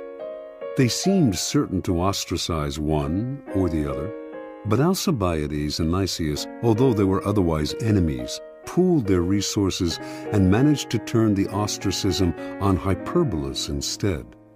His obnoxiousness, they argued, could only be terminated by banishment. Earlier sufferers of ostracism had been formidable, powerful men. Hyperbolus, however, was a low buffoon, and with his banishment, the Athenians felt that ostracism had been degraded, and so they ended the practice that for nearly 100 years had been one of the keys to keeping the peace within Athens. Interpretation. The Athenians sensed the dangers posed by asocial behavior and saw how such behavior often disguises itself in other forms. The holier-than-thou attitude that silently seeks to impose its standards on others, overweening ambition at the expense of the common good, the flaunting of superiority, quiet scheming, terminal obnoxiousness. Some of these behaviors would eat away at the city's cohesion by creating factions and sowing dissension. Others would ruin the democratic spirit by making the common citizen feel inferior and envious. The Athenians did not try to re-educate people who acted in these ways, or to absorb them somehow into the group, or to impose a violent punishment that would only create other problems. The solution was quick and effective. Get rid of them.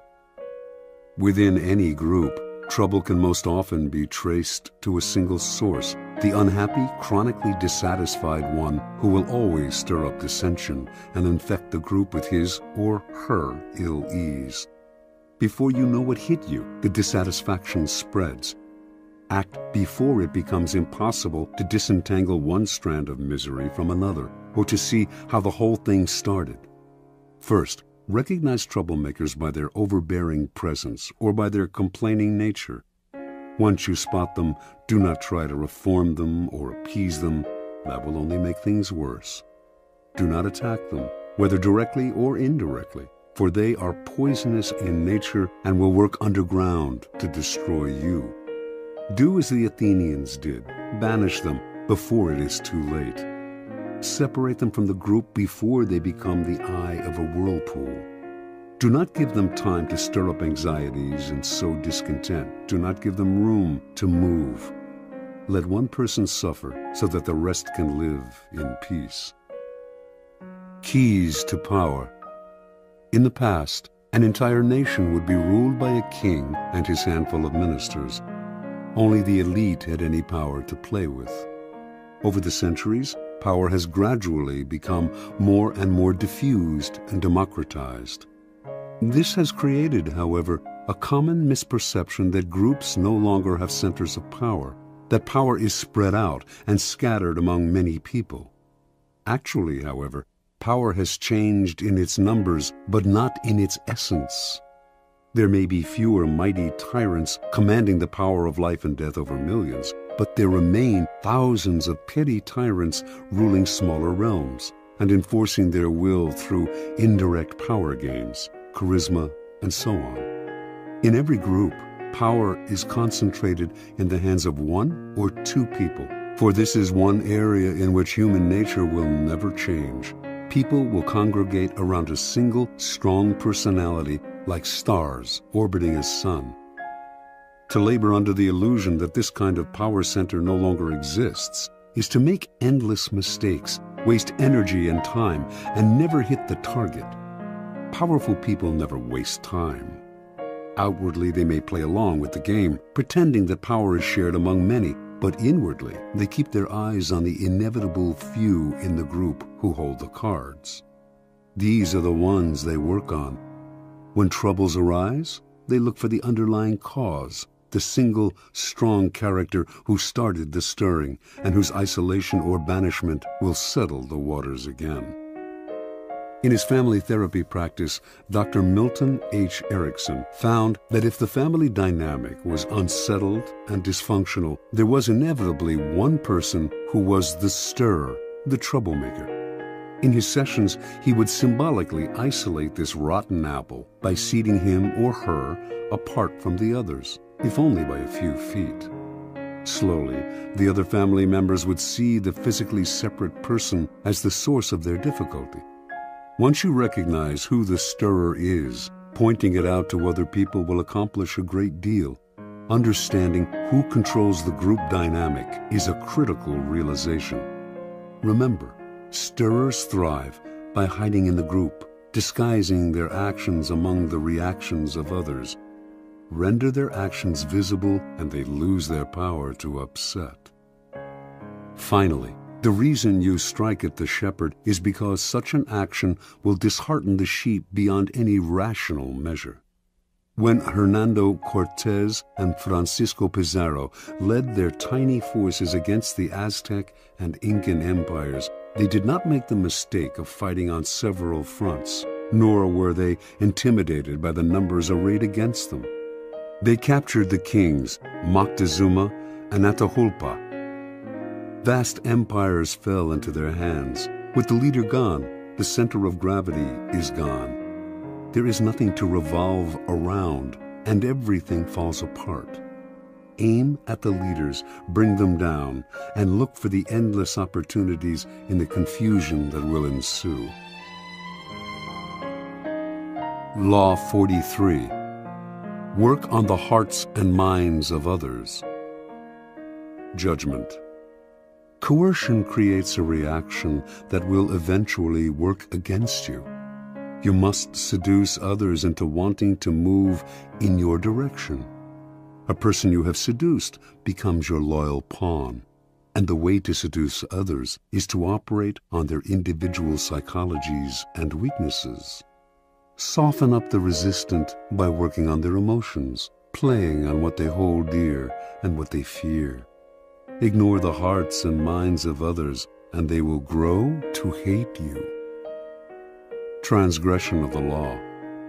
Near the end of the reign of Louis XV, all of France seemed desperate for change. When the king's grandson and chosen successor, the future Louis XVI, married the 15-year-old daughter of the Empress of Austria, the French caught a glimpse of the future that seemed hopeful. The young bride, Marie Antoinette, was beautiful and full of life. She instantly changed the mood of the court, which was rank with Louis XV's debaucheries. Even the common people who had yet to see her talked excitedly of Marie Antoinette. The French had grown disgusted with the series of mistresses who had dominated Louis XV, and they looked forward to serving their new queen. In 1773, when Marie Antoinette publicly rode through the streets of Paris for the first time, applauding crowds swarmed around her carriage. "How fortunate," she wrote her mother, "to be in a position in which one can gain widespread affection at so little cost." In 1774, Louis XV died, and Louis XVI took the throne. As soon as Marie became queen, she abandoned herself to the pleasures she loved the most, ordering and wearing the most expensive gowns and jewelry in the realm, sporting the most elaborate hair in history, her sculpted coiffures rising as much as 3 feet above her head, and throwing a constant succession of masked balls and fetes. All of these whims she paid for on credit, never concerning herself with the cost or who paid the bills. Marie Antoinette's greatest pleasure was the creation and designing of a private Garden of Eden at the Petit Trianon, a chateau on the grounds of Versailles with its own woods. The gardens at Petit Trianon were to be as natural as possible, including moss applied by hand to the trees and rocks. To heighten the pastoral effect, Marie employed peasant milkmaids to milk the finest-looking cows in the realm. Launderers and cheesemakers in special peasant outfits she helped design. Shepherds to tend sheep with silk ribbons around their necks. When the queen inspected the barns, she would watch her milkmaids squeezing milk into porcelain vases made at the Royal Ceramic Works. To pass the time, Marie would gather flowers in the woods around the Petit Trianon, or watch her good peasants doing their chores. The place became a separate world, its community limited to Marie's chosen favorites. With each new whim of Marie's, the cost of maintaining the Petit Trianon soared. Meanwhile, France itself was deteriorating. There was famine and widespread discontent.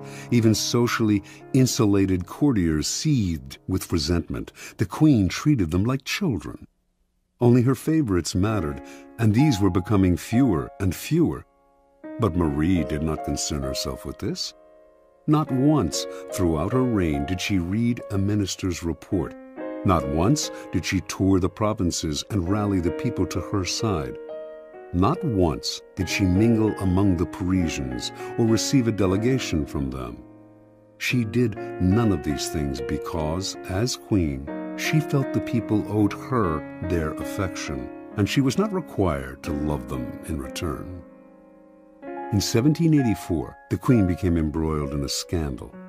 As part of an elaborate swindle, the most expensive diamond necklace in Europe had been purchased under her name. And during the swindler's trial, her lavish lifestyle became public. People heard about the money she spent on jewels and dresses and masked dances. They gave her the nickname Madame Deficit, and from then on, she became the focus of the people's growing resentment. When she appeared in her box at the opera, the audience greeted her with hisses. Even the court turned against her. For while she had been running up her huge expenditures, the country was headed for ruin.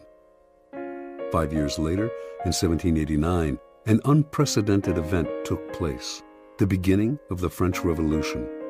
The queen did not worry. Let the people have their little rebellion, she seemed to think. It would soon quiet down, and she would be able to resume her life of pleasure. That year, the people marched on Versailles, forcing the royal family to quit the palace and take residence in Paris. This was a triumph for the rebels, but it offered the queen an opportunity to heal the wounds she had opened and establish contact with the people. The queen, however, had not learned her lesson. Not once would she leave the palace during her stay in Paris.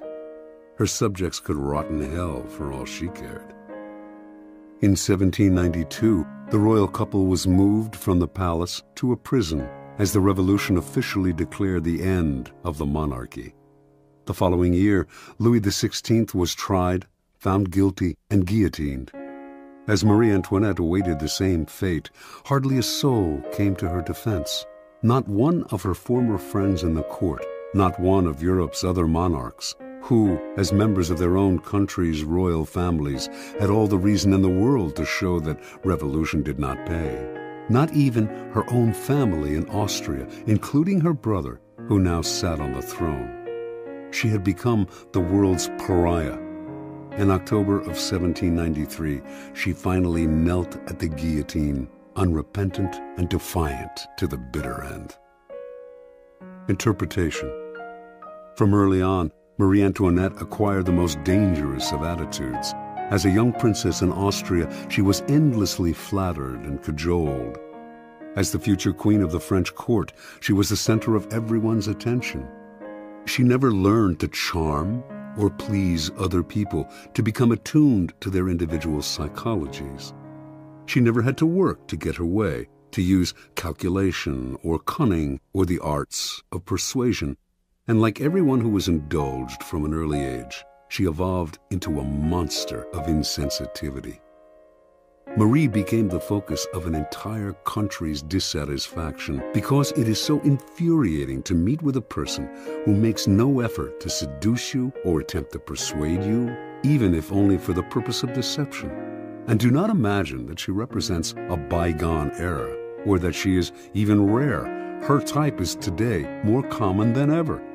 Such types live in their own bubble. They seem to feel they are born kings and queens, and that attention is owed them.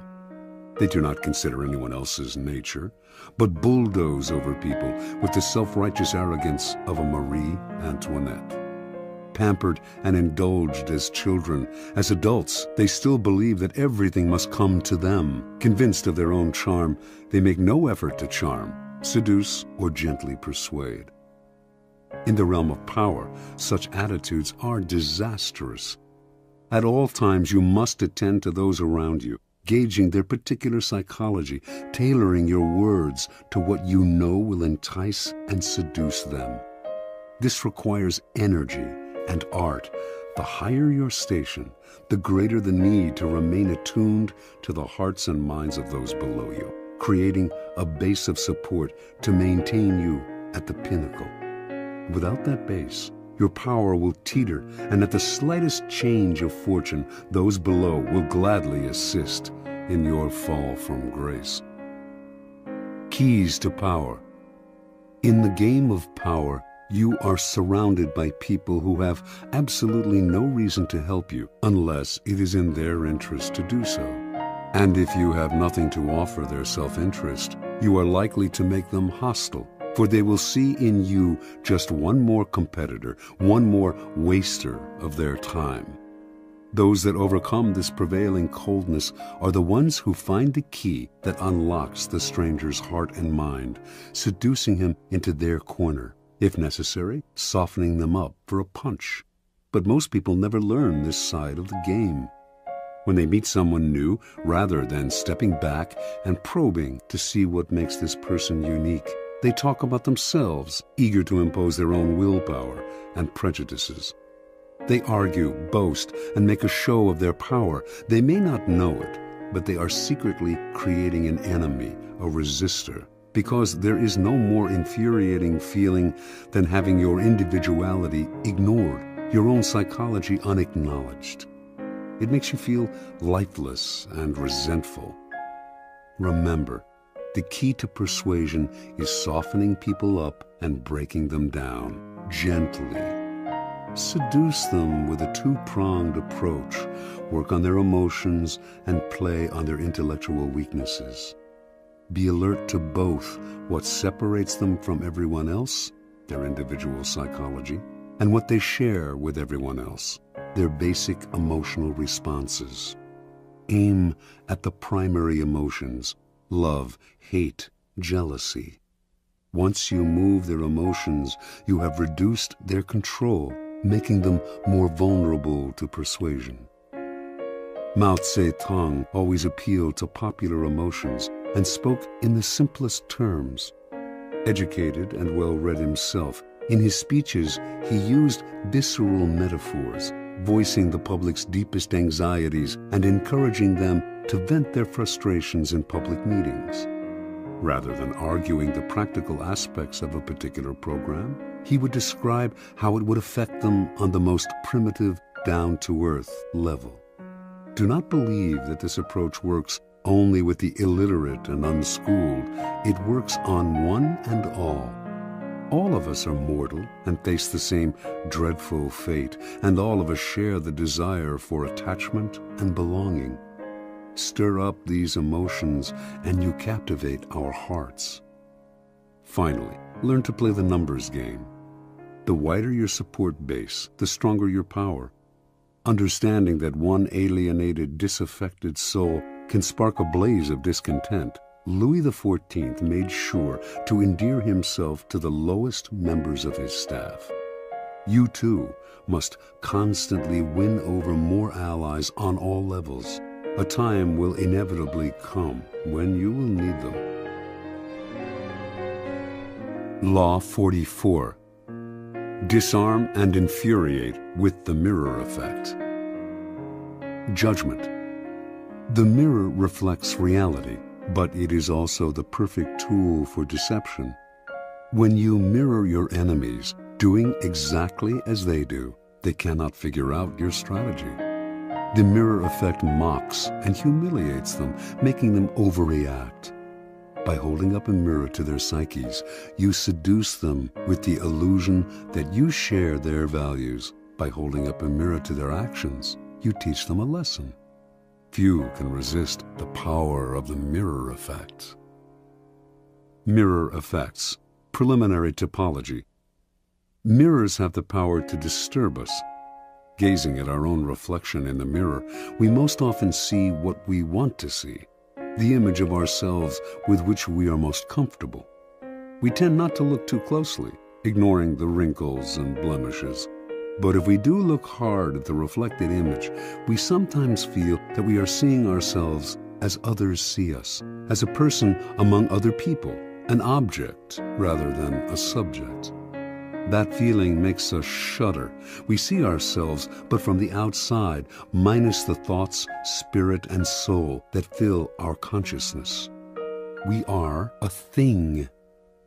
In using mirror effects, we symbolically recreate this disturbing power by mirroring the actions of other people, mimicking their movements to unsettle and infuriate them. Made to feel mocked, cloned, object-like, an image without a soul, they get angry. Or do the same thing slightly differently, and they might feel disarmed. You have perfectly reflected their wishes and desires. This is the narcissistic power of mirrors. In either case, the mirror effect unsettles your targets, whether angering or entrancing them, and in that instant, you have the power to manipulate or seduce them. The effect contains great power because it operates on the most primitive emotions. There are 4 main mirror effects in the realm of power. The neutralizing effect. This is the essence of the neutralizing effect.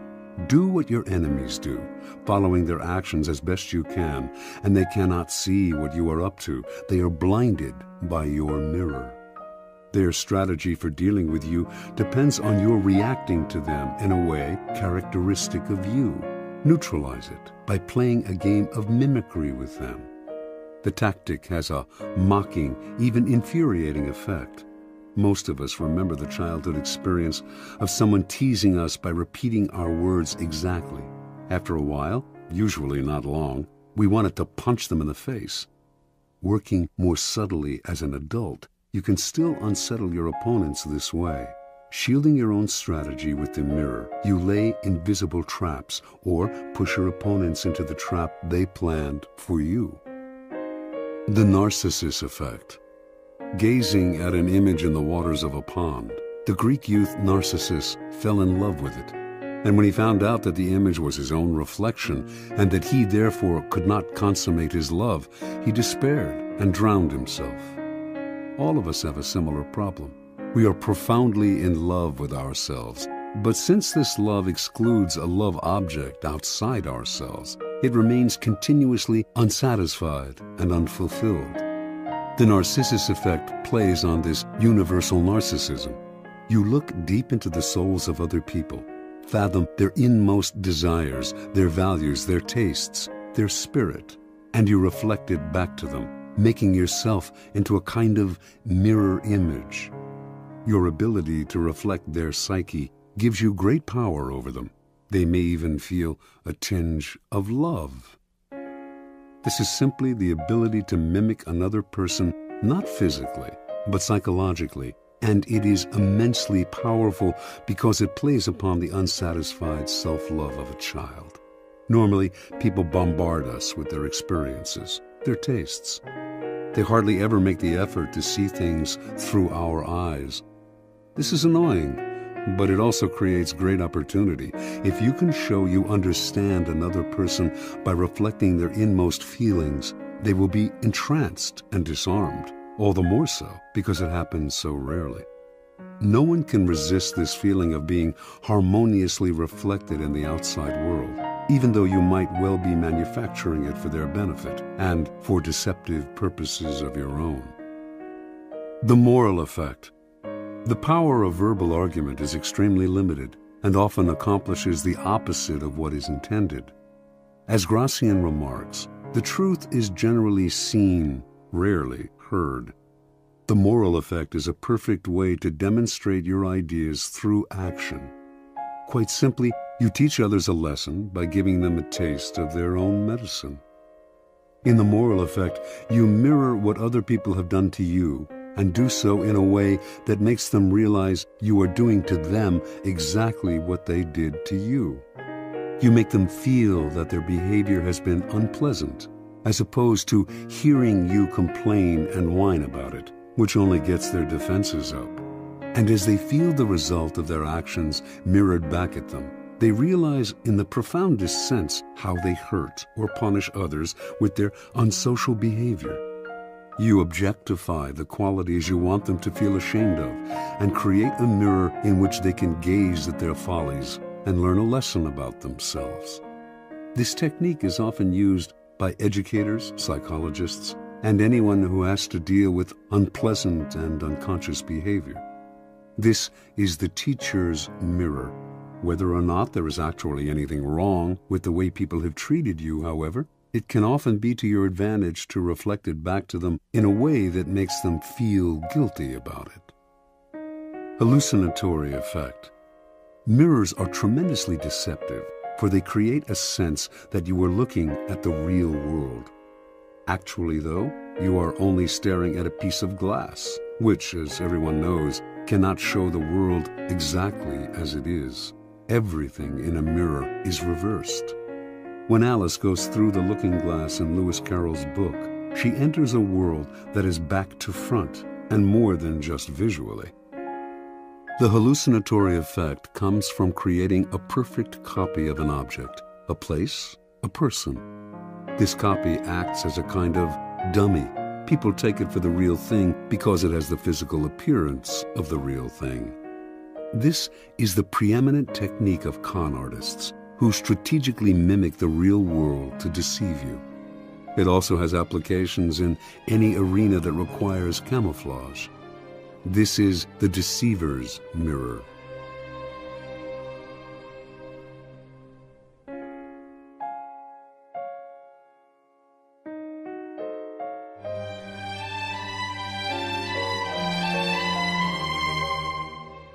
Observance of the mirror effect. Early on in his career, the ambitious statesman and general Alcibiades of Athens, 450 to 404 BC, fashioned a formidable weapon that became the source of his power. In every encounter with others, he would sense their moods and tastes, then carefully tailor his words and actions to mirror their inmost desires. He would seduce them with the idea that their values were superior to everyone else's, and that his goal was to model himself on them or help them realize their dreams. Few could resist his charms. The first man to fall under his spell was the philosopher Socrates. Alcibiades represented the opposite of the Socratic ideal of simplicity and uprightness. He lived lavishly and was completely unprincipled. Whenever he met Socrates, however, he mirrored the older man's sobriety, eating simply, accompanying Socrates on long walks, and talking only of philosophy and virtue. Socrates was not completely fooled. He was not unaware of Alcibiades' other life, but that only made him vulnerable to a logic that flattered him.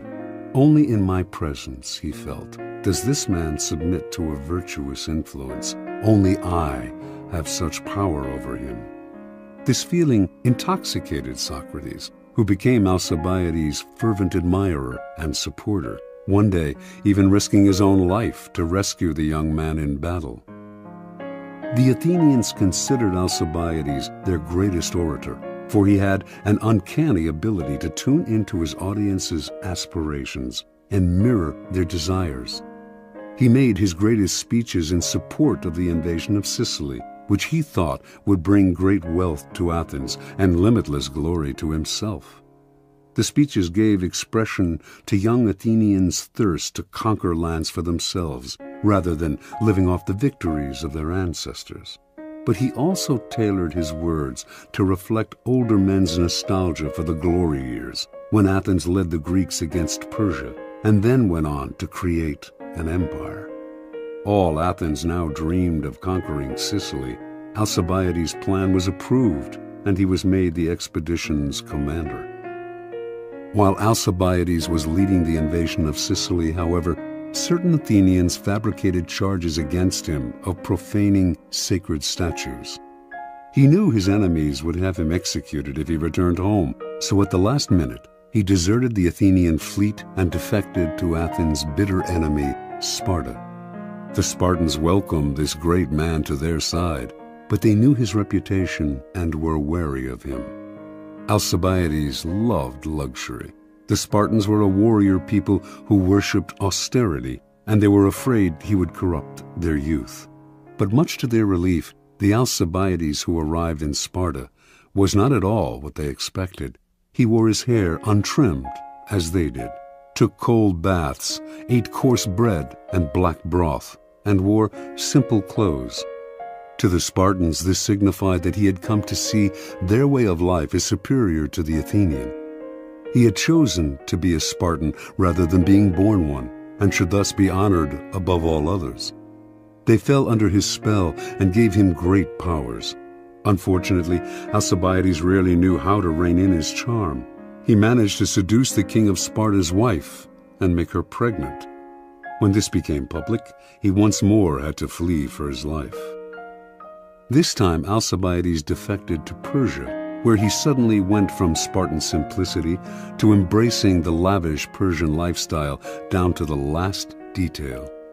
It was, of course, immensely flattering to the Persians to see a Greek of Alcibiades' stature preferred their culture over his own, and they showered him with honors, land, and power. Once seduced by the mirror, they failed to notice that behind this shield, Alcibiades was playing a double game, secretly helping the Athenians in their war with Sparta, and thus re-ingratiating himself with the city to which he desperately wanted to return, and which welcomed him back with open arms in 408 BC. Interpretation. Early in his political career, Alcibiades made a discovery that changed his whole approach to power. He had a colorful and forceful personality, but when he argued his ideas strongly with other people, he would win over a few, while at the same time alienating many more. The secret to gaining ascendancy over large numbers, he came to believe, was not to impose his colors, but to absorb the colors of those around him, like a chameleon. Once people fell for the trick, the deceptions he went on to practice would be invisible to them. Understand, everyone is wrapped up in their own narcissistic shell. When you try to impose your own ego on them, a wall goes up, resistance is increased. By mirroring them, however, you seduce them into a kind of narcissistic rapture. They are gazing at a double of their own soul. This double is actually manufactured in its entirety by you. Once you have used the mirror to seduce them, you have great power over them. It is worth noting, however, the dangers and the promiscuous use of the mirror. In Alcibiades' presence, people felt larger, as if their egos had been doubled. But once he left, they felt empty and diminished. And when they saw him mirroring completely different people as totally as he had mirrored them, they felt not just diminished, but betrayed. Alcibiades' overuse of the mirror effect made whole peoples feel used, so that he constantly had to flee from one place to another. Indeed, Alcibiades so angered the Spartans that they finally had him murdered. He had gone too far.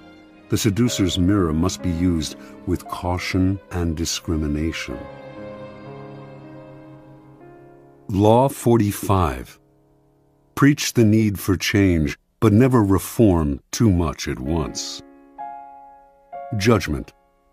Everyone understands the need for change in the abstract, but on the day-to-day level, people are creatures of habit. Too much innovation is traumatic and will lead to revolt. If you are new to a position of power, or an outsider trying to build a power base, make a show of respecting the old ways of doing things. If change is necessary, make it feel like a gentle improvement on the past. Transgression of the law. Sometime in the early 1520s, King Henry VIII of England decided to divorce his wife, Catherine of Aragon, because she had failed to bear him a son, and because he had fallen in love with the young and comely Anne Boleyn. The Pope, Clement VII, opposed the divorce and threatened the king with excommunication. The king's most powerful minister, Cardinal Wolsey, also saw no need for divorce, and his half-hearted support of the king cost him his position and soon his life. One man in Henry's cabinet, Thomas Cromwell, not only supported him in his desire for a divorce, but had an idea for realizing it, a complete break with the past. He convinced the king that by severing ties with Rome and making himself the head of a newly formed English church, he could divorce Catherine and marry Anne. By 1531, Henry saw this as the only solution. To reward Cromwell for his simple but brilliant idea, he elevated this son of a blacksmith to the post of royal counselor. By 1534, Cromwell had been named the king's secretary, and as the power behind the throne, he had become the most powerful man in England. But for him, the break with Rome went beyond the satisfaction of the king's carnal desires. He envisioned a new Protestant order in England, with the power of the Catholic Church smashed and its vast wealth in the hands of the king and the government. In that same year, he initiated a complete survey of the churches and monasteries of England, and as it turned out, the treasures and monies that the churches had accumulated over the centuries were far more than he had imagined. His spies and agents came back with astonishing figures. To justify his schemes, Cromwell circulated stories about the corruption in the English monasteries, their abuse of power, their exploitation of the people they supposedly served. Having won Parliament's support for breaking up the monasteries, he began to seize their holdings and to put them out of existence, one by one.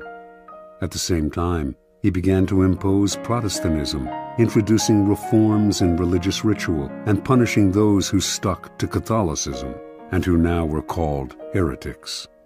Virtually overnight, England was converted to a new official religion. A terror fell on the country. Some people had suffered under the Catholic Church, which, before the reforms, had been immensely powerful, but most Britons had strong ties to Catholicism and to its comforting rituals.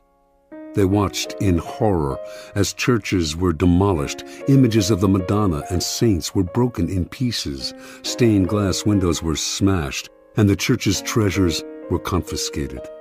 With monasteries that had succored the poor suddenly gone, the poor now flooded the streets. The growing ranks of the beggar class were further swelled by former monks.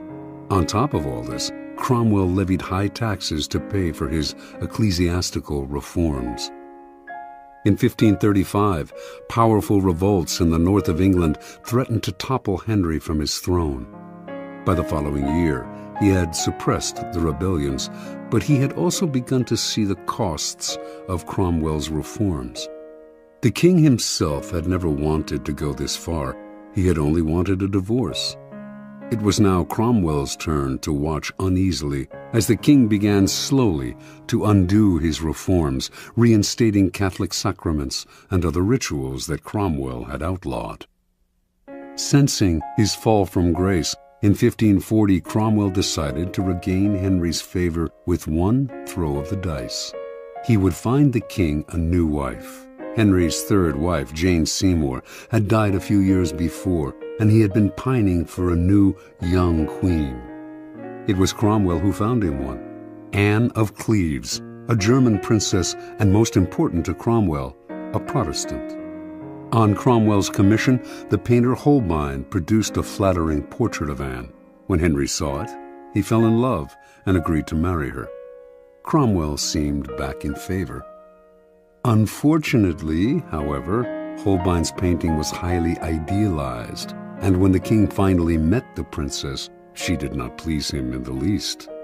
His anger against Cromwell, first for the ill-conceived reforms, now for saddling him with an unattractive and Protestant wife, could no longer be contained. In June of that year, Cromwell was arrested, charged as a Protestant extremist and a heretic, and sent to the Tower.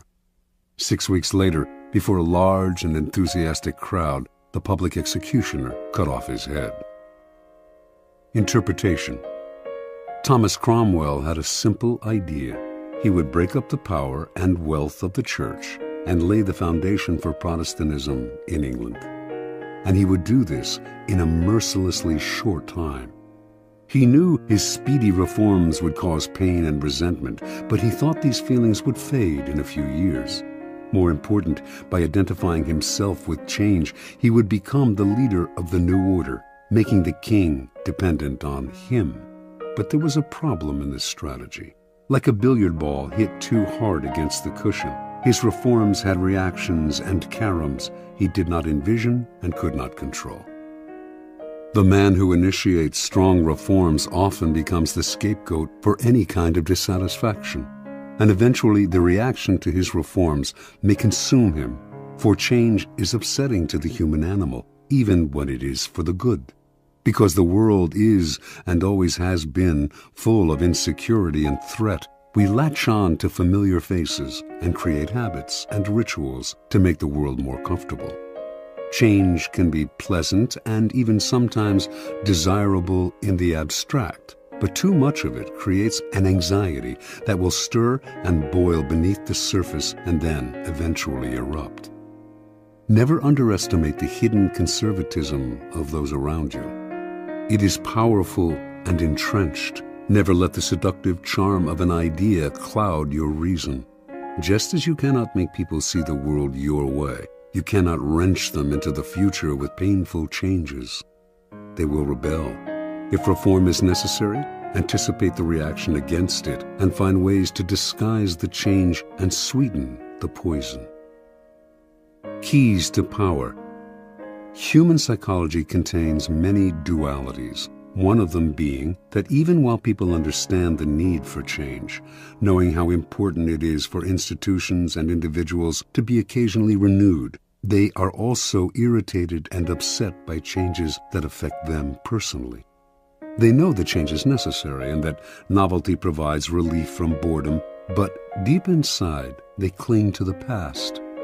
Change in the abstract or superficial change they desire, but a change that upsets core habits and routines is deeply disturbing to them. No revolution is gone without a powerful later reaction against it, for in the long run, the void it creates proves too unsettling to the human animal, who unconsciously associates such voids with death and chaos. The opportunity for change and renewal seduces people to the side of the revolution, but once their enthusiasm fades, which it will, they are left with a certain emptiness. Yearning for the past, they create an opening for it to creep back in. For Machiavelli, the prophet who preaches and brings change can only survive by taking up arms. When the masses inevitably yearn for the past, he must be ready to use force.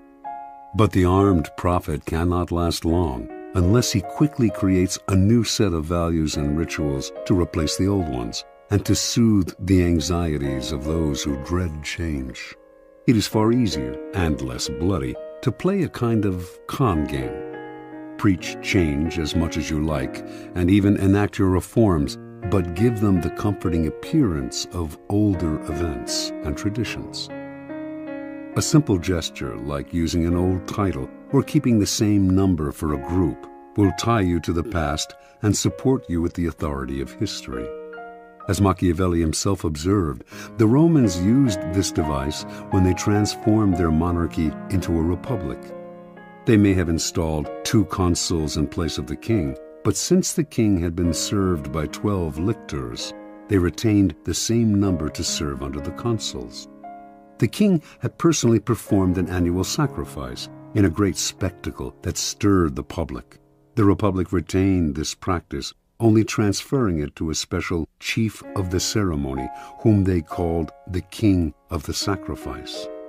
These and similar gestures satisfied the people and kept them from clamoring for the monarchy's return. Another strategy to disguise change is to make a loud and public display of support for the values of the past. Seem to be a zealot for tradition, and few will notice how unconventional you really are.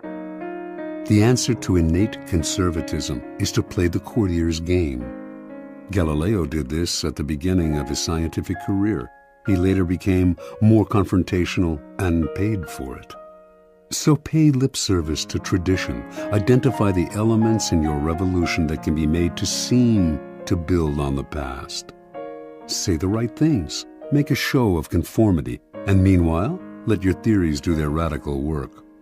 Play with appearances and respect past protocol. Finally, powerful people pay attention to the zeitgeist. If their reform is too far ahead of its time, few will understand it, and it will stir up anxiety and be hopelessly misinterpreted. The changes you make must seem less innovative than they are. England did eventually become a Protestant nation, as Cromwell wished, but it took over a century of gradual evolution. Watch the zeitgeist. If you work in a tumultuous time, there is power to be gained by preaching a return to the past, to comfort, tradition, and ritual. During a period of stagnation, on the other hand, play the card of reform and revolution, but beware of what you stir up. Those who finish a revolution are rarely those who start it. You will not succeed at this dangerous game unless you are willing to forestall the inevitable reaction against it by playing with appearances and building on the past. Law 46. Never appear too perfect. Judgment. Appearing better than others is always dangerous, but most dangerous of all is to appear to have no faults or weaknesses. Envy creates silent enemies. It is smart to occasionally display defects and admit to harmless vices in order to deflect envy and appear more human and approachable. Only gods and the dead can seem perfect with impunity. Transgression of the law. Joe Orton met Kenneth Halliwell at the Royal Academy of Dramatic Arts, London, in 1953, where both had enrolled as acting students. They soon became lovers and moved in together. Halliwell, 25 at the time, was 7 years older than Orton and seemed the more confident of the two, but neither had much talent as actors, and after graduating, having settled down together in a dank London apartment, they decided to give up acting and collaborate as writers instead. Halliwell's inheritance was enough to keep them from having to find work for a few years, and in the beginning, he was also the driving force behind the stories and novels they wrote. He would dictate to Orton, who would type the manuscripts, occasionally interjecting his own lines and ideas. Their first efforts attracted some interest from literary agents, but it sputtered. The promise they had shown was leading nowhere. Eventually, the inheritance money ran out, and the pair had to look for work. Their collaborations were less enthusiastic and less frequent. The future looked bleak. In 1957, Orton began to write on his own, but it wasn't until 5 years later, when the lovers were jailed for 6 months for defacing dozens of library books, that he began to find his voice, perhaps not by chance. This was the first time he and Hallowell had been separated in 9 years. He came out of prison determined to express his contempt for English society in the form of theatrical farces. He and Hallowell moved back in together, but now the roles were reversed. Orton did the writing, while Hallowell put in comments and ideas. In 1964, Joe Orton completed his first full-length play, Entertaining Mr. Sloane. The play made it to London's West End, where it received brilliant reviews. A great new writer had emerged from nowhere. Now success followed success at a dizzying pace. In 1966, Orton had a hit with his play, Loot, and his popularity soared. Soon commissions came in from all sides, including from the Beatles, who paid Orton handsomely to write them a film script. Everything was pointing upwards, everything except Orton's relationship with Kenneth Hallowell. The pair still lived together, but as Orton grew successful, Hallowell began to deteriorate. Watching his lover become the center of attention, he suffered the humiliation of becoming a kind of personal assistant to the playwright, his role in what had once been a collaboration growing smaller and smaller. In the 1950s, he had supported Orton with his inheritance. Now Orton supported him. At a party or among friends, people would naturally gravitate towards Orton. He was charming, and his mood was almost always buoyant. Unlike the handsome Orton, Hallowell was bald and awkward. His defensiveness made people want to avoid him. With Orton's success, the couple's problems only worsened. Hallowell's moods made their life together impossible. Orton claimed to want to leave him and had numerous affairs, but would always end up returning to his old friend and lover. He tried to help Hallowell launch a career as an artist, even arranging for a gallery to show his work, but the show was a flop, and this only heightened Hallowell's sense of inferiority. In May of 1967, the pair went on a brief holiday together in Tangiers, Morocco. During the trip, Orton wrote in his diary, "We sat talking of how happy we felt, and how it couldn't surely last. We'd have to pay for it, or we'd be struck down from afar by disaster because we were, perhaps, too happy. To be young, good-looking, healthy, famous, comparatively rich and happy is surely going against nature." Hallowell outwardly seemed as happy as Orton. Inwardly, though, he was seething.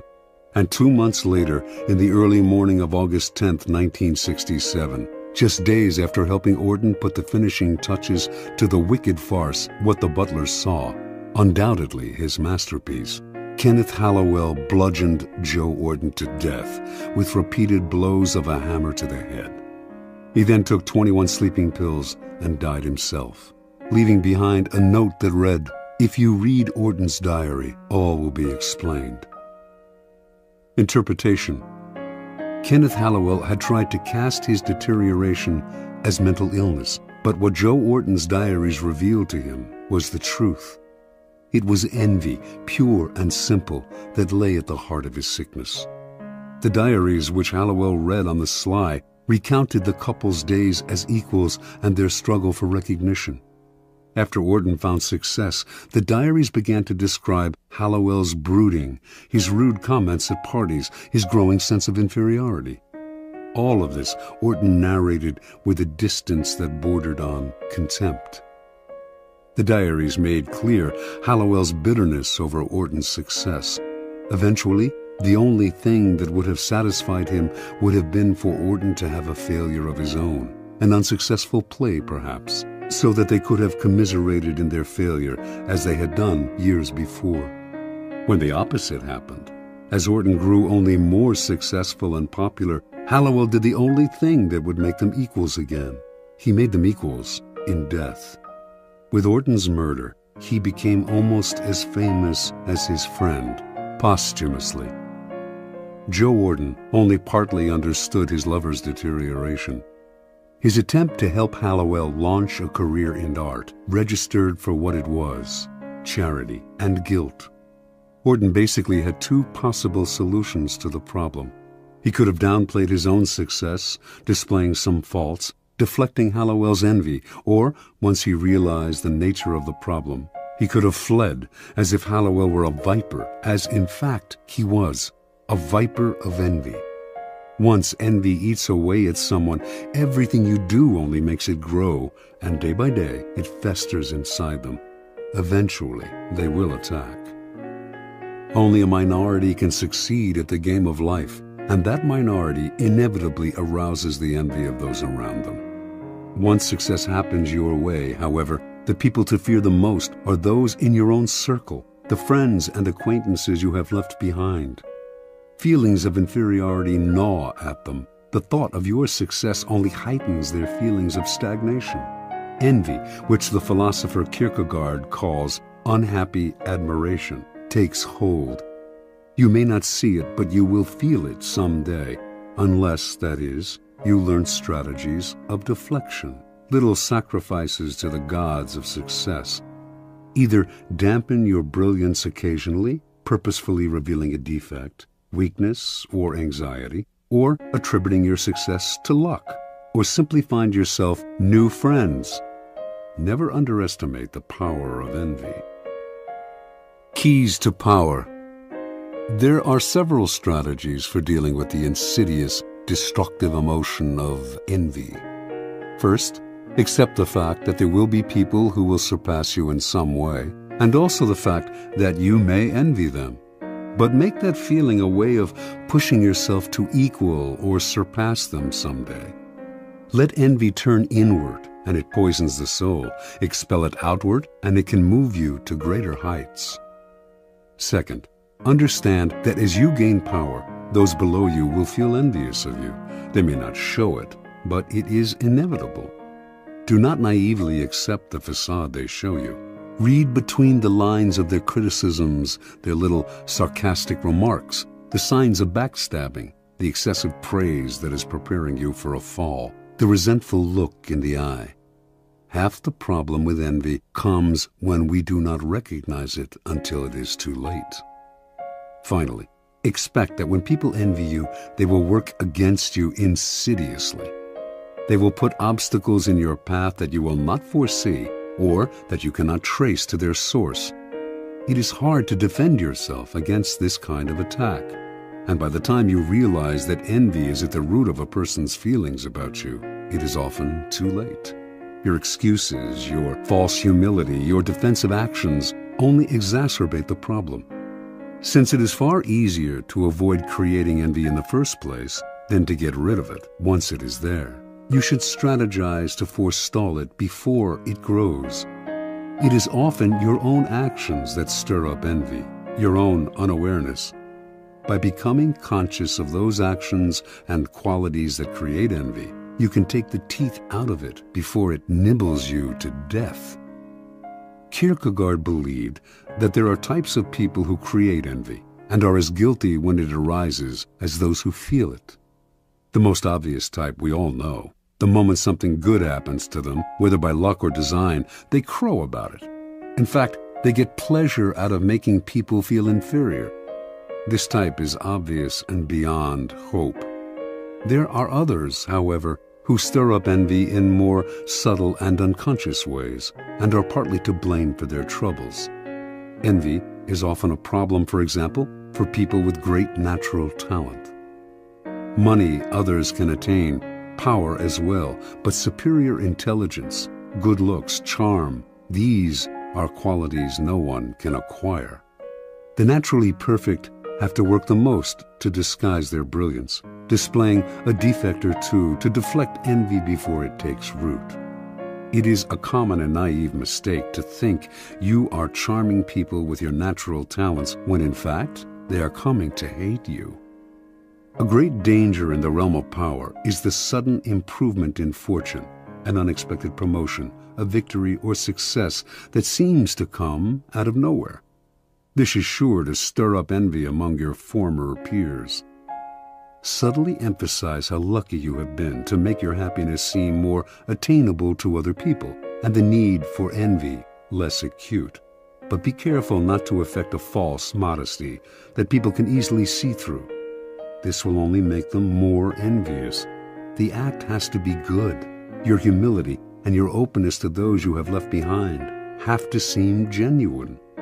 Any hint of insincerity will only make your new status more oppressive.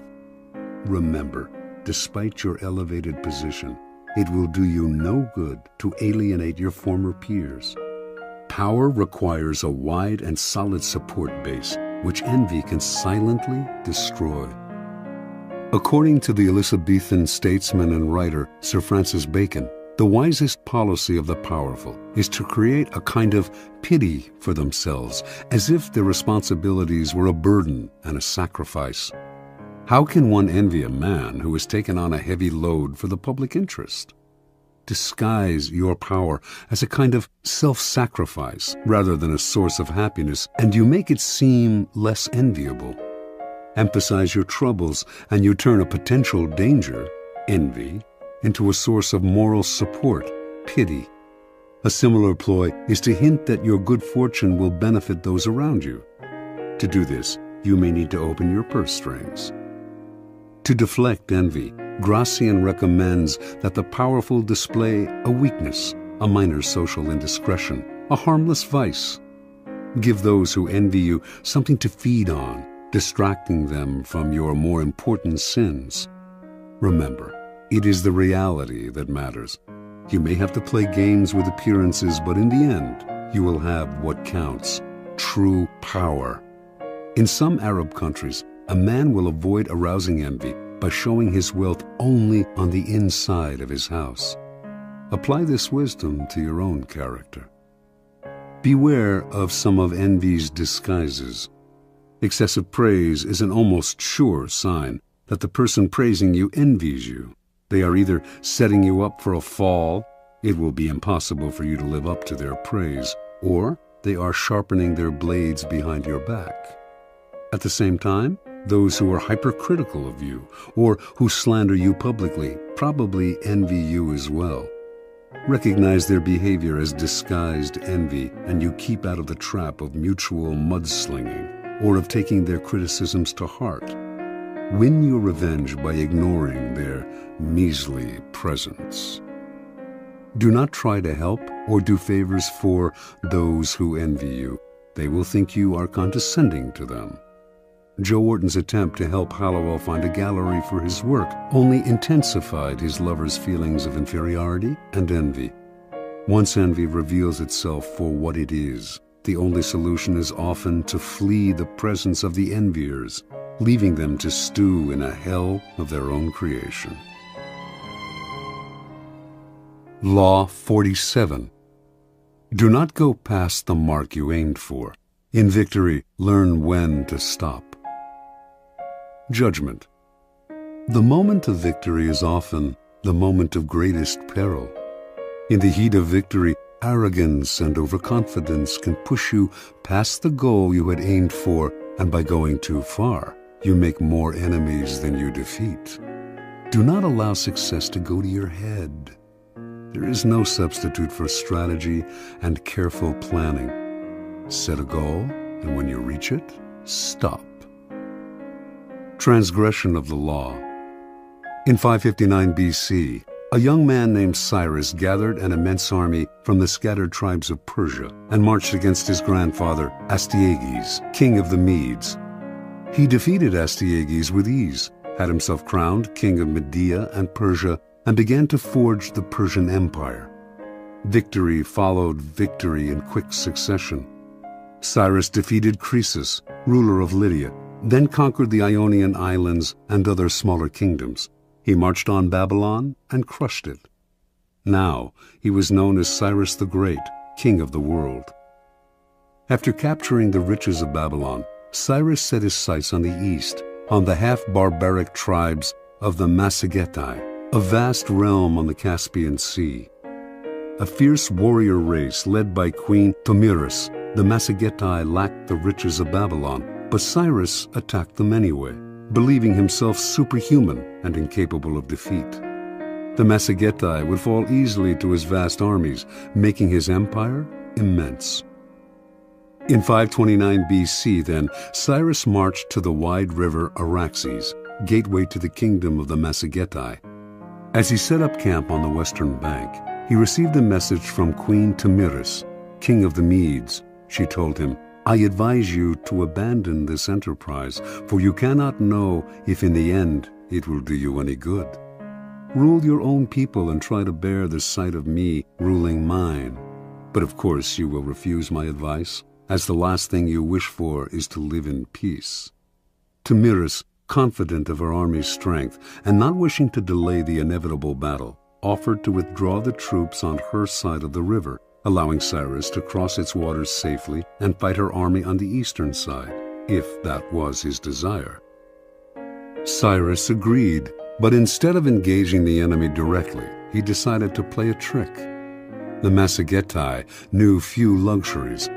Once Cyrus had crossed the river and made his camp on the eastern side, he set the table for an elaborate banquet full of meat, delicacies, and strong wine. Then he left his weakest troops in the camp and withdrew the rest of the army to the river. A large Massagetae detachment soon attacked the camp and killed all of the Persian soldiers in a fierce battle. Then, overwhelmed by the fabulous feast that had been left behind, they ate and drank to their heart's content. Later, inevitably, they fell asleep. The Persian army returned to the camp that night, killing many of the sleeping soldiers and capturing the rest.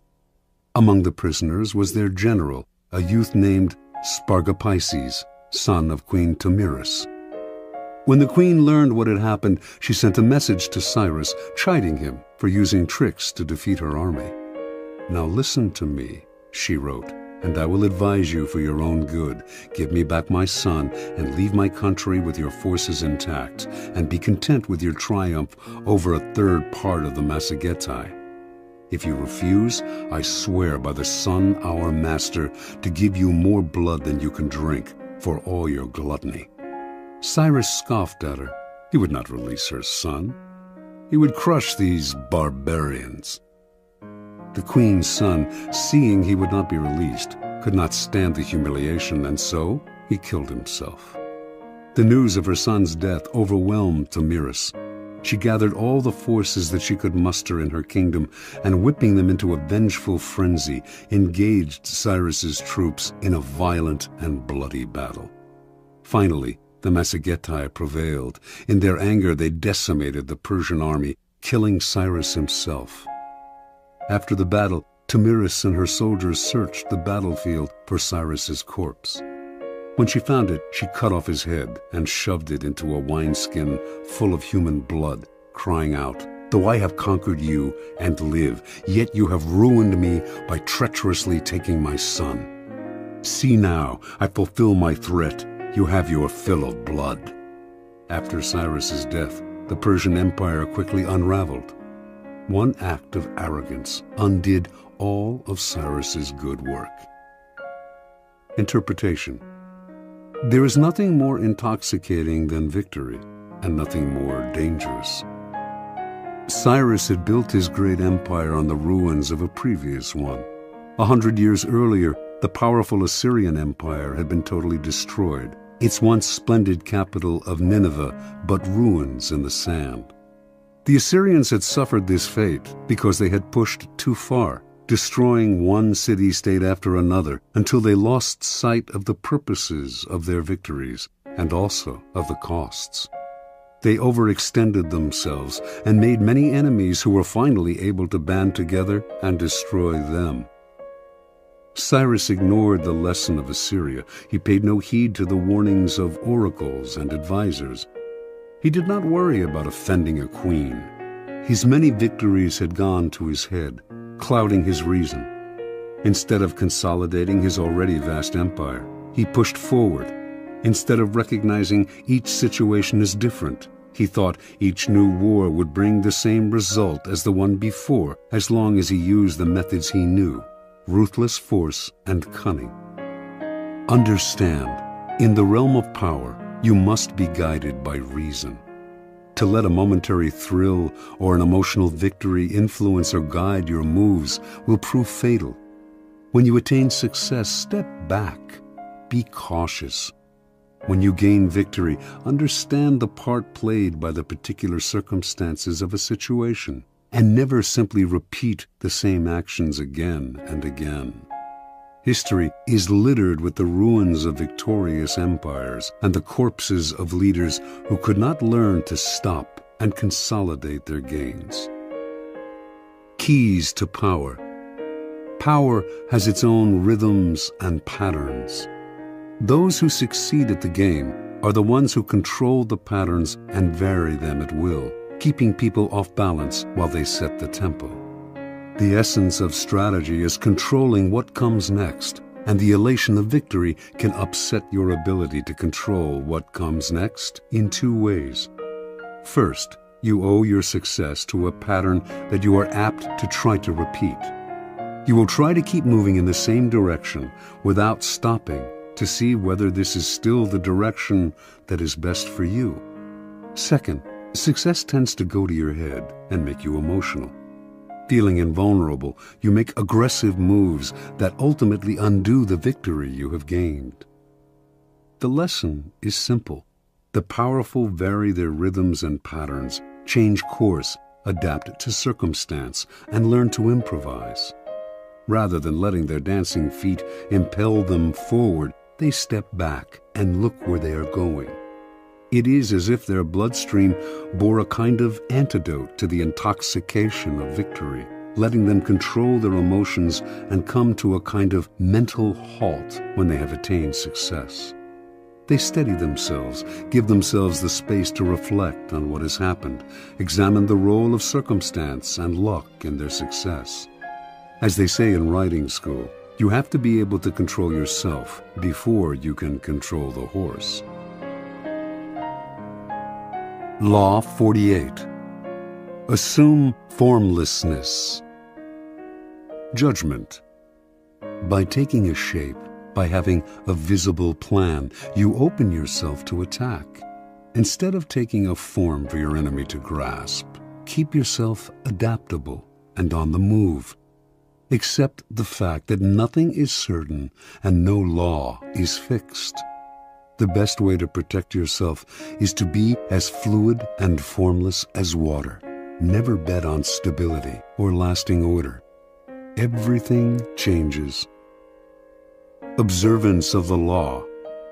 When World War II ended and the Japanese, who had invaded China in 1937, had finally been thrown out, the Chinese nationalists, led by Chiang Kai-shek, decided the time had come to annihilate the Chinese communists, their hated rivals, once and for all. They had almost succeeded in 1935, forcing the communists into the Long March, the grueling retreat that had greatly diminished their numbers. Although the communists had recovered somewhat during the war against Japan, it would not be difficult to defeat them now. They controlled only isolated areas in the countryside, had unsophisticated weaponry, lacked any military experience or training beyond mountain fighting, and controlled no important parts of China, except areas of Manchuria, which they had managed to take after the Japanese retreat. Chiang decided to commit his best forces in Manchuria. He would take over its major cities, and from those bases would spread through the northern industrial region, sweeping the communists away. Once Manchuria had fallen, the communists would collapse. In 1945 and 46, the plan worked perfectly. The nationalists easily took the major Manchurian cities. Puzzlingly, though, in the face of this critical campaign, the communists' strategy made no sense. When the nationalists began their push, the communists dispersed to Manchuria's most out-of-the-way corners. Their small units harassed the nationalist armies, ambushing them here, retreating unexpectedly there. But these dispersed units never linked up, making them hard to attack. They would seize a town only to give it up a few weeks later. Forming neither rear guards nor vanguards, they moved like Mercury, never staying in one place, elusive and formless. The nationalists ascribed this to two things: cowardice in the face of superior forces and inexperience in strategy.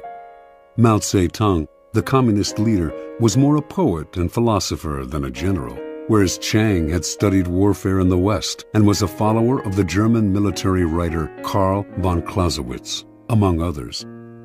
Yet a pattern did eventually emerge in Mao's attacks. After the nationalists had taken the cities, leaving the communists to occupy what was generally considered Manchuria's useless space, the communists started using that large space to surround the cities. If Chiang sent an army from one city to reinforce another, the communists would encircle the rescuing army. Chiang's forces were slowly broken into smaller and smaller units, isolated from one another, their lines of supply and communication cut. The nationalists still had superior firepower, but if they could not move, what good was it? A kind of terror overcame the nationalist soldiers. Commanders comfortably remote from the front lines might laugh at Mao, but the soldiers had fought the communists in the mountains and had come to fear their elusiveness. Now these soldiers sat in their cities and watched as their fast-moving enemies, as fluid as water, poured in on them from all sides. There seemed to be millions of them. The communists also encircled the soldiers' spirits, bombarding them with propaganda to lower their morale and pressure them to desert. The nationalists began to surrender in their minds. Their encircled and isolated cities started collapsing even before directly attacked. One after another fell in a quick succession. In November of 1948, the nationalists surrendered Manchuria to the communists, a humiliating blow to the technically superior nationalist army, and one that proved decisive in the war. By the following year, the communists controlled all of China. Interpretation. The two board games that best approximate the strategies of war are chess and the Asian game of Go. In chess, the board is small. In comparison to Go, the attack comes relatively quickly, forcing a decisive battle. It rarely pays to withdraw or to sacrifice your pieces, which must be concentrated at key areas. Go is much less formal. It is played on a large grid with 361 intersections, nearly 6 times as many positions as in chess. Black and white stones, one color for each side, are placed on the board's intersections, one at a time, wherever you like. Once all your stones, 52 for each side, are on the board, the object is to isolate the stones of your opponent by encircling them. A game of Go, called Wei Qi in China, can last up to 300 moves. The strategy is more subtle and fluid than chess, developing slowly. The more complex the pattern your stones initially create on the board, the harder it is for your opponent to understand your strategy. Fighting to control a particular area is not worth the trouble. You have to think in larger terms, to be prepared to sacrifice an area in order eventually to dominate the board. What you are after is not an entrenched position, but mobility. With mobility, you can isolate the opponent in small areas and then encircle them. The aim is not to kill off the opponent's pieces directly, as in chess, but to induce a kind of paralysis and collapse. Chess is linear, position-oriented, and aggressive. Go is nonlinear and fluid. Aggression is indirect until the end of the game, when the winner can surround the opponent's stones at an accelerated pace. Chinese military strategists have been influenced by Go for centuries. Its proverbs have been applied to war time and again. Mao Zedong was an addict of Wei Qi, and its precepts were ingrained in his strategies. A key Wei Qi concept, for example, is to use the size of the board to your advantage. spreading out in every direction so that your opponent cannot fathom your movements in a simple, linear way. Every Chinese, Mao once wrote, should consciously throw himself into this war of a jigsaw pattern against the nationalists. Place your men in a jigsaw pattern in Go, and your opponent loses himself trying to figure out what you are up to. Either he wastes time pursuing you, or, like Chiang Kai-shek, he assumes you are incompetent and fails to protect himself. And if he concentrates on single areas, as Western strategy advises, he becomes a sitting duck for encirclement. In the Wei Qi way of war, you encircle the enemy's brain, using mind games, propaganda, and irritation tactics to confuse and dishearten. This was the strategy of the communists, an apparent formlessness that disoriented and terrified their enemy. Where chess is linear and direct, the ancient game of Go is closer to the kind of strategy that will prove relevant in a world where battles are fought indirectly, in vast, loosely connected areas. Its strategies are abstract and multidimensional, inhabiting a plane beyond time and space, the strategist's mind. In this fluid form of warfare, you value movement over position. Your speed and mobility make it impossible to predict your moves.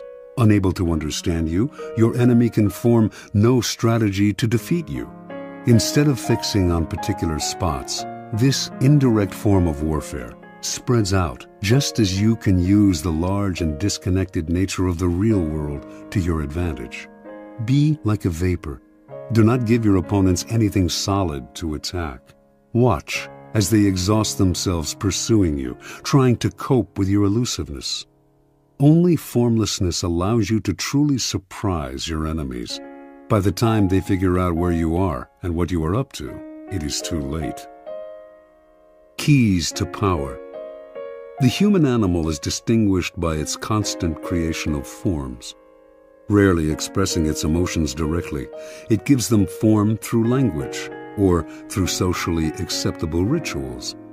We cannot communicate our emotions without a form. The forms that we create, however, change constantly, in fashion, in style, in all those human phenomena representing the mood of the moment. We are constantly altering the forms we have inherited from previous generations, and these changes are signs of life and vitality. Indeed, the things that don't change, the forms that rigidify, come to look to us like death, and we destroy them. The young show this most clearly.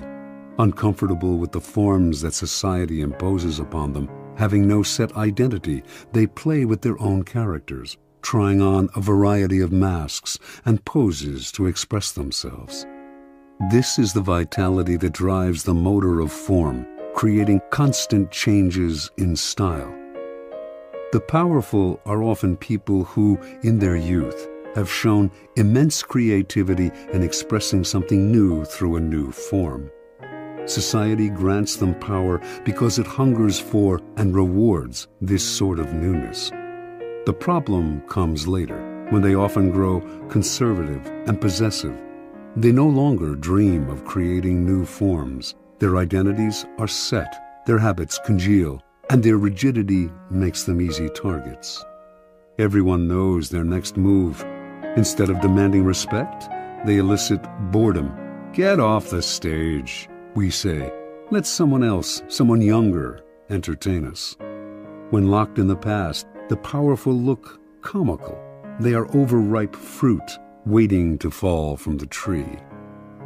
Power can only thrive if it is flexible in its forms. To be formless is not to be amorphous. Everything has a form. It is impossible to avoid. The formlessness of power is more like that of water or mercury, taking the form of whatever is around it. Changing constantly, it is never predictable. The powerful are constantly creating form, and their power comes from the rapidity with which they can change. Their formlessness is in the eye of the enemy, who cannot see what they are up to, and so has nothing solid to attack.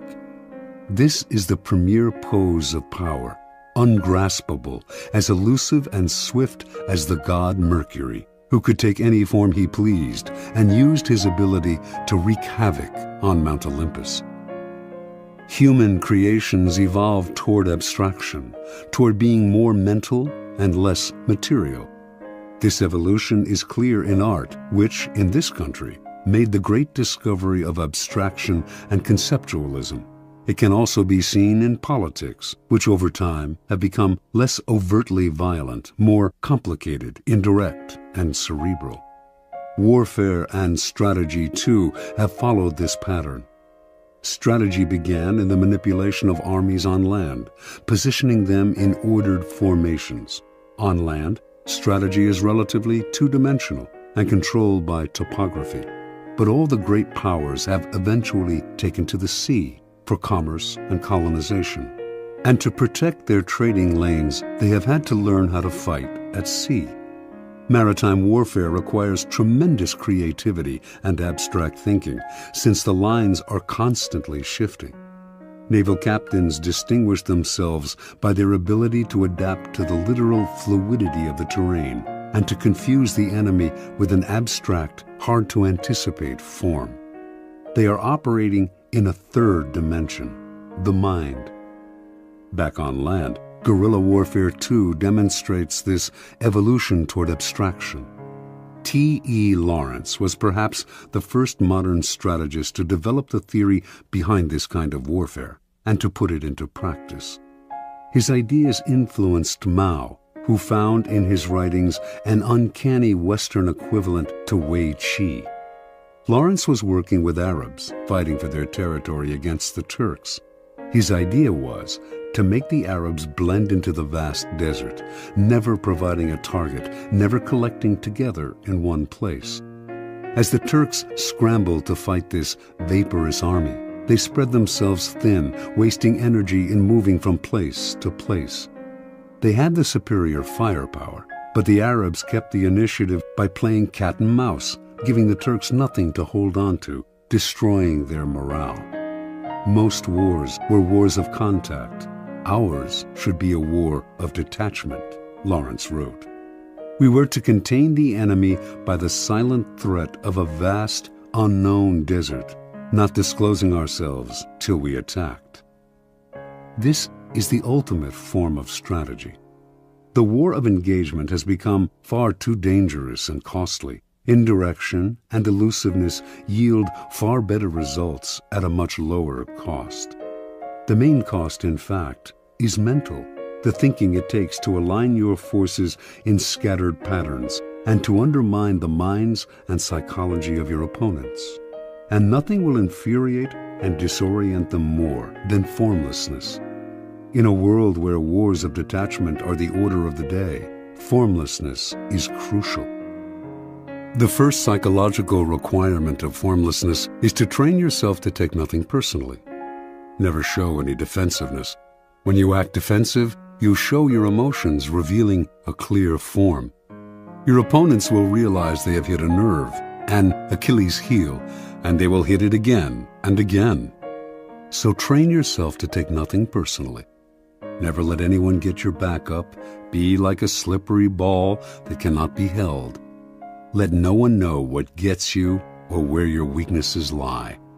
Make your face a formless mask, and you will infuriate and disorient your scheming colleagues and opponents. One man who used this technique was Baron James Rothschild. A German Jew in Paris, in a culture decidedly unfriendly to foreigners, Rothschild never took any attack on him personally or showed he had been hurt in any way. He furthermore adapted himself to the political climate, whatever it was. The stiffly formal Restoration monarchy of Louis XVIII, the bourgeois reign of Louis Philippe, the Democratic Revolution of 1848, the upstart Louis Napoleon crowned emperor in 1852.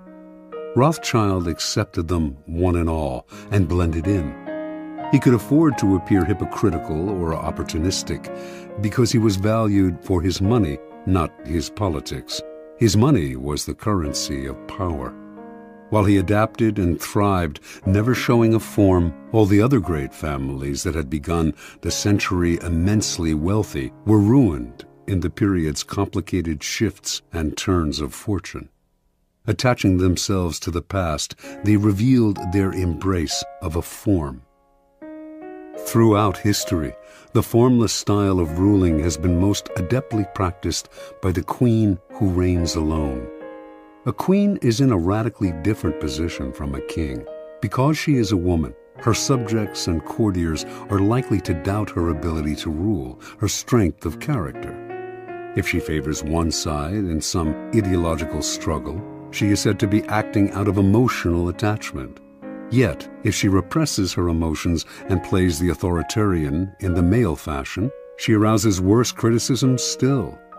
Either by nature or by experience, then, queens tend to adopt a flexible style of governing that in the end often proves more powerful than the more direct male form. This feminine, formless style of ruling may have emerged as a way of prospering under difficult circumstances, but it has proved immensely seductive to those who have served under it. Being fluid, it is relatively easy for its subjects to obey, for they feel less coerced, less bent to their ruler's ideology. It also opens up options where an adherence to a doctrine closes them off. Without committing to one side, it allows the ruler to play one enemy off another. Rigid rulers may seem strong, but with time, their inflexibility wears on the nerves, and their subjects find ways to push them from the stage.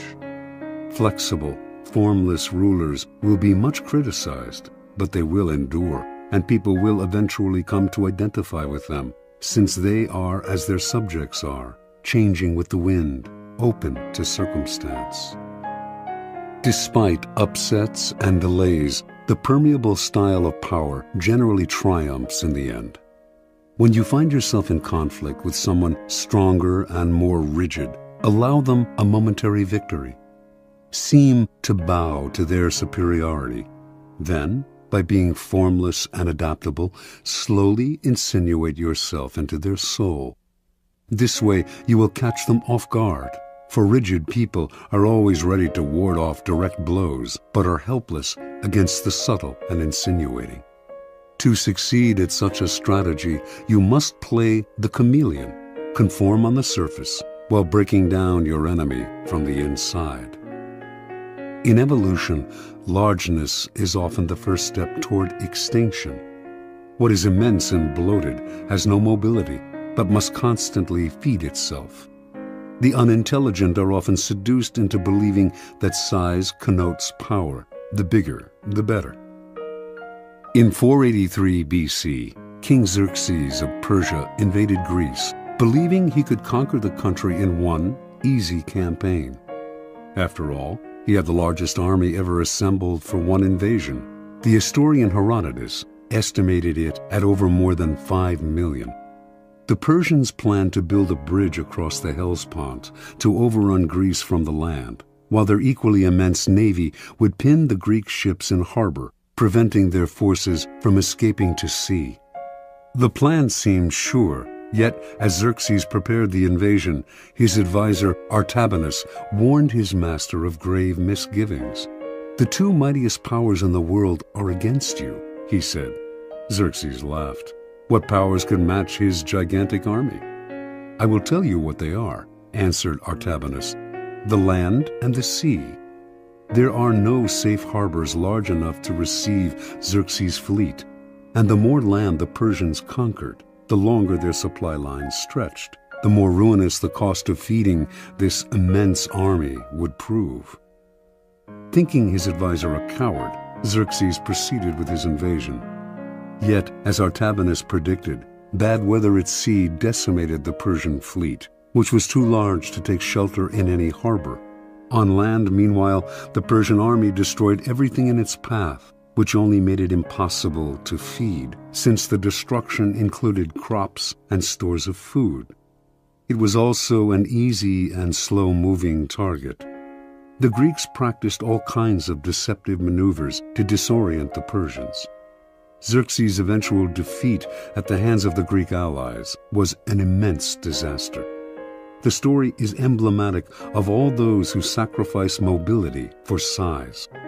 The flexible and fleet of foot will almost always win, for they have more strategic options. The more gigantic the enemy, the easier it is to induce collapse. The need for formlessness becomes greater the older we get, as we grow more likely to become set in our ways and assume too rigid a form. We become predictable, always the first sign of decrepitude, and predictability makes us appear comical. Although ridicule and disdain might seem mild forms of attack, they are actually potent weapons and will eventually erode a foundation of power. An enemy who does not respect you will grow bold, and boldness makes even the smallest animal dangerous. As you get older, you must rely even less on the past.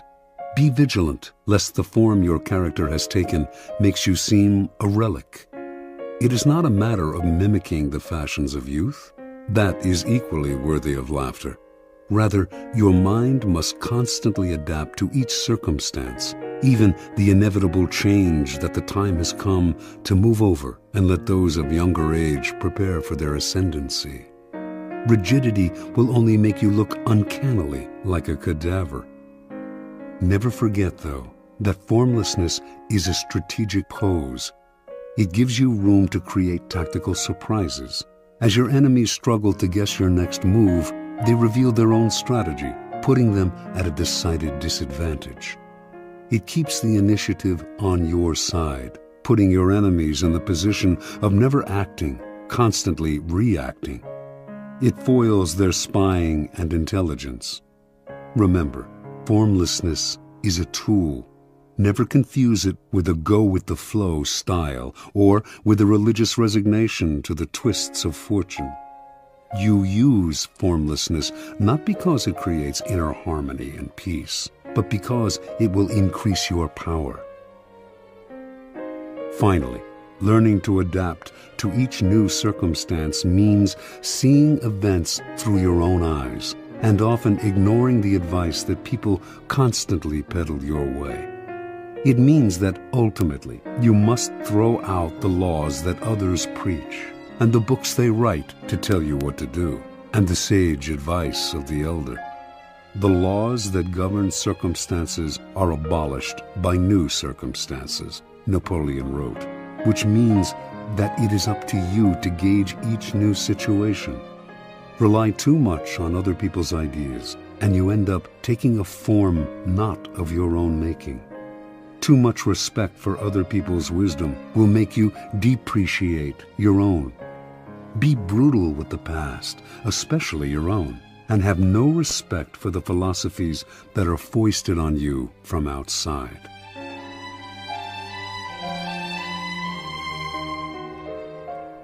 This has been a Highbridge audio production.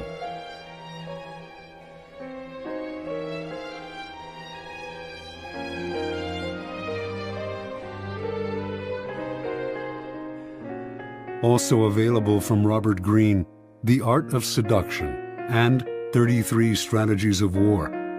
On the web at www.highbridgeaudio.com. Here is an excerpt from Greene's ruthless guide to psychological warfare, The 33 Strategies of War.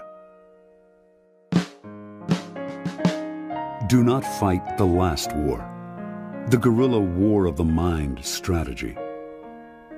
What most often weighs you down and brings you misery is the past, in the form of unnecessary attachments, repetitions of tired formulas, and the memory of old victories and defeats.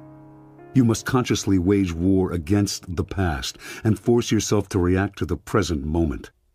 Be ruthless on yourself. Do not repeat the same tired methods. Sometimes you must force yourself to strike out in new directions, even if they involve risk.